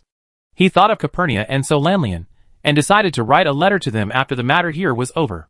The content, just say that I was wrong, I want to be with you. I thought again, no, how can I express my feelings by writing a letter? This is something only cowards can do. I still have to say it in person. But now I have to solve the problem in front of me and rescue Malox first. Do you know where Malox is being held? Durnhold Keep. Chapter 59. Alvin was shocked, and the ancient castle appeared in his mind. He remembered that it was the place where Thrall was rescued. He was just a bystander at that time, but now he will personally participate in this adventure. In this case, let's go and save him, Alvin said firmly. Valera was surprised by Alvin's courage. How much do you know about this castle? Alvin asked. This is the layout of the castle I scouted. Valera took out a map from her cloak, spread it on the ground and pointed. The guards are mainly concentrated in the east wing and the north tower, and the south gate is a relatively weak link. The castle is heavily guarded, and I heard that its owner is a cruel guy. I strongly suspect that he is a member of the syndicate. Otherwise, he would not have imprisoned Malox here. Alvin looked at the map carefully, and it was indeed similar to the terrain he had previously remembered. A plan gradually formed in his mind. We can sneak into the castle, and split into two groups. One person will set fire to the prison cells below. When the guards are attracted, the other person will take the opportunity to sneak into the castle and rescue Malox. Valilla nodded slightly in agreement, but she still looked worried. How do you get in? The guards are not blind. Of course we will go in disguise. I can go back and ask Alyssa, the girl you knocked out, to see if she has any good ideas, such as pretending to be a delivery person to the castle. Valilla's face fell instantly, and she said angrily, Are you going to see your fiancée again? I think I just reminded you that if you meet her again, I will stab you to death 10,000 times. Isn't this a special case? Or do you have a better way? Alvin sighed helplessly. Valera hesitated, and after thinking for a moment, she said, Okay, I listen to you for now. But you better not play tricks. Although Valera Sanguiner is stubborn, she is an elf with strong execution ability. After making a decision, she asked Alvin to act immediately. So the two quietly left the ruins and headed towards Elisa Baggio's residence. On the way, Alvin felt a little complicated. He knew that the success or failure of this action was not only related to the life and death of Malox, but also to the fragile cooperative relationship between him and Valera, and even the overall plan for the future. They came to Elisa's residence, and Alvin knocked on the door gently. After a while, the door opened. Butler Sebastian appeared at the door. Seeing Alvin and Valera, whose face was unclear under the cloak, he showed a hint of surprise on his face. Mr. Priest, what happened to you? The lady came back alone early in the morning and said that you were attacked and they are gathering people to look for you. Ah, it's all a misunderstanding. I came to Alyssa to explain the situation. Where is she? Wait a minute, I go and inform the lady immediately. Sebastian turned and went in. After a while, the sound of dong dong dong sounded, and Alyssa ran all the way over, with worry written all over her face. Before Alyssa asked, Alvin hurriedly took her aside and whispered to the girl everything that had just happened. Alyssa nodded while listening. Valera looked at Alyssa coldly from a distance, her eyes full of vigilance and distrust. Alyssa also glanced at Valera and frowned, as if she was still angry at Valera for knocking her out. This beautiful and cold elf lady, although your hands are fast, I hope you can understand that we are now in the same boat. Please don't do things that suddenly knock people out in the future. We are just cooperating temporarily, and you'd better not play tricks, otherwise I will beat you up and never wake up again. Feeling that the atmosphere between the two was becoming more and more tense, Alvin hurriedly said, Alyssa is a trustworthy friend, she will help us. Valera is the same, you don't always speak with sarcasm. Humph! Valera snorted coldly and turned aside, but didn't say anything else. Alvin briefly explained their plan again, and asked for Alyssa's help. The owner of the castle, Blackmore, is a cunning guy. He controls Durnhold Castle. After listening, Alvin pondered for a moment and nodded. The security there is very strict, but your suggestion is good. The person who was originally responsible for delivering food to the castle is our tenant Old Jack. You can pretend to be his nephew, and go in together. I can help you prepare some camouflage supplies. You go to the hotel room and wait for me. Alyssa smiled slightly and turned to prepare camouflage supplies. Not long after, Alyssa came back with a large bag of camouflage supplies. She explained in detail how to use these items and helped Alvin disguise himself. Alvin looked at himself in the mirror and could hardly recognize that it was himself. He was just an ordinary rural boy that could be seen everywhere on the roadside. That should be fine. Alyssa nodded with satisfaction. You look like an ordinary farm boy now. Thank you, Alyssa. Alvin said to Alyssa gratefully, and then turned to look at Valera. Why don't you disguise yourself quickly? Valera looked at Alvin coldly as if she was looking at a fool, then leaned down, and the whole person disappeared into the shadow. I'm a thief, you idiot. I can just sneak in. Valera's voice came in the air, and then her figure reappeared in front of the two of them. Alvin slapped his head. Yes, how could I forget this? It's so convenient for a thief to sneak in and kill the boss directly when doing a task. The next morning, the sun shone on the ground through the mist. Under Alyssa's arrangement, Alvin followed Old Jack to drive to Durnhold Castle. Old Jack is a tenant of Elisa's family, responsible for delivering vegetables to the castle regularly. The old man has worked for Baggio's family for a lifetime, and he has watched Elisa grow up and obeys Elisa's orders. Alvin pretended to be his nephew, sat in the car, and prayed in his heart that this operation would go smoothly. Their carriage slowly approached the castle, and the high walls and towers of the castle looked particularly gloomy in the sun. In front of the castle gate, several guards were patrolling. When they saw the carriage approaching, they immediately stepped forward to stop it. Old Jack, who is this young man? A guard asked with a frown, his eyes full of vigilance. Ha, this is my nephew. He just came from the countryside and learned some skills from me. Old Jack replied with a smile. The guard looked at Alvin with suspicion. Alvin tried to stay calm and pretended to be silly and smiled at the guard. He doesn't look like he is in this line of work. He looks a little stupid, said the guard. Old Jack quickly explained. He is still young and not very sensible, but he is very hard-working. I brought him here today to see the world. The guard nodded. Okay, but you have to be careful. The castle has been in turmoil recently. Alvin and Old Jack breathed a sigh of relief and continued to drive into the castle. And Valera easily sneaked into the castle, under the guard's nose. Chapter 60. It was a warm morning, but the scene in the castle made Alvin feel cold. The tall stone walls were covered with moss, and the air was filled with a rotten smell. The guards around them all had cold faces, and there were still bloodstains on their weapons. They passed through a long corridor, and from time to time, they heard the wailing of prisoners and the sound of whipping. Alvin's heart tightened, and he knew that this was definitely not a relaxing place. You go to the castle first, I go set the fire, and come back to find you when the fire starts. Valila's voice sounded in his ears, and Alvin nodded, as if talking to himself. Be careful, I go find Mylox. We're here. At this time, Old Jack turned around and whispered. Their carriage was parked at the door on the side of the castle, and the warehouse was inside the door. The two jumped off the carriage and began to unload the vegetables on the carriage and carry them to the warehouse. While Alvin was busy, he observed the surrounding environment and looked for an opportunity to sneak into the prison. Suddenly, a guard came over and said impatiently, Hurry up, don't dawdle here. At this moment, Valera had quietly sneaked into the prison outside the castle, and her movements were as swift as the wind. Soon, torches were lit in several hidden corners, and the piled hay and wood were quickly ignited. The fire spread rapidly, and thick smoke billowed. Soon, the entire prison was engulfed by flames. It's on fire! It's on fire! Some sharp-eyed guards shouted loudly. The guards in the castle rushed over after hearing the news and joined the ranks of firefighting. The flames illuminated half of the sky. The shouts of the guards and the wailing of the prisoners mixed together, and the whole castle fell into chaos. It's on fire! Come and put it out! The guards around shouted one after another. When Alvin's guards heard it, they also put down their work and gathered to put out the fire where the fire was spreading. Alvin was delighted. This was the best time for him to act. He took advantage of everyone's attention not being here and quickly slipped into the castle. Alvin moved forward carefully, trying to avoid the patrolling guards. His heartbeat accelerated, and his ears were filled with the burning flames and the shouts of the guards.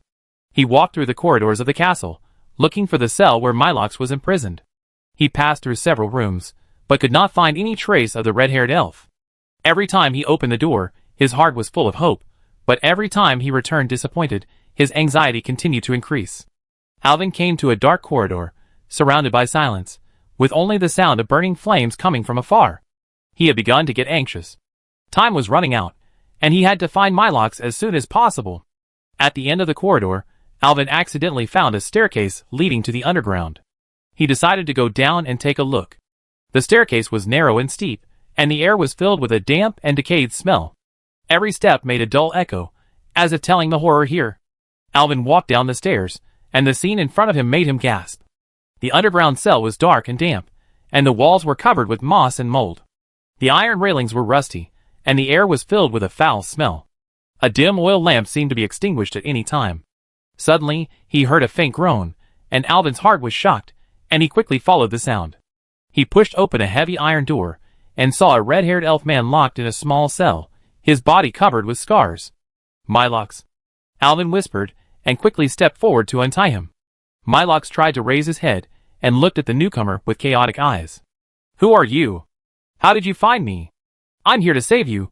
Let's leave here first." Alvin quickly untied Mylox's shackles and whispered. But Mylox was tortured to death, and couldn't move at all.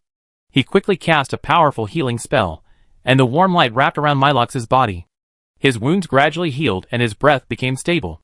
However, long-term hunger and torture made Mylox still weak and almost unable to stand. "I help you. We have to leave here quickly," Alvin whispered, while holding Mylox up and walking towards the exit. Now with Alvin and the inconvenient Mylox, it is even more difficult to avoid the eyes of the guards.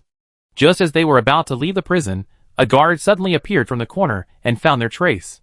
After a brief surprise, the guard shouted, drew his weapon and rushed up. Alvin's heart tightened, knowing that he and Mylox were in no state to deal with it, so he wanted to select Holy Nova in his mind. Suddenly a black shadow flashed from the shadows. Valera's figure appeared behind the guard almost instantly, and the dagger drew a cold light in the air and accurately pierced the guard's throat. The guard fell to the ground powerlessly, without even a scream, and blood gushed out. The elf thief's movements were neat and tidy, like a cheetah catching its prey. Her eyes were cold and focused, without a trace of hesitation.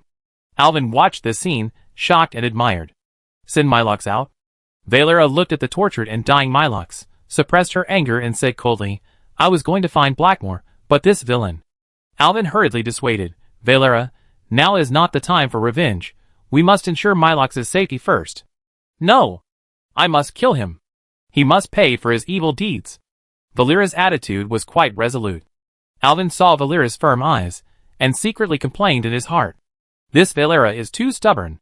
Once she decides to do something, it is difficult for others to change her. At this time, her eyes were full of anger, like an enraged beast, vowing to avenge her friends. "Valera, listen to me. Our first priority now is to ensure the safety of Mylox." Alvin was still trying to persuade the stubborn elven thief. "There will be plenty of opportunities to deal with Blackmore in the future, but now we must preserve our strength." "No! I can't let him go. Blackmore must die. And you have no right to command me." Valera's eyes were still cold, and her voice was low and firm. Alvin knew that it was meaningless to continue arguing, so he could only nod helplessly. "Okay, but you must be careful." Valera said nothing more, turned around and disappeared into the shadows.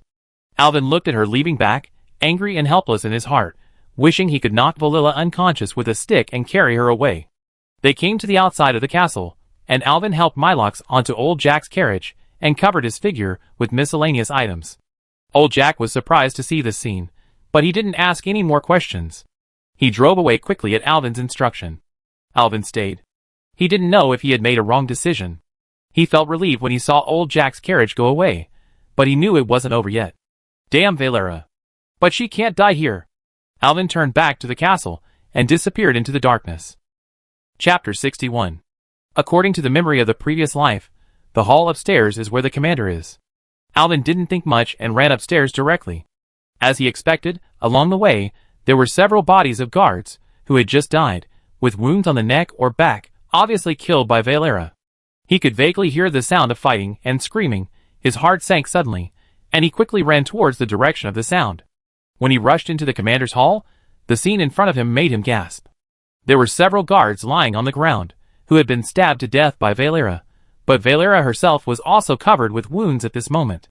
Her cloak was torn and thrown aside, and she was only wearing a set of leather armor with a high degree of exposure, but the leather armor was basically stained red with blood. Valera, covered in blood, was like a Valkyrie on the battlefield, exuding a different charm.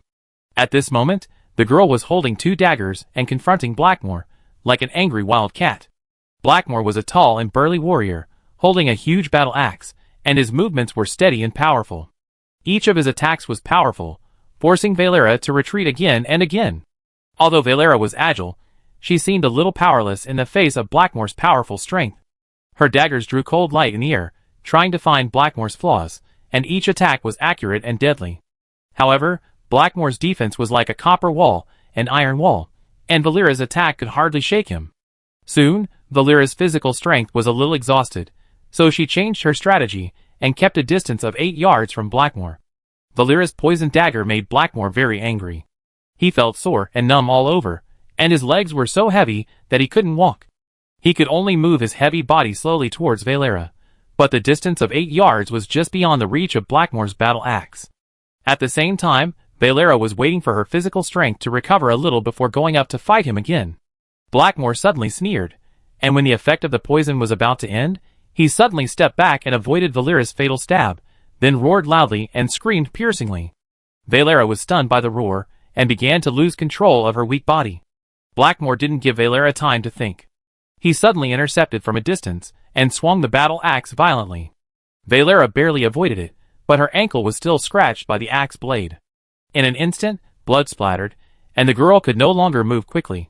She clenched her teeth and showed a painful expression, but she still did not retreat. "You useless thief!" Blackmore taunted. "I sent you to kill someone, but you didn't kill him, and you dare to come back and attack me? Today I let you know how powerful the Syndicate is." Alvin and Valera were stunned at the same time, and then they suddenly realized. It turned out that Blackmore was indeed a member of the Syndicate gang.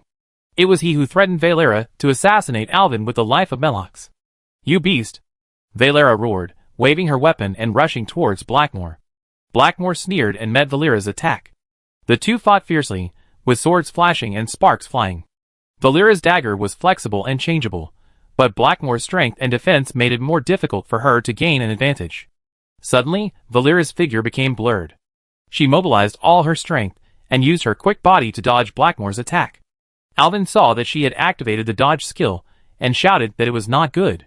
Blackmore smiled maliciously. "Stupid thief, let me suppress you." Blackmore's eyes flashed with murderous light. He suddenly launched a fatal attack, and the battle axe drew an arc in the air, and went straight to Valera.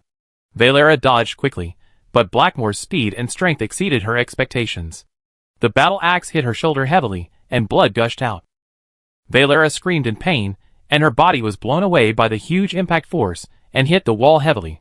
Her face turned pale instantly. She struggled to stand up, but the severe pain of the wound made her almost unable to move. Blackmore sneered and approached, his eyes flashing with cruelty. "You think you can beat me? How naive.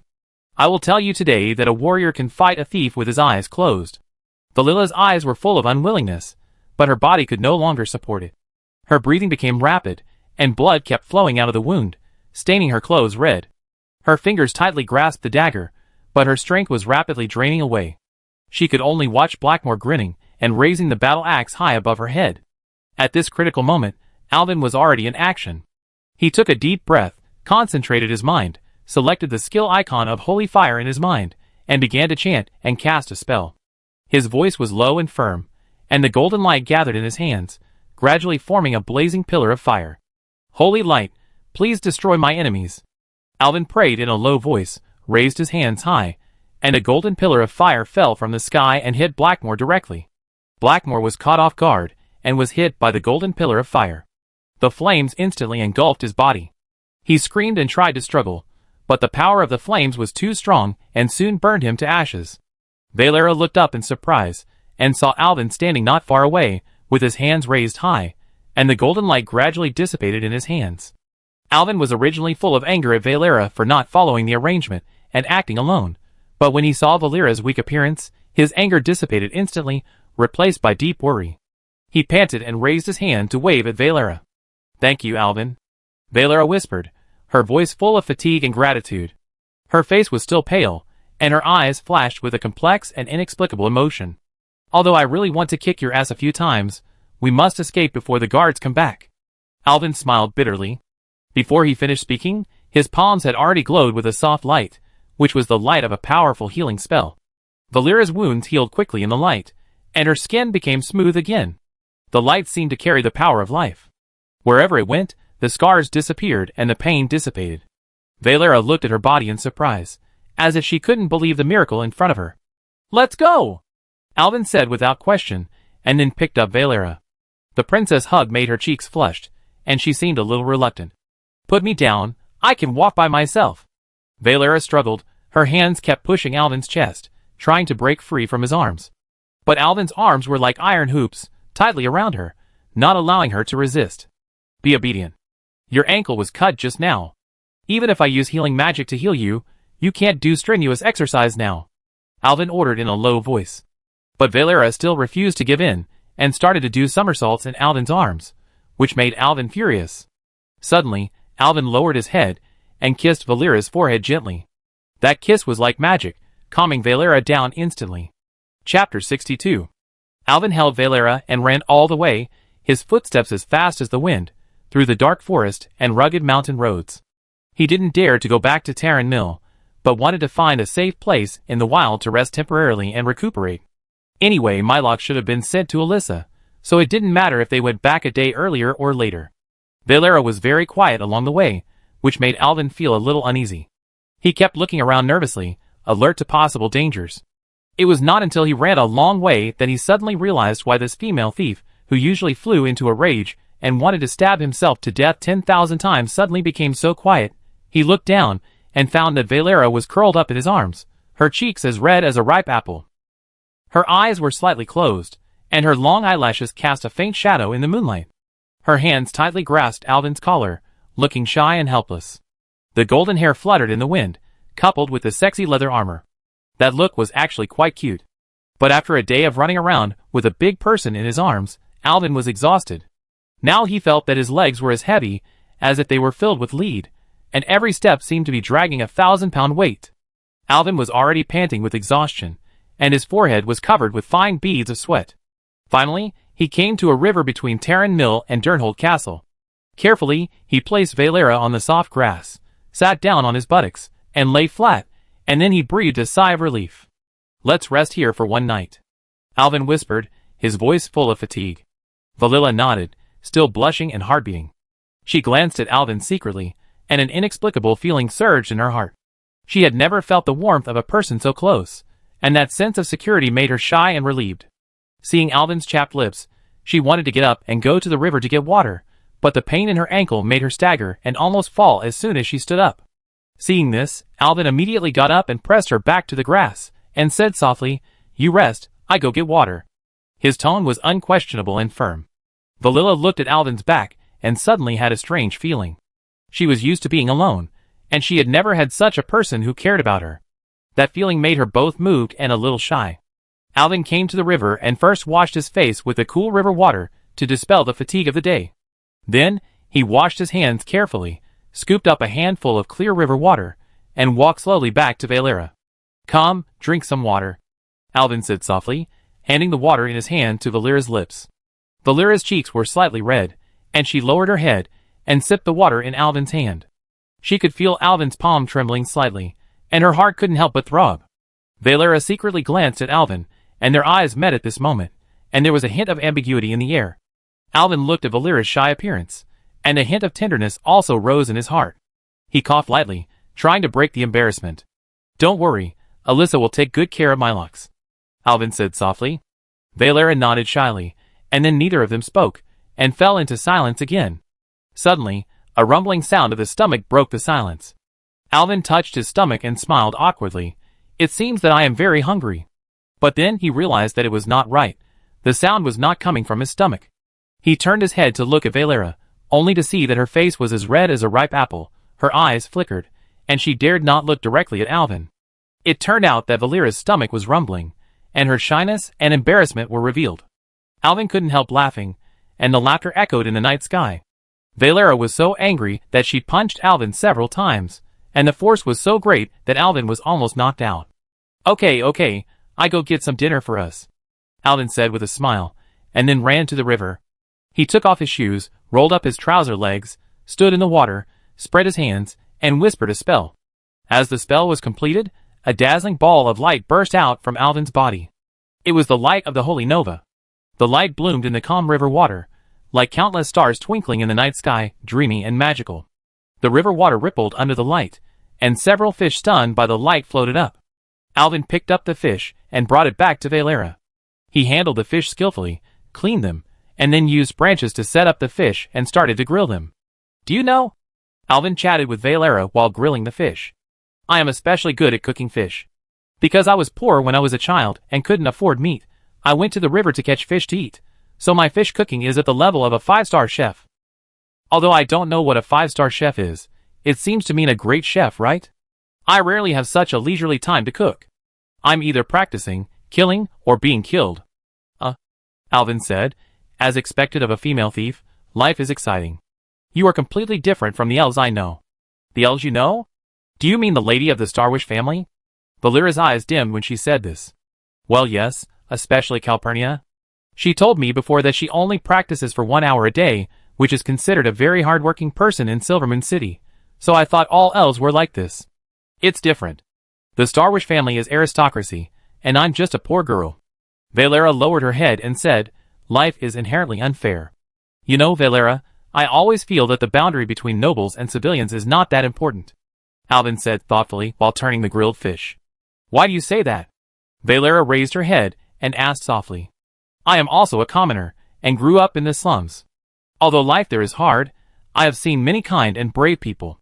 They may not have noble blood, but their hearts are much purer than many nobles. He paused, looking into the distance, as if recalling the past. Of course, there are some nobles who are not bad-hearted and are even willing to help those in need. But more nobles become indifferent and selfish because of their status and wealth.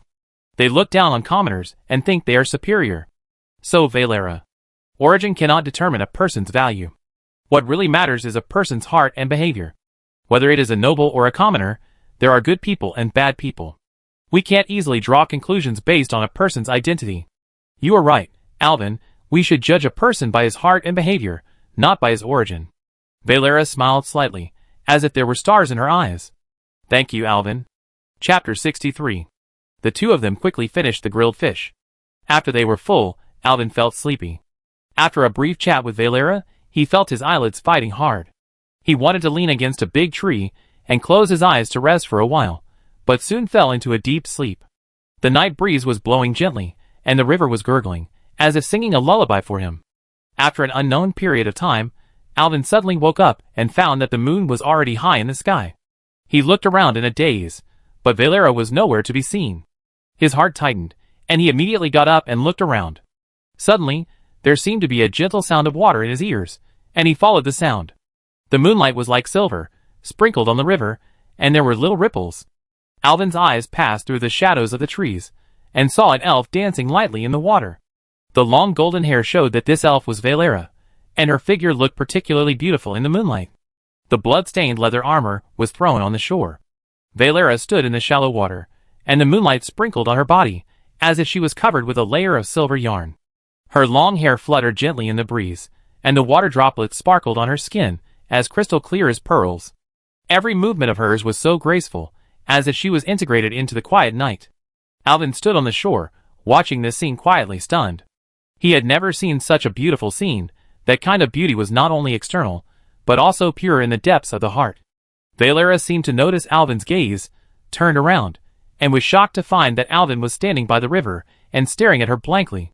Her cheeks instantly turned red, her eyes flickered, and she dared not look directly at Alvin. She quickly hid in the water, revealing only a pair of bright eyes. You, Valila said anxiously, and was choked by the water and started coughing violently.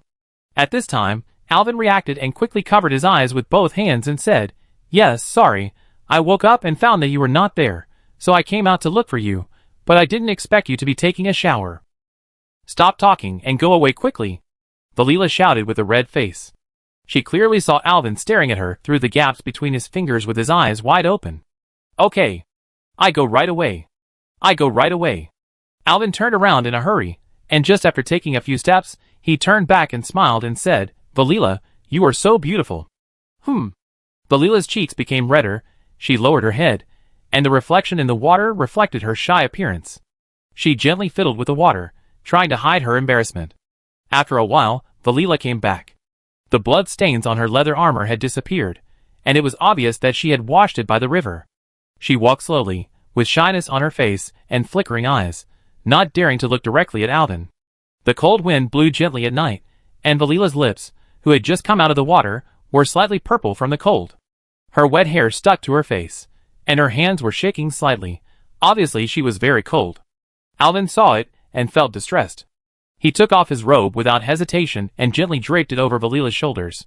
"Put it on, the night wind is very cold," Alvin said while jumping. "I will exercise, and I won't be cold anymore, hee." But Alvin overestimated his physical fitness as a priest, and soon, he was also frozen to the point of chattering. At this time, Valila suddenly stood up with a red face, threw off her robe, and draped it over Alvin. "Then what will you do?" Before Alvin finished speaking, the girl twisted her body and got into his arms. "Don't think too much." Alvin was stunned when he heard the shy voice of the girl. "Hold me tight." At this moment, Alvin only felt warm on his body and in his arms. In the morning, when Alvin woke up, he found that the girl was gone again. He rubbed his eyes, and was thinking about what happened last night in a daze. Suddenly, a fragrant grilled fish poked in front of him. "Good morning, lazy guy." Valila stood in front of him with a smile, holding a freshly grilled fish in her hand. She got up early in the morning, and saw that Alvin was sleeping soundly, so she didn't disturb him. She went to the river to catch fish for breakfast. Alvin was about to talk about what happened last night, but Valila quickly stuffed the grilled fish into his mouth. He stared with his eyes wide open, holding the fish in his mouth. He could only make a woo-woo sound, looking at Valera helplessly. Valera smiled triumphantly, her ponytail twitching. "Don't say it or think about it in the future, otherwise I will stab you to death 10,000 times. The girl said softly. Alvin chewed the grilled fish helplessly. "I can't even think about it." "How is your body?" he asked worriedly. "Thanks to your healing spell, I have fully recovered. I have to say that your spells are really amazing. No wonder the Syndicate wants to kill you." Valera smiled slightly, and made a muscle-flexing gesture.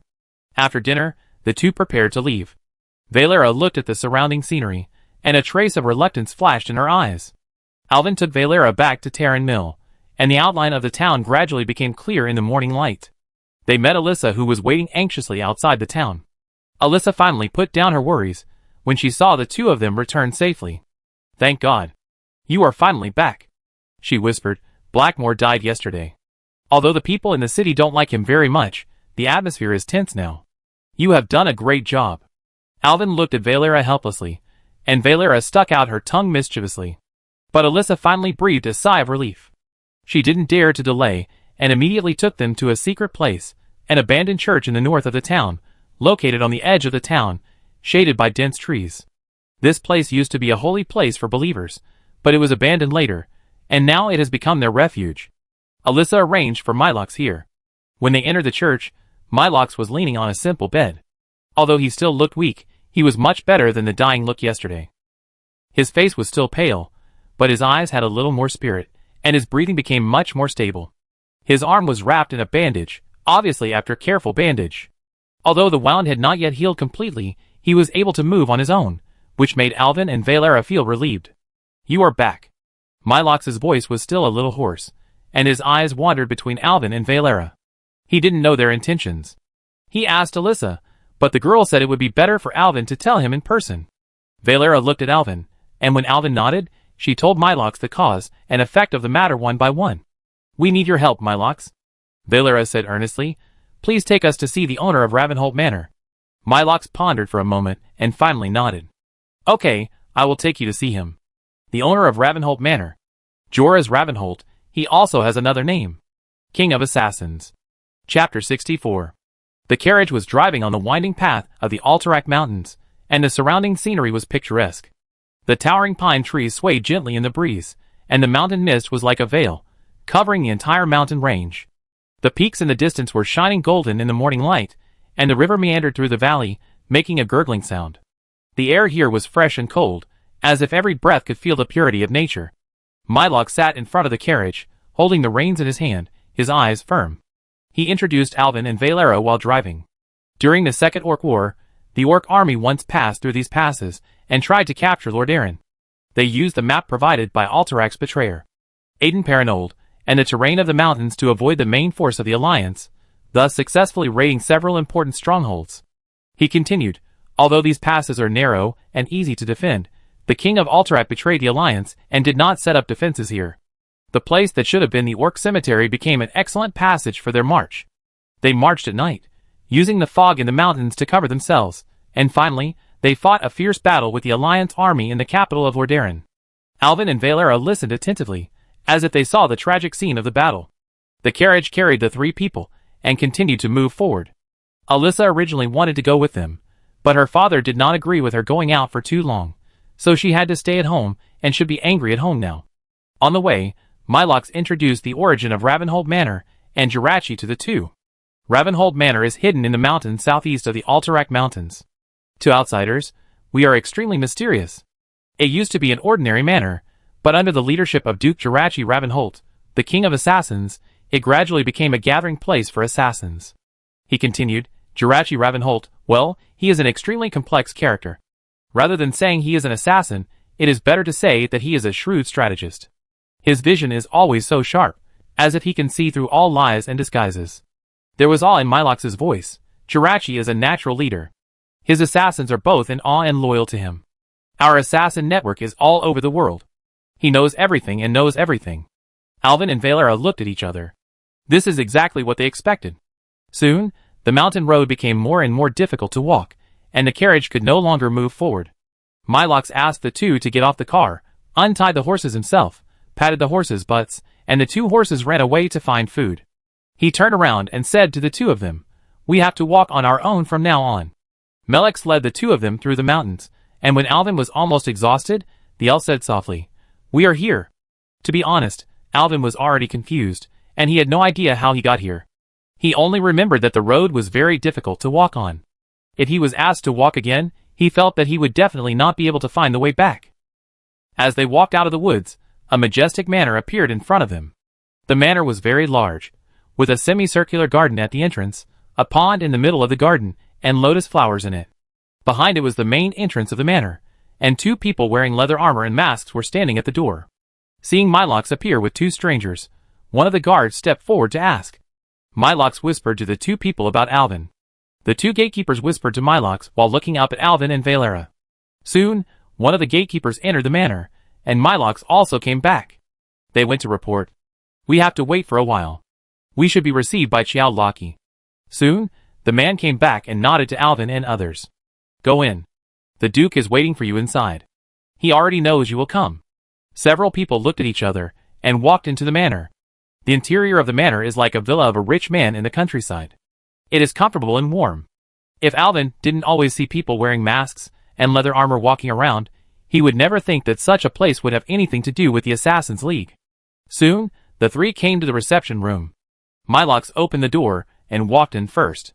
Welcome, dear Mr. Elven Priest, Ms. Valera Sangunar. I am Jorah's Ravenholt, and I have been waiting for you for a long time. A middle-aged man's voice sounded, and Elvin looked in the direction of the voice. A strong man with silver hair was standing in the living room, smiling at him. Elvin asked curiously, Did you know I would come to you? Elven Priest, the recently rising star of Lordaeron, the Miracle Priest, the spokesperson of the Holy Light, the savior of Silverpine Forest, and the noble son of the Prester family, right? The middle-aged man nodded and said. Elvin had an embarrassed expression on his face when he heard such a long name. In fact, these names are basically given to me by others. I didn't say so myself. Do you know why I came here? I guess it's because Duke Fakurs, or the leader of the syndicate, you want to find him. How did you know? I naturally have my channels. Then can you tell me? Of course, you saved our people, not to mention that Duke Fakurs is also our enemy. We have been fighting for many years. Don't you want to ask why I want to find them? I believe it has something to do with the recent military gathering of Terran Mill. With your identity, you are probably involved in it. But judging from your actions, you don't want to see the 2 countries fighting each other, so you should have reached a deal with someone, and the content of the deal may be related to the syndicate. Alvin nodded. This man has a strong ability to analyze and reason, and he guessed some important nodes. It's just that he didn't dare to tell Xiao Laki Ravenhodming about the identity of the Black Dragon. As you expected, I need to know the location of Duke Fakurs. Alvin looked into the middle-aged man's eyes, and said firmly. Jirachi Ravenhold smiled slightly and nodded, with a deep light flashing in his eyes. Duke Fakurs is hiding in the sewers of the capital of the Kingdom of Alterac. The underground waterways of that city are intricate, and have now been transformed by the Syndicate into an easy-to-defend and difficult-to-attack fortress, which is full of robbers and thieves they recruited from all over. And their leader, Duke Fakurs, is hiding in that dirty sewer. Thank you, Lord Jirachi. Alvin nodded, indicating that he understood. Lord Jirachi, I have a request. After this matter is over, I want to stay in the manor and learn more about the assassin's way. At this time, Valera stood up and asked. Jirachi looked at her with a smile and nodded. Of course, Valera. You will learn a lot here. Valera nodded, her eyes full of gratitude. She looked at Alvin with a smug smile on her face. Thank you, Lord Jirachi. Your help means a lot to us. Alvin bowed deeply and said sincerely, although I would like to keep you for dinner, there is something very urgent at the moment, and I think you will be very interested to know. Jirachi Ravenhold said, according to my intelligence, we all underestimated him. Duke Fakurs is very cunning. He took advantage of the imprisonment of King Alterac and the vacancy of the throne to launch a rebellion. His goal is to eliminate the Alterac royal family and seize the throne. Chapter 65. Alvin was shocked by these words. He never thought that the syndicate he wanted to deal with was so powerful. He remembered that they were just some minions when he played before, but he didn't expect that they would rebel and seize power. His syndicate bandits have already poured out of the sewers and are fighting with the guards in the Alterac royal city. I suggest you catch them all when these rats come out of the holes. Alvin's eyes lit up, and he also felt that now was a good opportunity. But you have to be careful. The syndicate's attack this time is very different. My people said that they seem to have joined forces with a group of ogres left over from the Orc War. Xiao Laki continued. Alvin frowned. Ogres, this kind of tall and powerful monster, can even directly pull up trees as weapons and wave them like a storm. Their brown skin is harder than armor, and each ogre is like a mobile fortress, difficult to deal with. It seems we need to be more careful, Alvin pondered. These ogres are not easy to deal with. Thank you again for your intelligence. You're welcome. This operation will be very dangerous, but please rest assured that you are not fighting alone. My people will help you to contain the syndicate. You can go directly to Duke Fakurs. Jirazi nodded, his face solemn. Thank you again, Your Excellency the Duke. Alvin turned around and looked at Valera, a little entangled. Then I have to go first. I will come back to you after the matter is over. What are you talking about in your sleep? Valera punched Alvin lightly in the chest. If there is such an exciting thing, of course I will go. In the future, people will mention my name. Valera. The scourge of the syndicate, ha ha. But your wish has been fulfilled. There is no need to take risks with me again. Alvin, who do you think you are? Why do you control my will? Valera also got angry. If you don't take me, I will go by myself. After saying that, she walked out. Alvin hurriedly grabbed her hand, and Valera shook it hard a few times. She didn't break free, so she stopped struggling and just stood aside with a cold face. Alvin was a little embarrassed, and Jirazi Ravenhold just smiled and looked at the two people meaningfully, and Alvin blushed. Please don't think too much, sir. No, but I suggest you leave immediately. If Duke Fakurs succeeds, the consequences will be very serious. Okay, we will leave immediately. After the matter is over, we will come to your place for dinner. I am looking forward to it. Jirazi smiled and nodded, watching them leave. When Alvin and Valila were about to push the door and leave, Jirazi suddenly said, Mr. Priest, the evil whispers are tempting, but they will make people fall into the abyss. I hope you can stick to your heart. Alvin stopped and looked back at Jirazi. He was shocked in his heart, but he didn't show it on the outside. He didn't know whether Jirazi was referring to the whispers from Zalatas, the temptation from the Black Dragon, or whether he knew all these things. I will, Sir Jirazi. Thank you for your reminder. Alvin thought for a moment and said, It's an honor to be a friend of Ravenholt Manor. When the two of them went out, Milox had been waiting for a long time. He was wearing a black cloak and said to Alvin and Valera with a serious face, Lord Jirazi arranged for me to lead you to take a shortcut to Alterac, and the Duke himself will personally lead a team to attack the Alterac sewer, which is the Syndicate's lair. Alvin nodded to show that he understood. The three of them quickly set off on the road. There was not much talk on the way, and the atmosphere was tense and heavy. Alvin exerted all his strength to barely keep up with the two thieves. Seeing Alvin's pale face, Valera deliberately slowed down.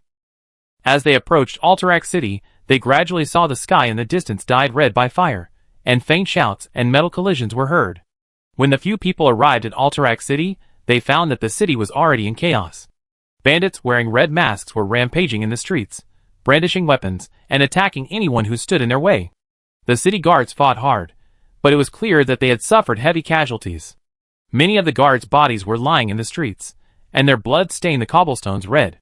Flames spewed from the windows of the buildings, smoke billowed, and the air was filled with the smell of burning and desperate cries.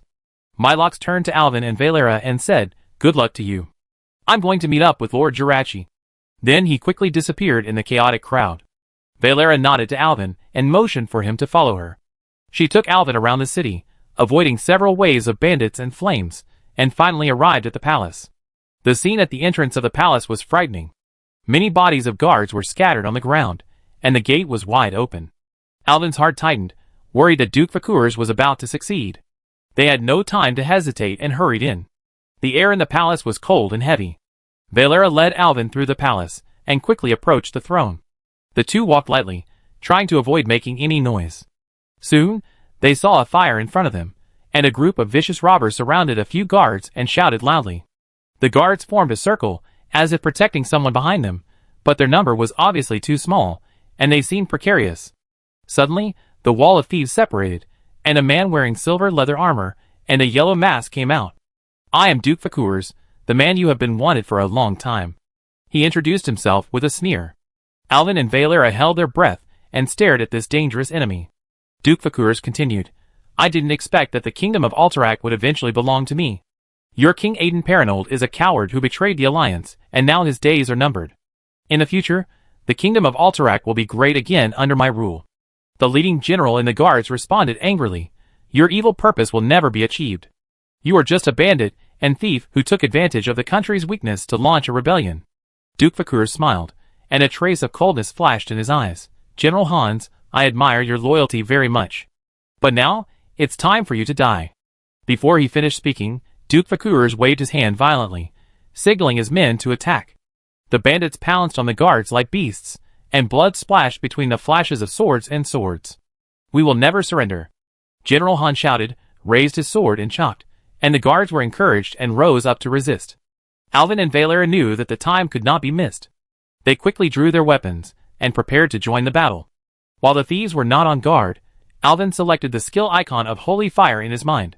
A holy light fell from the sky, and hit one of the thieves. His body was suddenly pierced by the holy fire, and was almost burned to ashes in an instant. The holy fire also ignited on the bodies of other thieves nearby. The burning thieves rolled on the ground and screamed, and the scene was in chaos. Everyone then discovered Alvin behind. Duke Vakurs glanced at him, and immediately knew that Alvin was coming. He shouted angrily, "It's Alvin Priest! Brothers, go up and kill him first, don't let him cast a spell." Chapter 66. The robbers heard the command, and knew that the leader's command was wise. They had heard about Alvin's strength long ago. If they let him output safely, they would suffer heavy casualties. So, the thieves left the already wounded guards alone, and rushed towards Alvin. But Alvin had already prepared. He chose the skill of Flame of the Sky in his mind, and his body emitted a faint blue light, and then he used the instant holy fire 3 times in a row on the surging thieves. The whole hall was illuminated by the continuous holy light, as bright as day. The thieves' wails came one after another, and the light was so dazzling that it was impossible to look directly at it. When the light gradually disappeared, there were no thieves who could stand. Either they were hacked to death, burned to death, or were lying on the ground with fire on their bodies. The air was filled with the smell of burning, and the ground was full of charred marks. Seeing such a tragic scene, Duke Vakurs was frightened. He knew that Alvin was a difficult opponent, so he used a trick to kill Alvin. But he didn't expect that when he faced Alvin in person, he found that this priest was more difficult to deal with than the legend. He still didn't give up, and wanted to persuade Alvin to cooperate with him. "Why don't you cooperate with me? You came from Mordarin, you know the crimes of Paranold. Only if I become the king can the prosperity of the kingdom of Alterac be restored." Alvin sneered, "Let a thief leader be the king? Look at what your people have done." He waved his hand and pointed out the window, and the tragic situation of the city was in full view. The streets were full of collapsed buildings and burning ruins. Bandits wearing red masks committed crimes wantonly on the streets. The bodies of city guards fell on the ground in all directions, and blood stained the cobblestones red. Flames spewed out of the windows of the building, smoke billowed, and the air was filled with the smell of burning and desperate cries. "This is what you did. You are just a despicable villain," Alvin said coldly.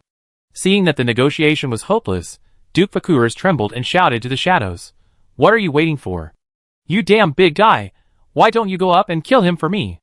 As his voice fell, a huge figure slowly walked out of the shadows. It was a tall, muscular ogre, holding a huge tree trunk in his hand, with a savage light flashing in his eyes. The huge ogre brought great pressure to Alvin. The monster was more than 3 meters tall, with brown-yellow skin as rough as rock, and the only big eye flashed with fierce light, with a cruel smile on the corner of his mouth. He roared and suddenly waved the huge tree trunk to sweep towards Alvin. Irvin originally thought that such a large body would be very cumbersome, but he didn't expect the ogre to be so fast that it ran to Irvin's side before he could cast a spell. Irvin quickly rolled over, but his arm was still rubbed by the tree trunk, and his left arm was hit directly, causing severe pain. He knew that his arm was broken, but he could only endure the severe pain and continue to avoid the ogre's attack. The ogre grinned, showing a silly but cruel expression, and raised the tree to smash Irvin. At this critical moment, a figure suddenly flashed behind the ogre. It was Valera. Valera was agile and quickly approached the ogre, with the dagger in her hand flashing cold light. Her dagger accurately pierced the ogre's back. The ogre roared in pain and turned to fight back, but Valera had already dodged to the side and avoided the ogre's attack. Then, Valera kept moving around the ogre, stabbing the ogre with a dagger coated with poison from time to time. The ogre had thick skin and flesh, and although it could not cause fatal injuries, Valera's every attack made the ogre's movement slow down. The ogre waved the tree trunk angrily, but Valera dodged it skillfully. Her movements were like ghosts, swift and deadly. Finally, Valera found the right opportunity and stabbed the ogre's calf with a knife, shaving it down fiercely. A large piece of leg meat was cut off, revealing the white bones. The ogre roared in pain, and the huge body fell to the ground with a bang, and the dust flew. Valera showed a happy expression, panting to look at Alvin, and gave him a thumbs up. However, something unexpected happened. The fallen ogre dropped the tree trunk and hit Valera in the palm of his hand like slapping a fly. Valera was instantly wrapped by the ogre's big hand, with only her head exposed, and she wailed in pain. The ogre roared ferociously, and clenched his hands tightly. Only the sound of crackling was heard. All the bones in Valera's body were crushed, and a lot of blood spurted out of her mouth. The angry ogre saw that the elf in his hand had stopped moving, so he threw her to the ground. Valera fell to the ground, and made a sound of rags falling to the ground. The ogre went crazy. Regardless of the horrible wound on his leg that could see a large piece of white bone, he struggled to get up and raised his fist to hit Valera. Alvin saw all this and felt like a knife in his heart. One of his arms had been broken, and just as he healed himself, he saw Valera being pinched and spitting blood. Rage and despair surged in his heart, and he suddenly lost his composure, his blood boiling, and now he wanted to kill the ogre at all costs. It seemed that there was a whisper constantly saying something in his ear, and then the surrounding shadow elements began to gather towards him. The power of darkness surged towards Alvin like a tide, and his body was gradually wrapped in dark matter, becoming blurred and terrifying. He raised his hand and whispered a spell to the ogre, Mind Blast. The huge shadow energy summoned from another space was like a black torrent, rushing directly into the ogre's body, squeezing its internal organs. In an instant, the ogre's body began to explode from the inside. Blood and flesh flew everywhere, and finally turned into a pile of disgusting flesh and blood. However, Alvin was out of control at this time, and the violent shadow energy raged in the throne hall, as if it was going to tear everything apart. The power of darkness swept through the entire hall like a violent storm. The walls began to crack, the ground shook, and the air was filled with the breath of destruction. Valera lay on the ground, barely raising her head, and watching Alvin being swallowed by the power of darkness, but she was already seriously injured and couldn't even save herself.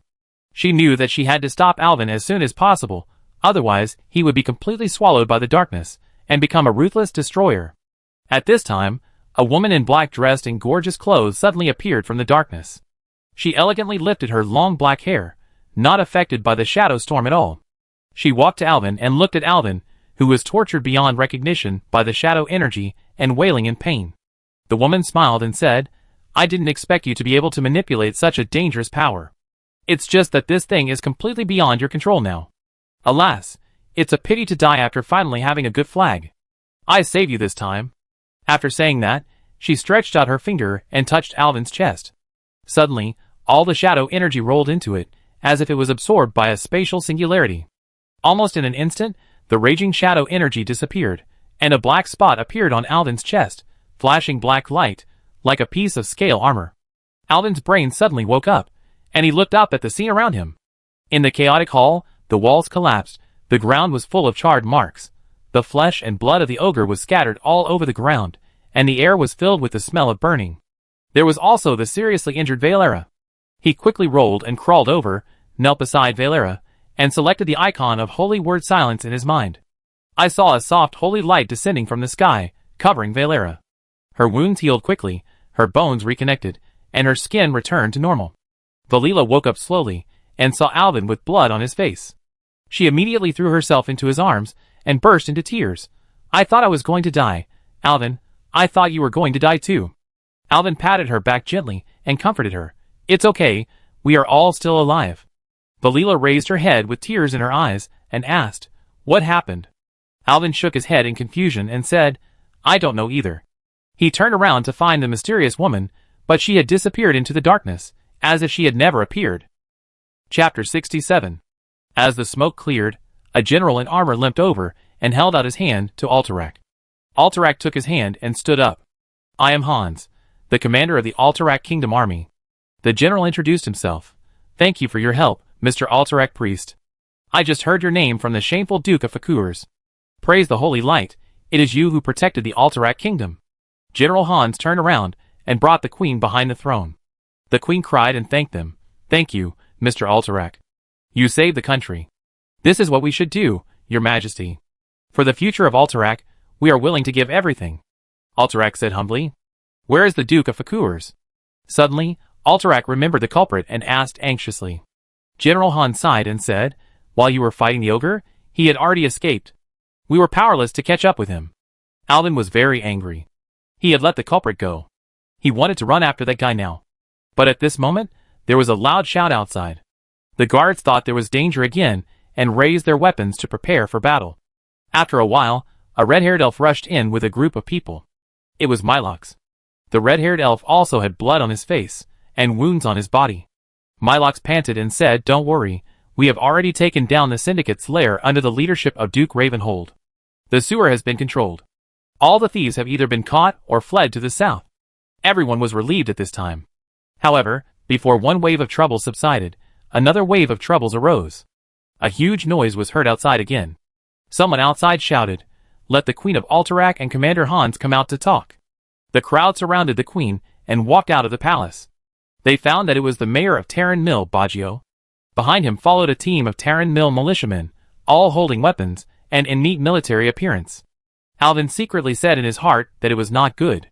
He knew that Mayor Baggio also had ambitions for Alterac. Now everyone is fighting and losing. Could it be that he wants to take advantage of the opportunity to reap the benefits? The militia of Terran Mill was neatly dressed, each wearing simple but sturdy armor, holding spears and shields, with a serious and firm expression. When Mayor Baggio saw that the Queen and General Hans were still alive, he jumped off his horse and walked quickly. He had a hypocritical smile on his face, and a complex light flashing in his eyes. I'm here to rescue, said Mayor Baggio.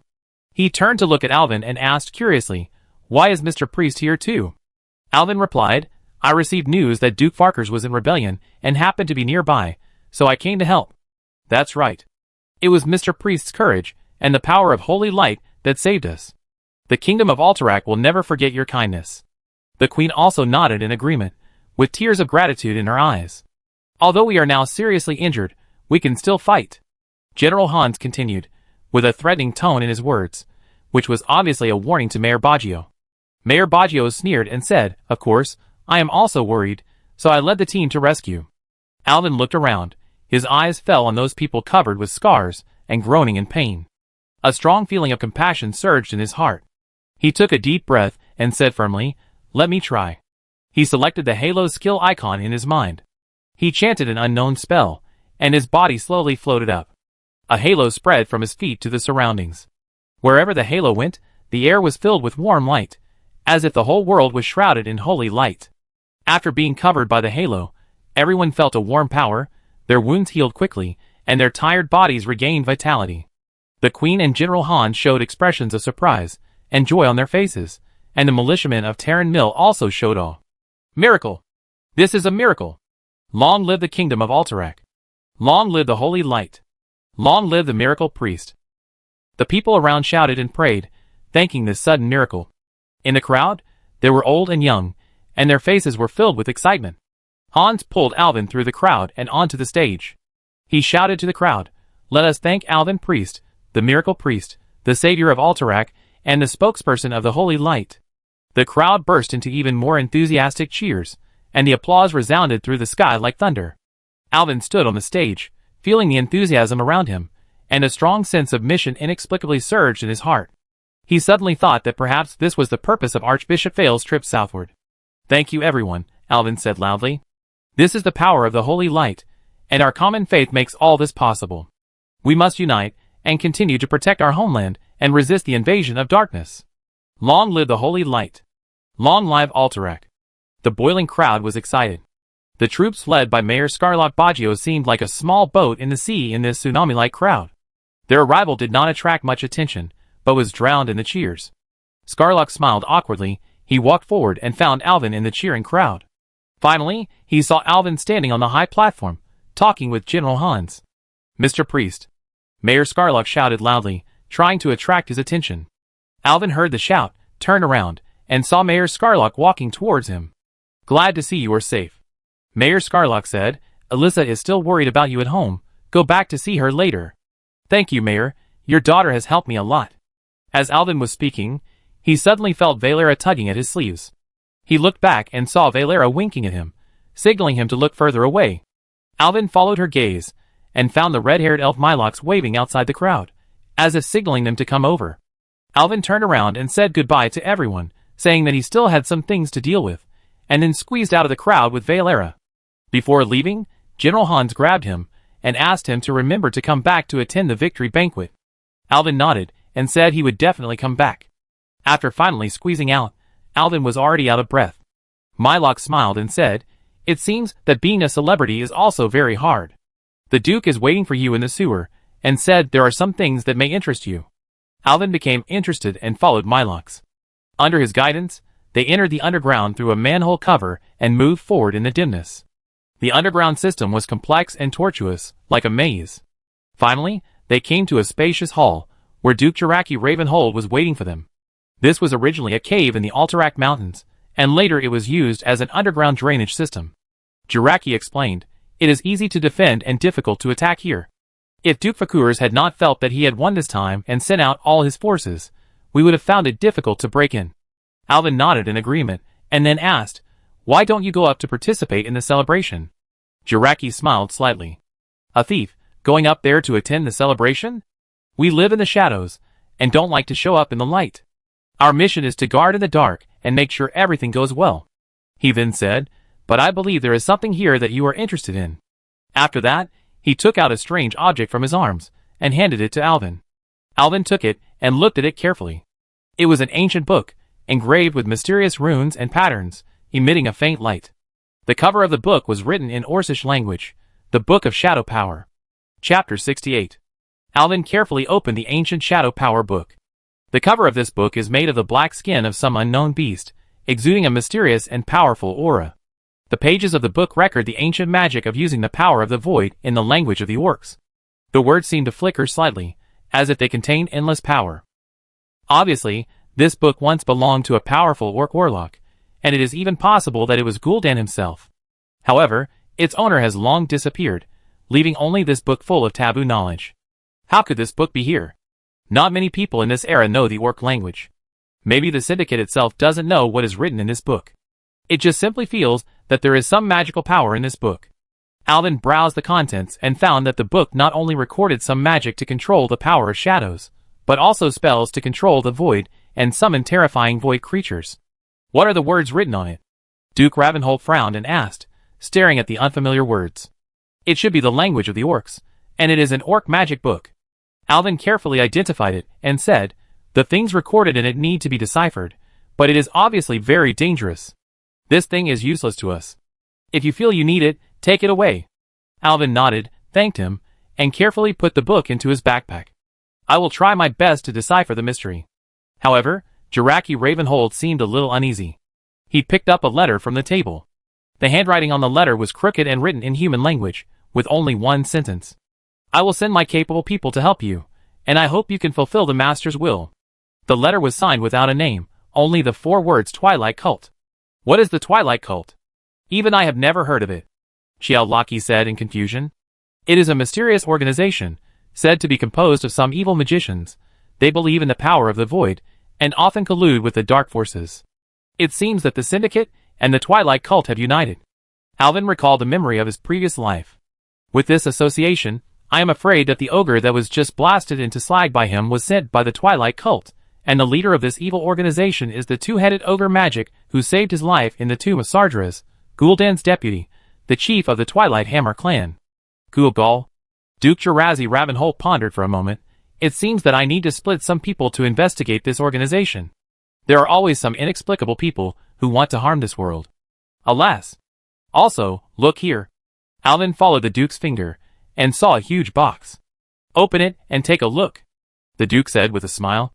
Alvin opened the lid of the box curiously, and in an instant, lights of various colors came out of the treasure chest. It turned out to be a treasure chest.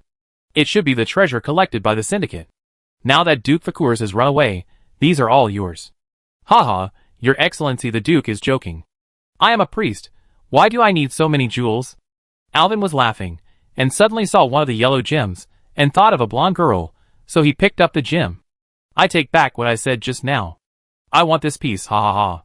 Ha ha ha, young people don't love treasures but beauties. The Duke laughed.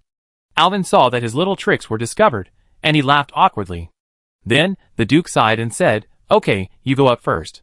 This is also a great victory for us. I want to thank you again for your activeness. I will see you again when you leave. Alvin said goodbye to the Duke, and walked to the ground. Only then did he realize that the Queen of Alterac had returned to the palace, and General Hans was busy organizing the military and civilians to clean up the messed up city. Seeing Alvin, General Hans greeted him warmly, Mr. Priest. We were just looking for you.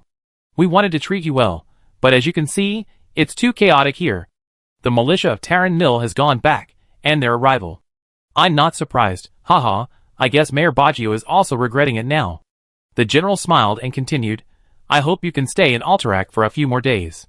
We will hold a grand banquet in a few days. Thank you for your invitation, I will definitely come to the banquet, but I have some things to go back to Taran Mill at the moment. Alvin declined the general's kindness.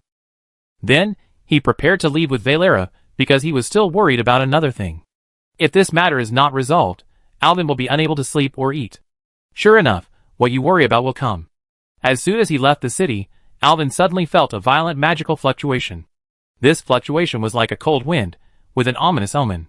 His body instantly tensed up and his heartbeat accelerated, as if an invisible force was warning him of the impending threat. He immediately understood that this was the breath of the Black Dragon. Go back to Taran Mill first, I have something to do. Alvin sighed, knowing that he couldn't hide, so he said to Valera, at least go to a place with fewer people first. Although Valera felt strange, seeing Alvin's serious expression, she didn't ask more questions, but just reminded, be careful. Then she turned and left. Valera's figure had just disappeared, and the sky suddenly became dark, and a black storm cloud swept in from a distance. The wind was mixed with lightning and thunder, as if the whole world was shaking. In the black clouds, a huge figure vaguely appeared. Then, a burst of black lightning accompanied by the chaos of flying sand and rocks. Katrana Prester slowly walked out of the storm, her eyes flashing with dangerous light, as if it could penetrate everything. Alvin took a deep breath, facing the Black Dragon Princess who came from the black storm, and slowly said, Dear sister, are you here to kill me? Katrana Prester stared at Alvin, and a cold light flashed in her dark dragon eyes. Indeed, Duke Fakurs finally escaped, and you did not fulfill your promise to me. The feeling of being stared at by a dragon is like being caught by invisible claws, which is creepy, as if the soul is trembling. Alvin felt a chill rushing from his spine to his mind, and sweat quietly slid down his forehead. However, Katrana suddenly laughed, and the laughter echoed in the dark night like a cold wind. She seemed very satisfied with the fear Alvin showed. Although it is not the same as what I promised at the time, I have to say that you let me see a very interesting play, and I am very satisfied. So, I don't intend to hold you responsible. There was a hint of teasing in her voice, as if she was still enjoying a wonderful performance. I came here this time just to tell you that since the performance is over, I am leaving too. The Black Dragon is finally leaving. Alvin was cheering in his heart. But you don't have to be happy too early. I will wait for you in Stormwind City, I said. We have a lot of time. Katrana approached Alvin and whispered in his ear. So what about you? What are your plans? Asked the Black Dragon. Alvin breathed a sigh of relief. Every time he talked with his sister, he was always under great pressure. He calmed his mind and said slowly, I plan to go to South Shore first, and then cross Earthy into the wetlands. He thought for a while and continued, maybe I will go to Iron Forge. I heard that the dwarves built a subway to Stormwind City. If you take the subway, you should be able to reach Stormwind City soon. Katrana nodded and said, okay, just walk slowly. But I remind you, when you pass by the wetlands in Loch Moden, pass quickly and don't stop too much. Her voice was low and full of majesty, as if issuing an order that could not be disobeyed. Alvin asked in confusion, why? His brows were slightly furrowed, his eyes full of confusion, but he knew that in grim battle, which was moving in the wetlands, there was a great man imprisoned there. Maybe the Black Dragon didn't want him to do anything rashly around there. Katrana replied coldly, that place is not peaceful. I can't guarantee that you, a nosy person, can pass through there alive, and I don't want to lose such a good chess piece like you. There was a warning in her tone, as if reminding Alvin not to take risks easily. Then, she changed the subject. What's wrong with your shadow magic? Alvin sighed and said helplessly, I don't know why, it always gets out of control. His voice was filled with endless frustration. Maybe it's because your human body is too fragile and can't control huge energy. The essence of shadow magic is different from elemental magic. Shadow magic is a power summoned from the void, not a power that exists in this world. The void has always been bullying the weak and afraid of the strong. You must be stronger than the void. What you need to do is to keep honing and improve your abilities. If you always release only a few spells like now, and your mana is exhausted, you will definitely not go far. Alvin realized that the Black Dragon seemed to be teaching him, as if guiding him to a stronger path. Is she concerned about me?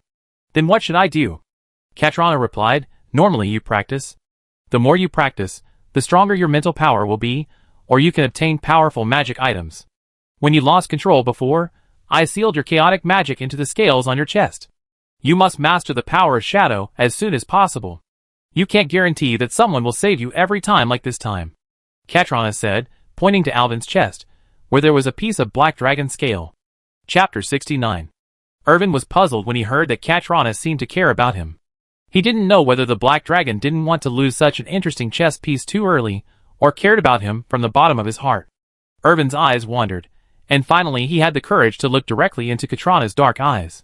He asked tentatively, you told me so much, you don't really care about me, right? Katrana's originally elegant face suddenly became ugly, and she said coldly, I just don't want my toys to be broken so quickly. If I know that you are thinking nonsense again, I don't mind burning you to ashes. Her voice was threatening, as if she was ready to spit out hot dragon breath at any time. However, although threatened by the Black Dragon, Irvin didn't know why he had a feeling. The Black Dragon in front of him seemed to be different from the Black Dragon in the previous game story. She was not as bad as the one in the previous world, or she had not completely become a villain who could do all kinds of horrible things without hesitation. Now, she seems to put her own interests first, mingling among humans with a playful attitude, watching the good shows one after another. Her motivation seems to still be fun, or just faithfully carrying out her father's orders. Alvin suddenly had an idea. He patted his chest and said proudly, you saved my life before, I have to repay you. Let me help you make a magic gem. Don't look at me like this, I am also a good jeweler. Katrina frowned slightly. She felt that this human was a little too arrogant. Didn't he know that all dragons are experts in collecting gems? She asked doubtfully, magic gems? I have the best gems in the world. I like to collect all kinds of shiny gems. Do I need you to make gems for me? As she said this, she held up the pendant in front of her chest, revealing a huge diamond. Alvin was very shocked because the diamond was as big as an adult man's head. Alvin observed it carefully and felt that with his craftsmanship, he should be able to perfectly handle such a large diamond. This diamond should be called Azeroth Diamond. This kind of diamond is not only beautiful, but also can enhance the wearer's magical power, especially for shadow magic. It has a great amplification effect. Katrana's eyes flashed with a hint of pride, and Alvin's flattery made her very satisfied. I didn't realize that you know a lot about these things. If you believe in me, let me make a magic gem for you to see. Alvin was a little eager to try, and he stretched out his hand excitedly, waiting for Katrana's consent. The elegant lady frowned at Alvin, and his confidence confused her. In the long life of Black Dragon, she also met some decent jewelers, but they were all old and unrecognizable humans. That's right, only after a long period of practice can one become a qualified jeweler. But every time she found a good raw stone and wanted to look for a jeweler, she found that these short-lived ghosts had died. How old is Alvin? But looking at his confident look, he doesn't seem to be bragging. Anyway, she has a lot of such gems, so it doesn't hurt to give it to him to try. So she said coldly, "Okay, but if you break it, I might kill you." Alvin was shocked. He took another look at the diamond and thought it was fine. He said, "Okay, give it to me." Katrina took the gem from her neck with both hands. She put the diamond in Alvin's palm, and then lifted her long hair and shook it. A faint fragrance drifted by. Does the black dragon also use shampoo? Alvin thought. But now is not the time to think about it. He gathered his mind, stretched out his hands, and began to cast a spell. Alvin's fingers drew complex runes in the air, and the blue magic light danced at his fingertips. He closed his eyes, concentrated his mind, and injected his magic into the diamond. The diamond began to glow slightly, as if responding to Alvin's magic. This gem has been perfectly cut. What is needed now is to stimulate the original magic in the diamond and inject his own magic into it, so it is easier than usual. Soon, fine beads of sweat oozed from Alvin's forehead, and his face became solemn and focused. As the magic was injected, a soft glow began to appear inside the diamond, as if a warm force was flowing through it. Alvin chanted a spell in a low voice, injecting the calm skill into the diamond. This magical effect can calm the wearer, calm the mind, and help sleep. After all, she is a black dragon. She is almost invincible. If she is injected with another one, I am afraid that I will become one of the accomplices of the Earth's cataclysm. Katrina watched all this quietly, her dark eyes flashing with complex light. She felt the warm power coming from the diamond, and the expression on her face gradually softened. Alvin finished casting the spell, and breathed a sigh of relief. He handed the diamond to Katrina and said, "Try it, I hope you like it." Katrina took the diamond, and could clearly feel the magical power that could calm people's minds. As a dragon who had lived for countless years, she had countless treasures, and had seen countless talented people, but it was the first time she had seen a jeweler making a magic gem in a short time. These things overturned her common sense. Wait, she shook her head slightly, holding the diamond pendant with doubt in her eyes. "Is it done now?" Katrina panted and said, "Shouldn't you take it first, and let me take it after a year or two? How can you just immediately available?" Alvin looked at Katrina, who was a little at a loss for words, and followed her meaning. "Yes. How can it be picked up right away?" The Black Dragon Princess no longer cared about being elegant.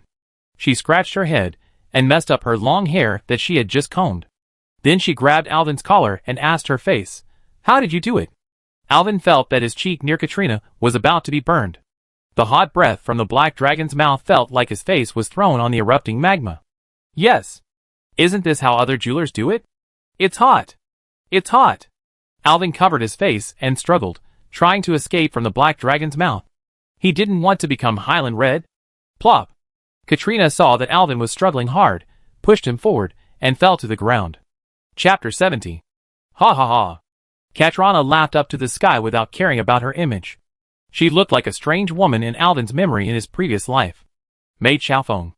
I really found a treasure. Katrina finally stopped laughing. She smiled and squatted beside Alvin, like a man who had done something bad threatening a woman, but now her personality was a little reversed. "Not bad, it seems that you are really capable. How many surprises do you have that I don't know? How did you do it?" "I don't know, I just read books and taught myself." Alvin was a little confused. "Don't everyone do it this way?" "I can only tell you that it's not. I have done similar research myself, but because it takes a lot of effort and a long time to do it, I have no patience. Your approach that transcends common sense, I can only think that this is your talent." "Haha, it seems that not only the old man of holy light likes me, but the old man of the god of jewelry processing is also good to me," Alvin said with a smile. "Maybe you are really blessed by God." Katrina reached out her hand to Alvin, and he thought she was going to pull him up, so he reached out his hand flattered.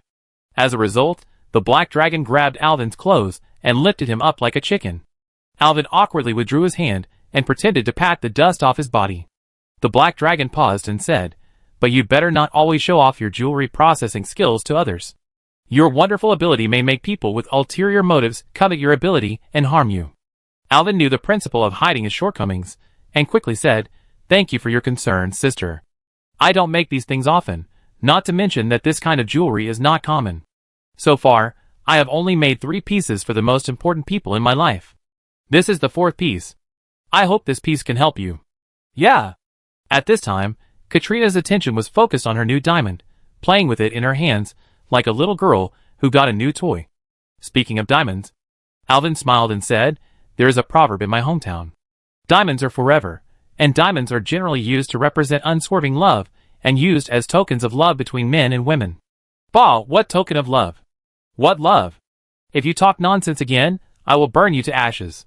Katrina cursed, this stinky boy, what nonsense are you talking about? But this magic diamond is really good. Before he finished speaking, Alvin suddenly felt a familiar dizziness, and fell to the side involuntarily. Katrina was playing with the diamond, and didn't notice Alvin's abnormality at all. Alvin fell at her feet, and groaned in pain. Katrina looked down at Alvin in surprise and sneered, what are you doing? Have you finally figured it out, and want to surrender to me? Alvin was now dizzy, and couldn't control himself. A wave of nausea rose up his throat, and he vomited all over the floor. Katrina frowned, with a disgusted expression on her face. Are you not exhausted and backlashed by your mana? You are so useless. You can't hold on so easily. What will you do if you have more spouses in the future? What kind of tiger and wolf talk is this? Can this be the same thing? But at this time, Alvin was tortured and couldn't speak. After all, it was a diamond as big as a human head. Even if his mental power had become stronger recently, he still used up all his magic power. Katrina looked at the painful Alvin. Although she was disdainful in her heart, she couldn't bear to see him in such pain. But there were no mages around, and she herself didn't carry magic spring water with her. Finally, she looked at the gem, then at the painful Alvin, and sighed. You are lucky, and I am in a good mood today. I can't let such a good chess piece die just because I make a magic gem for me. She sighed, as if she had made up her mind, and then bit her finger, squeezed out a drop of bright red blood from her fingertips, and dripped it into Alvin's mouth. In an instant, a surging force quickly spread from Alvin's mouth and filled his whole body. His body seemed to be injected with huge energy, and all the fatigue and pain disappeared without a trace. The blood of the black dragon seemed to contain infinite power, making him feel stronger than ever before, and his whole body exuded endless magic. When Alvin recovered, he looked at Katrina with a bad face and immediately understood what was going on. Oh my god! I drank the blood of the black dragon princess Onyxia. Katrina stood aside, glaring at Alvin with her dark eyes, like an eagle staring at its prey. There was a dangerous light flashing in her eyes, as if foreshadowing her upcoming rage. Just when Alvin felt that the shadow flames from Katrina's mouth were about to burst out, he took a deep breath, felt the surging power in his body, and said loudly, "Thank you, dear sister." Katrina took a long time to gather her strength, and when she heard the word dear sister, the diamond in her hand glowed faintly, and Alvin knew that the comfort effect was activated. Sure enough, the black dragon princess, who was immersed in the light, finally closed her eyes, and took a few deep breaths, and finally suppressed her anger. She threatened coldly, "Don't think this is over. If you are so useless again, I will not save you again." Saved, Alvin was secretly happy. It seems that with this gem, at least the black dragon princess will not always do something out of line, because of anger. If the black dragon can always maintain a rational state, maybe my unintentional act today can change the fate of the black dragon princess in this world in the future. Katrina solemnly put the diamond pendant back on her neck. She tidied her appearance. She did lose her composure just now. The elegant lady took out a handkerchief from somewhere, and dusted off the dust on her body. "I said everything I need to say. It's time for me to leave." Katrina saw Alvin looking at her, and seemed to have thought of something. She frowned and suddenly said seriously, "I still want to remind you again. When you pass through the wetlands in Loch Moden, don't stay too long and leave quickly. Do you understand?" "Okay, sister, I know." Alvin nodded, at least verbally agreed first. "Also, since you made this magic diamond, you can give it a name." "I'm honored to have this opportunity," Alvin thought for a while. "Then call it Alvin's Caress." "Roar. It's Alvin's Caress. Caress. I just slipped my tongue. Dear sister." Chapter 71. Finally, Alvin returned to Taran Mill, feeling extremely relaxed. Katrina, or the Black Dragon Princess Onyxia, fulfilled her promise. She left a letter to Mayor Caslock Baggio, and left Hillsbrad Foothills. Her figure disappeared in the distant sky with the huge dark clouds, giving Alvin another small shock. Alvin was very relaxed now, which could be regarded as the most relaxed moment since he entered Hillsbrad. But as soon as he stepped into the town, a messenger hurried over and conveyed the invitation of Mayor Caslock Baggio to Alvin. There was no way. Alvin had to tidy up a little and go directly to the mayor's mansion. He knew that the mayor must be very angry because of the collapse of his ambition. Sure enough, when Alvin arrived, Mayor Caslock Baggio was sighing in his spacious study. When he saw Alvin coming in, he immediately opened his arms and stood up to greet him, and seemed to still maintain a cheerful attitude. "Alvin, what happened in Alterac? Can you tell me in detail?" the mayor asked with concern. But Alvin only saw hypocrisy on his face. He did not hide anything and told the story of the battle in Alterac, including how he fought side by side with General Hans, how he destroyed the lair of Duke Fakurs, the appearance of the ogre accomplices, and the escape of Duke Fakurs. He did not tell the rest because he was also at the scene, but unfortunately he got up early and arrived late. Caslock listened attentively, nodding and frowning from time to time. When he heard that Katrina Prester had left, Caslock showed a disappointed expression on his face. "She's gone now. What a pity, I still want to talk to her." Alvin did not comment, thinking that Black Dragon was indeed full of charm, and she was a crowd pleaser wherever she went. She sold people, but others still thought about her. Speaking of Katrina, he remembered the letter she left behind and handed it to Mayor Caslock. Alvin knew the content of the letter. Simply put, Katrina said that she had an emergency to deal with in the south, so she left first and would meet again in the future.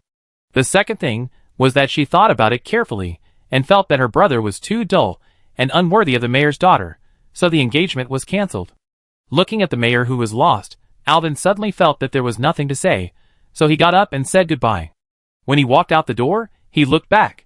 Caslock was still sitting on his sofa, sighing, but he looked exhausted, as if he had aged several years. Some people always think they are in control of everything, but in the end, they are just chess pieces of others. When the chess piece is abandoned, it knows that it is nothing without the chess player behind it. When he walked to the door, he saw Alyssa leaning against the door, dressed in a tight suit, as if waiting for someone. Seeing Alvin coming out, Alyssa's eyes lit up instantly. "Alvin!" Alyssa ran over and said with a smile, "I heard about your heroic fight in Alterac and the miracles you caused. It's a pity that I couldn't witness it with my own eyes, but thank you for everything you have done. I hope I can be there next time." "Thank you, Alyssa. I hope we can fight side by side next time." Alvin also responded with a smile. He thought that this girl was just a noble daughter who was spoiled by her family, but recent events have completely proved that Alvin was wrong. Although Alyssa was born in a noble family, she is brave, independent, and has a sense of justice. She never lets anyone lead her by the nose. "Then I will go back to the hotel first. If you have anything, you can come to the hotel to find me." Alvin smiled and said goodbye, nodded to Alyssa, and turned away. Alyssa watched Alvin leave, looking at his back, but there was some reluctance in her eyes. When Alvin opened the door of the hotel, Jim, Valera, and Akali Tasha were already waiting for him. Akali Tasha seemed particularly relaxed at this time. She felt the departure of the Black Dragon, and was finally no longer afraid. She had been holding back for a few days, and had always wanted to go out and have fun. Just like a bird that finally dared to go out and play after the eagle flew away. "Alvin, you're back," Jim said excitedly. The man stood up and patted Alvin's shoulder. "I heard about your experience in Alterac. Why didn't you tell me? We are waiting for you to go to the Howling Wolf for a celebration banquet. Is everything going well?" Valilla also smiled and came forward.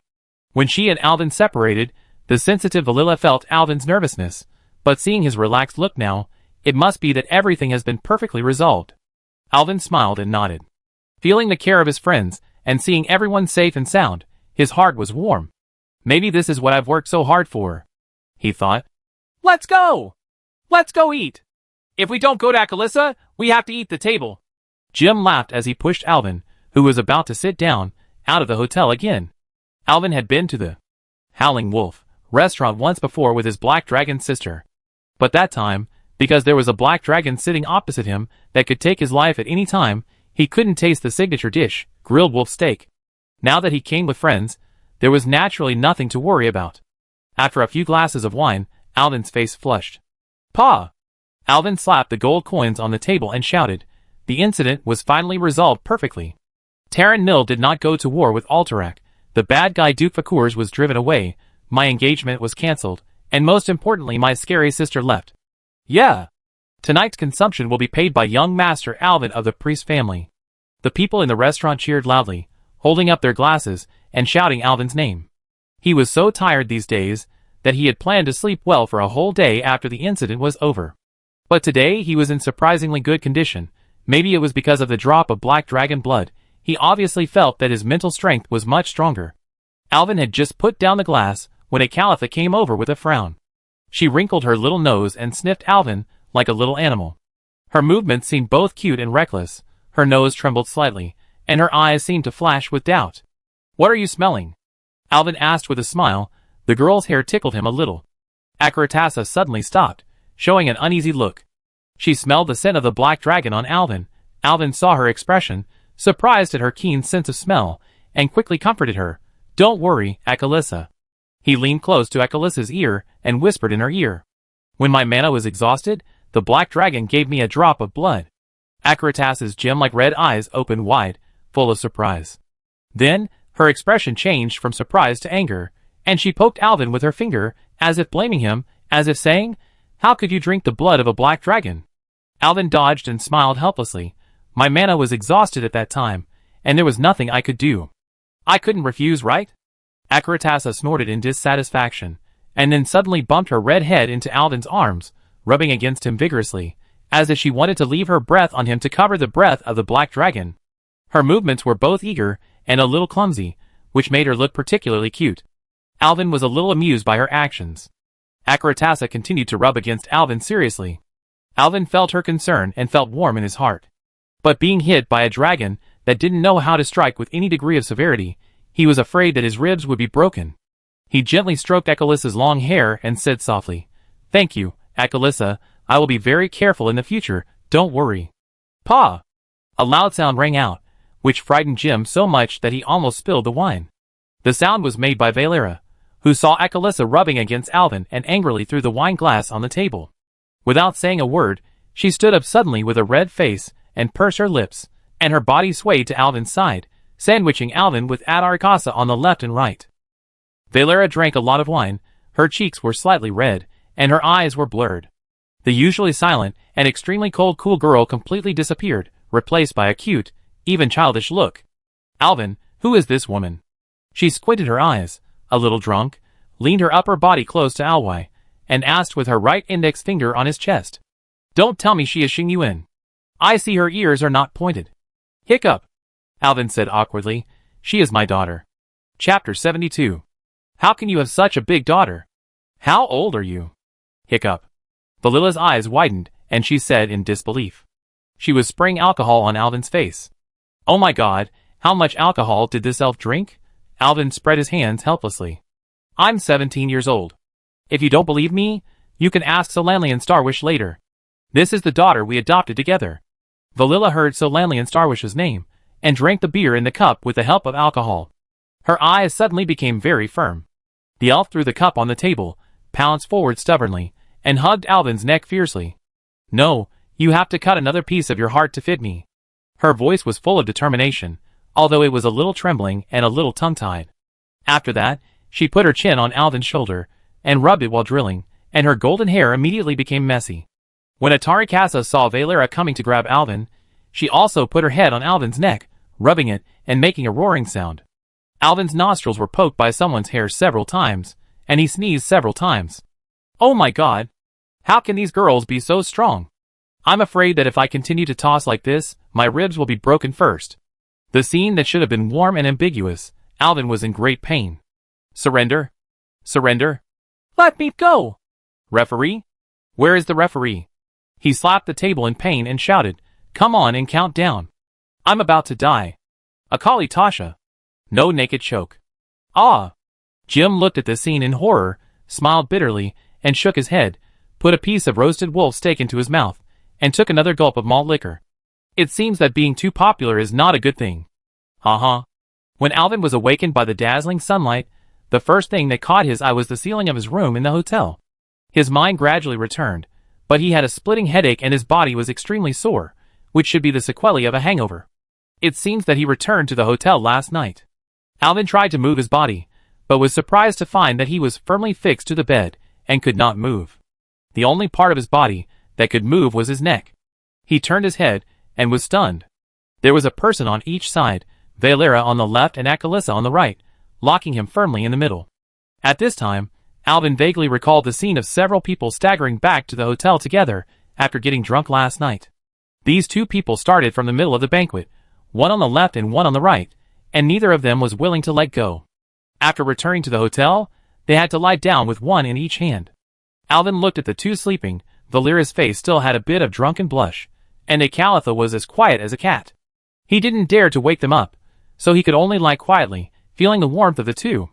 He sighed softly, feeling helpless and warm in his heart. The memories of last night began to emerge one after another. He remembered Valera's cute look after she got drunk, and her firm eyes when she stubbornly said, "You have to cut another piece of your heart to put me in." Alvin closed his eyes, and the corners of his mouth rose slightly. Perhaps this morning is not bad. He insisted on lying for a while with his eyes open, but his body was sore and numb from being pressed by the two.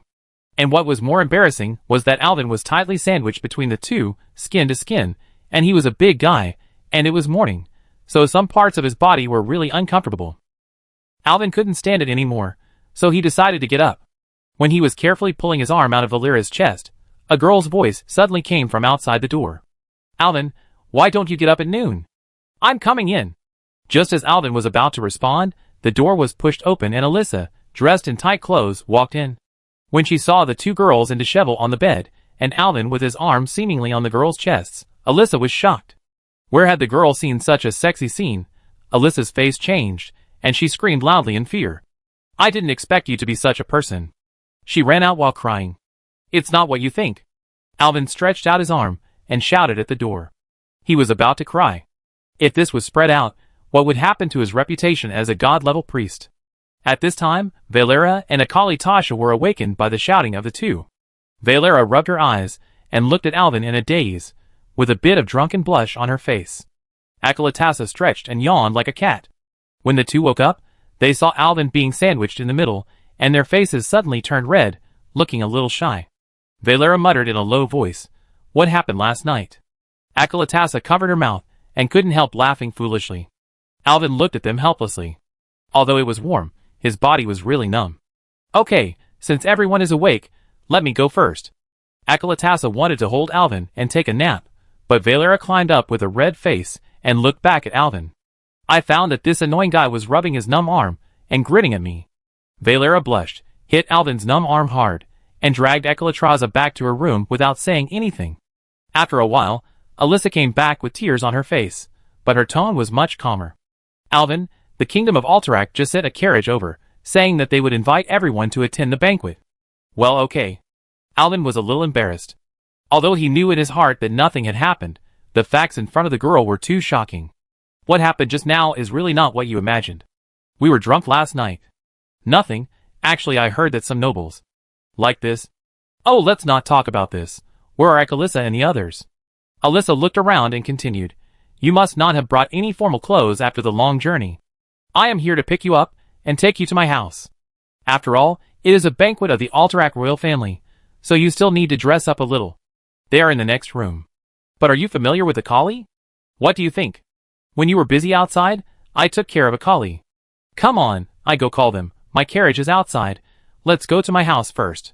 After that, Alyssa ran to another room to call the two girls. Soon, the enthusiastic Alyssa brought Alvin and others to her home and helped them dress up. Alvin dressed up quickly. He was still wearing the robe he got from Erigel, but the process of dressing up for girls was always very long. When Alvin was dressed, he walked to the garden alone, thinking about what had happened recently. Alyssa also changed into her dress quickly, walked to the garden to get some fresh air, and saw Alvin. Her expression was a little complicated. She walked gently to Alvin and whispered, "Alvin, my father has told me that the Prester family has rejected our engagement, so our wedding is off." When Alvin heard this, inexplicable emotion surged in his heart. He looked at Alyssa, not knowing what to say. Alyssa continued, "In fact, sometimes I wonder, what will happen if we really get married?" There was a hint of regret in her voice. But soon, she returned to her usual spirited appearance. "But now, we can only accept reality and move on. Freedom is hard won. I have decided that I will tell my father that I want to leave here and go out to travel." "Where do you want to go?" Alvin was surprised at the girl's open-mindedness. "I haven't thought about it yet. Anyway, I want to go out and see the world." I don't want to stay in Terran Mill forever. Okay. Alvin smiled, then remember to write to me in the future. Maybe we will meet on the road again. Hee hee, it's a deal. Chapter 73. When the carriage drove into the capital of the Kingdom of Alterac, Alvin was surprised to find that the scene in the city had been completely renewed. The haze of war had dissipated, and the streets were filled with laughter again. The vendors greeted customers enthusiastically, and the children played on the streets. Although the war left indelible pain in people's hearts, gritting teeth and moving forward with burdens is the essence of life. Alvin looked at the scene outside the window and felt a little relieved. The carriage did not stop and went straight to the palace of Alterac. At this time, the banquet hall of the palace was brightly lit and gorgeously decorated. The Queen, General Hans and Mayor Baggio, as well as the nobles of the Kingdom of Alterac were already present, waiting for the arrival of Alvin and others. When Alvin and others were led into the hall by the waiter, the room, which was originally a little noisy, suddenly became quiet. Then, under the leadership of the Queen and the General, everyone stood up and looked at Alvin and others with a smile. The hall suddenly rang with cheers and applause like a tsunami. Afterwards, Alvin and his friends were led to a long table with gorgeous decorations. The table was already filled with various delicious dishes, and the aroma was overflowing. Akaratasa, needless to say, sat there and started fighting with the food. The Lila ate very little, and the owl seemed to be worried, holding the wine glass and drinking continuously.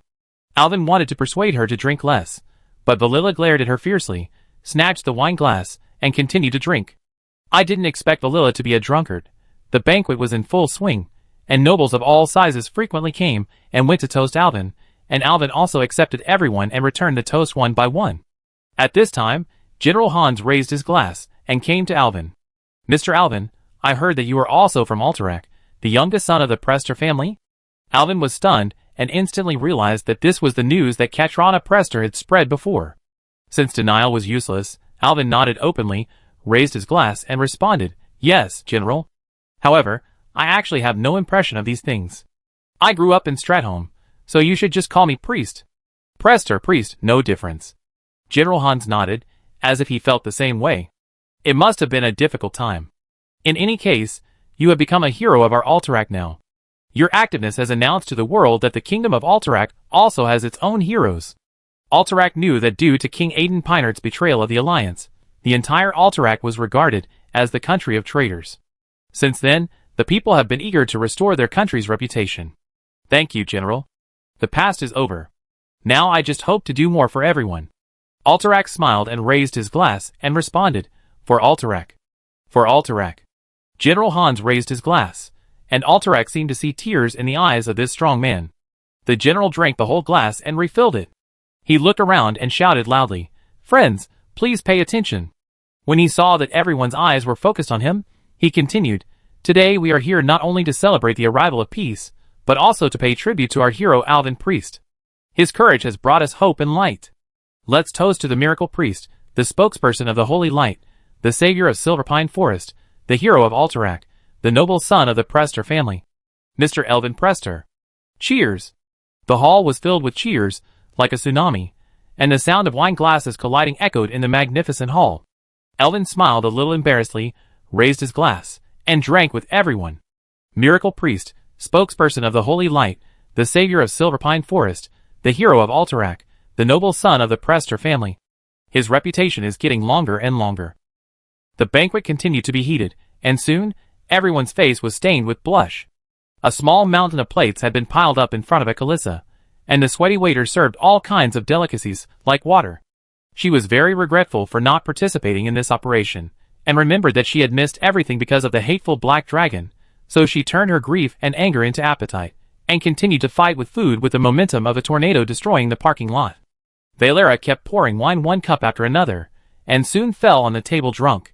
Her pair of thin ears trembled slightly unconsciously, and her hand was still firmly holding the handle of the wine glass, and her golden hair was scattered all over the table. Seeing that the girl was drunk, Alvin took off his robe, draped it behind the girl, and helped the girl to tidy up her long hair. I could only hear the girl mumbling something in a daze, and Alvin couldn't hear it clearly when he got close, as if she was dreaming. At this time, the sound of knocking on a cup rang in the hall, attracting everyone's attention. Everyone stopped talking and looked at the source of the sound. The queen slowly stood up and raised her glass. I propose that, In order to celebrate this hard-won peace, we toast Mr. Alvin and ask the great spokesperson of the Holy Light to bless Alterac. Yes. Praise the Holy Light. Praise the spokesperson of the Holy Light. Everyone raised their glasses and shouted loudly. Alvin hesitated. I don't quite. Hans also raised his glass, stood up and said, "It is said that Mr. Alvin once performed a miracle in Silverpine Forest. Today, please ask Mr. Alvin to bless Alterac as well." This. Alvin saw the pairs of expectant eyes in the hall, and found it difficult to refuse. He sighed, closed his eyes, and quickly reviewed the skills in his mind. His eyes stopped at a shining icon. Mass Dispel was flashing. It seemed that the cooldown time was up. He could use this. Alvin concentrated his mind, and selected the skill icon of Mass Dispel. Then he spread his arms, closed his eyes, and chanted an ancient spell. As the spell was chanted, his body gradually floated into the air, as if held up by an invisible force. A faint light emanated from his body, gradually becoming brighter, as if stars were flashing around him. Suddenly, this light rushed into the air from Alvin's body, expanded in the air, and then landed, passing through everyone in the hall like a wave. Wherever the light went, all the haze and negative energy were dispelled, and the air seemed to be filled with a sacred breath. The light continued to expand, passing through the entire royal city, as if to drive away all the darkness on this land. People felt an unprecedented sense of comfort, as if their bodies and minds were purified. Some people praised the holy light, and some knelt down to pray. Valilla also woke up. She saw the dream scene in which Alvin cast a spell. She looked at Alvin tenderly. Her eyes seemed to be filled with wonder and confusion. Thinking of the upcoming separation, she was overwhelmed with emotions, and tears overflowed from her eyes. Chapter 74. The sun rose as usual the next day, and the golden morning light sprinkled every corner of Terran Mill. Alvin stretched his body, stretching his tired body all night. He stood up and walked to the window to look at the gradually bustling street outside the inn. His eyes wandered and finally fell on the small thing on the table, and his heart was full of satisfaction. It was for this little thing that he tossed and turned half the night last night. At this time, Jim had packed up the carriage, and was ready to set off for South Sea Town at any time. Although he didn't sleep all night, Alvin felt refreshed. After using the mass dispersal technique yesterday, he returned to the inn and tossed and turned for most of the night, but he didn't feel that his mana was exhausted. It seems that the powerful black dragon blood has significantly enhanced his mental strength. Recalling the scene of leaving Alterac and returning to Terran Mill yesterday, Alvin remembered Valera's absent-minded expression. He was thoughtful, and knew that the upcoming separation made the girl at a loss. At this time, he heard a voice coming from Valera's room, so he pushed the door open and walked to Valera's door, knocking gently. The door opened, and Valera had already gotten up and put on her iconic red leather armor. The morning light sprinkled on her golden hair, reflecting a faint halo, and Alvin seemed to be able to see the fine hair on her pointed ears. Her eyes wandered around the room, and she didn't dare to look up at Alvin. She knew that today was the day of separation, but she didn't know how to face it. Alvin broke the silence and said with a smile, "Valera, I have prepared a gift for you." He took out a yellow square gem from his arms, and placed it in the girl's palm. "This is the magic gem I made all night." Valilla took the gem, and looked at Alvin with doubts in her eyes. Alvin gestured for her to use the gem, and she held the gem in her palm according to Alvin's instructions. Suddenly, the gem emitted a dazzling light, and formed a layer of holy light shield around her body. It turned out that Alvin injected the holy word shield into this gem. I named this magic gem, Alvin's Embrace. Valilla looked at herself surrounded by the holy light shield, and the warm feeling was like the feeling when she snuggled in Alvin's arms by the river that night. The girl's eyes were shining with crystal tears. She looked at Alvin gently, with mixed feelings in her heart. "This gem will protect you. No matter where you are, my blessings will be with you," Alvin said softly. Valilla nodded, tears streaming down her cheeks. She took a deep breath, and tried to calm herself down. "Thank you, Alvin. This gift means a lot to me." Alvin smiled and gently hugged the girl. "We see each other again, Valera. No matter how difficult the road ahead is, we meet again." Beep beep. An untimely knock on the door sounded. The girl hurriedly escaped from Alvin's arms, her face as red as a big apple. Alvin smiled and opened the door, and found that the red-haired elf Milox was standing outside. He smiled at Alvin, then flashed into the room, and he realized that there was someone following the red-haired elf. Looking closely, it turned out to be Duke Jurazi Ravenholt. He nodded to Alvin, and took off his hat after entering the room. "There has been progress in the past few days." I have found out about the Twilight Cult," he whispered to Alvin. "Their leader is an ogre named Gugger." Alvin was shocked and thought to himself that this was completely consistent with the history he knew. He nodded to show that he understood. But now, he was more concerned about another thing. Alvin pulled Valera over and said in a serious tone, "Mr. Duke, my girl is in your hands. Don't treat her badly." Valera's cheeks flushed slightly when she heard this, and she lowered her head, not daring to look directly at Alvin and Jurazi. Her fingers gently pinched the corner of her clothes, looking a little uneasy. Jurazi Ravenholt didn't expect Alvin to suddenly talk about this. He glanced at the yellow gem in Valera's hand, and suddenly remembered the gem that Alvin took away in the sewer that day, and immediately laughed. "Leave it to me, Alvin, don't worry, I will take good care of her, and I will definitely give you a complete Valera Sanguiner." Alvin looked at the girl, and suddenly he was overwhelmed with emotions. He leaned down and whispered in Valera's ear, "You must change your bad habit of thieves in the future, and never steal, especially stealing the magical amulets of orc shamans. Do you understand?" "What orcs? What amulets? Why would I steal an orc? What are you talking about?" Valera was confused by Alvin's instructions. But Alvin just looked at himself, and shook his head, and smiled bitterly. Valera finally racked her brains, but didn't get any answers, but at least she remembered. "Don't steal the magical amulets of orcs." Valera left with Mylox. Because she said she didn't like to say goodbye to others, but preferred to be seen off by others, which made her feel that she had the initiative to decide whether they would meet again in the future.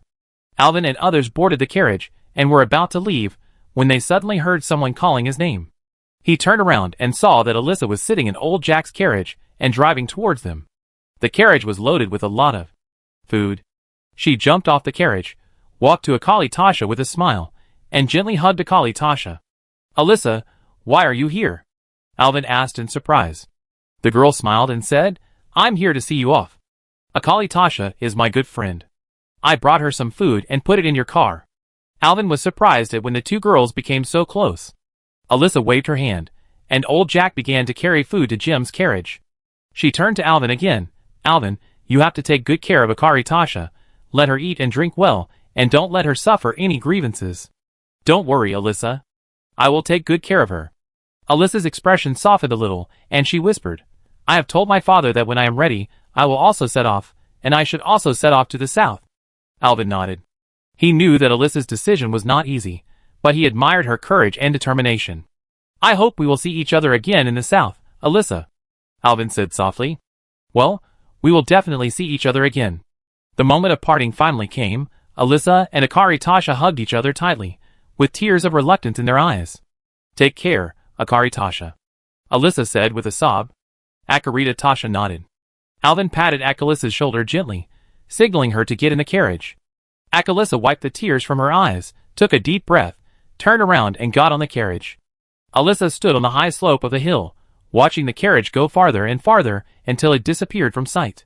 The carriage slowly drove away from Terran Mill. Alvin sat in the carriage and looked back, and could no longer see Alyssa's figure. He knew that the girl's adventure was about to begin, and no matter how difficult the road ahead was, she would go on firmly. He was confident about this. Chapter 75. Jim's carriage moved slowly along the winding road, and the sun shone through the gaps in the leaves, bringing a warm feeling to them. He talked about some past events in Nanhai Town, and Akali Tasha couldn't wait to take the food out of the bag and eat it.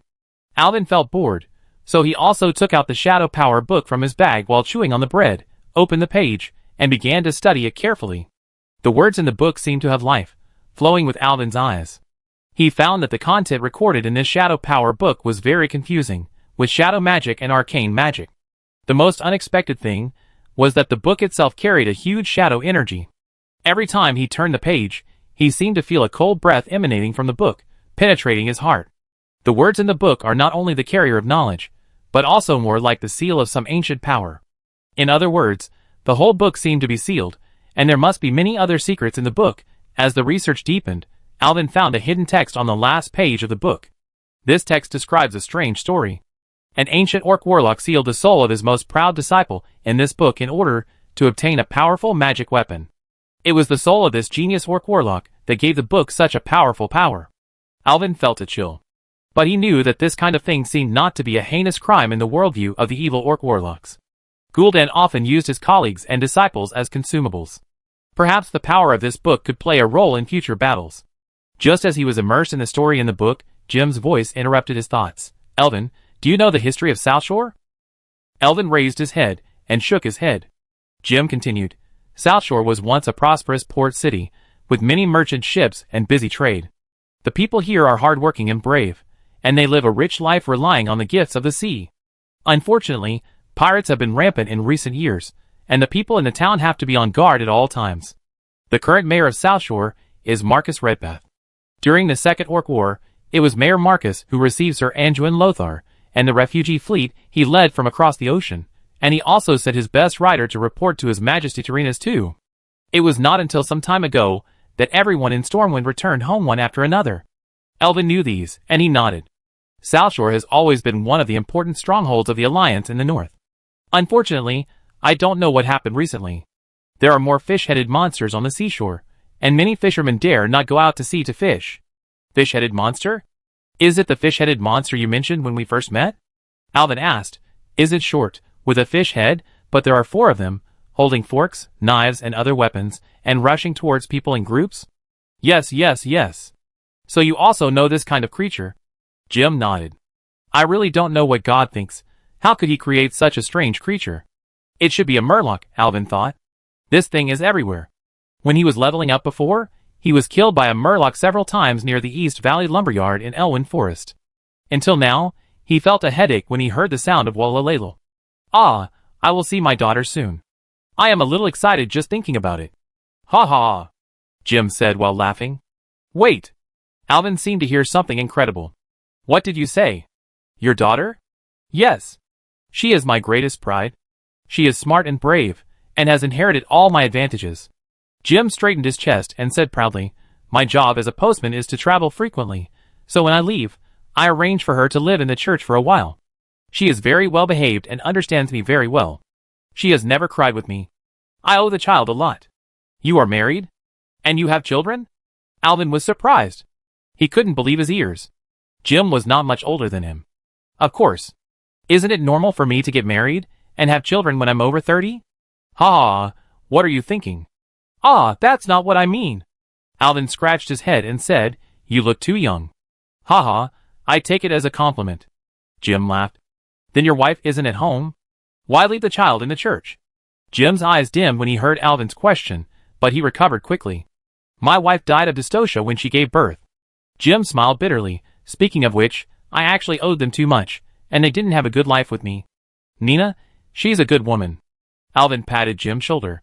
He knew that he didn't need comfort or pity at this time, because Jim was a person who could withstand life. He was hardworking, kind, and warm-hearted. He deserved to live the life he wanted. Speaking of my daughter, she has been studying in the church now. The teacher said that she has a good talent for magic. I always hope that she can have a good teacher, learn more knowledge, and get out of this small town in the future. Alvin smiled and said, It sounds like she is a very outstanding girl. Yes, I have been thinking that if there is a chance, I hope you can be her teacher. Your wisdom and strength will definitely help her grow. Jim laughed. Ha ha, so you are waiting for me here. Alvin laughed, and Jim's trust in him made him feel warm. For this friend who has been with him all the way, Alvin will certainly not let him down.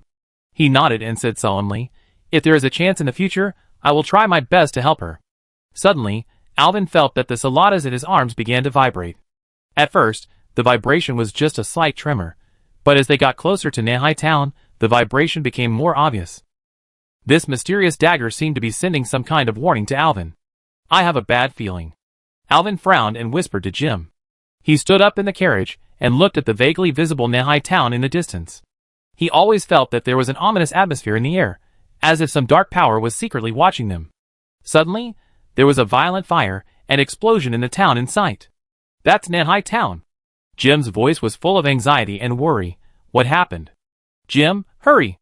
We have to get there. Alvin looked at the harbor town in the distance. It seems that there was a battle near the dock. He wanted to see more clearly, but because it was too far away, the scene seemed blurry and chaotic. He could vaguely see flames and thick smoke on the dock, as if the whole town was engulfed by war. Indistinctly, he saw several figures fighting fiercely, swords interlaced, and flames dancing in the air. Suddenly, a strong mana fluctuation came from the direction of the dock, and a suffocating sense of oppression filled the air. Alvin felt a chill, and was secretly alert. The mana fluctuation was so strong that it was obvious that someone was releasing a powerful spell. In the firelight, Alvin saw a dazzling light cutting through the night sky, followed by a deafening explosion. The flame soared into the sky, as if to ignite the entire sky. The thick smoke was mixed with steam, as if the sea was also roaring for the battle. As the carriage got closer and closer to Nanhai town, the sound of the battle became clearer and clearer. Suddenly, he caught a glimpse of an orange figure in the crowd, which was particularly conspicuous. Her figure was extremely slender, and the firelight reflected on her long orange hair, like a flame dancing on the battlefield. Alvin's heart was in his throat. Chapter 76. When the carriage was about to arrive at Nanhai town, although Alvin had prepared himself mentally, the scene in front of him still shocked him. The militia of Nanhai town, led by a general, was fighting a desperate battle with a group of fierce fishmen. The fishmen came in groups, wielding rough weapons and making harsh noises, trying to break through the militia's defense line. The battle was extremely fierce, although the militia fought hard. But the number of fishmen was too large. Many militiamen were injured and fell to the ground. They were immediately drowned by the swarming fishmen, and could only hear painful screams. The militia's formation was collapsing at a speed visible to the naked eye, and was in danger. At this moment, a dazzling flame streaked across the sky, attracting Alvin's attention. The orange flame was Caponia. She stood at the edge of the battlefield, holding up her small staff and chanting ancient spells. As she chanted, the flames condensed at the tip of her staff, forming a huge fireball. Her figure looked particularly gorgeous in the firelight, like a goddess on the battlefield. As she waved her staff, Caponia shot the fireball at the merfolk, which drew a fiery trajectory in the air, accurately blasted into the merfolk, and then exploded among them. The huge explosion was deafening, and the flames instantly engulfed everything around. The merfolk screamed miserably, their bodies twisted in the flames, and turned into ashes. With Caponia's assistance, the militia quickly stabilized the battle line. Seeing the merfolk being blown up, everyone cheered, as if victory was imminent. Seeing that her spell had worked, Caponia was very satisfied and cast Pyroblast twice more. Each time brought great killing power. The flames exploded in the fishmen, and the scorching flames burned the enemies to ashes. The fishmen screamed in the flames, their bodies were burned black, and the scene was horrible. However, the killing range of Pyroblast was too large. Not only the fishmen, but also some militiamen were affected. Several militiamen were affected by the flames, and they were on fire. They fell to the ground in pain, and tried to put out the flames on their bodies. Caponia was stunned when she saw this scene. She held the staff with both hands, and did not dare to cast the spell again, for fear of hurting her companions again. But in just a moment, the battle situation was reversed again. Without the suppression of the spell, the fishmen gathered again, stepped on the bodies of their companions, and rushed up, and the militia formation collapsed instantly. At this moment, Caponia felt a warm power like holy light rising in her body. She was surprised to find that the flames on the militiamen, who were still burning, gradually extinguished, and the wounds stabbed by the fishmen were healing rapidly. This feeling was too familiar. She turned back suddenly, and her eyes were instantly wet. She saw a familiar figure. Alvin Priest, who was standing not far away, with his hands raised high, chanting the healing prayer. Holy light emanated from his hands, covering the entire battlefield and healing all the pain. A warm current surged in Caponia's heart, her eyes flashed with excited tears, and she whispered, "Alvin." Alvin knew that this was the critical moment of the battle, and he shouted to Caponia, "Naya, use Firestorm." Then he quickly shouted to the militia general, "Hurry up and let your people retreat. Quick!" The general heard the shout, and immediately led the militia to retreat quickly, making room for Caponia and Alvin.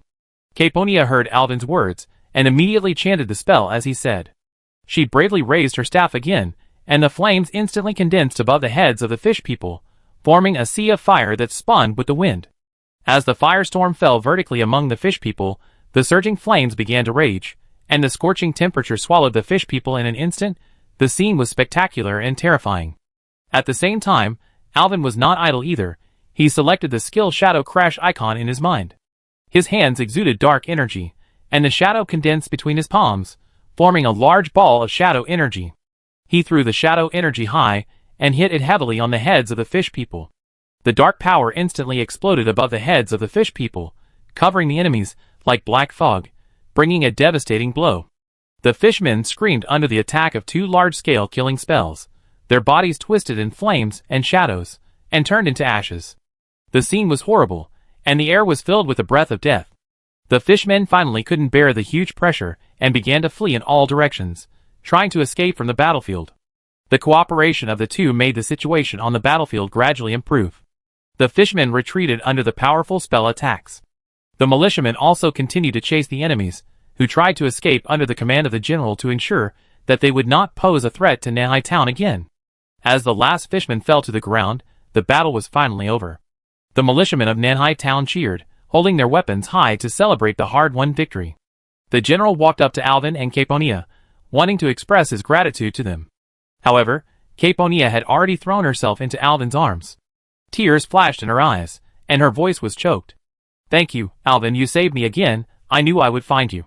Alvin felt her warmth and trembling, gently stroked her back, and said softly, "Nia, I am also very happy to see you. But why are you here?" Caponia raised her head, still with tears in her eyes, but a smile appeared on her face, shook her head, and threw her orange braids behind her back. "I miss you so much, Alvin. I sneaked out of my house. I walked along the main road to Yongfan Port, got on a random ship, and came here." Hearing this, Alvin was moved and scared. "You've walked so far with a poor sense of direction? Do you know where this is?"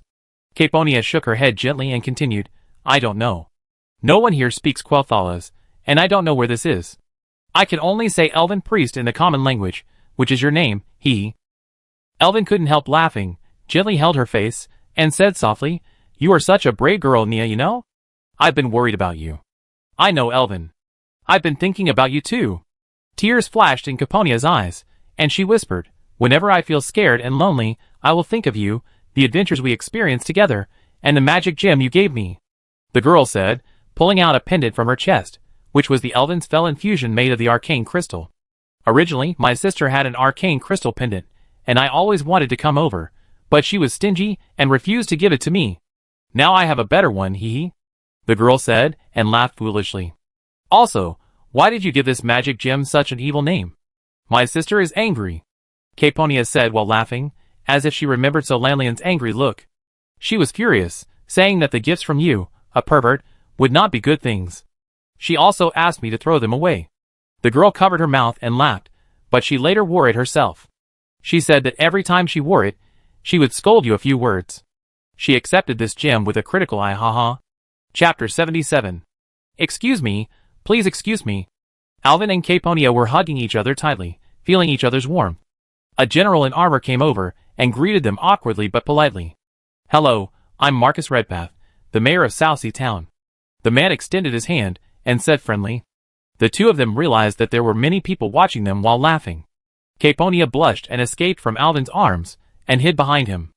Alvin awkwardly held Marcus' hand, and smiled and responded, "Hello, I'm Alvin Priest." A hint of surprise flashed in Marcus' eyes, and then he suddenly realized. "So you are Alvin Priest. We have heard about your deeds." Alvin smiled and nodded, feeling a little complicated, not knowing what the other party had heard about.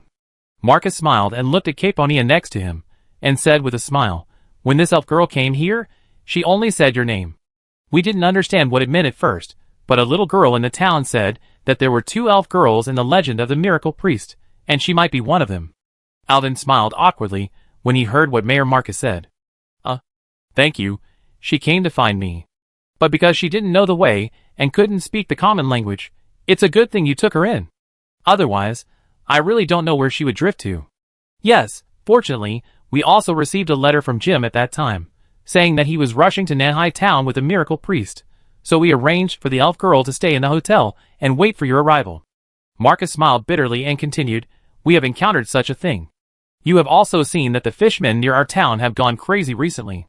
Originally, everyone kept to themselves, but now these hateful beasts have begun to attack the town on a large scale. If it weren't for you and the elf girl, I'm afraid the town would be in danger."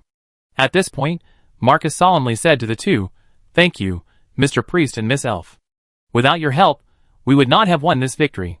After speaking, he saluted, and the surrounding militia also saluted with their chests raised. "This is what we should do. Your care for Miss Caponia Starwish and your care for the refugees from Stormwind City, which I heard before, all show that you are a person of noble character." Caponia was still hiding behind Alvin. Seeing the militiamen saluting the two under the leadership of the mayor, and Alvin bowing in return, She also performed a Silvermoon City lady's salute behind Alvin. As the two were talking, Alvin suddenly heard someone calling him. He turned around and saw Jim holding a little girl and walking towards him from a distance, followed closely by Akari Tasha. After Jim approached, he greeted the mayor first, and then explained, "I was worried about Sally after entering the city, so I went to find her first. You ran too fast, so I took Akari Tasha to my home first, and we came to find you immediately after finding the child." Jim held the little girl and stretched the little girl's head to Alvin. "Come, Sally, look, this is the miracle priest you always wanted to see." The girl pouted and buried her head in her father's shoulder, revealing her silver hair. She looked very shy. Jim had brown hair, and it seemed that Sally's hair color was inherited from her deceased mother. "Ha!" Alvin smiled and looked at the little girl. "It's normal for children to be shy. It's okay. We will communicate more in the future." He really didn't know how to get along with children. Akalissa saw the elf behind Alvin and ran over curiously. Capernia was a little shy and dodged behind Alvin. But Akalissa didn't care. She kept chasing Capernia, sniffing her, and finally hugged her and rubbed her head in Capernia's arms. Capernia was startled and wanted to break free, but Akalissa's hug was too tight. She struggled for a long time, but couldn't get rid of the girl. Erwin introduced the two with a smile, saying, "Akaratassa, this is Miss Caponia Starwish. Nia, this is Akartassa." Akaratassa then let go of Caponia with an apologetic smile on her face. "She must have felt that your aura was very similar to your sister Solanlian's, so she was so intimate." Erwin smiled and said, "At that time in Lordaeron, it was the two of us who rescued the seriously injured Akartassa. At that time, when your sister and I were going to act separately, in order to treat Akartassa's injuries, I asked her to follow me first." "Ah! Are you the Akartassa that my sister is talking about?" Caponia happily held Akartassa's hand. "I heard from my sister about you. Can you understand Quelthalas?" Akalitha nodded. Alvin felt it was magical, as if no matter what language everyone spoke, Akalitha could understand. Maybe it was because dragons were born spellcasters. "Alvin, you and your friends can stay at our house these days. Although our house is not big, it will definitely make you feel like you are back home." Jim looked at Alvin with expectation in his eyes. Alvin smiled and shook his head. "Thank you for your kindness, Jim. You and Sally haven't seen each other for so long, and I'm sure there are a lot of things to talk about between father and daughter, but with so many of us, it's more convenient to stay in a hotel, so we won't disturb you." Jim's face was full of disappointment, but he soon regained his smile. "I understand. If you need any help, please let me know at any time." Alvin noticed that Sally, who was standing aside, also showed a disappointed expression. He walked over with a smile, patted the little girl's head, and said to Sally gently, "We will meet again tomorrow, Sally. And I promise to spend a lot of time with you."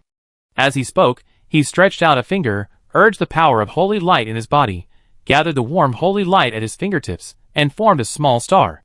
Sally looked at this magical scene, her eyes flashing with excitement. She also stretched out her finger, and carefully touched it with Alvin's finger. When their fingers touched, Sally felt a warm power transmitted from Alvin's fingertips, and flowed through her whole body. This feeling was warm, and comfortable, as if the sun was shining on her heart.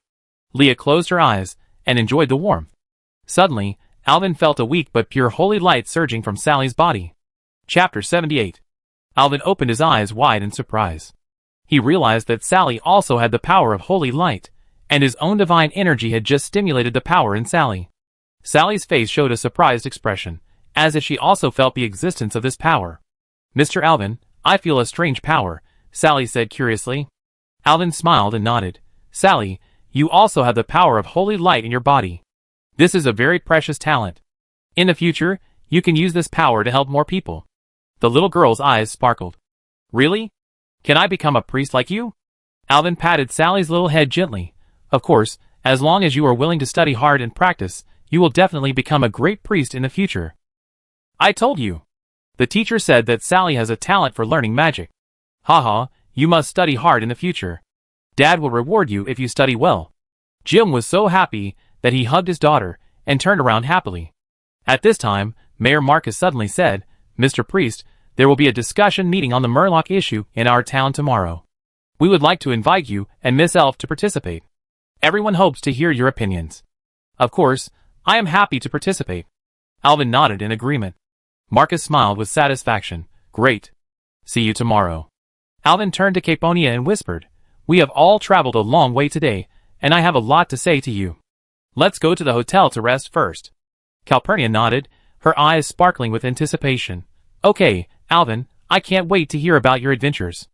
Alvin said goodbye to Jim and agreed to attend the town meeting together tomorrow, and then walked to the hotel under the leadership of Calpurnia. At the hotel, Alvin opened a room for himself and Ekalatassa, but it was still early, so the three of them gathered in Alvin's room. Calpurnia couldn't wait any longer, her eyes sparkling with anticipation, urging Alvin to tell his adventures quickly. Tell me about it. Alvin, I can't wait to hear about your adventures. So, Alvin began to tell about his adventures on the road after parting with Solanlian. The story begins after I separated from your sister Solanlian in Lordaeron, and I went to Silverpine Forest. There, I met werewolves and stopped the evil wizard Erigil's conspiracy. After that, Alvin told how he and Ekalatassa broke into Shadowfawn Keep, and finally defeated Erigil after many obstacles. Caponia was fascinated by it, with excitement in her eyes. It must be very dangerous, right? I really hope I can help there. Then, Alvin smiled and continued to tell the story of his trip to Taran Mill and the Kingdom of Alterac, tracking down the Syndicate, and helping the Kingdom of Alterac to quell the rebellion. And the encounter with the Black Dragon, but here Alvin emphasized that the matter about the Black Dragon needs to be kept secret, and no one can tell anyone, otherwise his life will be in danger. Caponia quickly covered her mouth cutely, and opened her eyes wide in surprise. She couldn't believe that there really existed a giant dragon in this world that could transform into a human form, and stir up trouble in human countries. Alvin thought that there is one by your side, but she is not likely to stir up trouble. At most she will eat and drink indiscriminately. However, Alvin decided to keep Ekalassa's body secret for the time being, and it would not be too late to tell Calpurnia when the time is right. Calpurnia kept praising, Alvin, you are so amazing. However, when Alvin mentioned Valera, Calpurnia was a little jealous and asked, who is Valera? Is she also a Quel'Dorii? Alvin explained, yes, Valera Sanguiner is also a Quel'Dorii. She is very brave and smart, a thief, and almost killed me at that time. But we later became companions, and she is now staying in Ravenhold Manor to practice assassination. Calpurnia nodded thoughtfully. Sanguiner, I have never heard of their family name, but Silvermoon City is so big, I don't know them all. Everyone, maybe my sister knows. She knows much more than me. Alvin smiled and then asked, by the way, speaking of your sister, how is Solanlian? Since my sister came back, she has been very busy. She basically travels between Lordaeron and Silvermoon City as an ambassador, and she has no time to accompany me. Caponia sighed. She finally accompanies me, and she is basically scolding you. I don't like her scolding you, so every time she scolds you, I cover my ears and run away. But until you return the magic gem, that is, that annoying infusion of yours. Alvin's fell infusion, Alvin added. Caponia blushed. That's it. My sister said that although you are a low-quality person and a sex maniac, she didn't expect you to master the skills of jewelry processing so quickly. She rarely praised you. She said that this infusion you made, is the best equipment for our mage. It is said that even my father wants it. Archmage Romance, didn't he also hear the name of the gem I gave you? Alvin was embarrassed and wanted to find a crack in the ground to crawl into. Of course. The gem was handed over to us by my father. He also praised you, saying that with your craftsmanship, you can be a royal jeweler even in Silvermoon City. He also said that he would introduce you to make jewelry for His Majesty the King and Prince Kaeldats in the future. The two chatted for a long time until night fell. At the strong request of Ekalassa's stomach, Alvin decided to take everyone out for dinner. The restaurant of the inn was brightly lit, and the warm light illuminated every corner. The table was filled with rich food, and the aroma was overflowing, which made people's appetites whetted. There were many diners around. All of them were locals who often gathered here at night. This time, they saw Alvin and two beautiful girls, and they all felt very strange. Later, someone said that this was the recently famous miracle priest Alvin Priest, and everyone had an expression of so that's it. It seems that the legend is right. The miracle priest has been favored by the beautiful women of the elves, and there are beautiful elf girls accompanying him wherever he goes. Caponia lowered her head a little embarrassedly and said softly, Alvin, can I ask you to help me pay off the money I owed before? I forgot to bring money when I went out. These days I live here and have been on credit. Alvin smiled and shook his head. Nia, you are so lucky that this has not been sold by anyone. Chapter 79. The meeting room in the town hall of Nahai Town was filled with residents and militiamen. Everyone was discussing how to deal with the Murlocs. But now the air was filled with chaos. Mayor Marcus stood in front, trying to maintain order, but people were obviously very excited. Everyone was discussing various plans, but there was no clear solution. We should send more people on patrol, a militiaman loudly proposed. It's useless. There are too many murlocs. Our patrolling guards are more dangerous. Another person retorted. Maybe we can set some traps? Traps? Do you think the murlocs will be stupid enough to jump in by themselves? The voice of opposition sounded again. Alvin and Caponia were also invited to sit aside and listen patiently to everyone's discussion, but he soon realized that there would be no results if this continued.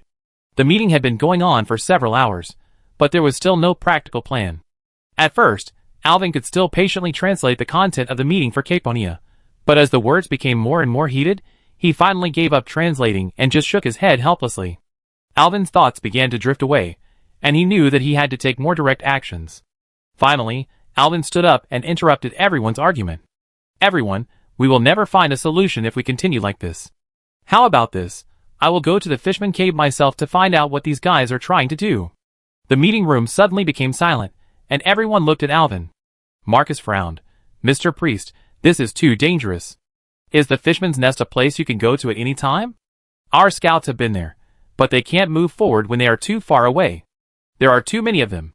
Although the attack power of 1 or 2 fishmen is very low, when hundreds of fishmen are crowded together, believe me, you don't want to see the scene. I understand, but we can't do nothing like this any longer. Only by figuring out the murlocs' motives can we find a real solution. Alvin shook his head. And I think that murlocs, although barbaric by nature, are not completely without wisdom. Since everyone has been keeping to themselves, why did they suddenly attack the town like crazy? Don't you want to know the reason? Everyone was talking to each other, and soon, Mayor Marcus stood up. I also understand the problem you were talking about, but I have to consider your life safety. I believe that no matter what, His Majesty the King does not want to see a rising star in Lordaeron get into trouble in Nahai Town. If you insist on going, please allow me to form a guard to go forward with you. Mayor Marcus said firmly.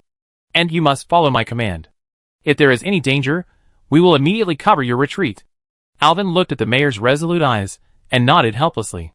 Okay, as you wish, we will be careful. Soon, Mayor Marcus assembled a team of 5 elite guards to escort Alvin, Caponia and Akalissa to the Murloc's lair. Although the 3 of them didn't need any guards at all, Alvin thought. With Akalissa as a tank, Caponia as a mage, and himself as a priest, it was a standard combination of warrior, mage and priest. It was hard to say who would protect whom. But he looked at Mayor Marcus and the guards wearing solid armor, holding sharp weapons, and all of them looked serious, ready to meet any challenge, and he didn't want to say anything that would go against their good intentions. We will head south along the coast, Mayor Marcus instructed. My scouts told me that the Murloc's lair is just south of the coastline. Everyone stay alert. These fishy guys may appear at any time. Alvin nodded and followed the team. The sea breeze blew gently, bringing a hint of salty taste. The sun shone on the sea, sparkling like a golden ocean.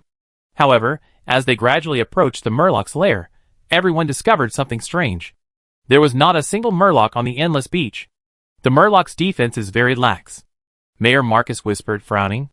It can even be said that there are no Murlocs defending at all.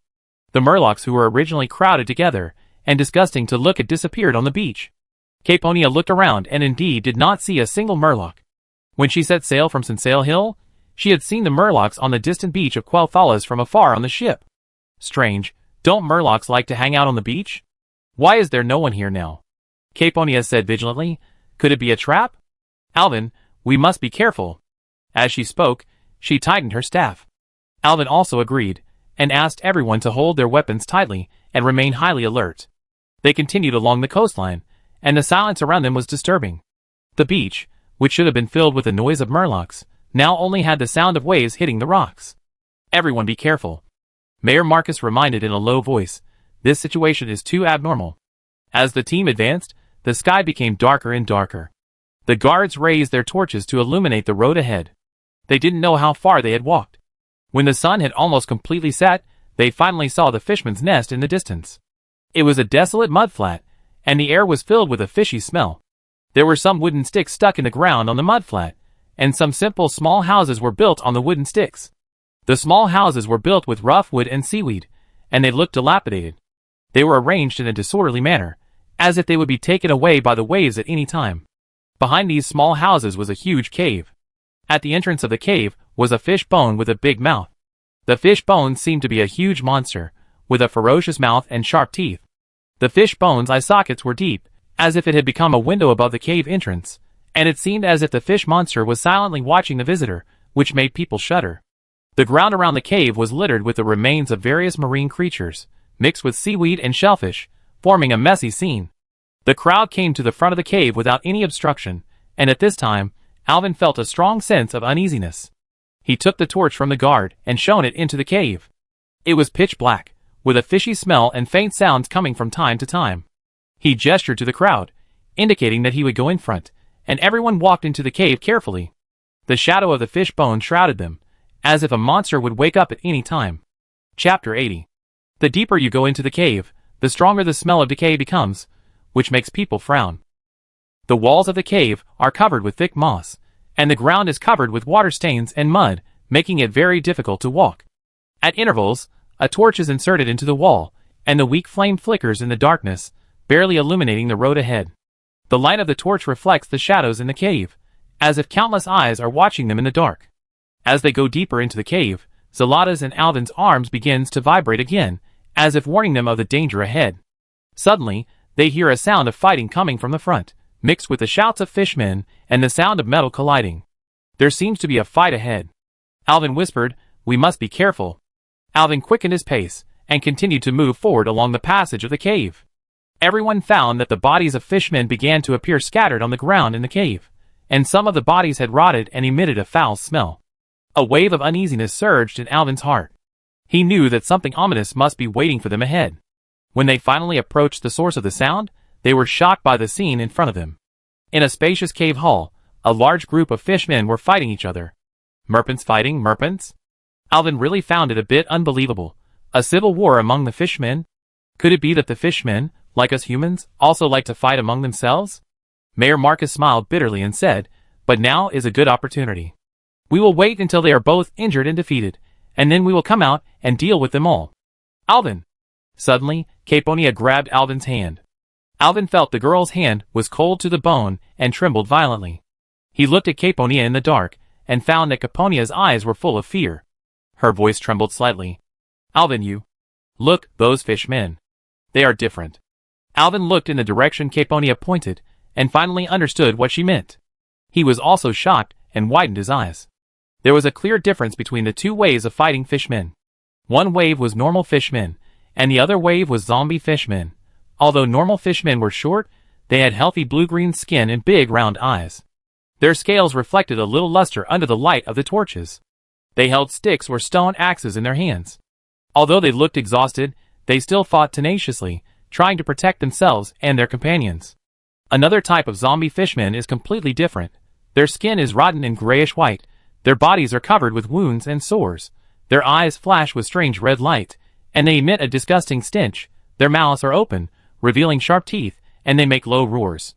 Their movements are stiff, but their strength is amazing. They are no less than the zombies in the zombie movies that Alvin watched in his previous life. Caponia held Alvin's hand tightly and said in a trembling voice, "These zombie fishmen. How did they become like this? This is terrible." Alvin held her hand tightly and comforted her. "Don't worry, Caponia. We will figure it all out. No matter how these zombie fishmen came, we will find a solution." He translated Caponia's discovery into the common language and related to everyone. Marcus and others all showed horrified expressions. At this time, the battle situation of the fishmen changed. The normal fishmen were almost unable to hold on. Their number was obviously less than that of the zombie fishmen. Many fishmen had fallen to the ground, and their blood dyed the ground red. They were shrinking their formation and forming a circle, as if they were guarding something important. Alvin's heart moved, and he realized that they might be protecting a key person or item. "They seem to be protecting something," Alvin whispered. "We must figure it all out. These zombie fishmen are the product of evil, and I can't let their existence continue to harm this land."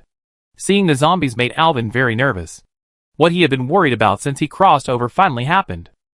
Could it be that the zombie murlocs here are related to the subsequent undead plague? He turned around and said to Marcus and others, "You wait here, we will help the murlocs repel these evil guys first." Maybe this is why the murlocs went crazy. Caponia nodded, and with Alvin's approval, the elven mage began to chant a spell. Huge heat gathered at the tip of her staff, and a powerful fireball was released instantly, accurately hitting the zombie murloc team. Akratasa rushed forward, waving her fists, each blow with amazing power, hitting the zombie murlocs and scattering them.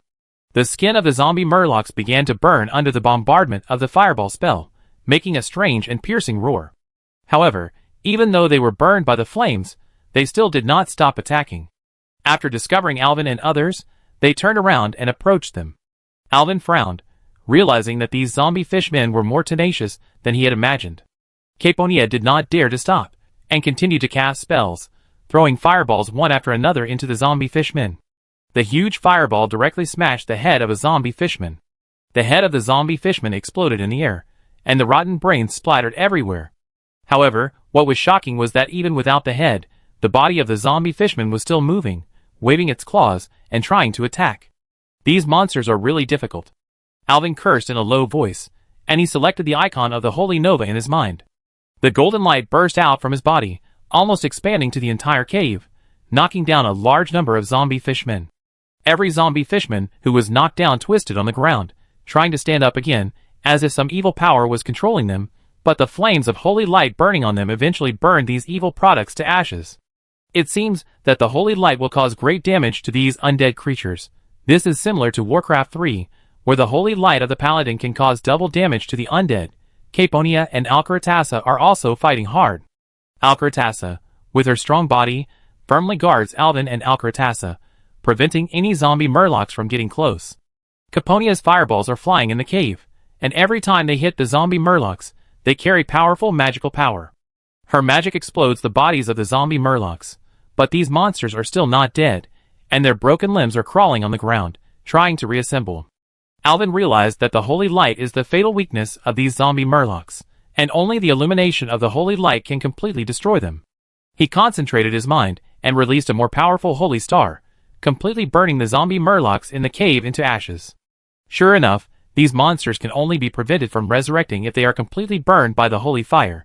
As Alvin continued to cast spells, they carefully approached the circle formed by the fishmen, and finally, Alvin saw the scene in the center of the circle clearly. Under the protection of the fishmen, there was a tall figure. It was a creature with a snake's lower body and a girl's face, but with 4 slender arms. Her neck and shoulders were covered with light green scales, her waist was slender, and her lower body was a thick snake belly. Her 2 hands on the left held a long staff, one above and one below, and her head was covered with light blue curly hair, which seemed to be different from the snake-haired banshee in the game. Her eyes flashed with a cold light, and the corners of her mouth showed a charming grin. This is a female Naga. Chapter 81. Welcome, brave adventurers. Naga said in a low and hoarse voice, I am the leader of the sea area and rule the entire fish tribe. Your arrival really surprised me. As she spoke, she shook her snake tail, and the scales flickered strangely in the dim light. Oh my god, what kind of monster is this? Mayor Marcus exclaimed in a low voice. Caponia frowned, looked at Naga with disgust, and whispered to Alvin, the appearance of this strange guy is really disgusting.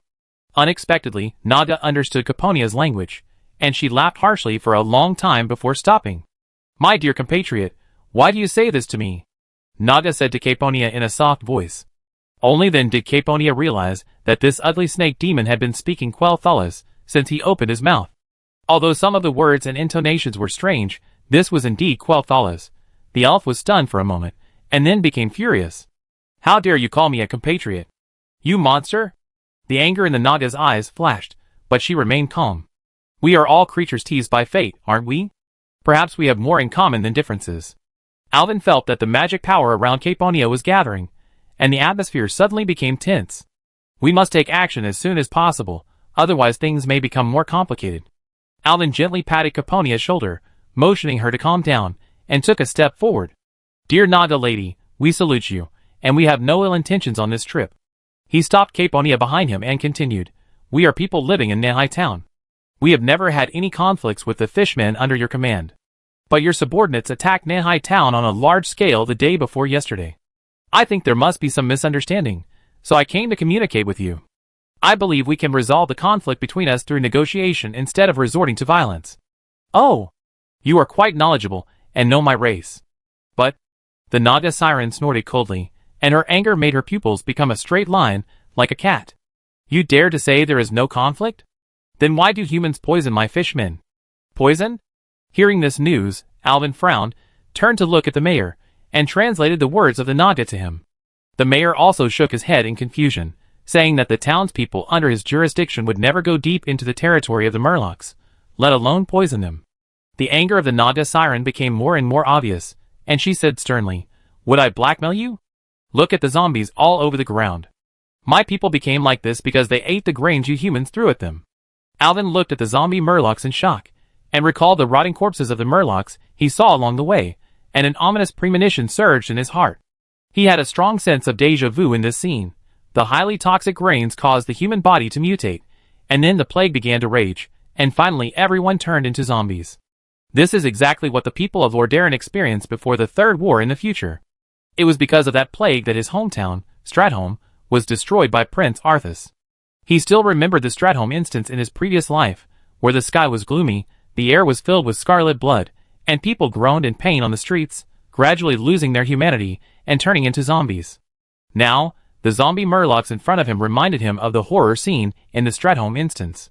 Stop the spread of evil, isn't this my goal? A strong determination ignited in his heart. He couldn't let the same tragedy happen again. No matter what the cost, he had to find the truth and stop this disaster. "Madam, please wait a moment, let me check carefully." Alvin approached the zombie Murlocs, and bent down to check their bodies. The other Murlocs surrounded the Naga, and looked at the human man vigilantly. The Naga lady watched coldly. She didn't know what this man wanted to do, but it was obvious that he was very concerned about this matter. While observing carefully, Alvin asked the Naga, "Excuse me, madam, when did your fishmen start to show these symptoms? Where did these poisonous grains come from?" The Naga siren replied coldly, "A month ago, a human threw them on the beach. After the fishmen ate them, they were poisoned and turned into zombies. These horrible guys have no thoughts. They seem to be controlled by their appetite to attack other fishmen. They will bite the living people. Soon we found that the bitten fishmen also turned into zombies. This terrible epidemic quickly ravaged my tribe. If it continues like this, my people will die out. So, we attacked your town for revenge. We want to make those who poison my people pay the price." The Naga siren became more and more angry as she spoke, and she slammed her staff against the stone so hard that sparks flew. "But we failed. The bodies of the Murlocs you killed also mutated that night. The zombies attacked my people. We are powerless to resist. More and more people died.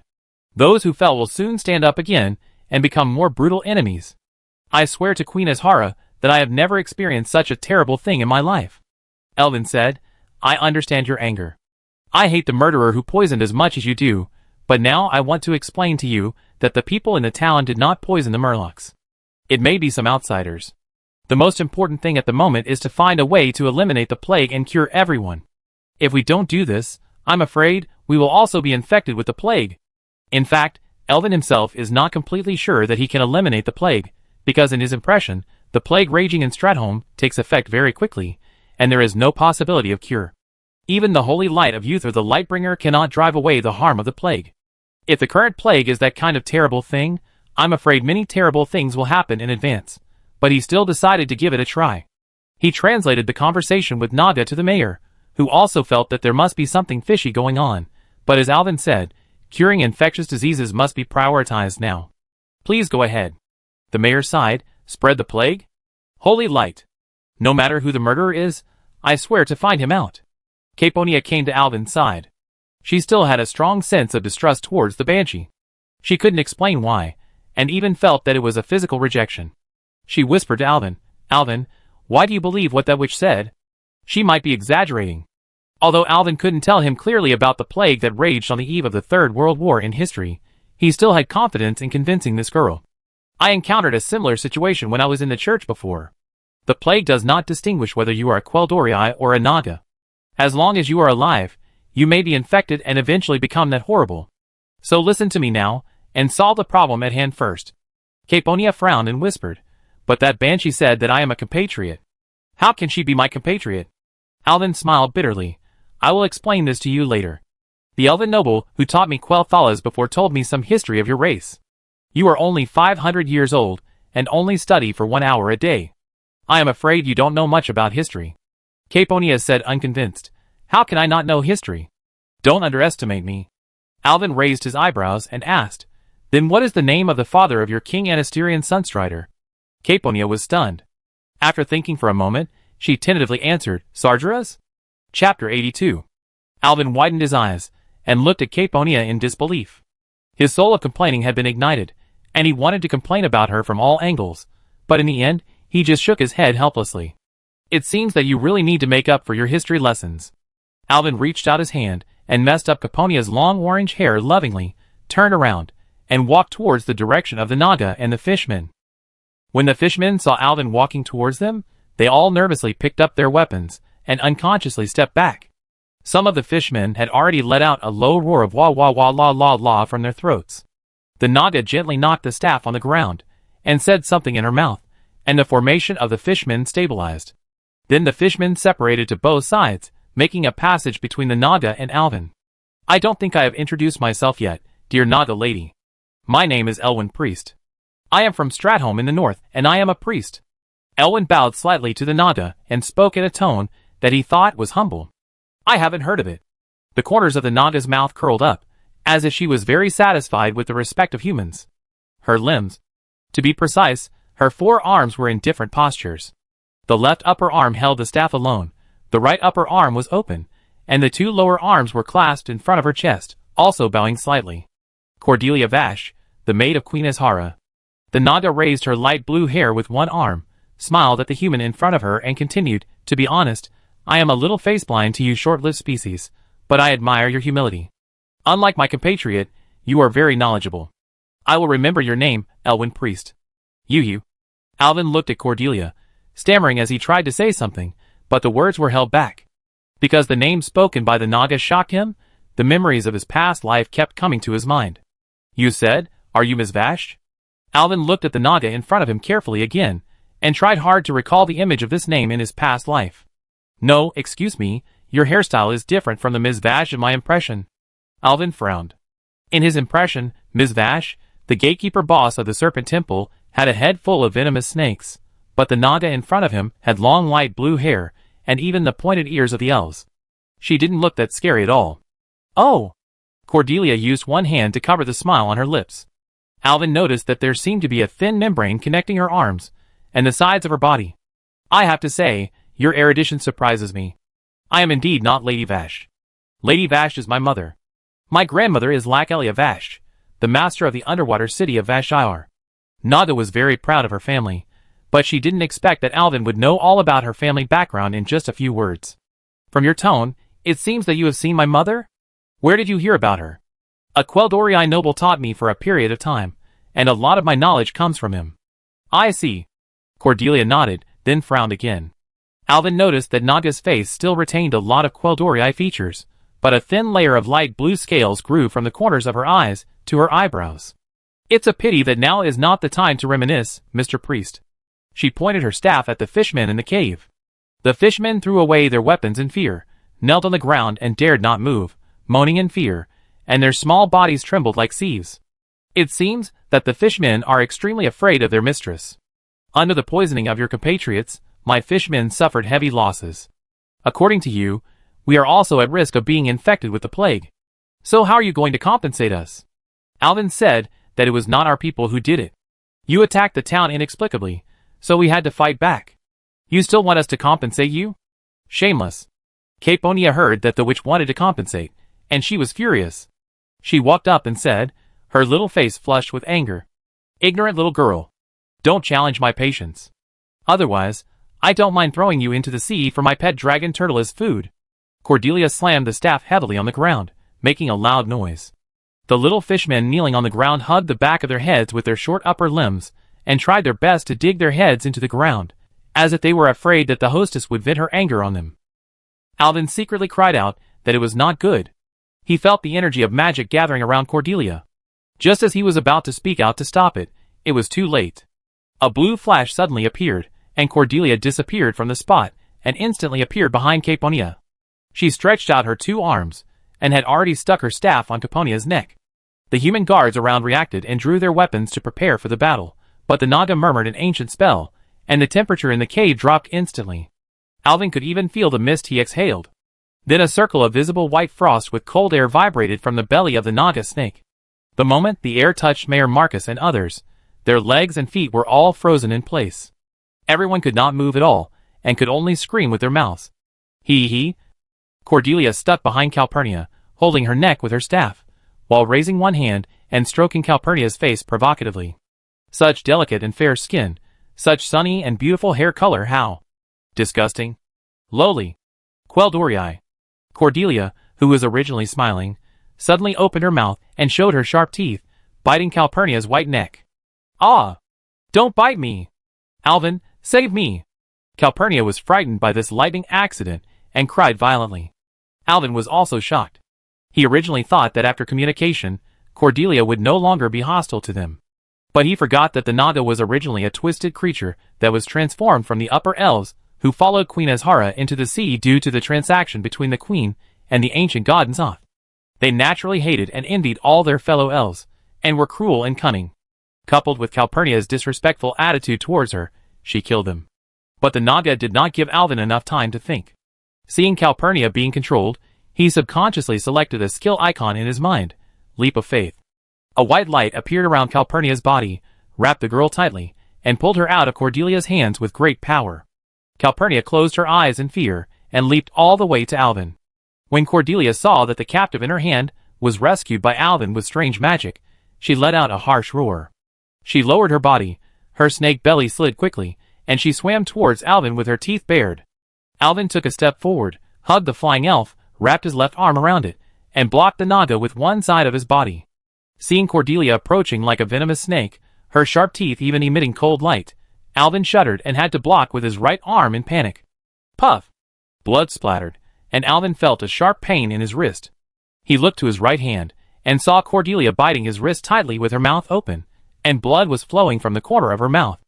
Oh no, I have a Naga on me. Chapter 83. Time seemed to freeze, and the fishmen lay on the ground and trembled. Mayor Marcus and others were frozen not far away, and Calpurnia was held in Alvin's arms with one arm. Alvin's arm was bitten by the Naga, and the Naga. Cordelia Vash seemed to be tasting the taste of Alvin's blood with relish. Akalissa on the side was ready to rush out and tear the Naga apart. Respected Miss Cordelia. Alvin endured the severe pain from his wrist. After the initial pain, the strange pain actually gave people a kind of crazy pleasure. He suppressed this emotion, signaled Akalissa not to act rashly, and squeezed out an ugly smile on his face. As a maid of Queen Azhara, your current posture seems quite indecent. Alvin hugged Calpurnia tightly with his left arm, and the place where his palm was tightly hugged was the girl's chest. This touch was really great. On one side was the soft touch, and on the other side was the strange stimulation after being bitten. This strange torture made Alvin a little dizzy. I'm sorry for Miss Calpurnia's slip of the tongue. She is still a little girl who is only 500 years old. You don't have to get angry with an innocent girl, Alvin said with a smile, and he looked at Cordelia with a firm look. The Naga could see that the human's eyebrows were twitching slightly. He was enduring the severe pain for this ignorant Queldorii. Hee. Cordelia let go, and blood gushed out from the several blood holes bitten on Alvin's wrist. The Naga seemed to be very satisfied with the wound she had caused. She stretched out her slender tongue to lick the blood from the corner of her mouth, and put the blood into her mouth, giving people a twisted sense of charm. When she saw Alvin chanting a spell, his body glowing, and the wound on his wrist healing at a speed visible to the naked eye, she still made a sound of surprise. Woo, magical power. Cordelia laughed, as if what happened just now had never happened. She elegantly overlapped her lower arms, and placed them under her body, holding the staff in one hand, and covered her mouth with the other hand and laughed. And now, my dear pastor, we are now people in the same boat. To be honest, seeing your magical magic, my sense of security has increased a lot, hee. Alvin frowned and said, What do you mean? What do you mean by people in the same boat? Because it seems that I was bitten by a zombie just now. Alvin widened his eyes, looked at Cordelia in disbelief, raised his trembling hand, and pointed at the zombie fishman lying on the ground. You were bitten by this thing? The Naga nodded gracefully, and she gently rolled her snake tail over and stretched it in front of Alvin's eyes. There was indeed a cut, but the bleeding had stopped. So you captured Caponia just to let her get infected with the same infectious disease as you, and then use it to threaten us? Yes, if you guys run away, won't I just have to sit here and wait for death? This place is so far away from Vash'ir.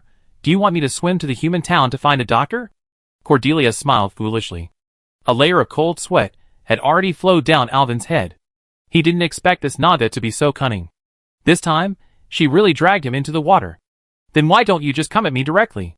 Why did you attack Caponia? Alvin said as he pressed his left palm again. It felt so good. Caponia moaned softly, her face turning red like an apple. Humph. My eyes are not blind. You value this stinky girl's life more than your own. Nada's pupils, which had already been dilated, turned into a vertical line again. She pointed her staff at Caponia, who was hidden behind Alvin. But it's the same now, dear pastor. Tell me, how do you want to solve the problem at hand? Alvin. When Caponia heard the words of the witch, she didn't care about Alvin's hand taking advantage of her. She hugged her tightly, and her tears soon wet Alvin's robe. The girl raised her head, sobbing, while stretching her white wrist to Alvin's mouth. Bite me! Hurry up! I want to face it with you. What are you doing? Alvin said helplessly. I understand what you mean, Nia, but you need to calm down now, and at the same time, you have to trust me. He loosened his arms around the girl, put his hands on her shoulders, looked at her eyes emitting arcane light, and said seriously, Nia, you know I care about you, and I won't do anything to hurt you, so please trust me at this time. Alvin turned his head and nodded to Cordelia. Madam, please give me a minute. Seeing Nada blinking with a smile, Alvin took Caponia with his left hand and Akalatraza with his right hand, and came to Mayor Marcus and others whose legs and feet were frozen. He silently selected the skill Dispel Magic in his heart, and a little holy light slowly swirled around the body from the feet of Marcus and others, removing the frost nova attached to them. Everyone steadied themselves, and were surprised to find that they could move normally. Mr. Priest, Mayor Marcus said in shock, what happened just now? Why did they suddenly fight? Everyone, please listen to me carefully. Alvin held Marcus' arm tightly, and shook his head at him, signaling him not to interrupt him. As I said just now, someone in the town may be studying a terrible plague. The murderer threw plague-infected grains into the Murloc camp, causing the Murlocs to mutate. You all saw what they became. Alvin whispered, trying to speak quickly, and repeated it twice in Common and Quel'Thalas. But it seems that this plague is still in the experimental stage, but if we don't find this person, I'm afraid that the next ones to suffer are as humans or elves. Now, I was bitten by that Nada lady and was poisoned. Ah? Marcus and others were in a mess, and it was obvious that Alvin's poisoning had dealt a heavy blow to them. Listen to me. Gentlemen.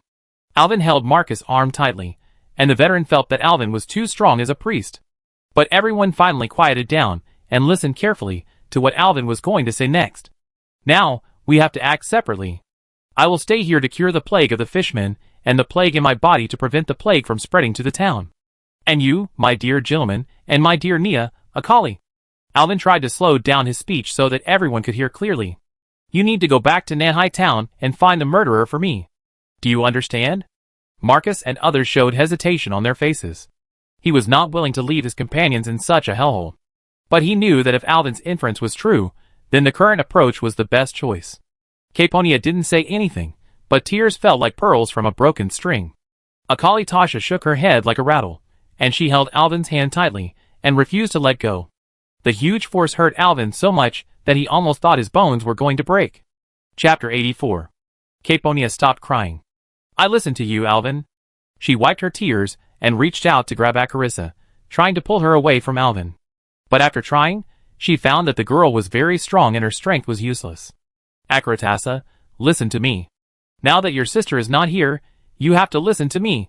She held back her tears and said while sobbing, healing diseases is the job of priests.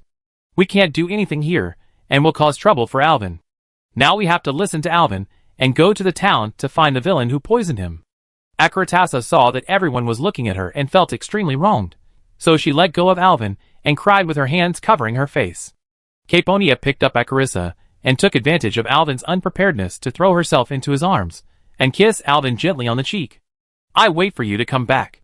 If you don't come back, I come find you. After saying that, he pulled Acarissa up and turned around, resolutely walking back the way they came. She didn't dare to look back, fearing that once she looked back, she would never be able to walk again.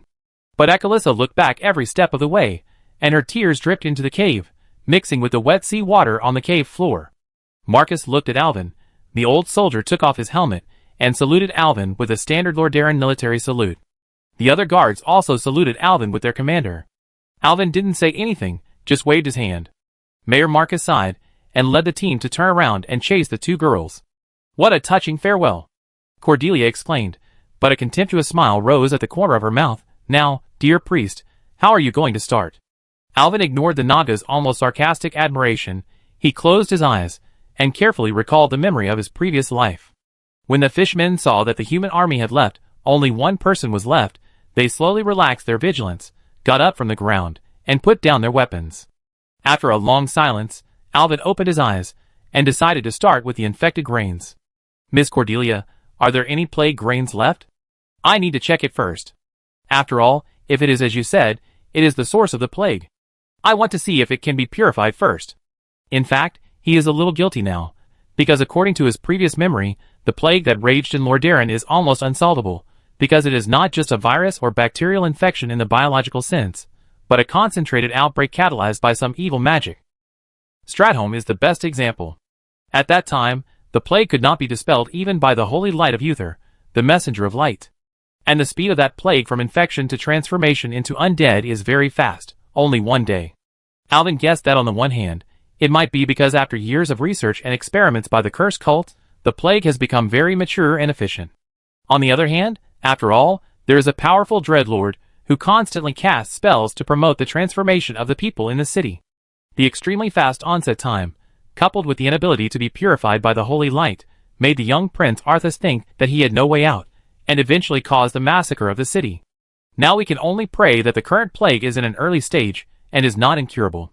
In addition, there will not be a powerful psychic working overtime to cast spells to promote transformation. Naga nodded, and she swam her snake-like body and led Alvin to a corner of the cave, where uneaten grains were piled. "That's it."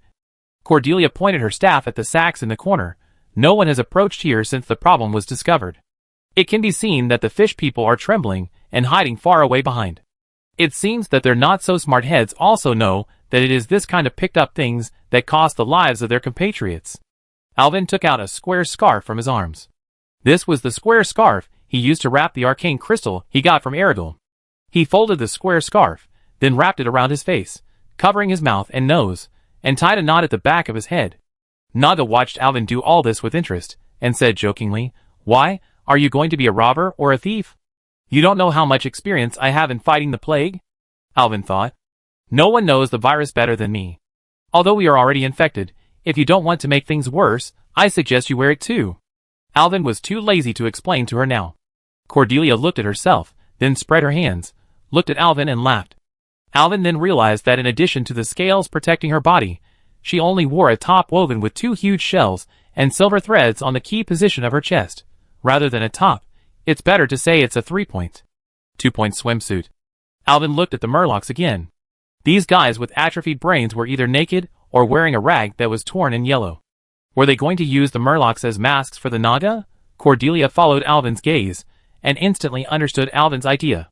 Her originally blue and white face suddenly turned dark blue due to the surge of blood. "Don't tell me what you think, or I'm afraid I can't help freezing you into ice." Alvin sighed. He had no choice but to unbutton the front of his robe and pull hard at the underwear inside, tearing off a piece of the white hurdle vest he had been wearing from Zolamon to Southshore Town. "Here, use it. You can't let me tear my robe. Apart from this, the only cloth left on my body is a pair of underwear." "Humph!" Cordelia gritted her teeth and snatched the white cloth from Alvin's hand. When has the Naga, who has lived for thousands of years, ever suffered such humiliation? In the Naga tribe, male Nagas are fish-headed beasts, so the Naga tribe has always been a matriarchal society.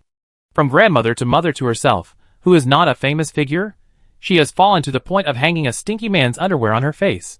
But now she is in a hurry and can't care so much. She took a deep breath, closed her eyes, and wrapped the hurdle vest around her face with trembling hands. It was a bit funny, and Alvin was in pain to hold back his laughter. But Cordelia was surprised to find that Alvin's hurdle vest was not only not stinky, but also had a warm and comfortable feeling after being exposed to the sun. It was like diving under the sea, and the sun shone through the seawater on her face, warm and soft. "It's quite comfortable, isn't it?" Alvin looked at Naga. "I just washed it yesterday. Isn't there a smell of the sun? I tell you, it's actually mites." Alvin's voice came out of the mask, bulging and hard to hear. "Stop talking." Cordelia was about to vomit. Although she didn't know what mites were, anything with worm in its name was definitely not a good thing. When she finally couldn't bear it anymore and wanted to freeze this damn human into an ice stick, she suddenly found that this guy was squatting in front of the grain. The man took a deep breath, as if he was making up his mind. Then he carefully reached out his hand and gently touched the surface of a bag of plague grains with his palm. Chapter 85. Alvin closed his eyes and began to mobilize the magic in his body. He could feel the fluctuations of magic in the grains, the magic net spread in the air in the cave, and a huge group of magic behind him. Alvin knew that it was Ms. Naga. Then, his consciousness began to wander in the grains along with the magic net, trying to capture any trace of magic. A few minutes later, Alvin's brows slightly wrinkled, and sweat began to seep out of his forehead. He changed another bag of grains, and continued to feel the traces of magic in them. Good news, Alvin said with a smile, because through the exploration just now, he did not feel any abnormal fluctuations of magic energy in the grains, only some dense microorganisms that could only be seen under a microscope. These plagues have not been catalyzed by magic. At this time, he finally breathed a sigh of relief. Since no traces of magic were found, it at least proved that these grains have not been catalyzed by evil witchcraft. It should still be just a biological plague, so my healing magic should be effective. These grains are just things that have been infected by bacteria or viruses. My magic should be able to purify the dirt. Bacteria? Viruses? What are those? Cordelia frowned.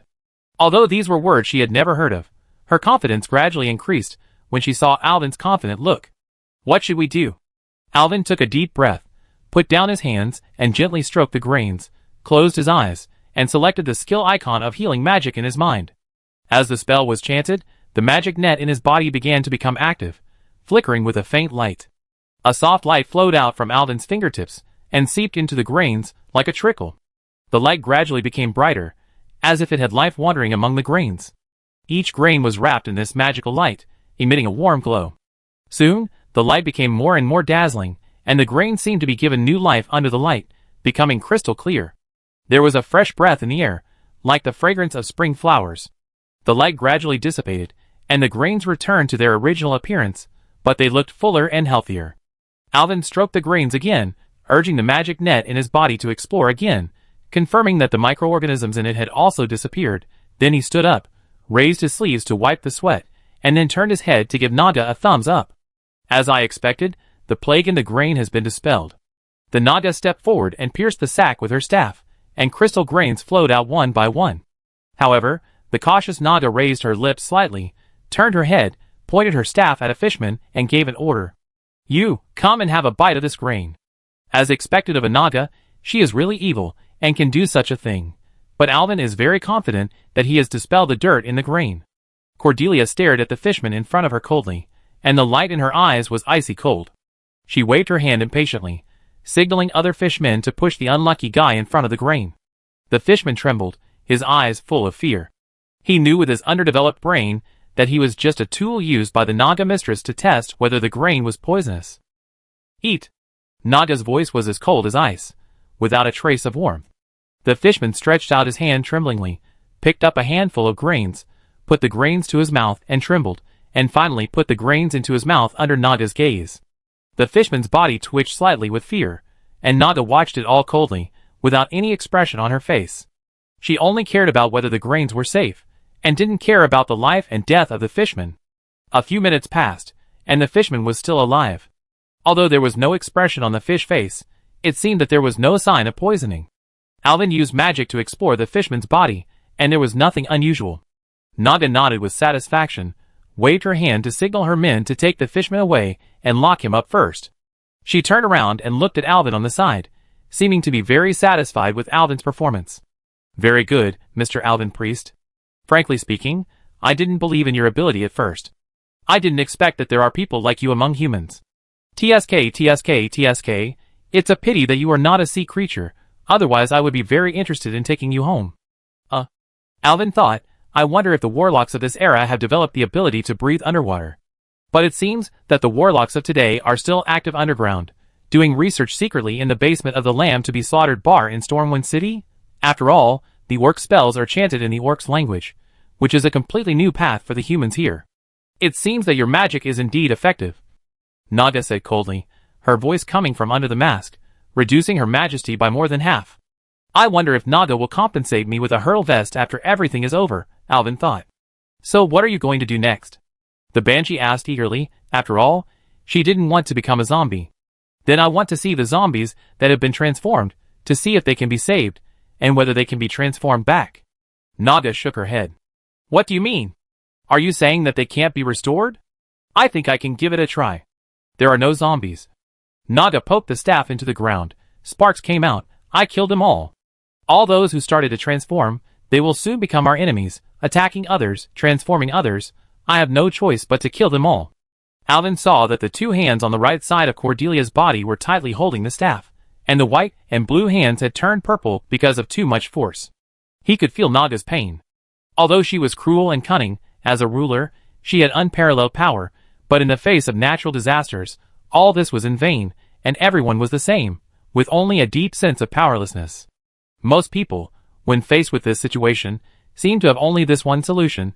Cordelia now is like this, and Arthas will be like this in the future, but Cordelia did not execute those who have been infected but have not yet begun to transform, which may also be because she herself was infected. Okay, then next, it's our turn as plague carriers. Alvin looked at Naga. Dear lady, I don't know how long you have been infected, so I want to start with you, please. Alvin looked at Cordelia, but found that she was pale and her body was twitching slightly. The snake belly that supported his body was also shaking violently. He originally thought that Naga was a little emotional because of what he had just said. But he suddenly felt that the fluctuations of the magic network in Naga's body became extremely chaotic. Alvin suddenly had an ominous premonition in his heart. Chapter 86. Alvin didn't have time to think about it, and walked quickly to Naga Cordelia's side. As Naga's magic power gradually lost control, the humid air in the cave seemed to be filled with a depressing dullness. Mistake, has she been poisoned for too long? The thing that Alvin feared most was about to happen. He knew that Cordelia needed to be treated as soon as possible. When he walked in front of Cordelia, he found that Naga's eyes were no longer the upright pupils of a wild cat. Her eyes had begun to blur, and her originally light blue hair began to turn pale rapidly. The mask was soaked, probably because saliva or some other body fluid had flowed out of Naga's mouth, and her whole body was shaking violently. Alvin carefully touched her forehead with his hand, and found that the originally cold banshee was now as hot as a red-hot charcoal. He closed his eyes, selected the skill icon of cure in his mind, and began to recite the spell silently. His hands emitted a soft light, covering Cordelia's body. However, the moment the light touched Cordelia, her body suddenly twitched violently. Alvin opened his eyes, and saw that Cordelia's skin began to turn gray, and her originally turbid eyes flashed with a strange red light. She groaned in pain and her body began to twist. Alvin, save me. Cordelia's voice became hoarse and low, as if it was a cry for help from the depths of hell. Alvin's heart tightened. Cordelia was undergoing a painful transformation process. He accelerated the chanting of the spell, trying to stop all this from happening. However, Cordelia's body was no longer under her control, and something terrible happened suddenly. Her pale blue skin began to crack, revealing rotten muscles and bones, and the red light in her eyes became stronger. The fishmen in the room saw the horrifying scene of their mistress, screamed in fear, and fled in all directions. These guys have seen the transformation process of their companions, and know how bloodthirsty and brutal the transformed companions are. At this time, Naga is no longer the cold-blooded and cunning mistress familiar to the fishmen, but has become a more terrifying and cruel zombie Naga who only knows how to kill. Alvin gritted his teeth, controlled Cordelia's gradually stiffening shoulders with both hands, and finished chanting the spell. A golden forehead light rose from Cordelia's body, swirled around Naga, and finally exploded above her head, covering Naga with golden light. Naga's body stagnated for a moment, but before Alvin could check the effect of the disease removal spell, Cordelia suddenly let out a low roar. Her shoulders shook violently, knocking Alvin away, and her snake belly slapped the ground, and her whole body pounced on Alvin. Alvin quickly dodged and selected the skill of Mind Scream in his mind. A strong black light wave was released, and Cordelia's body was hit by the light wave. The effect of fear took effect.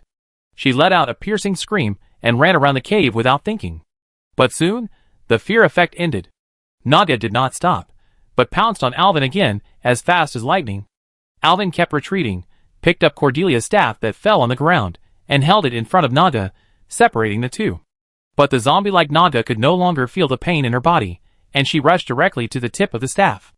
With a puff sound, Like the sound of a spear piercing a rag, the tip of the staff had penetrated Cordelia's body, and black blood spurted out with a fishy smell. But Naga seemed to feel no pain at all. She was stabbed into the body by Alvin's staff, and being blocked seemed to make her more violent. Naga's mouth opened wide at an angle that humans could not imagine, revealing a mouthful of sharp teeth, and 4 pale arms swept forward frantically, trying to grab Alvin and tear him to pieces. Fortunately, zombies have no IQ, and Cordelia did not use the magic she was good at, but only used her body to attack. In a flash, the furnishings in the cave were smashed to pieces. Naga's snake belly was entrenched on the corpses of fishmen on the ground, like an evil goddess who had returned from hell. Alvin was pushed back by Cordelia, and finally felt the cold and damp cave wall on his back. He knew he could not retreat any further. He could not delay like this any longer, but had to find an opportunity to completely dispel the disease from Cordelia. While Naga was struggling with the staff stuck there, he pushed the back end of the staff against the wall, and finally felt a little relieved. He took a deep breath, concentrated all his magic power, selected the skill icon of Dispel Disease in his mind, and began to silently recite the spell to dispel the disease. "Cordelia, I will not give up on you," Alvin shouted loudly, and let go of the staff. Dazzling light emanated from his hands, and he needed to cover Cordelia's body with his palms to make the magic work. Naga's body was no longer blocked by the staff. She frantically pulled the staff out of her body. The black blood sprayed out as the staff left her body, spraying Alvin all over. She threw the staff away, and continued to rush towards Alvin. Her 2 arms grabbed Alvin's neck from both sides. She was ready to use all her strength to break Alvin's neck. Alvin could already feel Naga's cold and stiff fingers climbing up his neck, but he could no longer care too much. He used all his strength to press his palms, which were already full of holy power, hard on Cordelia's chest, and urged the magic power in his body to inject holy light into Naga's body. "It's so hard," Alvin thought inappropriately. Cordelia's body began to twitch violently, groaning in pain. Golden light continued to burst out from her body, lasting for nearly 20 seconds. Every few seconds, the visible holy light burst out once, continuously dispelling the virus in Naga's body. Cordelia's hands wrapped around Alvin's neck began to gradually lose strength, and her skin color gradually returned to normal, returning to a pale blue and white appearance. The red light in her eyes gradually dissipated, the black blood began to turn red, and the pale long hair gradually turned back to light blue. With the last violent burst of light, all the darkness in Cordelia's body was driven away. The touch of Alvin's palms also changed from stiff to elastic. Time passed by minute, and sweat oozed from Alvin's forehead. Finally, Cordelia's body completely returned to normal, her hands fell weakly from Alvin's neck, and her eyes began to flash with familiar light again. "Alvin. Wow."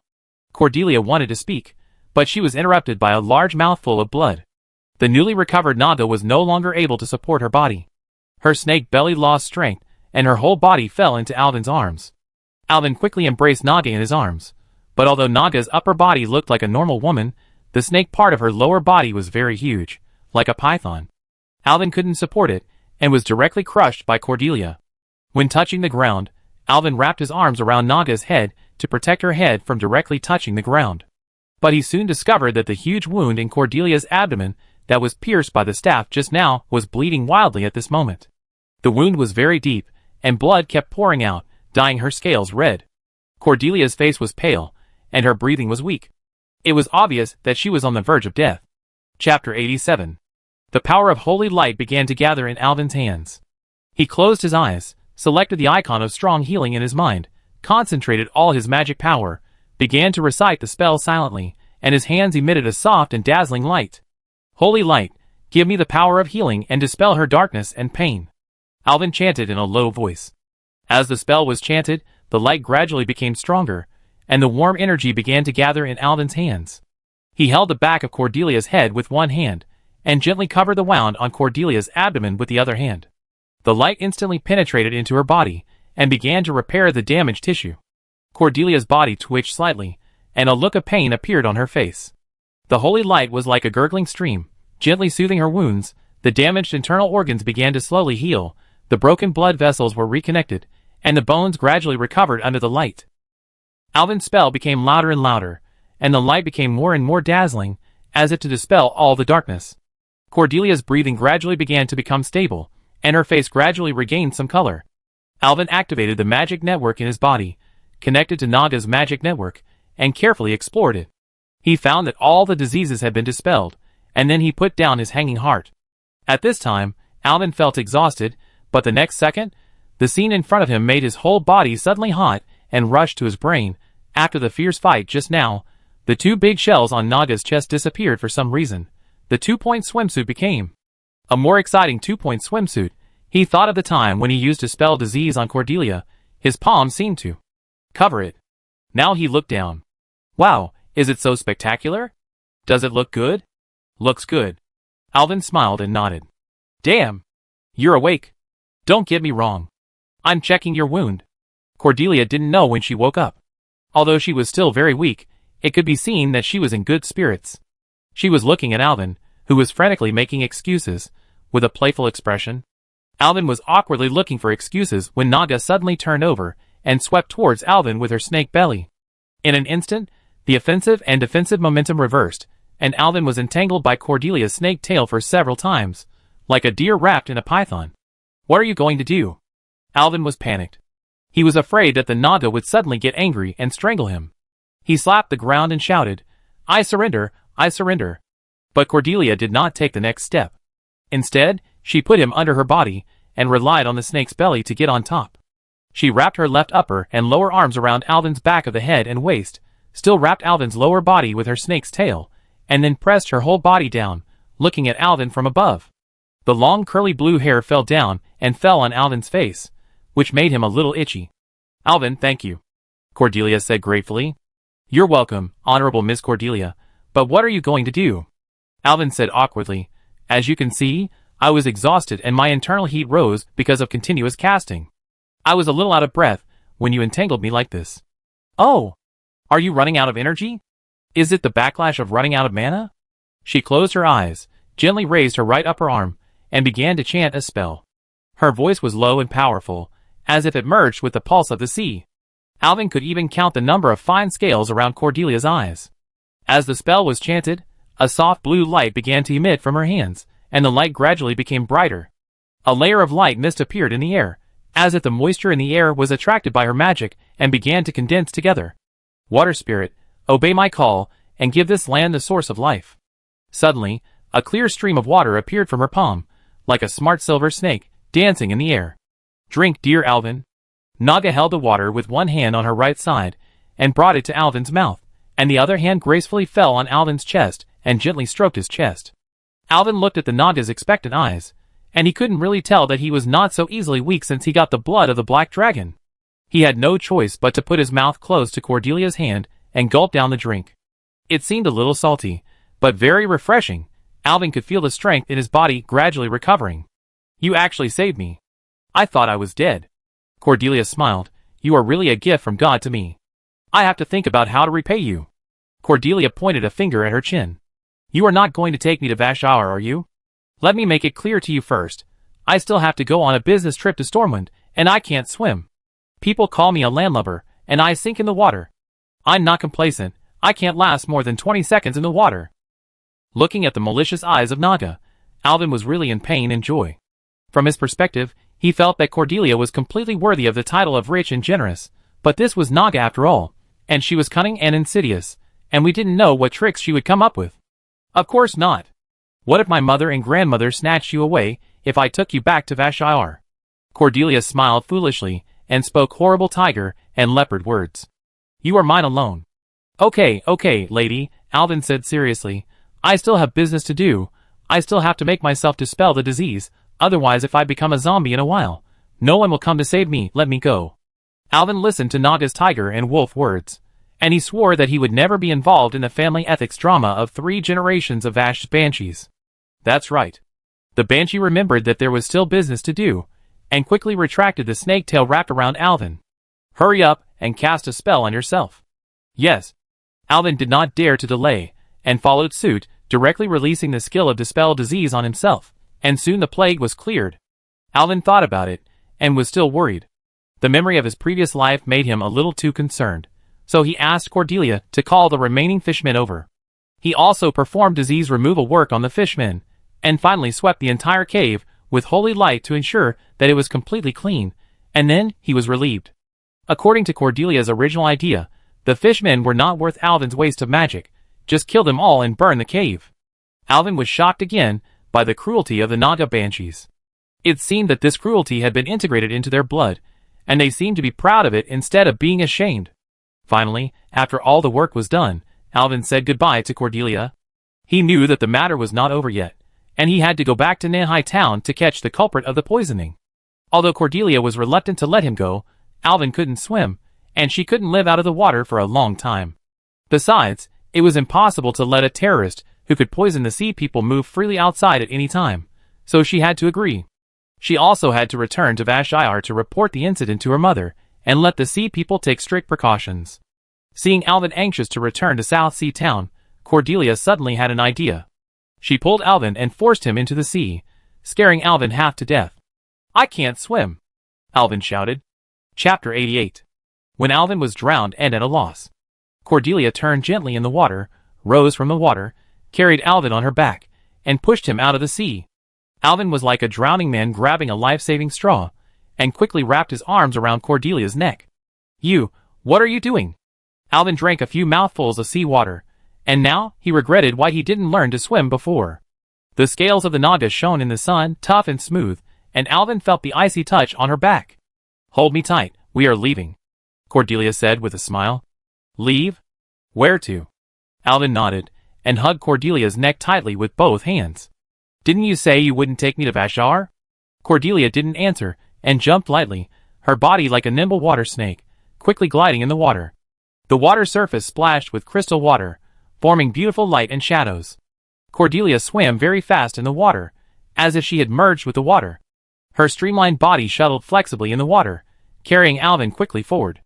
The water flow slid over her scales, making a gentle sound.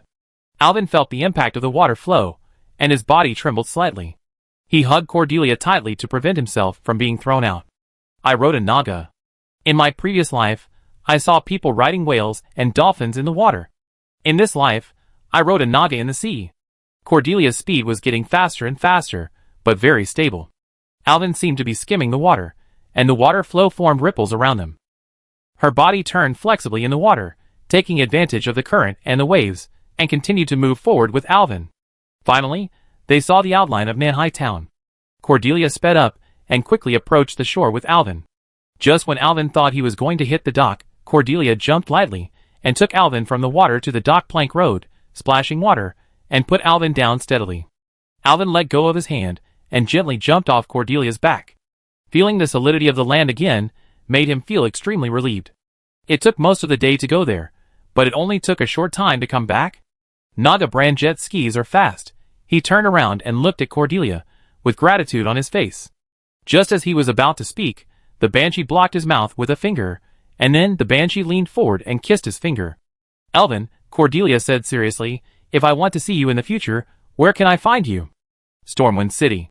Alvin smiled and said, "But I will go to the wetlands and Menethil Harbor first. Do you know that?" "I know." The Banshee retreated and left Alvin. "Don't you have anything to say to me?" "Well," Alvin thought for a while, "go back and tell Lady Vash to stay in Vashar honestly for the next few years, and don't run around." "And what else?" the Banshee asked with a smile. "Well, I have always had a question. Are you viviparous or oviparous?" Plop!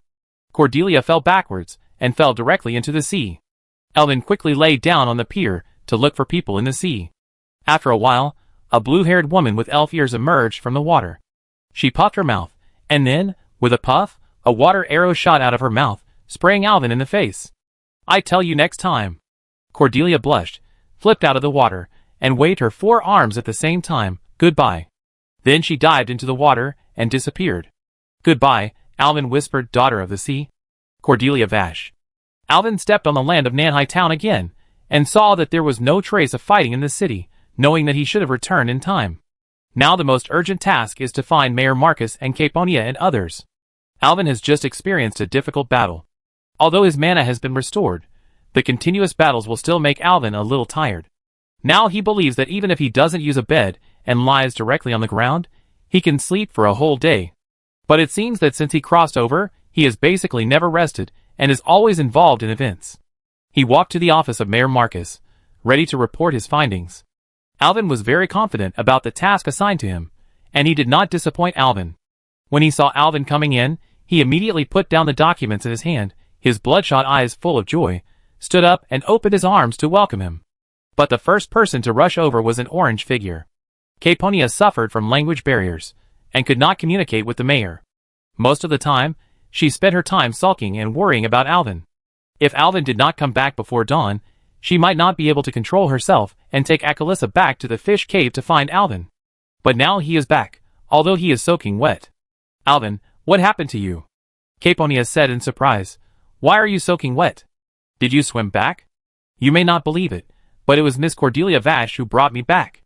It was like playing with dolphins in the ocean world. She swam back with me on her back. It was so fast." Alvin gestured to Caponia excitedly, but he didn't notice that Caponia's brows had already frowned. "How do you get along so well with that banshee?" Caponia pouted, looking angry. In her heart, she probably ranked Naga as the most annoying creature second only to trolls. "It's like this," Alvin explained to Caponia and the mayor in 2 languages. "I first helped them get rid of the virus carried in the plague grains, and then rescued the Naga, who had almost turned into a zombie," he said excitedly. "So the good news is that the current virus can be cured. The poisonous grains can be cured with the disease-removing spell, and the infected people can be expelled with the disease. In short, the current plague is not unsolvable. I have completely purified the Fishman Caves, and I don't have to worry about their threats in the future. Then the Naga should also return to Vashj'ir. Now we need to focus on finding the suspicious people in the city." "Great, Mr. Priest," Mayor Marcus said happily. His voice was a little hoarse, probably because of a sleepless night of work. "I have just sorted out the suspicious people in the town, and I want to show them to you." Mayor Marcus frowned, obviously thinking about the next countermeasures. "I hope that the arrest operation will be carried out in a low-key manner, and the plague will not be spread, otherwise it may cause panic among the townspeople. Then things will become even more uncontrollable." Mayor Marcus said. "We have confirmed the identities of the 3 outsiders. Look," Mayor Marcus said in a deep voice, pushing a notebook in front of Alvin. Alvin lowered his head and looked carefully at the contents of the notebook. The first name that caught his eye made him gasp. Sergei Lavender. Chapter 89. "Mr. Priest, please take a look. There are only 3 outsiders in South Sea Town. One of them is a traveling merchant from Alterac, another is a Dalaran mage, and the other is a building materials merchant from Stormwind." Marcus did not notice Alvin's changing expression, and was still seriously analyzing the motives of these people. "The mage from Dalaran?" Alvin interrupted Marcus. "Can you tell me the information of that mage? He was sent by Dalaran to help us deal with the Murlocs." Mayor Marcus pondered. He didn't understand why Alvin was so interested in a mage. "I reported the conflict with the Murlocs to His Majesty the King before. Then His Majesty the King made a request to Dalaran, so they sent the mage Serge Lavender to assist us. Dalaran is an ally of the Kingdom of Lordaeron, so their assistance is normal." Alvin was a little nervous. In his impression, there was a boss named Filthy Silge in the Plague Zone of Naxxramas, a World of Warcraft team dungeon. He didn't know if this Silge was the boss in the dungeon. If it was really the same person, then everything would make sense now. The zombie Murloc in Nanhai Town, Silge Lavender from Dalaran, and then the boss in the Plague Zone. It is very likely that Silge has been secretly studying his psychic spells and conducting crazy plague experiments. But he is not so crazy as to use human bodies for experiments directly, but chose the unlucky Murloc. This aroused the anger of the ruler of the Murlocs, the Naga Banshee Cordelia, who sent a large army of Murlocs to attack the town in revenge. Afterwards, the Murlocs failed, but they were detonated by the plague caused by the plague grains, and a fight broke out. In this way, Silgi not only completed the experiment, understood the effect of the plague, but also solved the threat of the Murlocs silently, which was a win-win situation. Where is this Silgi mage now? What Alvin wanted now was to catch this guy immediately and solve him once and for all. In this way, at least the future Lich King and Kel'Thuzad will lose a great helper, which may indirectly affect the development of this world. He knew that the cursed pots that spread throughout the eastern and western plague lands in the later period were the masterpieces of Silgi Lavender. If he was killed now, would there be no such serious plague in the future? The more he thought about it, the more excited he became. He grabbed the old mayor's hand and asked loudly, "Hilge Lavender, let me think, that's right. He lives outside the city and rarely talks to people. He seems very mysterious, but aren't all mages like this?" Mayor Marcus saw Alvin's serious look and felt that something might be wrong. "But he often appears in the church. He seems to like children very much and has been giving them lessons recently." This villain actually gave lessons to children in the Holy Light Church? He must be arrested now. Just then, a burst of hurried footsteps came from outside the door. With a bang, the door of the mayor's office was roughly pushed open, and a man with stubble on his face and messy hair stumbled in, his face full of anxiety and fear. Tears flashed in his eyes, and he was obviously in an emergency. "Mayor Alvin, please save my daughter." "My daughter?" "Woo woo woo," the man cried. "Sally is gone." When Alvin heard the voice, he recognized that the sloppy man was Jim, the postman who had been with him since he entered the Silver Pine Forest. He still remembered Jim's daughter Sally, a shy, cute, and a little shy girl. Alvin had also stimulated the power of holy light in the little girl. In time, she would surely be able to stand out in the church. When Alvin heard the news of Sally's disappearance, his heart tightened, and he immediately realized the seriousness of the matter. "Jim, we will help you find Sally." Alvin pulled Jim up first. The disappearance of the little girl also made him a little panicked. He turned to the mayor to confirm again. "Mayor, you just said that Hilgay often appeared in the church to teach the children?" He couldn't imagine what kind of fate a little girl would suffer if she fell into the hands of such a demon. Is the plague experiment of Sergei going to enter the next stage? Holy light, do you suspect that Sally was kidnapped by him? Marcus heard the tremor in Alvin's voice, and he also realized that things might be going in the worst direction. "Then I will take people to catch him immediately," Marcus said, taking his helmet and setting off. "Everyone calm down first. Jim, tell us what happened in detail first." Alvin first caught both of them and tried to calm Jim down. "Tell me, when did Sally disappear?" Jim took a deep breath and tried to control his emotions. He had seen Alvin's abilities along the way and knew that he had to trust him completely now. "This morning, Sally said she was going to church for class, but she didn't come back for lunch at noon. I went to the church to find her, but the people in the church said they had seen her. I searched the whole town and couldn't find her." "Where is Master Silge? Where did he live?" "In the church? He lives in a small house on the edge of the town. He has rented it since he came to Nanhai town. It is not too far from the town. He said he likes the quiet environment there," Mayor Marcus said. "He is not in the church. I didn't see him when I went to find Sally," Jim also said hurriedly. "That means that up to now, the worst possibility is that he has been taken away for a whole morning." Although Alvin tried not to think about the worst angle, it was obvious that the girl was probably captured by Silge Lavender for human experiments. Alvin frowned, and his heart was pounding. "From the treatment I just received in the Fishman Cave, it should take 2 or 3 days for the fishmen to get sick after being infected, so Sally should not be in danger now. As long as I find her, I am sure I can drive out the plague in her body." Alvin turned his head and said solemnly to Marcus, "Mr. Mayor, now, please send your people immediately. We will split into 2 groups immediately. You take your people to Hilguy's residence first, and Jim and I will go to the church to find Sally's trace." He paused, and then said, "Your people only need to confirm whether he is at home. Don't conflict with him, monitor him first, and wait for me to come. This person is very dangerous, not something ordinary people can deal with. Let your people protect themselves." Mayor Marcus nodded. He immediately summoned the town guards, mounted his horse, and ran to the small house outside Hilguy town. "Jim, take me to the church to see. Maybe there will be some clues there," Alvin said. Jim wiped away his tears and nodded. Alvin explained the whole story to Calpurnia, and the elf opened his eyes wide in surprise. When she first came to South Sea Town, Sally often came to play with her, and she always liked this little girl. Thinking that such a girl might be captured by the evil wizard for human experiments, Calpurnia's heart tightened. Several people quickly left the mayor's office and ran quickly towards the church under the leadership of Jim. The church is the center of South Sea Town, and it is usually a place for townspeople to pray and gather. Alvin walked into the church and saw several children playing on the benches in the church. Except for the children's laughter echoing in the empty hall, there was no sign of Sergei Lavender. He walked up to a child and asked softly, "Children, have you seen Master Sergei Lavender?" A little boy raised his head and replied, "No." Then he went to play with other children again. Jim rushed forward and grabbed the boy's shoulders. He tried to make his voice sound calm, but he could not hide his anxiety. "Billy, aren't you Sally's good friend? Haven't you seen Sally?" His voice was low and trembling. The little boy looked up and saw Jim's serious expression, and his heart tightened. His fingers tightly grasped the corner of his clothes. "Uncle Jim, I haven't seen Sally." His voice was a little trembling, obviously affected by Jim's emotions. Chapter 90. Jim squatted down, trying to make his expression look less scary. He patted the little boy's shoulder gently, trying to make him relax. Don't be afraid, kid. I just want to find Sally. You are her friend. I just thought maybe you know where she went. The little boy bit his lip, thought carefully, and finally shook his head. Jim leaned back and sat on the ground. Alvin sighed and patted his shoulder.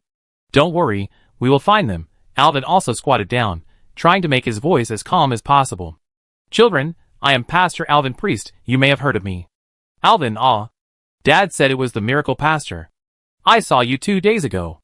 We all know the story of you, and the fairy lady behind. Yes, we all know. The children cheered in unison, and Alvin's old face blushed. Children, please listen to me, Alvin said seriously, trying to make himself look more glorious. Your good friend, Sally, may have been captured by bad guys. We are looking for her now. If you have any clues, I hope you can tell me. Maybe it can help. The children frowned, as if trying to recall something. After a while, a little boy finally raised his head, with a glimmer of uncertainty in his eyes. I remember. Sally seemed to say that she was going to collect herbs on the edge of town. Jim's heart jumped suddenly, and he almost rushed over, holding the boy's shoulders tightly with both hands, and his eagerness made his face a little distorted. What did you say? Do you know where Sally is? Tell me. The boy was infected by Jim's nervousness, his body trembling slightly, and he tried to recall the scene in the morning. I remember. Sally seemed to say in the morning that she was going to the edge of the town to collect tranquilizing flowers and silverleaf grass, but I don't know when she left. We were all playing here. Jim let go of the boy's shoulders and took a deep breath. Thank you, Renaud. Your news is very important. He stood up and patted the little boy's head gently. I know that place, Alvin, I know that place. Jim held Alvin's hand tightly. Alvin saw that Jim's brows did not relax after hearing the news, but became worse. That place. That place is near the wizard's house. It's on the edge of the forest. Everyone quickly left the church and took Jim's carriage to the direction of the forest. The forest is located on the edge of Nanhai town, where the townspeople usually collect herbs and hunt. The little girl Sally is very sensible, and often goes to collect some herbs to supplement the family income. Jim drove the carriage very fast, whipping the horses' buttocks like crazy. The 2 big black horses seemed to sense their master's anxiety, and ran all the way. Alvin, Calpurnia, and Acalatesa were shaken in the carriage, and Calpurnia almost vomited several times. The carriage went along the trail for a while, and finally saw a small house at the edge of the forest in the distance. The house was surrounded by tall trees, and looked a little gloomy. There was a circle of wooden fences around it, and the inside of the fence was full of various flowers and herbs. Outside the house, they saw the figures of Mayor Marcus and others. He was investigating with several guards, and their faces were tense and nervous. Alvin, you are here. Mayor Marcus saw Alvin and smiled tiredly. Alvin, what's the situation? Hilge is not here. We have searched the whole house, but we didn't find any useful clues. Mayor Marcus shook his head and sighed. You'd better go and see it yourself. The wizard stuff is hard to explain. Alvin nodded. Let's go in and see. Maybe we can find something. Alvin turned to Calpurnia and Acolita. Several people walked into the small house of Silge Lavender. The decoration inside the house was in line with the characteristics of a wizard. There were some strange runes and magic scrolls hanging on the wall, and a thick magic book on the bookshelf. There were some alchemical instruments and bottles scattered on the table, and the air was filled with a faint aroma of herbs. Zalata shook in his arms. Alvin also felt that there were traces of shadow magic here, but they were well hidden. Caponia walked to the bookshelf and carefully flipped through the books, trying to find some useful information. Alvin's eyes swept across the room. Suddenly, he noticed a small wooden board on the ground in the corner, covered with dust. He walked forward and gently pulled up the board, and a cold breath came to his face. There's a cellar below. I go down and take a look first. After the mayor finished speaking, he slid down the ladder with a torch in his hand. Then, several people carefully walked down the cellar one by one. The cellar was dark, with only a few weak oil lamps emitting faint light. The air was filled with a rotten smell, and the ground was covered with dust and cobwebs. Caponia raised the staff in her hand, releasing a soft flame, illuminating the entire cellar. Suddenly, her eyes were attracted by a strange light in the center of the cellar. Look, what is that? Caponia said in surprise, pointing to a place in the center of the cellar. Several people walked forward and found a huge magic circle on the ground of the cellar.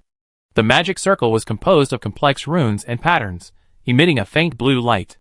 The runes flickered slightly in the light, as if they were alive and wandering on the ground. Caponia touched the runes in the circle with her staff, and the magic circle suddenly emitted a strong light. It seemed that the magic circle had reached some kind of resonance with Caponia's arcane magic. Marcus Town made a surprised sound. When we came down just now, this thing didn't shine, so we didn't find it. Alvin carefully observed the magic circle, full of doubts. This seems to be a very powerful magic circle, obviously arranged by Sergei Lavender, but what is its purpose? He saw Caponia frowning and staring at the magic circle carefully. This magic circle is a wizard's teleportation circle. Caponia suddenly said. I learned similar spells in Silver Moon City, which are basically the same as the teleportation circle, with only some minor differences. Caponia squatted down and gently touched the edge of the magic circle. The wizard who drew the magic circle has great power. Suddenly, the elf raised his head and looked at Alvin. Alvin took a deep breath. He didn't know where the other side of the teleportation circle led to.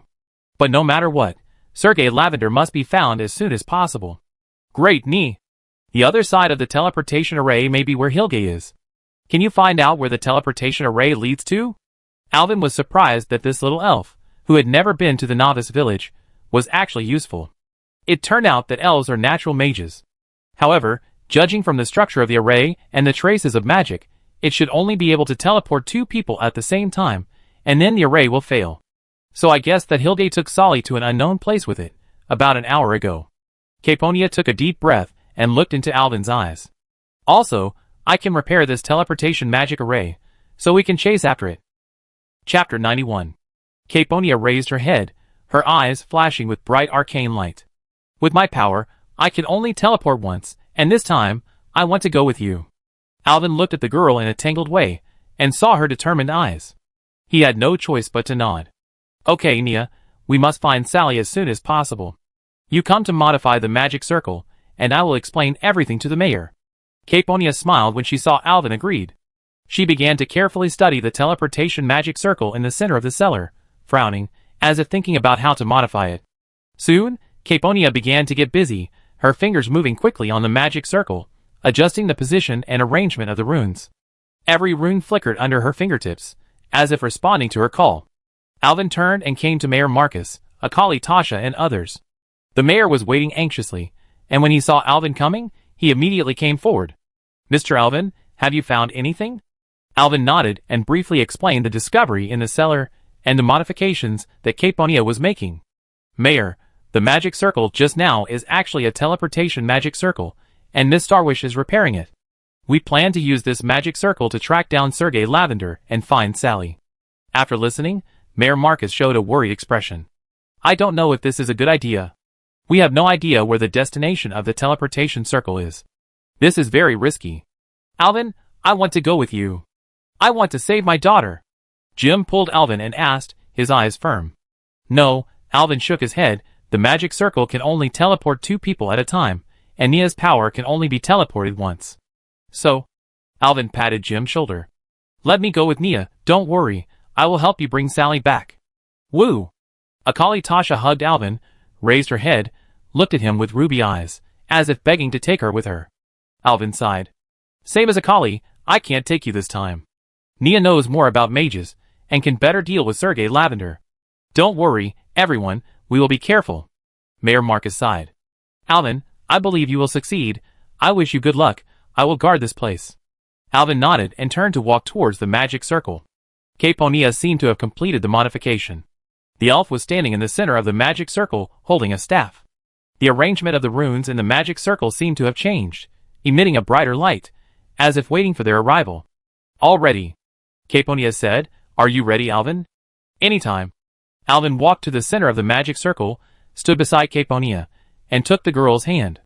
Caponia's hand shook slightly, and then she stopped struggling, and crossed her fingers with Alvin's hand, and held it tightly. Let's go, Nia, no matter where the other side is, no matter what we face, I will be with you. Yes. She raised the staff in her hand to her chest, and began to chant the spell. The runes of the magic circle began to flicker in her spell, and the light gradually became brighter. Arcane power, please take us to the unknown shore. Caponia's voice was low and powerful, as if she was talking to the magic element. A dazzling arcane light rose from the center of the magic circle, enveloping Alvin and Caponia. Their bodies gradually disappeared in the light, as if they were sucked into another space. Alvin felt a powerful force pulling them, and the scene around them changed rapidly. He felt dizzy, as if he saw the night sky, the moonlight, and the universe. In the bizarre light, he held Caponia's hand tightly, and looked at the girl. Caponia was also looking at him, and smiling, as if she was blending into the stars in the night sky. The light gradually dissipated, and their feet stepped on solid ground again. The two opened their eyes, and found that they were teleported to a dark cave, which was filled with the smell of some kind of beast. "It's really gloomy here," Caponia whispered vigilantly, holding Alvin's hand tightly. Then he raised the staff in his hand, releasing a soft light, illuminating the surrounding environment. The two did not dare to stop, and walked forward cautiously. The footsteps echoed in the cave, which was particularly clear. Suddenly, a low roar came from the front, breaking the tranquility in the cave. Alvin immediately stopped, pulled Caponia behind him, and looked at the source of the sound vigilantly. "Something is coming," Alvin whispered, looking nervously at the depths of the dark cave. At this moment, 3 huge snow monsters rushed out from the shadows. There was a fierce light in their eyes, and thick horns grew on both sides of their heads. The snow monsters roared and rushed towards Alvin and Caponia. "Prepare for battle," Alvin shouted. Not knowing what other unknown dangers there were in the cave, he showed no mercy this time. He chose the 3-hit sacred fire of flame of the sky in his mind. Alvin quickly cast a spell and released a strong sacred fire, knocking down one of the snow monsters instantly. Taking advantage of the moment when the other 2 snow monsters were stunned, Alvin released another 2 sacred fires and killed the remaining snow monsters cleanly. Caponia was stunned. She had just raised her staff and had only recited less than half of the spell of the flame storm. Alvin had already solved the 3 snow monsters. "Alvin, you are stronger than before," Caponia said with surprise. "I wanted to surprise you with my skills this time. I didn't expect you to surprise me first. Stay focused, it's not over yet." Before Alvin finished speaking, several snow monsters roared out from the depths of the cave. The snow monsters were covered with long white or gray hair, and looked like giant balls of wool that had turned into spirits. But when the snow monsters rushed out, Caponia had just finished reading her spell. The tip of her staff ignited a blazing flame, and the flame danced in the air, as if it had life. "Firestorm!" Caponia shouted loudly, waving her staff forward violently. A huge firestorm gushed out from under the feet of the snow monsters, quickly sweeping the entire cave. The flames danced in the air, forming a series of hot flame whirlwinds, which violently pounced on the snow monsters. The long hair of the snow monsters was ignited by the flames, and immediately burned violently.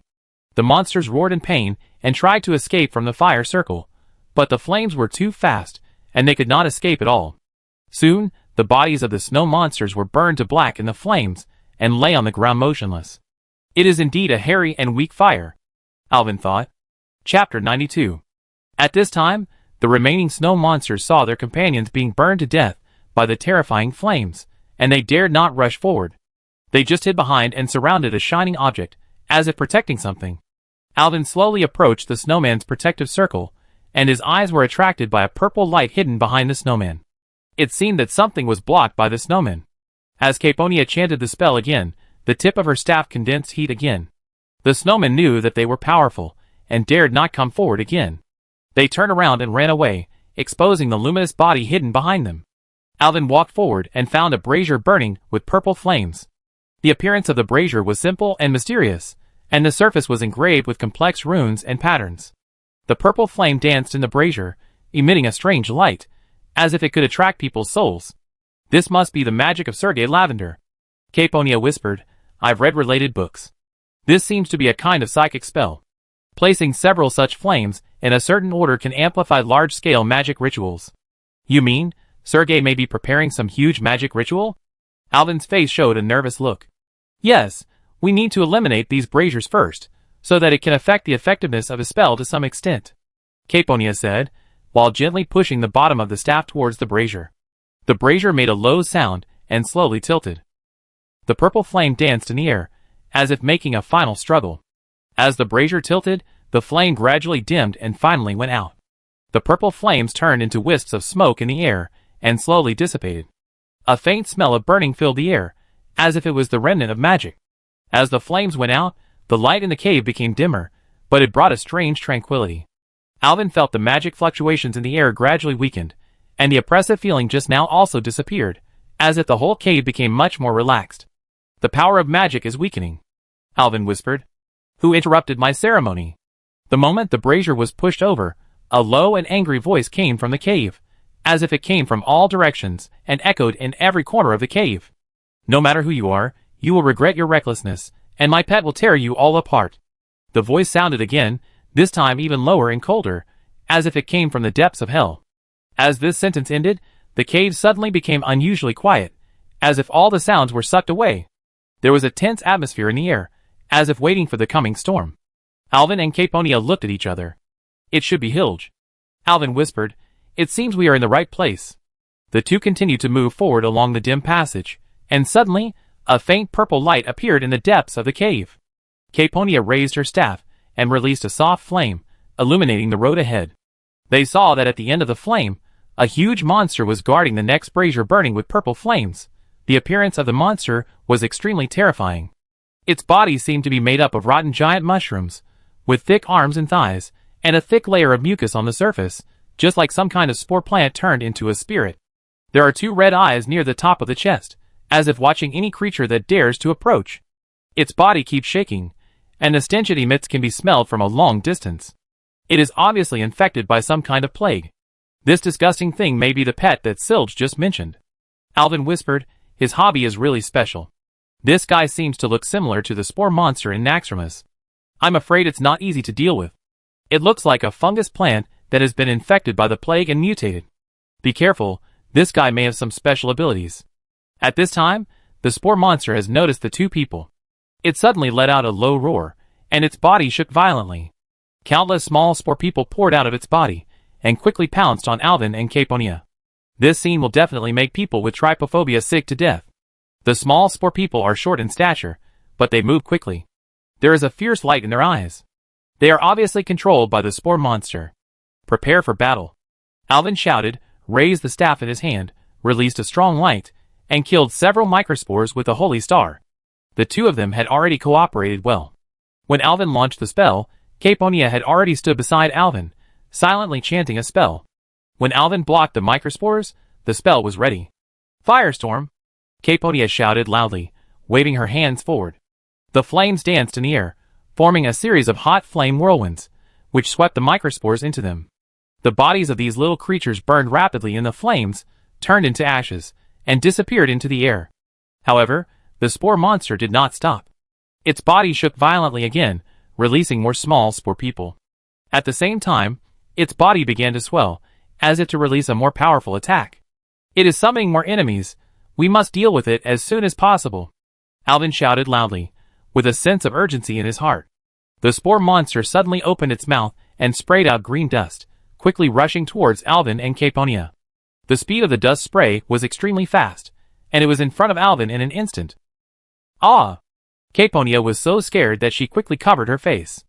Alvin didn't have time to think about it, and pulled Caponia behind him, quickly selected the skill true word barrier icon in his mind, and silently recited the spell. Instantly, a soft white light rose from his hand, quickly spread out, and formed a translucent cover, covering the tops of him and Caponia. This white translucent cover was like a thin veil, light and solid. The light flowed on the surface of the cover, as if it had life, emitting a warm glow. The air inside the cover became fresh and quiet, isolating the strange green dust from the outside world. Caponia felt a powerful sacred energy coming from the cover, and immediately opened her eyes, and saw the wonderful scene in front of her. She looked around and held Alvin's hand in surprise. She could feel the magical power of this magic, and the light in the cover was soft and warm, like an elf dancing in the air. "Alvin, this magic is so magical!" Caponia exclaimed, her voice full of amazement. "You have created another magical magic. It's incredible!" At this time, Alvin couldn't laugh at all. The green dust hit the protective shield, making a rustling sound, as if corroding the surface of the shield. He felt the pressure of the shield, and knew that he had to deal with the spore monster as soon as possible. "Naya, we can't let it attack again. Use your fire magic to attack its core," Alvin shouted. Chapter 93. Caponia nodded, and an obscure spell sounded from her mouth, and the tip of the staff once again condensed into a blazing flame. Her eyes flashed with blue arcane light, holding the staff in one hand, and the other hand touched the pendant on her chest. Alvin's felt energy infusion. In an instant, her body emitted a golden light, and the power of energy infusion began to manifest. Caponia's spell chanting speed suddenly increased, and the staff instantly ignited a hotter flame, and the flame jumped violently, as if to dispel all darkness. Pyroblast! Caponia shouted loudly, and the staff suddenly raised forward. A huge exploding fireball shot out from the tip of her staff, like a small meteor, and quickly shot towards the spore monster. With a loud bang, the spore monster roared in pain, and its rotten body twitched violently. The fire meteor exploded in its chest, forming a huge explosion in an instant, blowing a huge hole in its chest, and the flames spread rapidly, covering its entire body. The spore monster's body began to burn violently, making a crackling sound. Soon, its body gradually collapsed in the flames, and the rotten fungi were burned to ashes. The last red light flashed in its eyes, as if it was making a final struggle, but it was soon swallowed by the flames. The effect of the true word barrier disappeared, and the moment the light shield dissipated, the burnt smell in the air almost made the two vomit. Alvin covered his nose to check the monster's body, and found that it had finally turned into a ball of black charcoal, lying quietly on the ground. Caponia just breathed a sigh of relief. Suddenly, a harsh sound came from the cave, as uncomfortable as nails scratching on a blackboard. "You actually killed my pet?" Hilge's voice was low and hoarse, echoing in every corner of the cave. "But it doesn't matter. I can have as many pets as I want." Hilge's voice sounded again, this time even lower and colder. "But it seems that I have to take it seriously. Come to me, and I will personally make you my next pet." "It seems that we will have to face Hilge." Alvin turned and walked towards the purple brazier guarded by the spore monster, and kicked the brazier over. As the brazier fell, the flames fell to the ground and finally went out. "With you here, we will definitely win," Caponia whispered. She had great confidence in Alvin. The two found a relatively safe corner, sat down to replenish some supplies, ate bread and drank water, and replenished their physical strength and mana. "I saw you use the magic gem. How is the effect?" Alvin asked. "It's amazing. The magic gem not only enhances my magic power, but also allows me to cast spells faster." "Alvin, I have to say, you are a genius," Caponia said with a smile. "I suggest you talk to my father. He really wants to introduce you to His Majesty the King. You can definitely become the chief royal jeweler of Silver Moon City." "Haha, thank your father for me," Alvin said with a smile.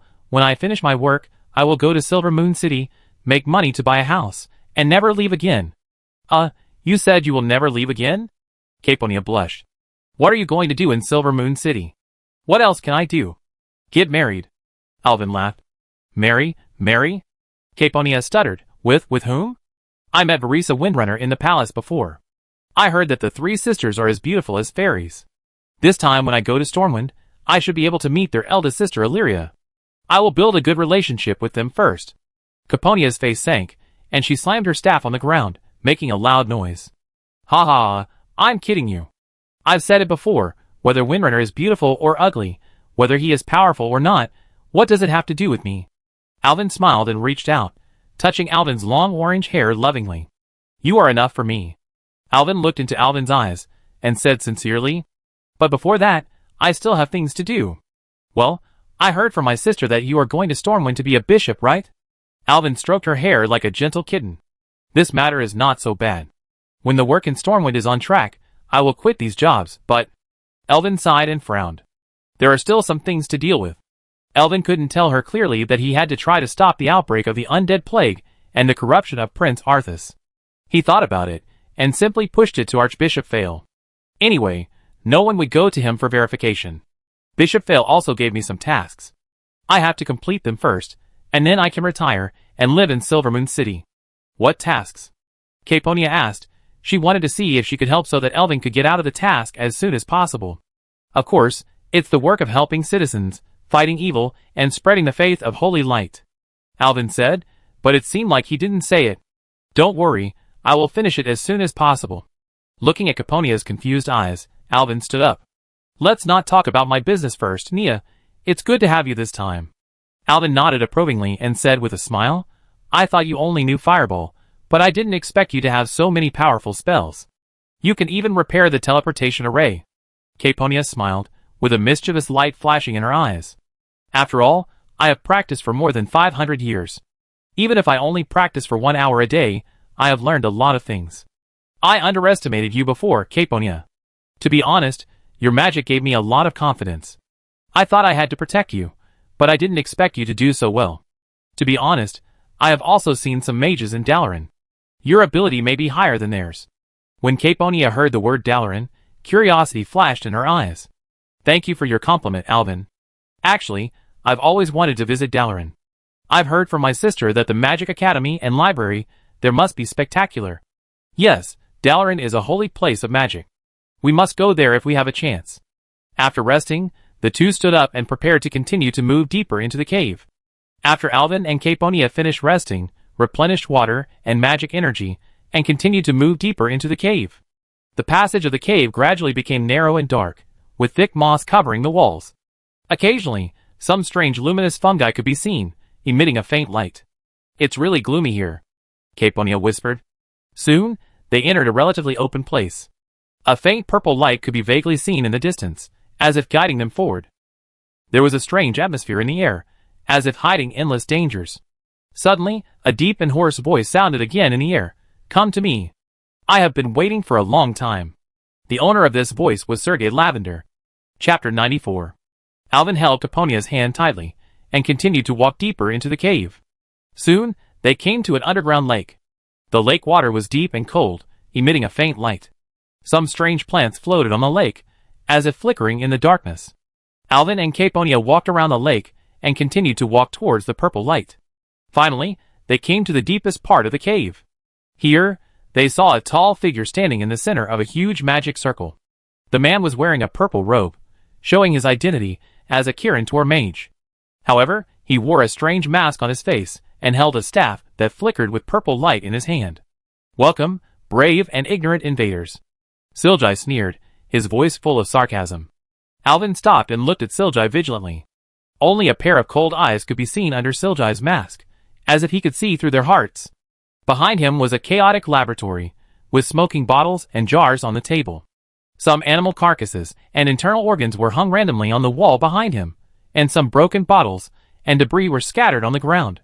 A smell of decay and plague filled the air, turning this place into a place full of death and despair. "My name is Sergei Lavender, a great wizard," Sergei sneered, his voice full of arrogance. "Who are you? How dare you break into my territory?" Alvin clenched his fists. "I am Alvin Priest, and I came here with this lady to find someone." He didn't want to tell this guy the name of Caponia. A flash of surprise flashed in Hilge's eyes, but he quickly regained his composure.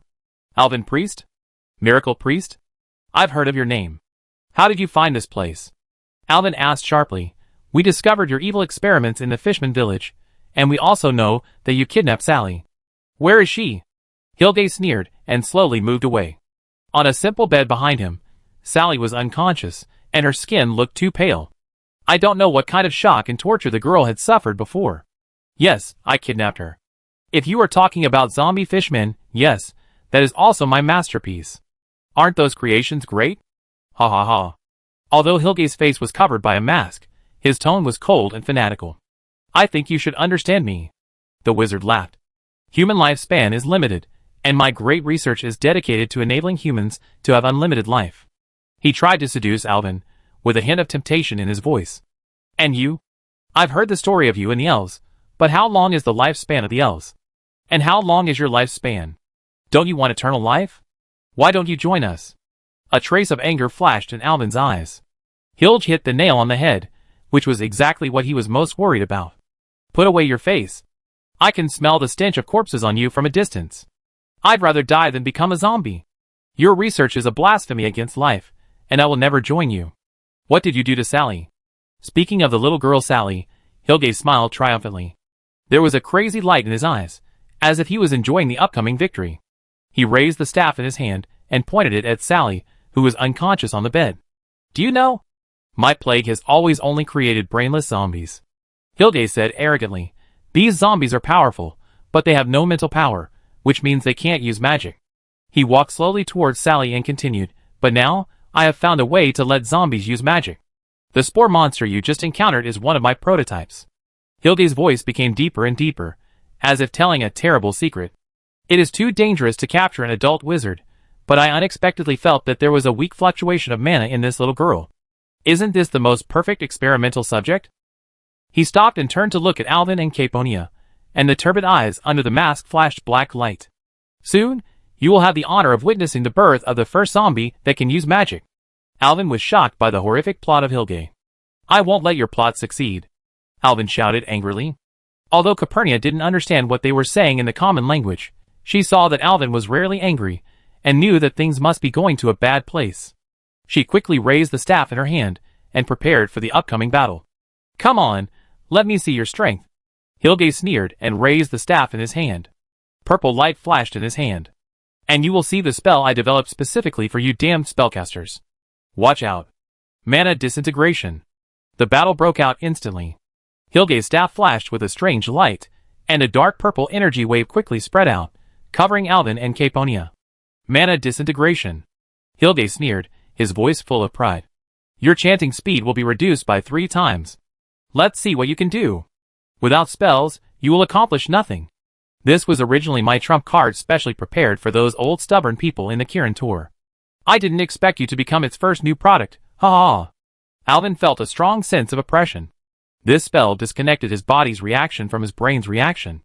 The brain knew that he had to chant the spell immediately, but the spell in his mouth jumped out word by word as if he had forgotten the words, and the speed of casting was obviously slowed down. Looking at Calpurnia again, she was even more affected. Calpurnia, who originally needed a long time to cast spells, was now completely silent, just like adding a 100-meter-long fuse to a firecracker. A solution must be found as soon as possible. He quickly cast the Word of Shield to protect himself and Calpurnia from further harm. Ni? Use instant spells. Calpurnia quickly adjusted her strategy, and used instant fire magic to attack. Her hands were blazing with flames, and the flames condensed on the staff. Flame shock. Calpurnia shouted loudly, swinging the staff forward violently. Hilge immediately let out a painful roar, and his body twitched violently. It turned out that the flames triggered a violent explosion on his body, and the flames splashed everywhere. The shock wave of the explosion tore Hilge's robe, revealing his skin burned by the flames. Ah! Hilge screamed in pain, with a look of fear and anger on his face. Damn elf! Let's see what other magic you have. He quickly put out the flames on his body, took out a green bottle from his pocket, and threw it hard at Calpurnia's feet. Chapter 95. As the bottle filled with plague poison water smashed on the ground, a thick green poisonous smoke instantly emerged and filled the air. Taste the power of this plague. Sergei shouted frantically. The poisonous smoke spread rapidly, and Calpurnia and Alvin felt the pain of their skin in contact with the air, as if they were burned by flames. The moment the bottle was smashed, the poisonous smoke seemed to have life, and quickly invaded their bodies. Alvin felt a strong sense of weakness, as if his body was hollowed out, his limbs were weak, and he had difficulty breathing. Calpurnia's face also turned pale, and his body trembled slightly, obviously feeling great pain. Alvin, I feel so uncomfortable. Cough cough. Calpurnia said weakly, her voice full of pain. Alvin knew that they had been infected with Sergei's plague. He quickly selected the skill of instant disease removal in his mind, and his hands emitted a soft light, covering his and Calpurnia's bodies. Cure. As Alvin chanted the spell, the light gradually became stronger, and warm energy began to flow through their bodies. The light was like a trickle, gently soothing their bodies, and dispelling toxins and diseases in their bodies. Alvin and Calpurnia felt their bodies gradually regain strength, and their breathing became steady. Seeing this scene, Sergei showed an angry expression on his face. Impossible. You can actually remove my plague? He screamed shrilly, and took out more vials filled with plague from his arms. Let me see how many times you can remove it. You can't resist my power at all. I will turn all of you into my pets. On this side, although Alvin and Calpurnia's bodies recovered, they were still very weak. The disease just now caused them to suffer serious injuries. Alvin wanted to stop and cast healing magic, but the chanting time of the spell was too long due to the influence of disintegration of mana. He could not find a suitable opportunity to cast the spell every time, so he had to cast a recovery spell on himself. Hilge kept taking out plague bottles from his pocket, and threw them at them fiercely. The bottles broke on the ground and emitted green poisonous smoke. Soon, Calpurnia was hit again, and her body quickly became weak, her face was pale, and her breathing was rapid. Alvin, I can't hold on any longer. Don't worry about me, Calpurnia said weakly, her voice full of despair. Alvin quickly cast the disease-removing spell to dispel the toxins in Calpurnia's body again. Looking at the elf's pale face, he knew that if they were hit again, they might not be able to hold on. I've had enough fun. I use my ultimate move to send you to hell. Hilge stood by the lake, slowly raised his staff, and chanted an ancient spell in a low voice. As his voice echoed in the air, ripples began to appear on the surface of the lake, as if responding to his call. The lake water gradually became restless. The originally clear lake water suddenly became foul-smelling, and the green waves piled up layer by layer, as if some kind of power was surging under the water. Oh no, he has a pool of poisonous water. Alvinson always complained secretly, and hurriedly thought about how to deal with it. Hilge didn't give him enough time to think. Soon, the lake water seemed to be lifted up by an invisible hand, forming a high wall of water. He waved his staff, and the poisonous water seemed to have life. Following his command, it quickly swooped down, with great power, and headed straight for Alvin and the others. Get out of the way! Alvin shouted loudly, pulling Caponia to dodge everywhere. They ran around in the cave, trying to avoid the green poisonous water. But the water flow became more and more, and soon covered the ground in the cave, leaving almost no place to stand. Flame of the sky! Alvin shouted loudly, his body emitting a dazzling light. He quickly cast the instant 3-shot holy fire, and 3 hot flames gushed out from the air and quickly hit Hilge. The golden flames fell in the air, hitting Hilge's head fiercely, piercing the evil wizard. The first flame hit Hilge's chest, and the flames quickly spread over his body, forming a violent explosion. Hilge roared in pain, and his body twitched violently. Ah! Hilge screamed in pain, with a horrified expression on his face. The spell could no longer be maintained, and the green water on the ground quickly faded towards the lake. The second flame followed closely, hitting Hilge's abdomen, and the flame caused a more violent explosion inside his body. Why? Why can it be cast instantly? Hilge asked loudly, unwillingly. What kind of magic is this? Why does a priest have such a powerful instantaneous magic? But no one would answer him, because the third flame hit Hilge's head directly, and the flame exploded on his head, forming a hot golden whirlwind. Hilge's consciousness was completely penetrated, and his body gradually burned in the flames and collapsed. This is impossible. Hilge's mask fell to the ground, revealing a rotten and pale face. His voice began to fade away, but his eyes still flashed with a vicious light. But no one can stop my experiment. You will soon see my ultimate work. Ha ha ha. The voice stagnated, and Hilge died completely. Did we succeed? Capernia asked in a low voice. She was extremely weak now. Irvin nodded, feeling a little scared. If he didn't have a golden finger with all skills, he might have been in trouble this time. It was really difficult for traditional spellcasters, who needed to read the bard to deal with Hilge. Mana disintegration is really a killer for magic professions. It's not over yet. I feel that the evil in the air has not dissipated. Where is Sally? Sally is still in a coma. Irvin quickly walked towards Capernia. He cast a healing magic to help her recover. Capernia's face gradually regained its color, and her breathing became steady. The two were about to check on Sally when suddenly the girl lying on the bed began to struggle violently. Her small body seemed to be torn apart by an invisible force. Her voice was extremely shrill, like a human burning in the flames of hell. Her eyes were wide open, bloodshot, and she let out a low roar, her teeth clattering. Her fingers tightly grasped the bed board, her nails deeply embedded in it, as if she was fighting against some invisible force. The two hurried forward to check, and Capernia shouted anxiously, "Go and destroy the last brazier. The transformation ritual is almost complete. No wonder Sergei said that no one can stop it. Go." After hearing this, Alvin rushed to the brazier without hesitation, and kicked it over with a strong kick. The brazier fell to the ground, the flames in it instantly extinguished, and black smoke scattered. Just as the brazier went out, Sally suddenly became quiet. Her body stopped struggling, and the cave instantly fell into a strange silence, as if everything just now was just an illusion. The air in the cave became heavy, as if even breathing became difficult. Alvin approached cautiously and observed Sally's condition. He found that the girl's face was as pale as paper, without any blood color, and 2 black lines extended from the corners of her eyes, like the traces of some kind of curse.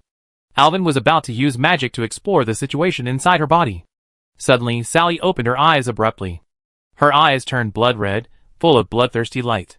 She was no longer the helpless girl, but a cold and ruthless zombie. Chapter 96.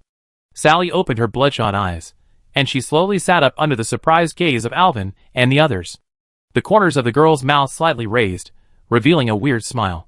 The atmosphere in the room instantly became gloomy and terrifying, and the air was filled with a suffocating chill. Sally's face was distorted, and her innocent face looked extremely hideous at this moment. "Uncle Alvin." She spoke, her voice was hoarse and harsh, as if iron was scraping on stone, but it was still mixed with a little girl's immaturity. Her voice echoed in the empty cave, which was creepy. Alvin suppressed the fear in his heart and asked, "How do you feel?" Sally's smile became even weirder. She gently grabbed, and the wood on the bedboard was instantly torn by her claws, and the wood chips were scattered. Alvin's heart was already in his throat. It's not that he had never seen the power of zombies. Before, when the non-desiring Cordelia turned into a zombie, she almost killed him, but now is completely different from then. At that time, Cordelia was just an extremely powerful zombie, without thoughts, unable to speak, and unable to use magic. But even so, he was lucky to win against her. But now Sally not only has thoughts, but can also speak. Alvin felt cold sweat on his head. There is no more comfortable time than now. "Mr. Alvin and Miss Elf may have to do me a favor," Sally whispered, and there seemed to be some joy in her voice. Alvin asked vigilantly, "What favor?" Before he finished speaking, Sally suddenly jumped up, with a bloodthirsty light flashing in his eyes. "I'm so hungry, I need to eat." She pounced on Alvin, her movements as fast as lightning. Alvin was so close that he had no place to hide, and he saw that Sally's vampire fangs were about to bite his neck. At this critical moment, Caponia stretched out her staff in a hurry, just in front of Sally and Alvin. Sally's mouth suddenly closed and bit the staff fiercely. With a click, the staff broke and sawdust flew everywhere. Alvin was shocked and broke into a cold sweat. If this bite had been on his neck, he would have been bloody. Sally's violent power was shocking. Her bite force was so strong that it seemed to tear apart everything that blocked her. There was no trace of human emotion in her eyes, only endless hunger and murderous intent. Alvin and Caponia were both shocked by this sudden power. Alvin was the first to react, pulling Caponia back several steps, quickly distanced himself from Sally. He was about to activate the holy light to fight Sally, but Jim suddenly appeared in his mind. This single father had accompanied him all the way from Silver Pine Forest. He only had one daughter. Did he really have to kill his daughter with his own hands? Moreover, I promised Jim to be her teacher. Did I really have to get rid of my first disciple? Alvin seemed to have seen Jim's desperate eyes. His mood became complicated, his hands were shaking slightly, and his heart was full of contradictions. Sally was once an innocent girl, but now she has become a zombie controlled by the power of darkness. He knew he had to make a choice, but the choice was too cruel. At this moment, Sally screamed and rushed towards them. In a hurry, Alvin chose a skill in his mind. Bind the undead. A golden chain appeared from the air and quickly wrapped around Sally, trapping her in place and unable to move. The golden light flickered around Sally. Sally was bound by the chain of holy light, struggling angrily, with red light flashing in her eyes, and opened her mouth to let out a piercing scream. Just like when he saved Nada Cordelia, Alvin was about to purify Sally, but he didn't expect Sally to suddenly recite a spell. Alvin was shocked. Just like what Hilde said, she really knew how to use magic. Sally first dispelled the chain under her feet, and then chanted a spell to Alvin, and the dark energy gathered in her body. Alvin secretly cried out that it was not good, and he must not let her release the unknown magic. He quickly cast a silent skill and interrupted Sally's spell. The girl was hit by the magic, covering her face and howling in pain, but she quickly recovered and rushed towards Alvin angrily. The painful expression distorted Sally's face. At the moment when Sally rushed over, Caponia rushed out from the side and sprayed a dragon breath at Sally's face. Sally was sprayed and walked around in confusion. Caponia turned back and shouted at Alvin, "Now! Dragon breath? You can also do this trick. You are simply my goddess." Alvin was surprised, took a deep breath, concentrated his mind, selected the disease removal icon in his mind, and began to cast the magic removal. A warm light formed a soft golden halo, which slowly rose from Sally's feet. The halo trembled gently in the air, as if it had life. When the holy light touched Sally's body, the golden light instantly wrapped her up, forming a shining light cocoon. Inside the light cocoon, the golden light was like a tiny meteor, shuttling through Sally's body, dispelling the dark power in her body. Sally first let out a shrill wail, and her body trembled violently, as if she was making a final struggle with the light. However, as the holy light continued to work, the wailing gradually weakened, and Sally's body slowly calmed down. Her pale face began to regain its color, and her originally tense face gradually relaxed. Finally, Sally's eyes became soft, and her red eyes turned back to black. Her body trembled slightly, and then she fell to the ground powerlessly, fainting. The golden light slowly dissipated, and a peaceful and sacred atmosphere filled the air. The cave returned to silence again, and the battle just now seemed to have never happened. Only the remaining magic in the air, and the unconscious Sally on the ground proved the truth of everything. The silence in the cave was so deep that it seemed that even time had stopped. Every breath and every drop of sweat seemed particularly clear. Caponia came over and pulled the exhausted Alvin up from the ground. Her hands were warm and firm. "Your dragon breath is really great, Caponia. Without you, I'm afraid I would have fallen here," Alvin said with a wry smile. The two walked towards Sally lying on the ground together. Alvin stretched out his hand, gently placed it on Sally's forehead, closed his eyes, and began to explore her body with magic power. Warm light flowed out of his hand, and slowly penetrated into Sally's body. Alvin felt the changes in Sally's body. The influence of the plague had completely disappeared, and her body recovered. However, Sally's face was still pale, and two black lines from the corners of her eyes crossed her cheeks, forming two marks that could never be erased. Her hair also changed from its original silver color to white, as if it had experienced countless wind and frost. Alvin looked at Sally, with white hair and two black lines on her face. Suddenly, he felt a little familiar. Chapter 97. Alvin sighed softly. Although the girl's body had recovered, her soul had experienced a great ordeal. These black lines and white hair were all traces of her struggle against the dark forces. "She will be fine," Caponia said softly, as if comforting Alvin and herself. Alvin nodded. Sally slowly opened her eyes and weakly called out, "Mr. Priest." Her voice was weak and hoarse, as if she had used up all her strength. Alvin immediately squatted down, held her hand, and said gently, "You are safe, Sally. Don't worry, we have defeated the bad guys." Sally's eyes flashed with confusion, her little mouth curled, and she cried while saying, "I want to find my father." "Okay, I take you to find him right away." Caponia carefully helped Sally sit up, took out a small comb and combed the girl's hair smoothly. Alvin looked at the girl and suddenly felt that her face was very familiar. The white face, white hair, and the black lines from the corners of the eyes, all of which made him feel familiar. His heart was beating like a drum, and countless thoughts flashed through his mind. He didn't dare to believe his guess, but he couldn't ignore the strong premonition. Alvin's voice trembled slightly, and asked, You, Sally, what's your last name?" Sally raised his head and answered weakly, "My last name is Whitemane." Alvin's heart sank suddenly, as if it was pressed by a huge rock. It turned out that Sally was Whitemane, the chief prosecutor of the Scarlet Crusade.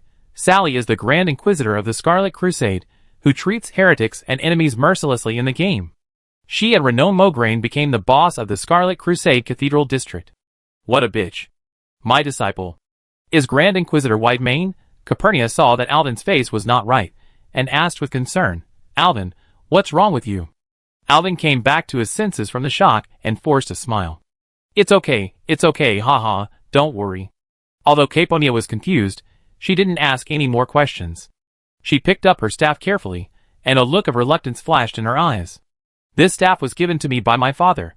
It has been with me since I was a child." Alvin looked at the staff in her hand, and felt it was a pity. He knew that this was not only a weapon for Caponia, but also a precious memory. Suddenly, his eyes were suddenly attracted by an item next to Sergei's body. He walked over quickly, and picked up a staff from Sergei's body. The staff was covered with spikes, and the top emitted a strange orange light. Alvin looked at it carefully and felt that the staff looked familiar. This seems to be the Sulphur Staff. A staff from Naxxramas that can increase hits and critical strikes. He handed the staff to Caponia happily. "Try this." Caponia took the staff and waved it gently, and immediately felt a strong force surging from the staff. Her orange hair looked even more dazzling against the light of the staff. "This staff is very powerful. I feel that my strength has increased a lot," Caponia said in surprise. "But you don't have any staffs anymore. My sister took the perfect recovery staff home. I was in a hurry this time, and didn't bring it out for you. It's okay. You will have it in the future. It's normal farming anyway, haha." Although she didn't understand what Alvin was saying, Caponia was used to his nonsense. She carried the sulphur staff on her back, but still carefully packed her original staff fragments, and put them in her backpack. Then, Alvin began to search Hild's laboratory. Except for finding a letter, there was nothing valuable. The light in the cave was dim, and he temporarily put the letter in his arms, and planned to read it later. Now, it's time to go home. Alvin carried Sally on his back, and groped forward in the cave with Caponia. They walked for a long time, before finally seeing a ray of light in front of them. The two quickened their pace, and finally walked out of the cave. As soon as they came out of the cave, a cold wind blew in their faces, and Alvin couldn't help shivering. The scenery outside made them stop. This is the top of a hill, and the outline of Nanhai town can be seen from afar. The high mountains behind have begun to accumulate snow, and the white snow, set against the blue sky, looks particularly beautiful. Several snow monsters are wandering not far away. When they see Alvin and Caponia, they are scared and run away. Alvin looked at these snow monsters, and the scenery here, and suddenly felt very familiar. Wait, this is not the snow monster cave where I leveled up before? Caponia asked in surprise. When have you been to this place? What is leveling up? Alvin scratched his head and said, in a dream. I came here in a dream, ha ha ha. The three of them returned to Nanhai town without delay, and first took the unconscious Sally back to Jim's home to settle down. At this time, Jim and the mayor had not returned yet. Then, Alvin found a guard and asked about the whereabouts of Marcus and Jim. The guard told him that the two were still guarding Hill's house. Alvin immediately asked the guard to inform them that Sally had returned home and asked them to come back quickly. Not long after, Marcus and Jim finally rushed back in a dusty state. As soon as Jim entered the door, he saw Sally lying on the bed and rushed over crying. He walked quickly to the bedside, gently held Sally's hand, and called in a trembling voice, Sally, my baby, you are finally back. Sally slowly opened her eyes, saw her father's face, and tears appeared in her eyes. She weakly called out, Dad. Jim hugged her tightly, tears flowing down his cheeks, and he was so excited that he couldn't speak. The reunion of the father and daughter moved everyone present. Alvin looked at this scene and felt warm in his heart. But there was one thing he had to confirm. He came to Jim, patted Jim's shoulder, and asked softly, Jim, is your last name Whitemane? Jim nodded, yes, what's wrong? Why didn't you tell me earlier? You didn't ask me either. Alvin was speechless. At this time, Marcus and others also gathered around. Everyone saw that Sally had returned safely, and put down their hearts hanging in the air. But seeing the black lines and white hair on the little girl's face, they were not sure what was going on, and looked at each other. Alvin explained, this is the mark left when I triggered the holy light energy in Sally's body. It is a trace of holy light, and something to be proud of. Sally listened and looked at Alvin in confusion. Alvin winked at her, and Sally finally understood that Alvin was afraid that she would be treated differently by other children if she had an ugly mark on her face. At this time, Akalatassa circled Alvin and Calpurnia several times, and after making sure they were okay, she threw herself into Calpurnia's arms and hugged her tightly, refusing to let go. Calpurnia comforted her softly. It's okay, we're all back safely. Chapter 98. Alvin told Mayor Marcus about his battle with Sergei in detail, and the plague laboratory they found in Sergei, and how he used the plague to poison the fishmen and kidnapped Sally for human experiments. After listening, Marcus frowned and said that he would go to the scene to check it out in person. After Alvin finished speaking, his mood became heavier. Mr. Mayor, I am still very worried. He took a deep breath and said, I suspect that Sergei may not be the only one studying the plague. The reason why this incident can be perfectly resolved is mainly because the plague they developed is relatively simple. If they develop a more complex and powerful plague, I am afraid the whole world will be in danger. As someone who has witnessed the horror of zombie fishmen with his own eyes, Marcus nodded seriously, and he completely agreed with Alvin's opinion. How do you know he is not alone? Did he find something? Alvin took out a letter from his arms, and handed it to Marcus. Look at this letter. This is the letter I found from Sergei. Marcus took the letter, and read it carefully. The content of the letter was very brief. Someone was asking about the progress of the plague development. Alvin had read it on the way back to Nanhai town. Marcus frowned and asked, there is no signature on the letter, who wrote it? I don't know, but it is obvious that Sergei has mysterious supporters, some mysterious people standing behind him to fund his research on the plague. Alvin guessed that this might be related to Kel'Thuzad, but there was no evidence. But look at the stationery of this letter. Alvin reminded. Is there anything wrong with this stationery? Marcus was confused. Actually, I don't understand either. Alvin smiled awkwardly, but Miss Starwish told me that this stationery should come from the Kirin tour. Her father. Silvermoon City Archmage Ramath often wrote letters to Prince Kael'dats who worked in the Kirin tour. She thought this letter came from Dalaran. Only the mages there would use this kind of stationery. Marcus's face became more solemn. Kirin tour? That's the Magic Council of Dalaran. This matter is very serious. Alvin nodded. That's why I must send this letter to Dalaran as soon as possible to let Archmage Antonidas know the seriousness of this matter. We can't let these dark forces continue to spread. Marcus pondered for a moment and said firmly, Okay, I will arrange people to check the scene and strengthen the defense of South Shore Town. I will help you arrange a fast horse. You leave for Dalaran as soon as possible, and be sure to hand this letter to the Kirin Tor. Alvin nodded gratefully. Thank you, Mr. Mayor. I will leave as soon as possible. That night, Alvin called a few people to Jim's house for a meeting. It was late at night, and the wind outside the house was blowing gently, bringing a hint of coolness. The soft lights in the house reflected on everyone's face, which seemed particularly warm. Sally had fallen asleep in the bedroom upstairs. Alvin stood in front of the table, looking at everyone with a serious expression. He took a deep breath and began to announce the next itinerary. Everyone, I have decided to go to Dalaran and report the news of the plague to Archmage Antonidas. Mayor Marcus, who already knew the reason, nodded in support. I will also report the relevant news to King Tyrrhenus too. This matter is a serious threat and must be reported to the kingdom as soon as possible. I can take you to Dalaran, Jim said. This guy just likes to be lively. When he heard that he was going to travel again, he began to rub his hands. You can take my carriage to go there. No need, Jim. You and Sally have just reunited for a few days, and Sally has just experienced so much and needs a good rest. Alvin shook his head. You'd better stay at home with her until she fully recovers. Jim showed hesitation on his face, but finally nodded. You're right, Alvin. Sally needs me. Alvin pondered for a moment. He didn't want to see his apprentice Sally become the chief inquisitor of the Scarlet Crusade in the future, and then be driven around by people in the car. So he asked tentatively, Jim, have you ever considered going to Stormwind? After all, Sally is my only student, and I hope she can follow me. Haha, many of my friends went to Stormwind with the Stormwind Kingdom refugees, who came to South Sea Town at that time. Jim's eyes flashed with surprise. They wrote to me before saying that it's pretty good there, with spring all year round and good business, and I was thinking about going there to take a look. Okay. That's it, Alvin said, as he took out the gold coins left by Solanlian. Jim suddenly saw so many gold coins, and didn't know what Alvin was going to do. He didn't expect Alvin to be so rich, even though he usually wore that one piece of clothing, and even Akali Tasha only wore a trainee priest robe. This is the money your sister left behind. Alvin looked at Caponia and explained in Quel'Thalas with a smile. At that time, she said that she lent it to me and asked me to return it to her, but I was exhausted and had to go through several battles. He smiled bitterly and said, there were several times when I thought I had lost the money. Jim, I hope you can use this money to help the Starwish family buy a few properties in Stormwind. Alvin smiled like a profiteer.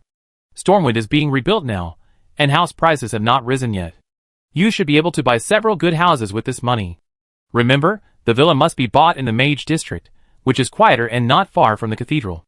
You can buy one in the Dwarf District and make it into a compartment for rent later. The transportation there is convenient, and the flow of people is large. If there is any money left, you can find a good storefront shop in front of the Stormwind Bank and around the Golden Rose Inn. Alvin kept talking about his business experience. He spoke faster and faster, constantly explaining the various areas of Stormwind to Jim, as if he had become an enthusiastic real estate agent. He enthusiastically described the advantages and potential of each piece of land. Jim, look, there are several pieces of land in the old city of Stormwind that are particularly suitable for building residential areas. The environment is quiet and close to the market, so life is very convenient. There is also a trade area. Although the land there is more expensive, it has great potential for appreciation. That's why I'm considering opening a store there. I can do business and live upstairs. It's really killing two birds with one stone. Jim was stunned. He didn't expect that Alvin, a pastor who has lived in the church all his life, would know so much about real estate investment. Several people looked at each other, and finally Jim couldn't help asking, Alvin, how come you are so familiar with Stormwind? If I didn't know you were from Lordaeron, I would really think you were a native of Stormwind. I've actually lived in Stratholme for a long time, and I've seen many rich people operate in this way. Alvin was speechless by Jim's question. Seeing everyone staring at him, he felt a little embarrassed and coughed awkwardly twice. If I hadn't been reincarnated as a priest in this life, I would definitely be a successful speculator and real estate speculator, haha. Chapter 99. Everyone laughed together, and the atmosphere suddenly became much more relaxed, sweeping away the gloom of the past few days. Jim nodded and said, Okay, then I will take Sally to Stormwind City first and help you buy a property. The deed must be signed by Solanley and Starwish. Alvin finally instructed. After all, it is her money, and it must be repaid. Although I should be able to live in the church, it is still good for us to have our own base camp. Since hearing that we are going to Dalaran, Caponia has also shown an excited expression on her face. That's great. I always hear my father and sister talk about Dalaran. Many of my compatriots live there. For this elf, who just left the novice village, there are scenery everywhere. Alvin looked up at Caponia and said gently, Nia, I plan to write a letter to your father and tell him about your situation. Caponia's face suddenly became a little ugly, and she whispered, Alvin, can you tell him after a while? I'm afraid my father will send someone to take me home soon. Alvin shook his head. Nia, you have been away from home for so many days without saying a word. Your father and sister must be very worried. They must be very worried, and have been looking for you everywhere. Caponia lowered her head, thinking of her father and sister. She also missed them a little. She knew that Alvin was right, and her behavior of running away from home was indeed a little impulsive. But I just want to prove myself. I don't want to live under their protection all the time. I also want to pursue my own path and my own happiness. Her voice was very soft, but very determined, and she looked up at Alvin. Her blue eyes sparkled with arcane light, like stars. Alvin sighed, walked to Calpurnia, and gently held her hands. I understand your feelings, but your family will always be the ones who care about you the most. Alvin held the elf's hands in his palms and looked into her eyes. We can face these problems together, Nia. I will take you away openly, and don't let them worry any more, okay? Calpurnia raised her head, looked at Alvin's firm eyes, and finally nodded. Okay, Alvin, I listen to you. I will describe your situation in detail in the letter, as well as our experience in South Sea Town and your active performance. I believe the Archmage will be able to understand your decision and give you more support and understanding. Of course, I will also relay the plague incident to the Archmage and ask the Archmage to report the matter to His Majesty King Anasterion. Nothing can happen to quell Thalas. Okay, you can give me the letter after you write it. I will send someone to pass the news to Silverman City as soon as possible. Mayor Marcus patted his chest. When Sir Lothar led the Storm Fleet here a few years ago, I sent someone to pass the news to the king within a day. Alvin looked at the old soldier gratefully and nodded to him solemnly. Akalissa just listened to the meeting quietly. She didn't have any special reaction. She just yawned a few times and slept for several days. Alvin then remembered that she was still a young dragon and couldn't be treated as an adult. He and Caponia quickly helped Akalissa upstairs and let the girl sleep first. She may not even know what Dalaran is, as long as there is delicious food.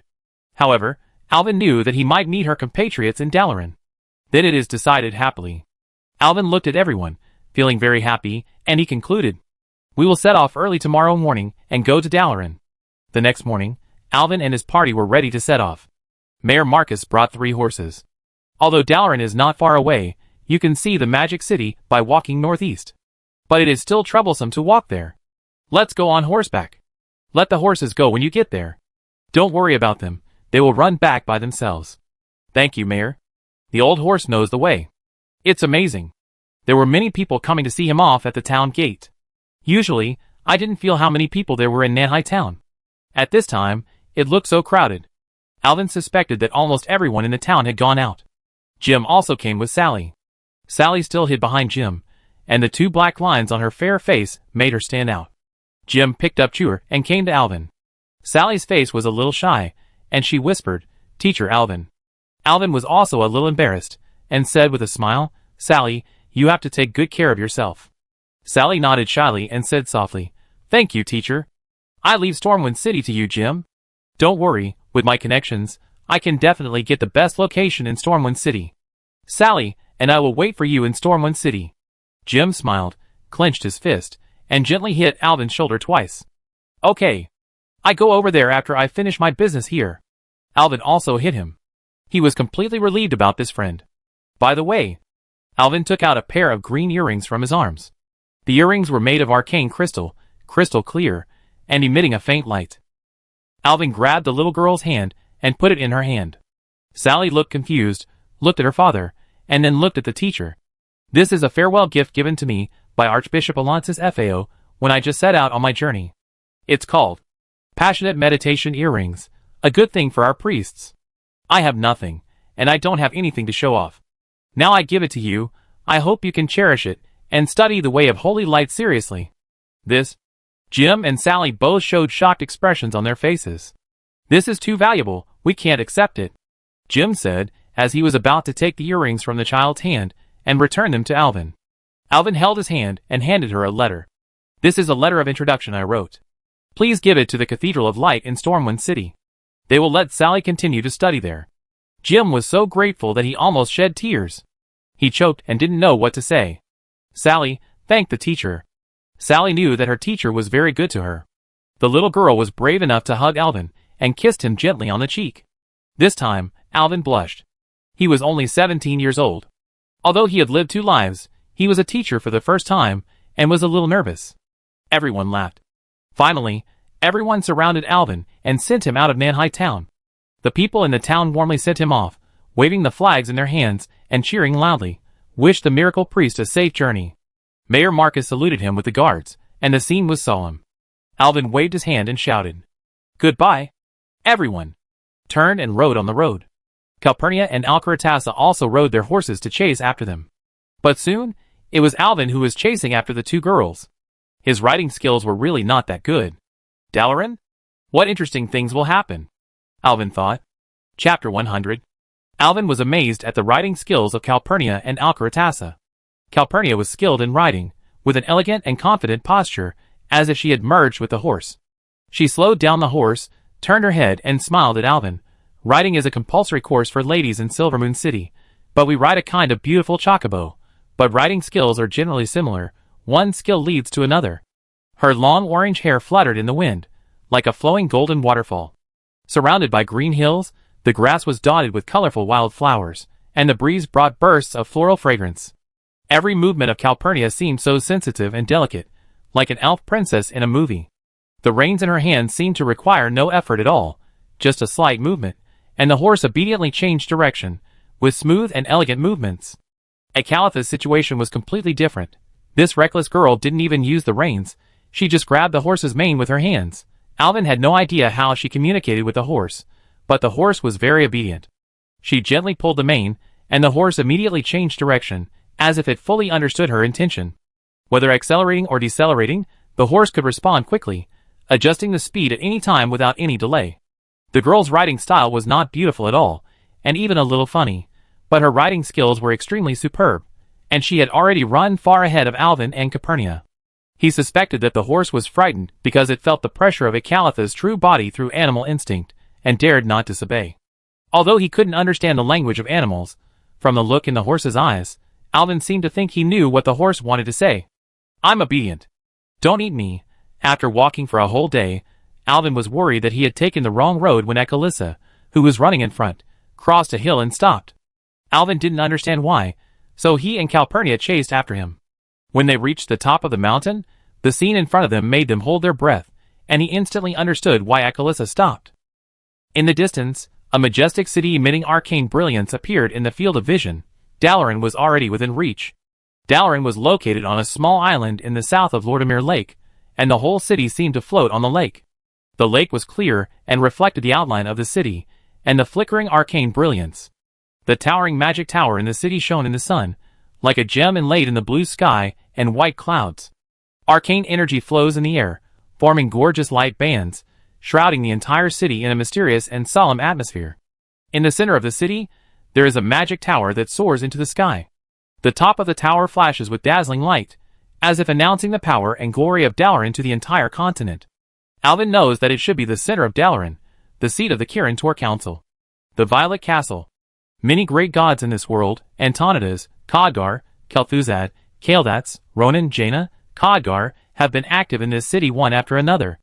On the lake, several white swans swam leisurely, occasionally lowering their heads to peck at small fish in the water.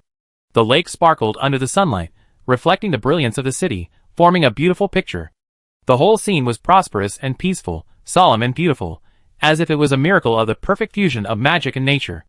The 3 were stunned by the scene before their eyes. The arcane energy in Calpurnia's eyes seemed to be attracted, and kept flashing with starlight. She whispered in admiration, "No wonder Dalaran is called the treasure of mainland magic. The prosperity here is no less than Silvermoon City." The 3 did not stop and continued to move towards Dalaran. Soon, they came to the foot of the city, and were amazed by the appearance of Dalaran again. A wide passage extended from the shore of Lake Lordamir and led directly to the main gate of the city. On both sides of the passage were towering statues. Erwin didn't know who the statues were. Each of them exuded a faint light, which should also be blessed by magic. Alvin let the horses go and patted their butts. The 3 horses turned around and ran away slowly. They should be able to find their home, right? Alvin thought. The 3 walked into the gorgeous city and found that the streets of Dalaran were spacious and clean. The buildings on both sides were of different styles, but all of them exuded a strong magical atmosphere. There were many towers in the city, and the tops of the towers were shining with arcane brilliance. They might be the research rooms of some mages. There were people coming and going on the streets. Many mages were wearing various robes and holding magic wands, busy and orderly shuttling through the city. Alvin, Capernia and Akalissa were overwhelmed with 6 eyes, and the people around them also cast curious eyes on them. An elf and 2 humans, wearing inappropriate clothes, especially the 2 humans wearing priest robes, which was particularly eye-catching in Dalaran, where mages accounted for the absolute majority.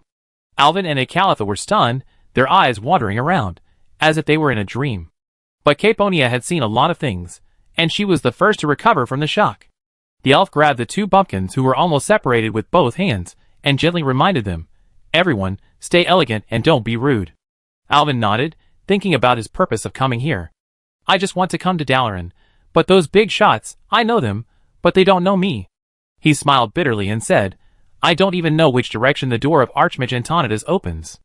I guess they won't believe me if I go there like this. Why don't I find a hotel to stay in first?" Ha ha ha. At this time, Caponia covered her mouth with the back of her hand and laughed loudly, not a lady at all, her eyes flashed with cunning light. "It's time to show you the power of the great Lord Kael'thas." The elf raised a finger and pointed to the most magnificent building in the city. The Violet Castle. His Highness Kael'thas, the Prince of our Silvermoon City, is one of the 6 members of the Kirin-Tor Council. He has been working here. Since I came to the city, of course, I have to pay my respects to His Highness first. Kael'thas said proudly. As the host and His Highness, he must provide some food and shelter for his people. Alvin was speechless. "You mean, Prince Kael'thas is very rich, so we can just eat and live at his place?" "Yes. But he doesn't know me." Alvin scratched his head. He was surprised by Kael'thas's idea of eating at the rich. Even if he was thick-skinned, he didn't dare to go to a stranger's house to eat and drink. But going to Starwish's house at that time didn't count. That time he was treated by others, But he knows me. Caponia laughed and said, "My father and Prince Kael'thas have a very good relationship. He held me in his arms when I was a child. I call him uncle. I believe he won't just watch me die, right? What do you mean by life or death? Is it so miserable to follow me?" When Alvin heard Caponia talking about Kael'thas, he felt a little jealous.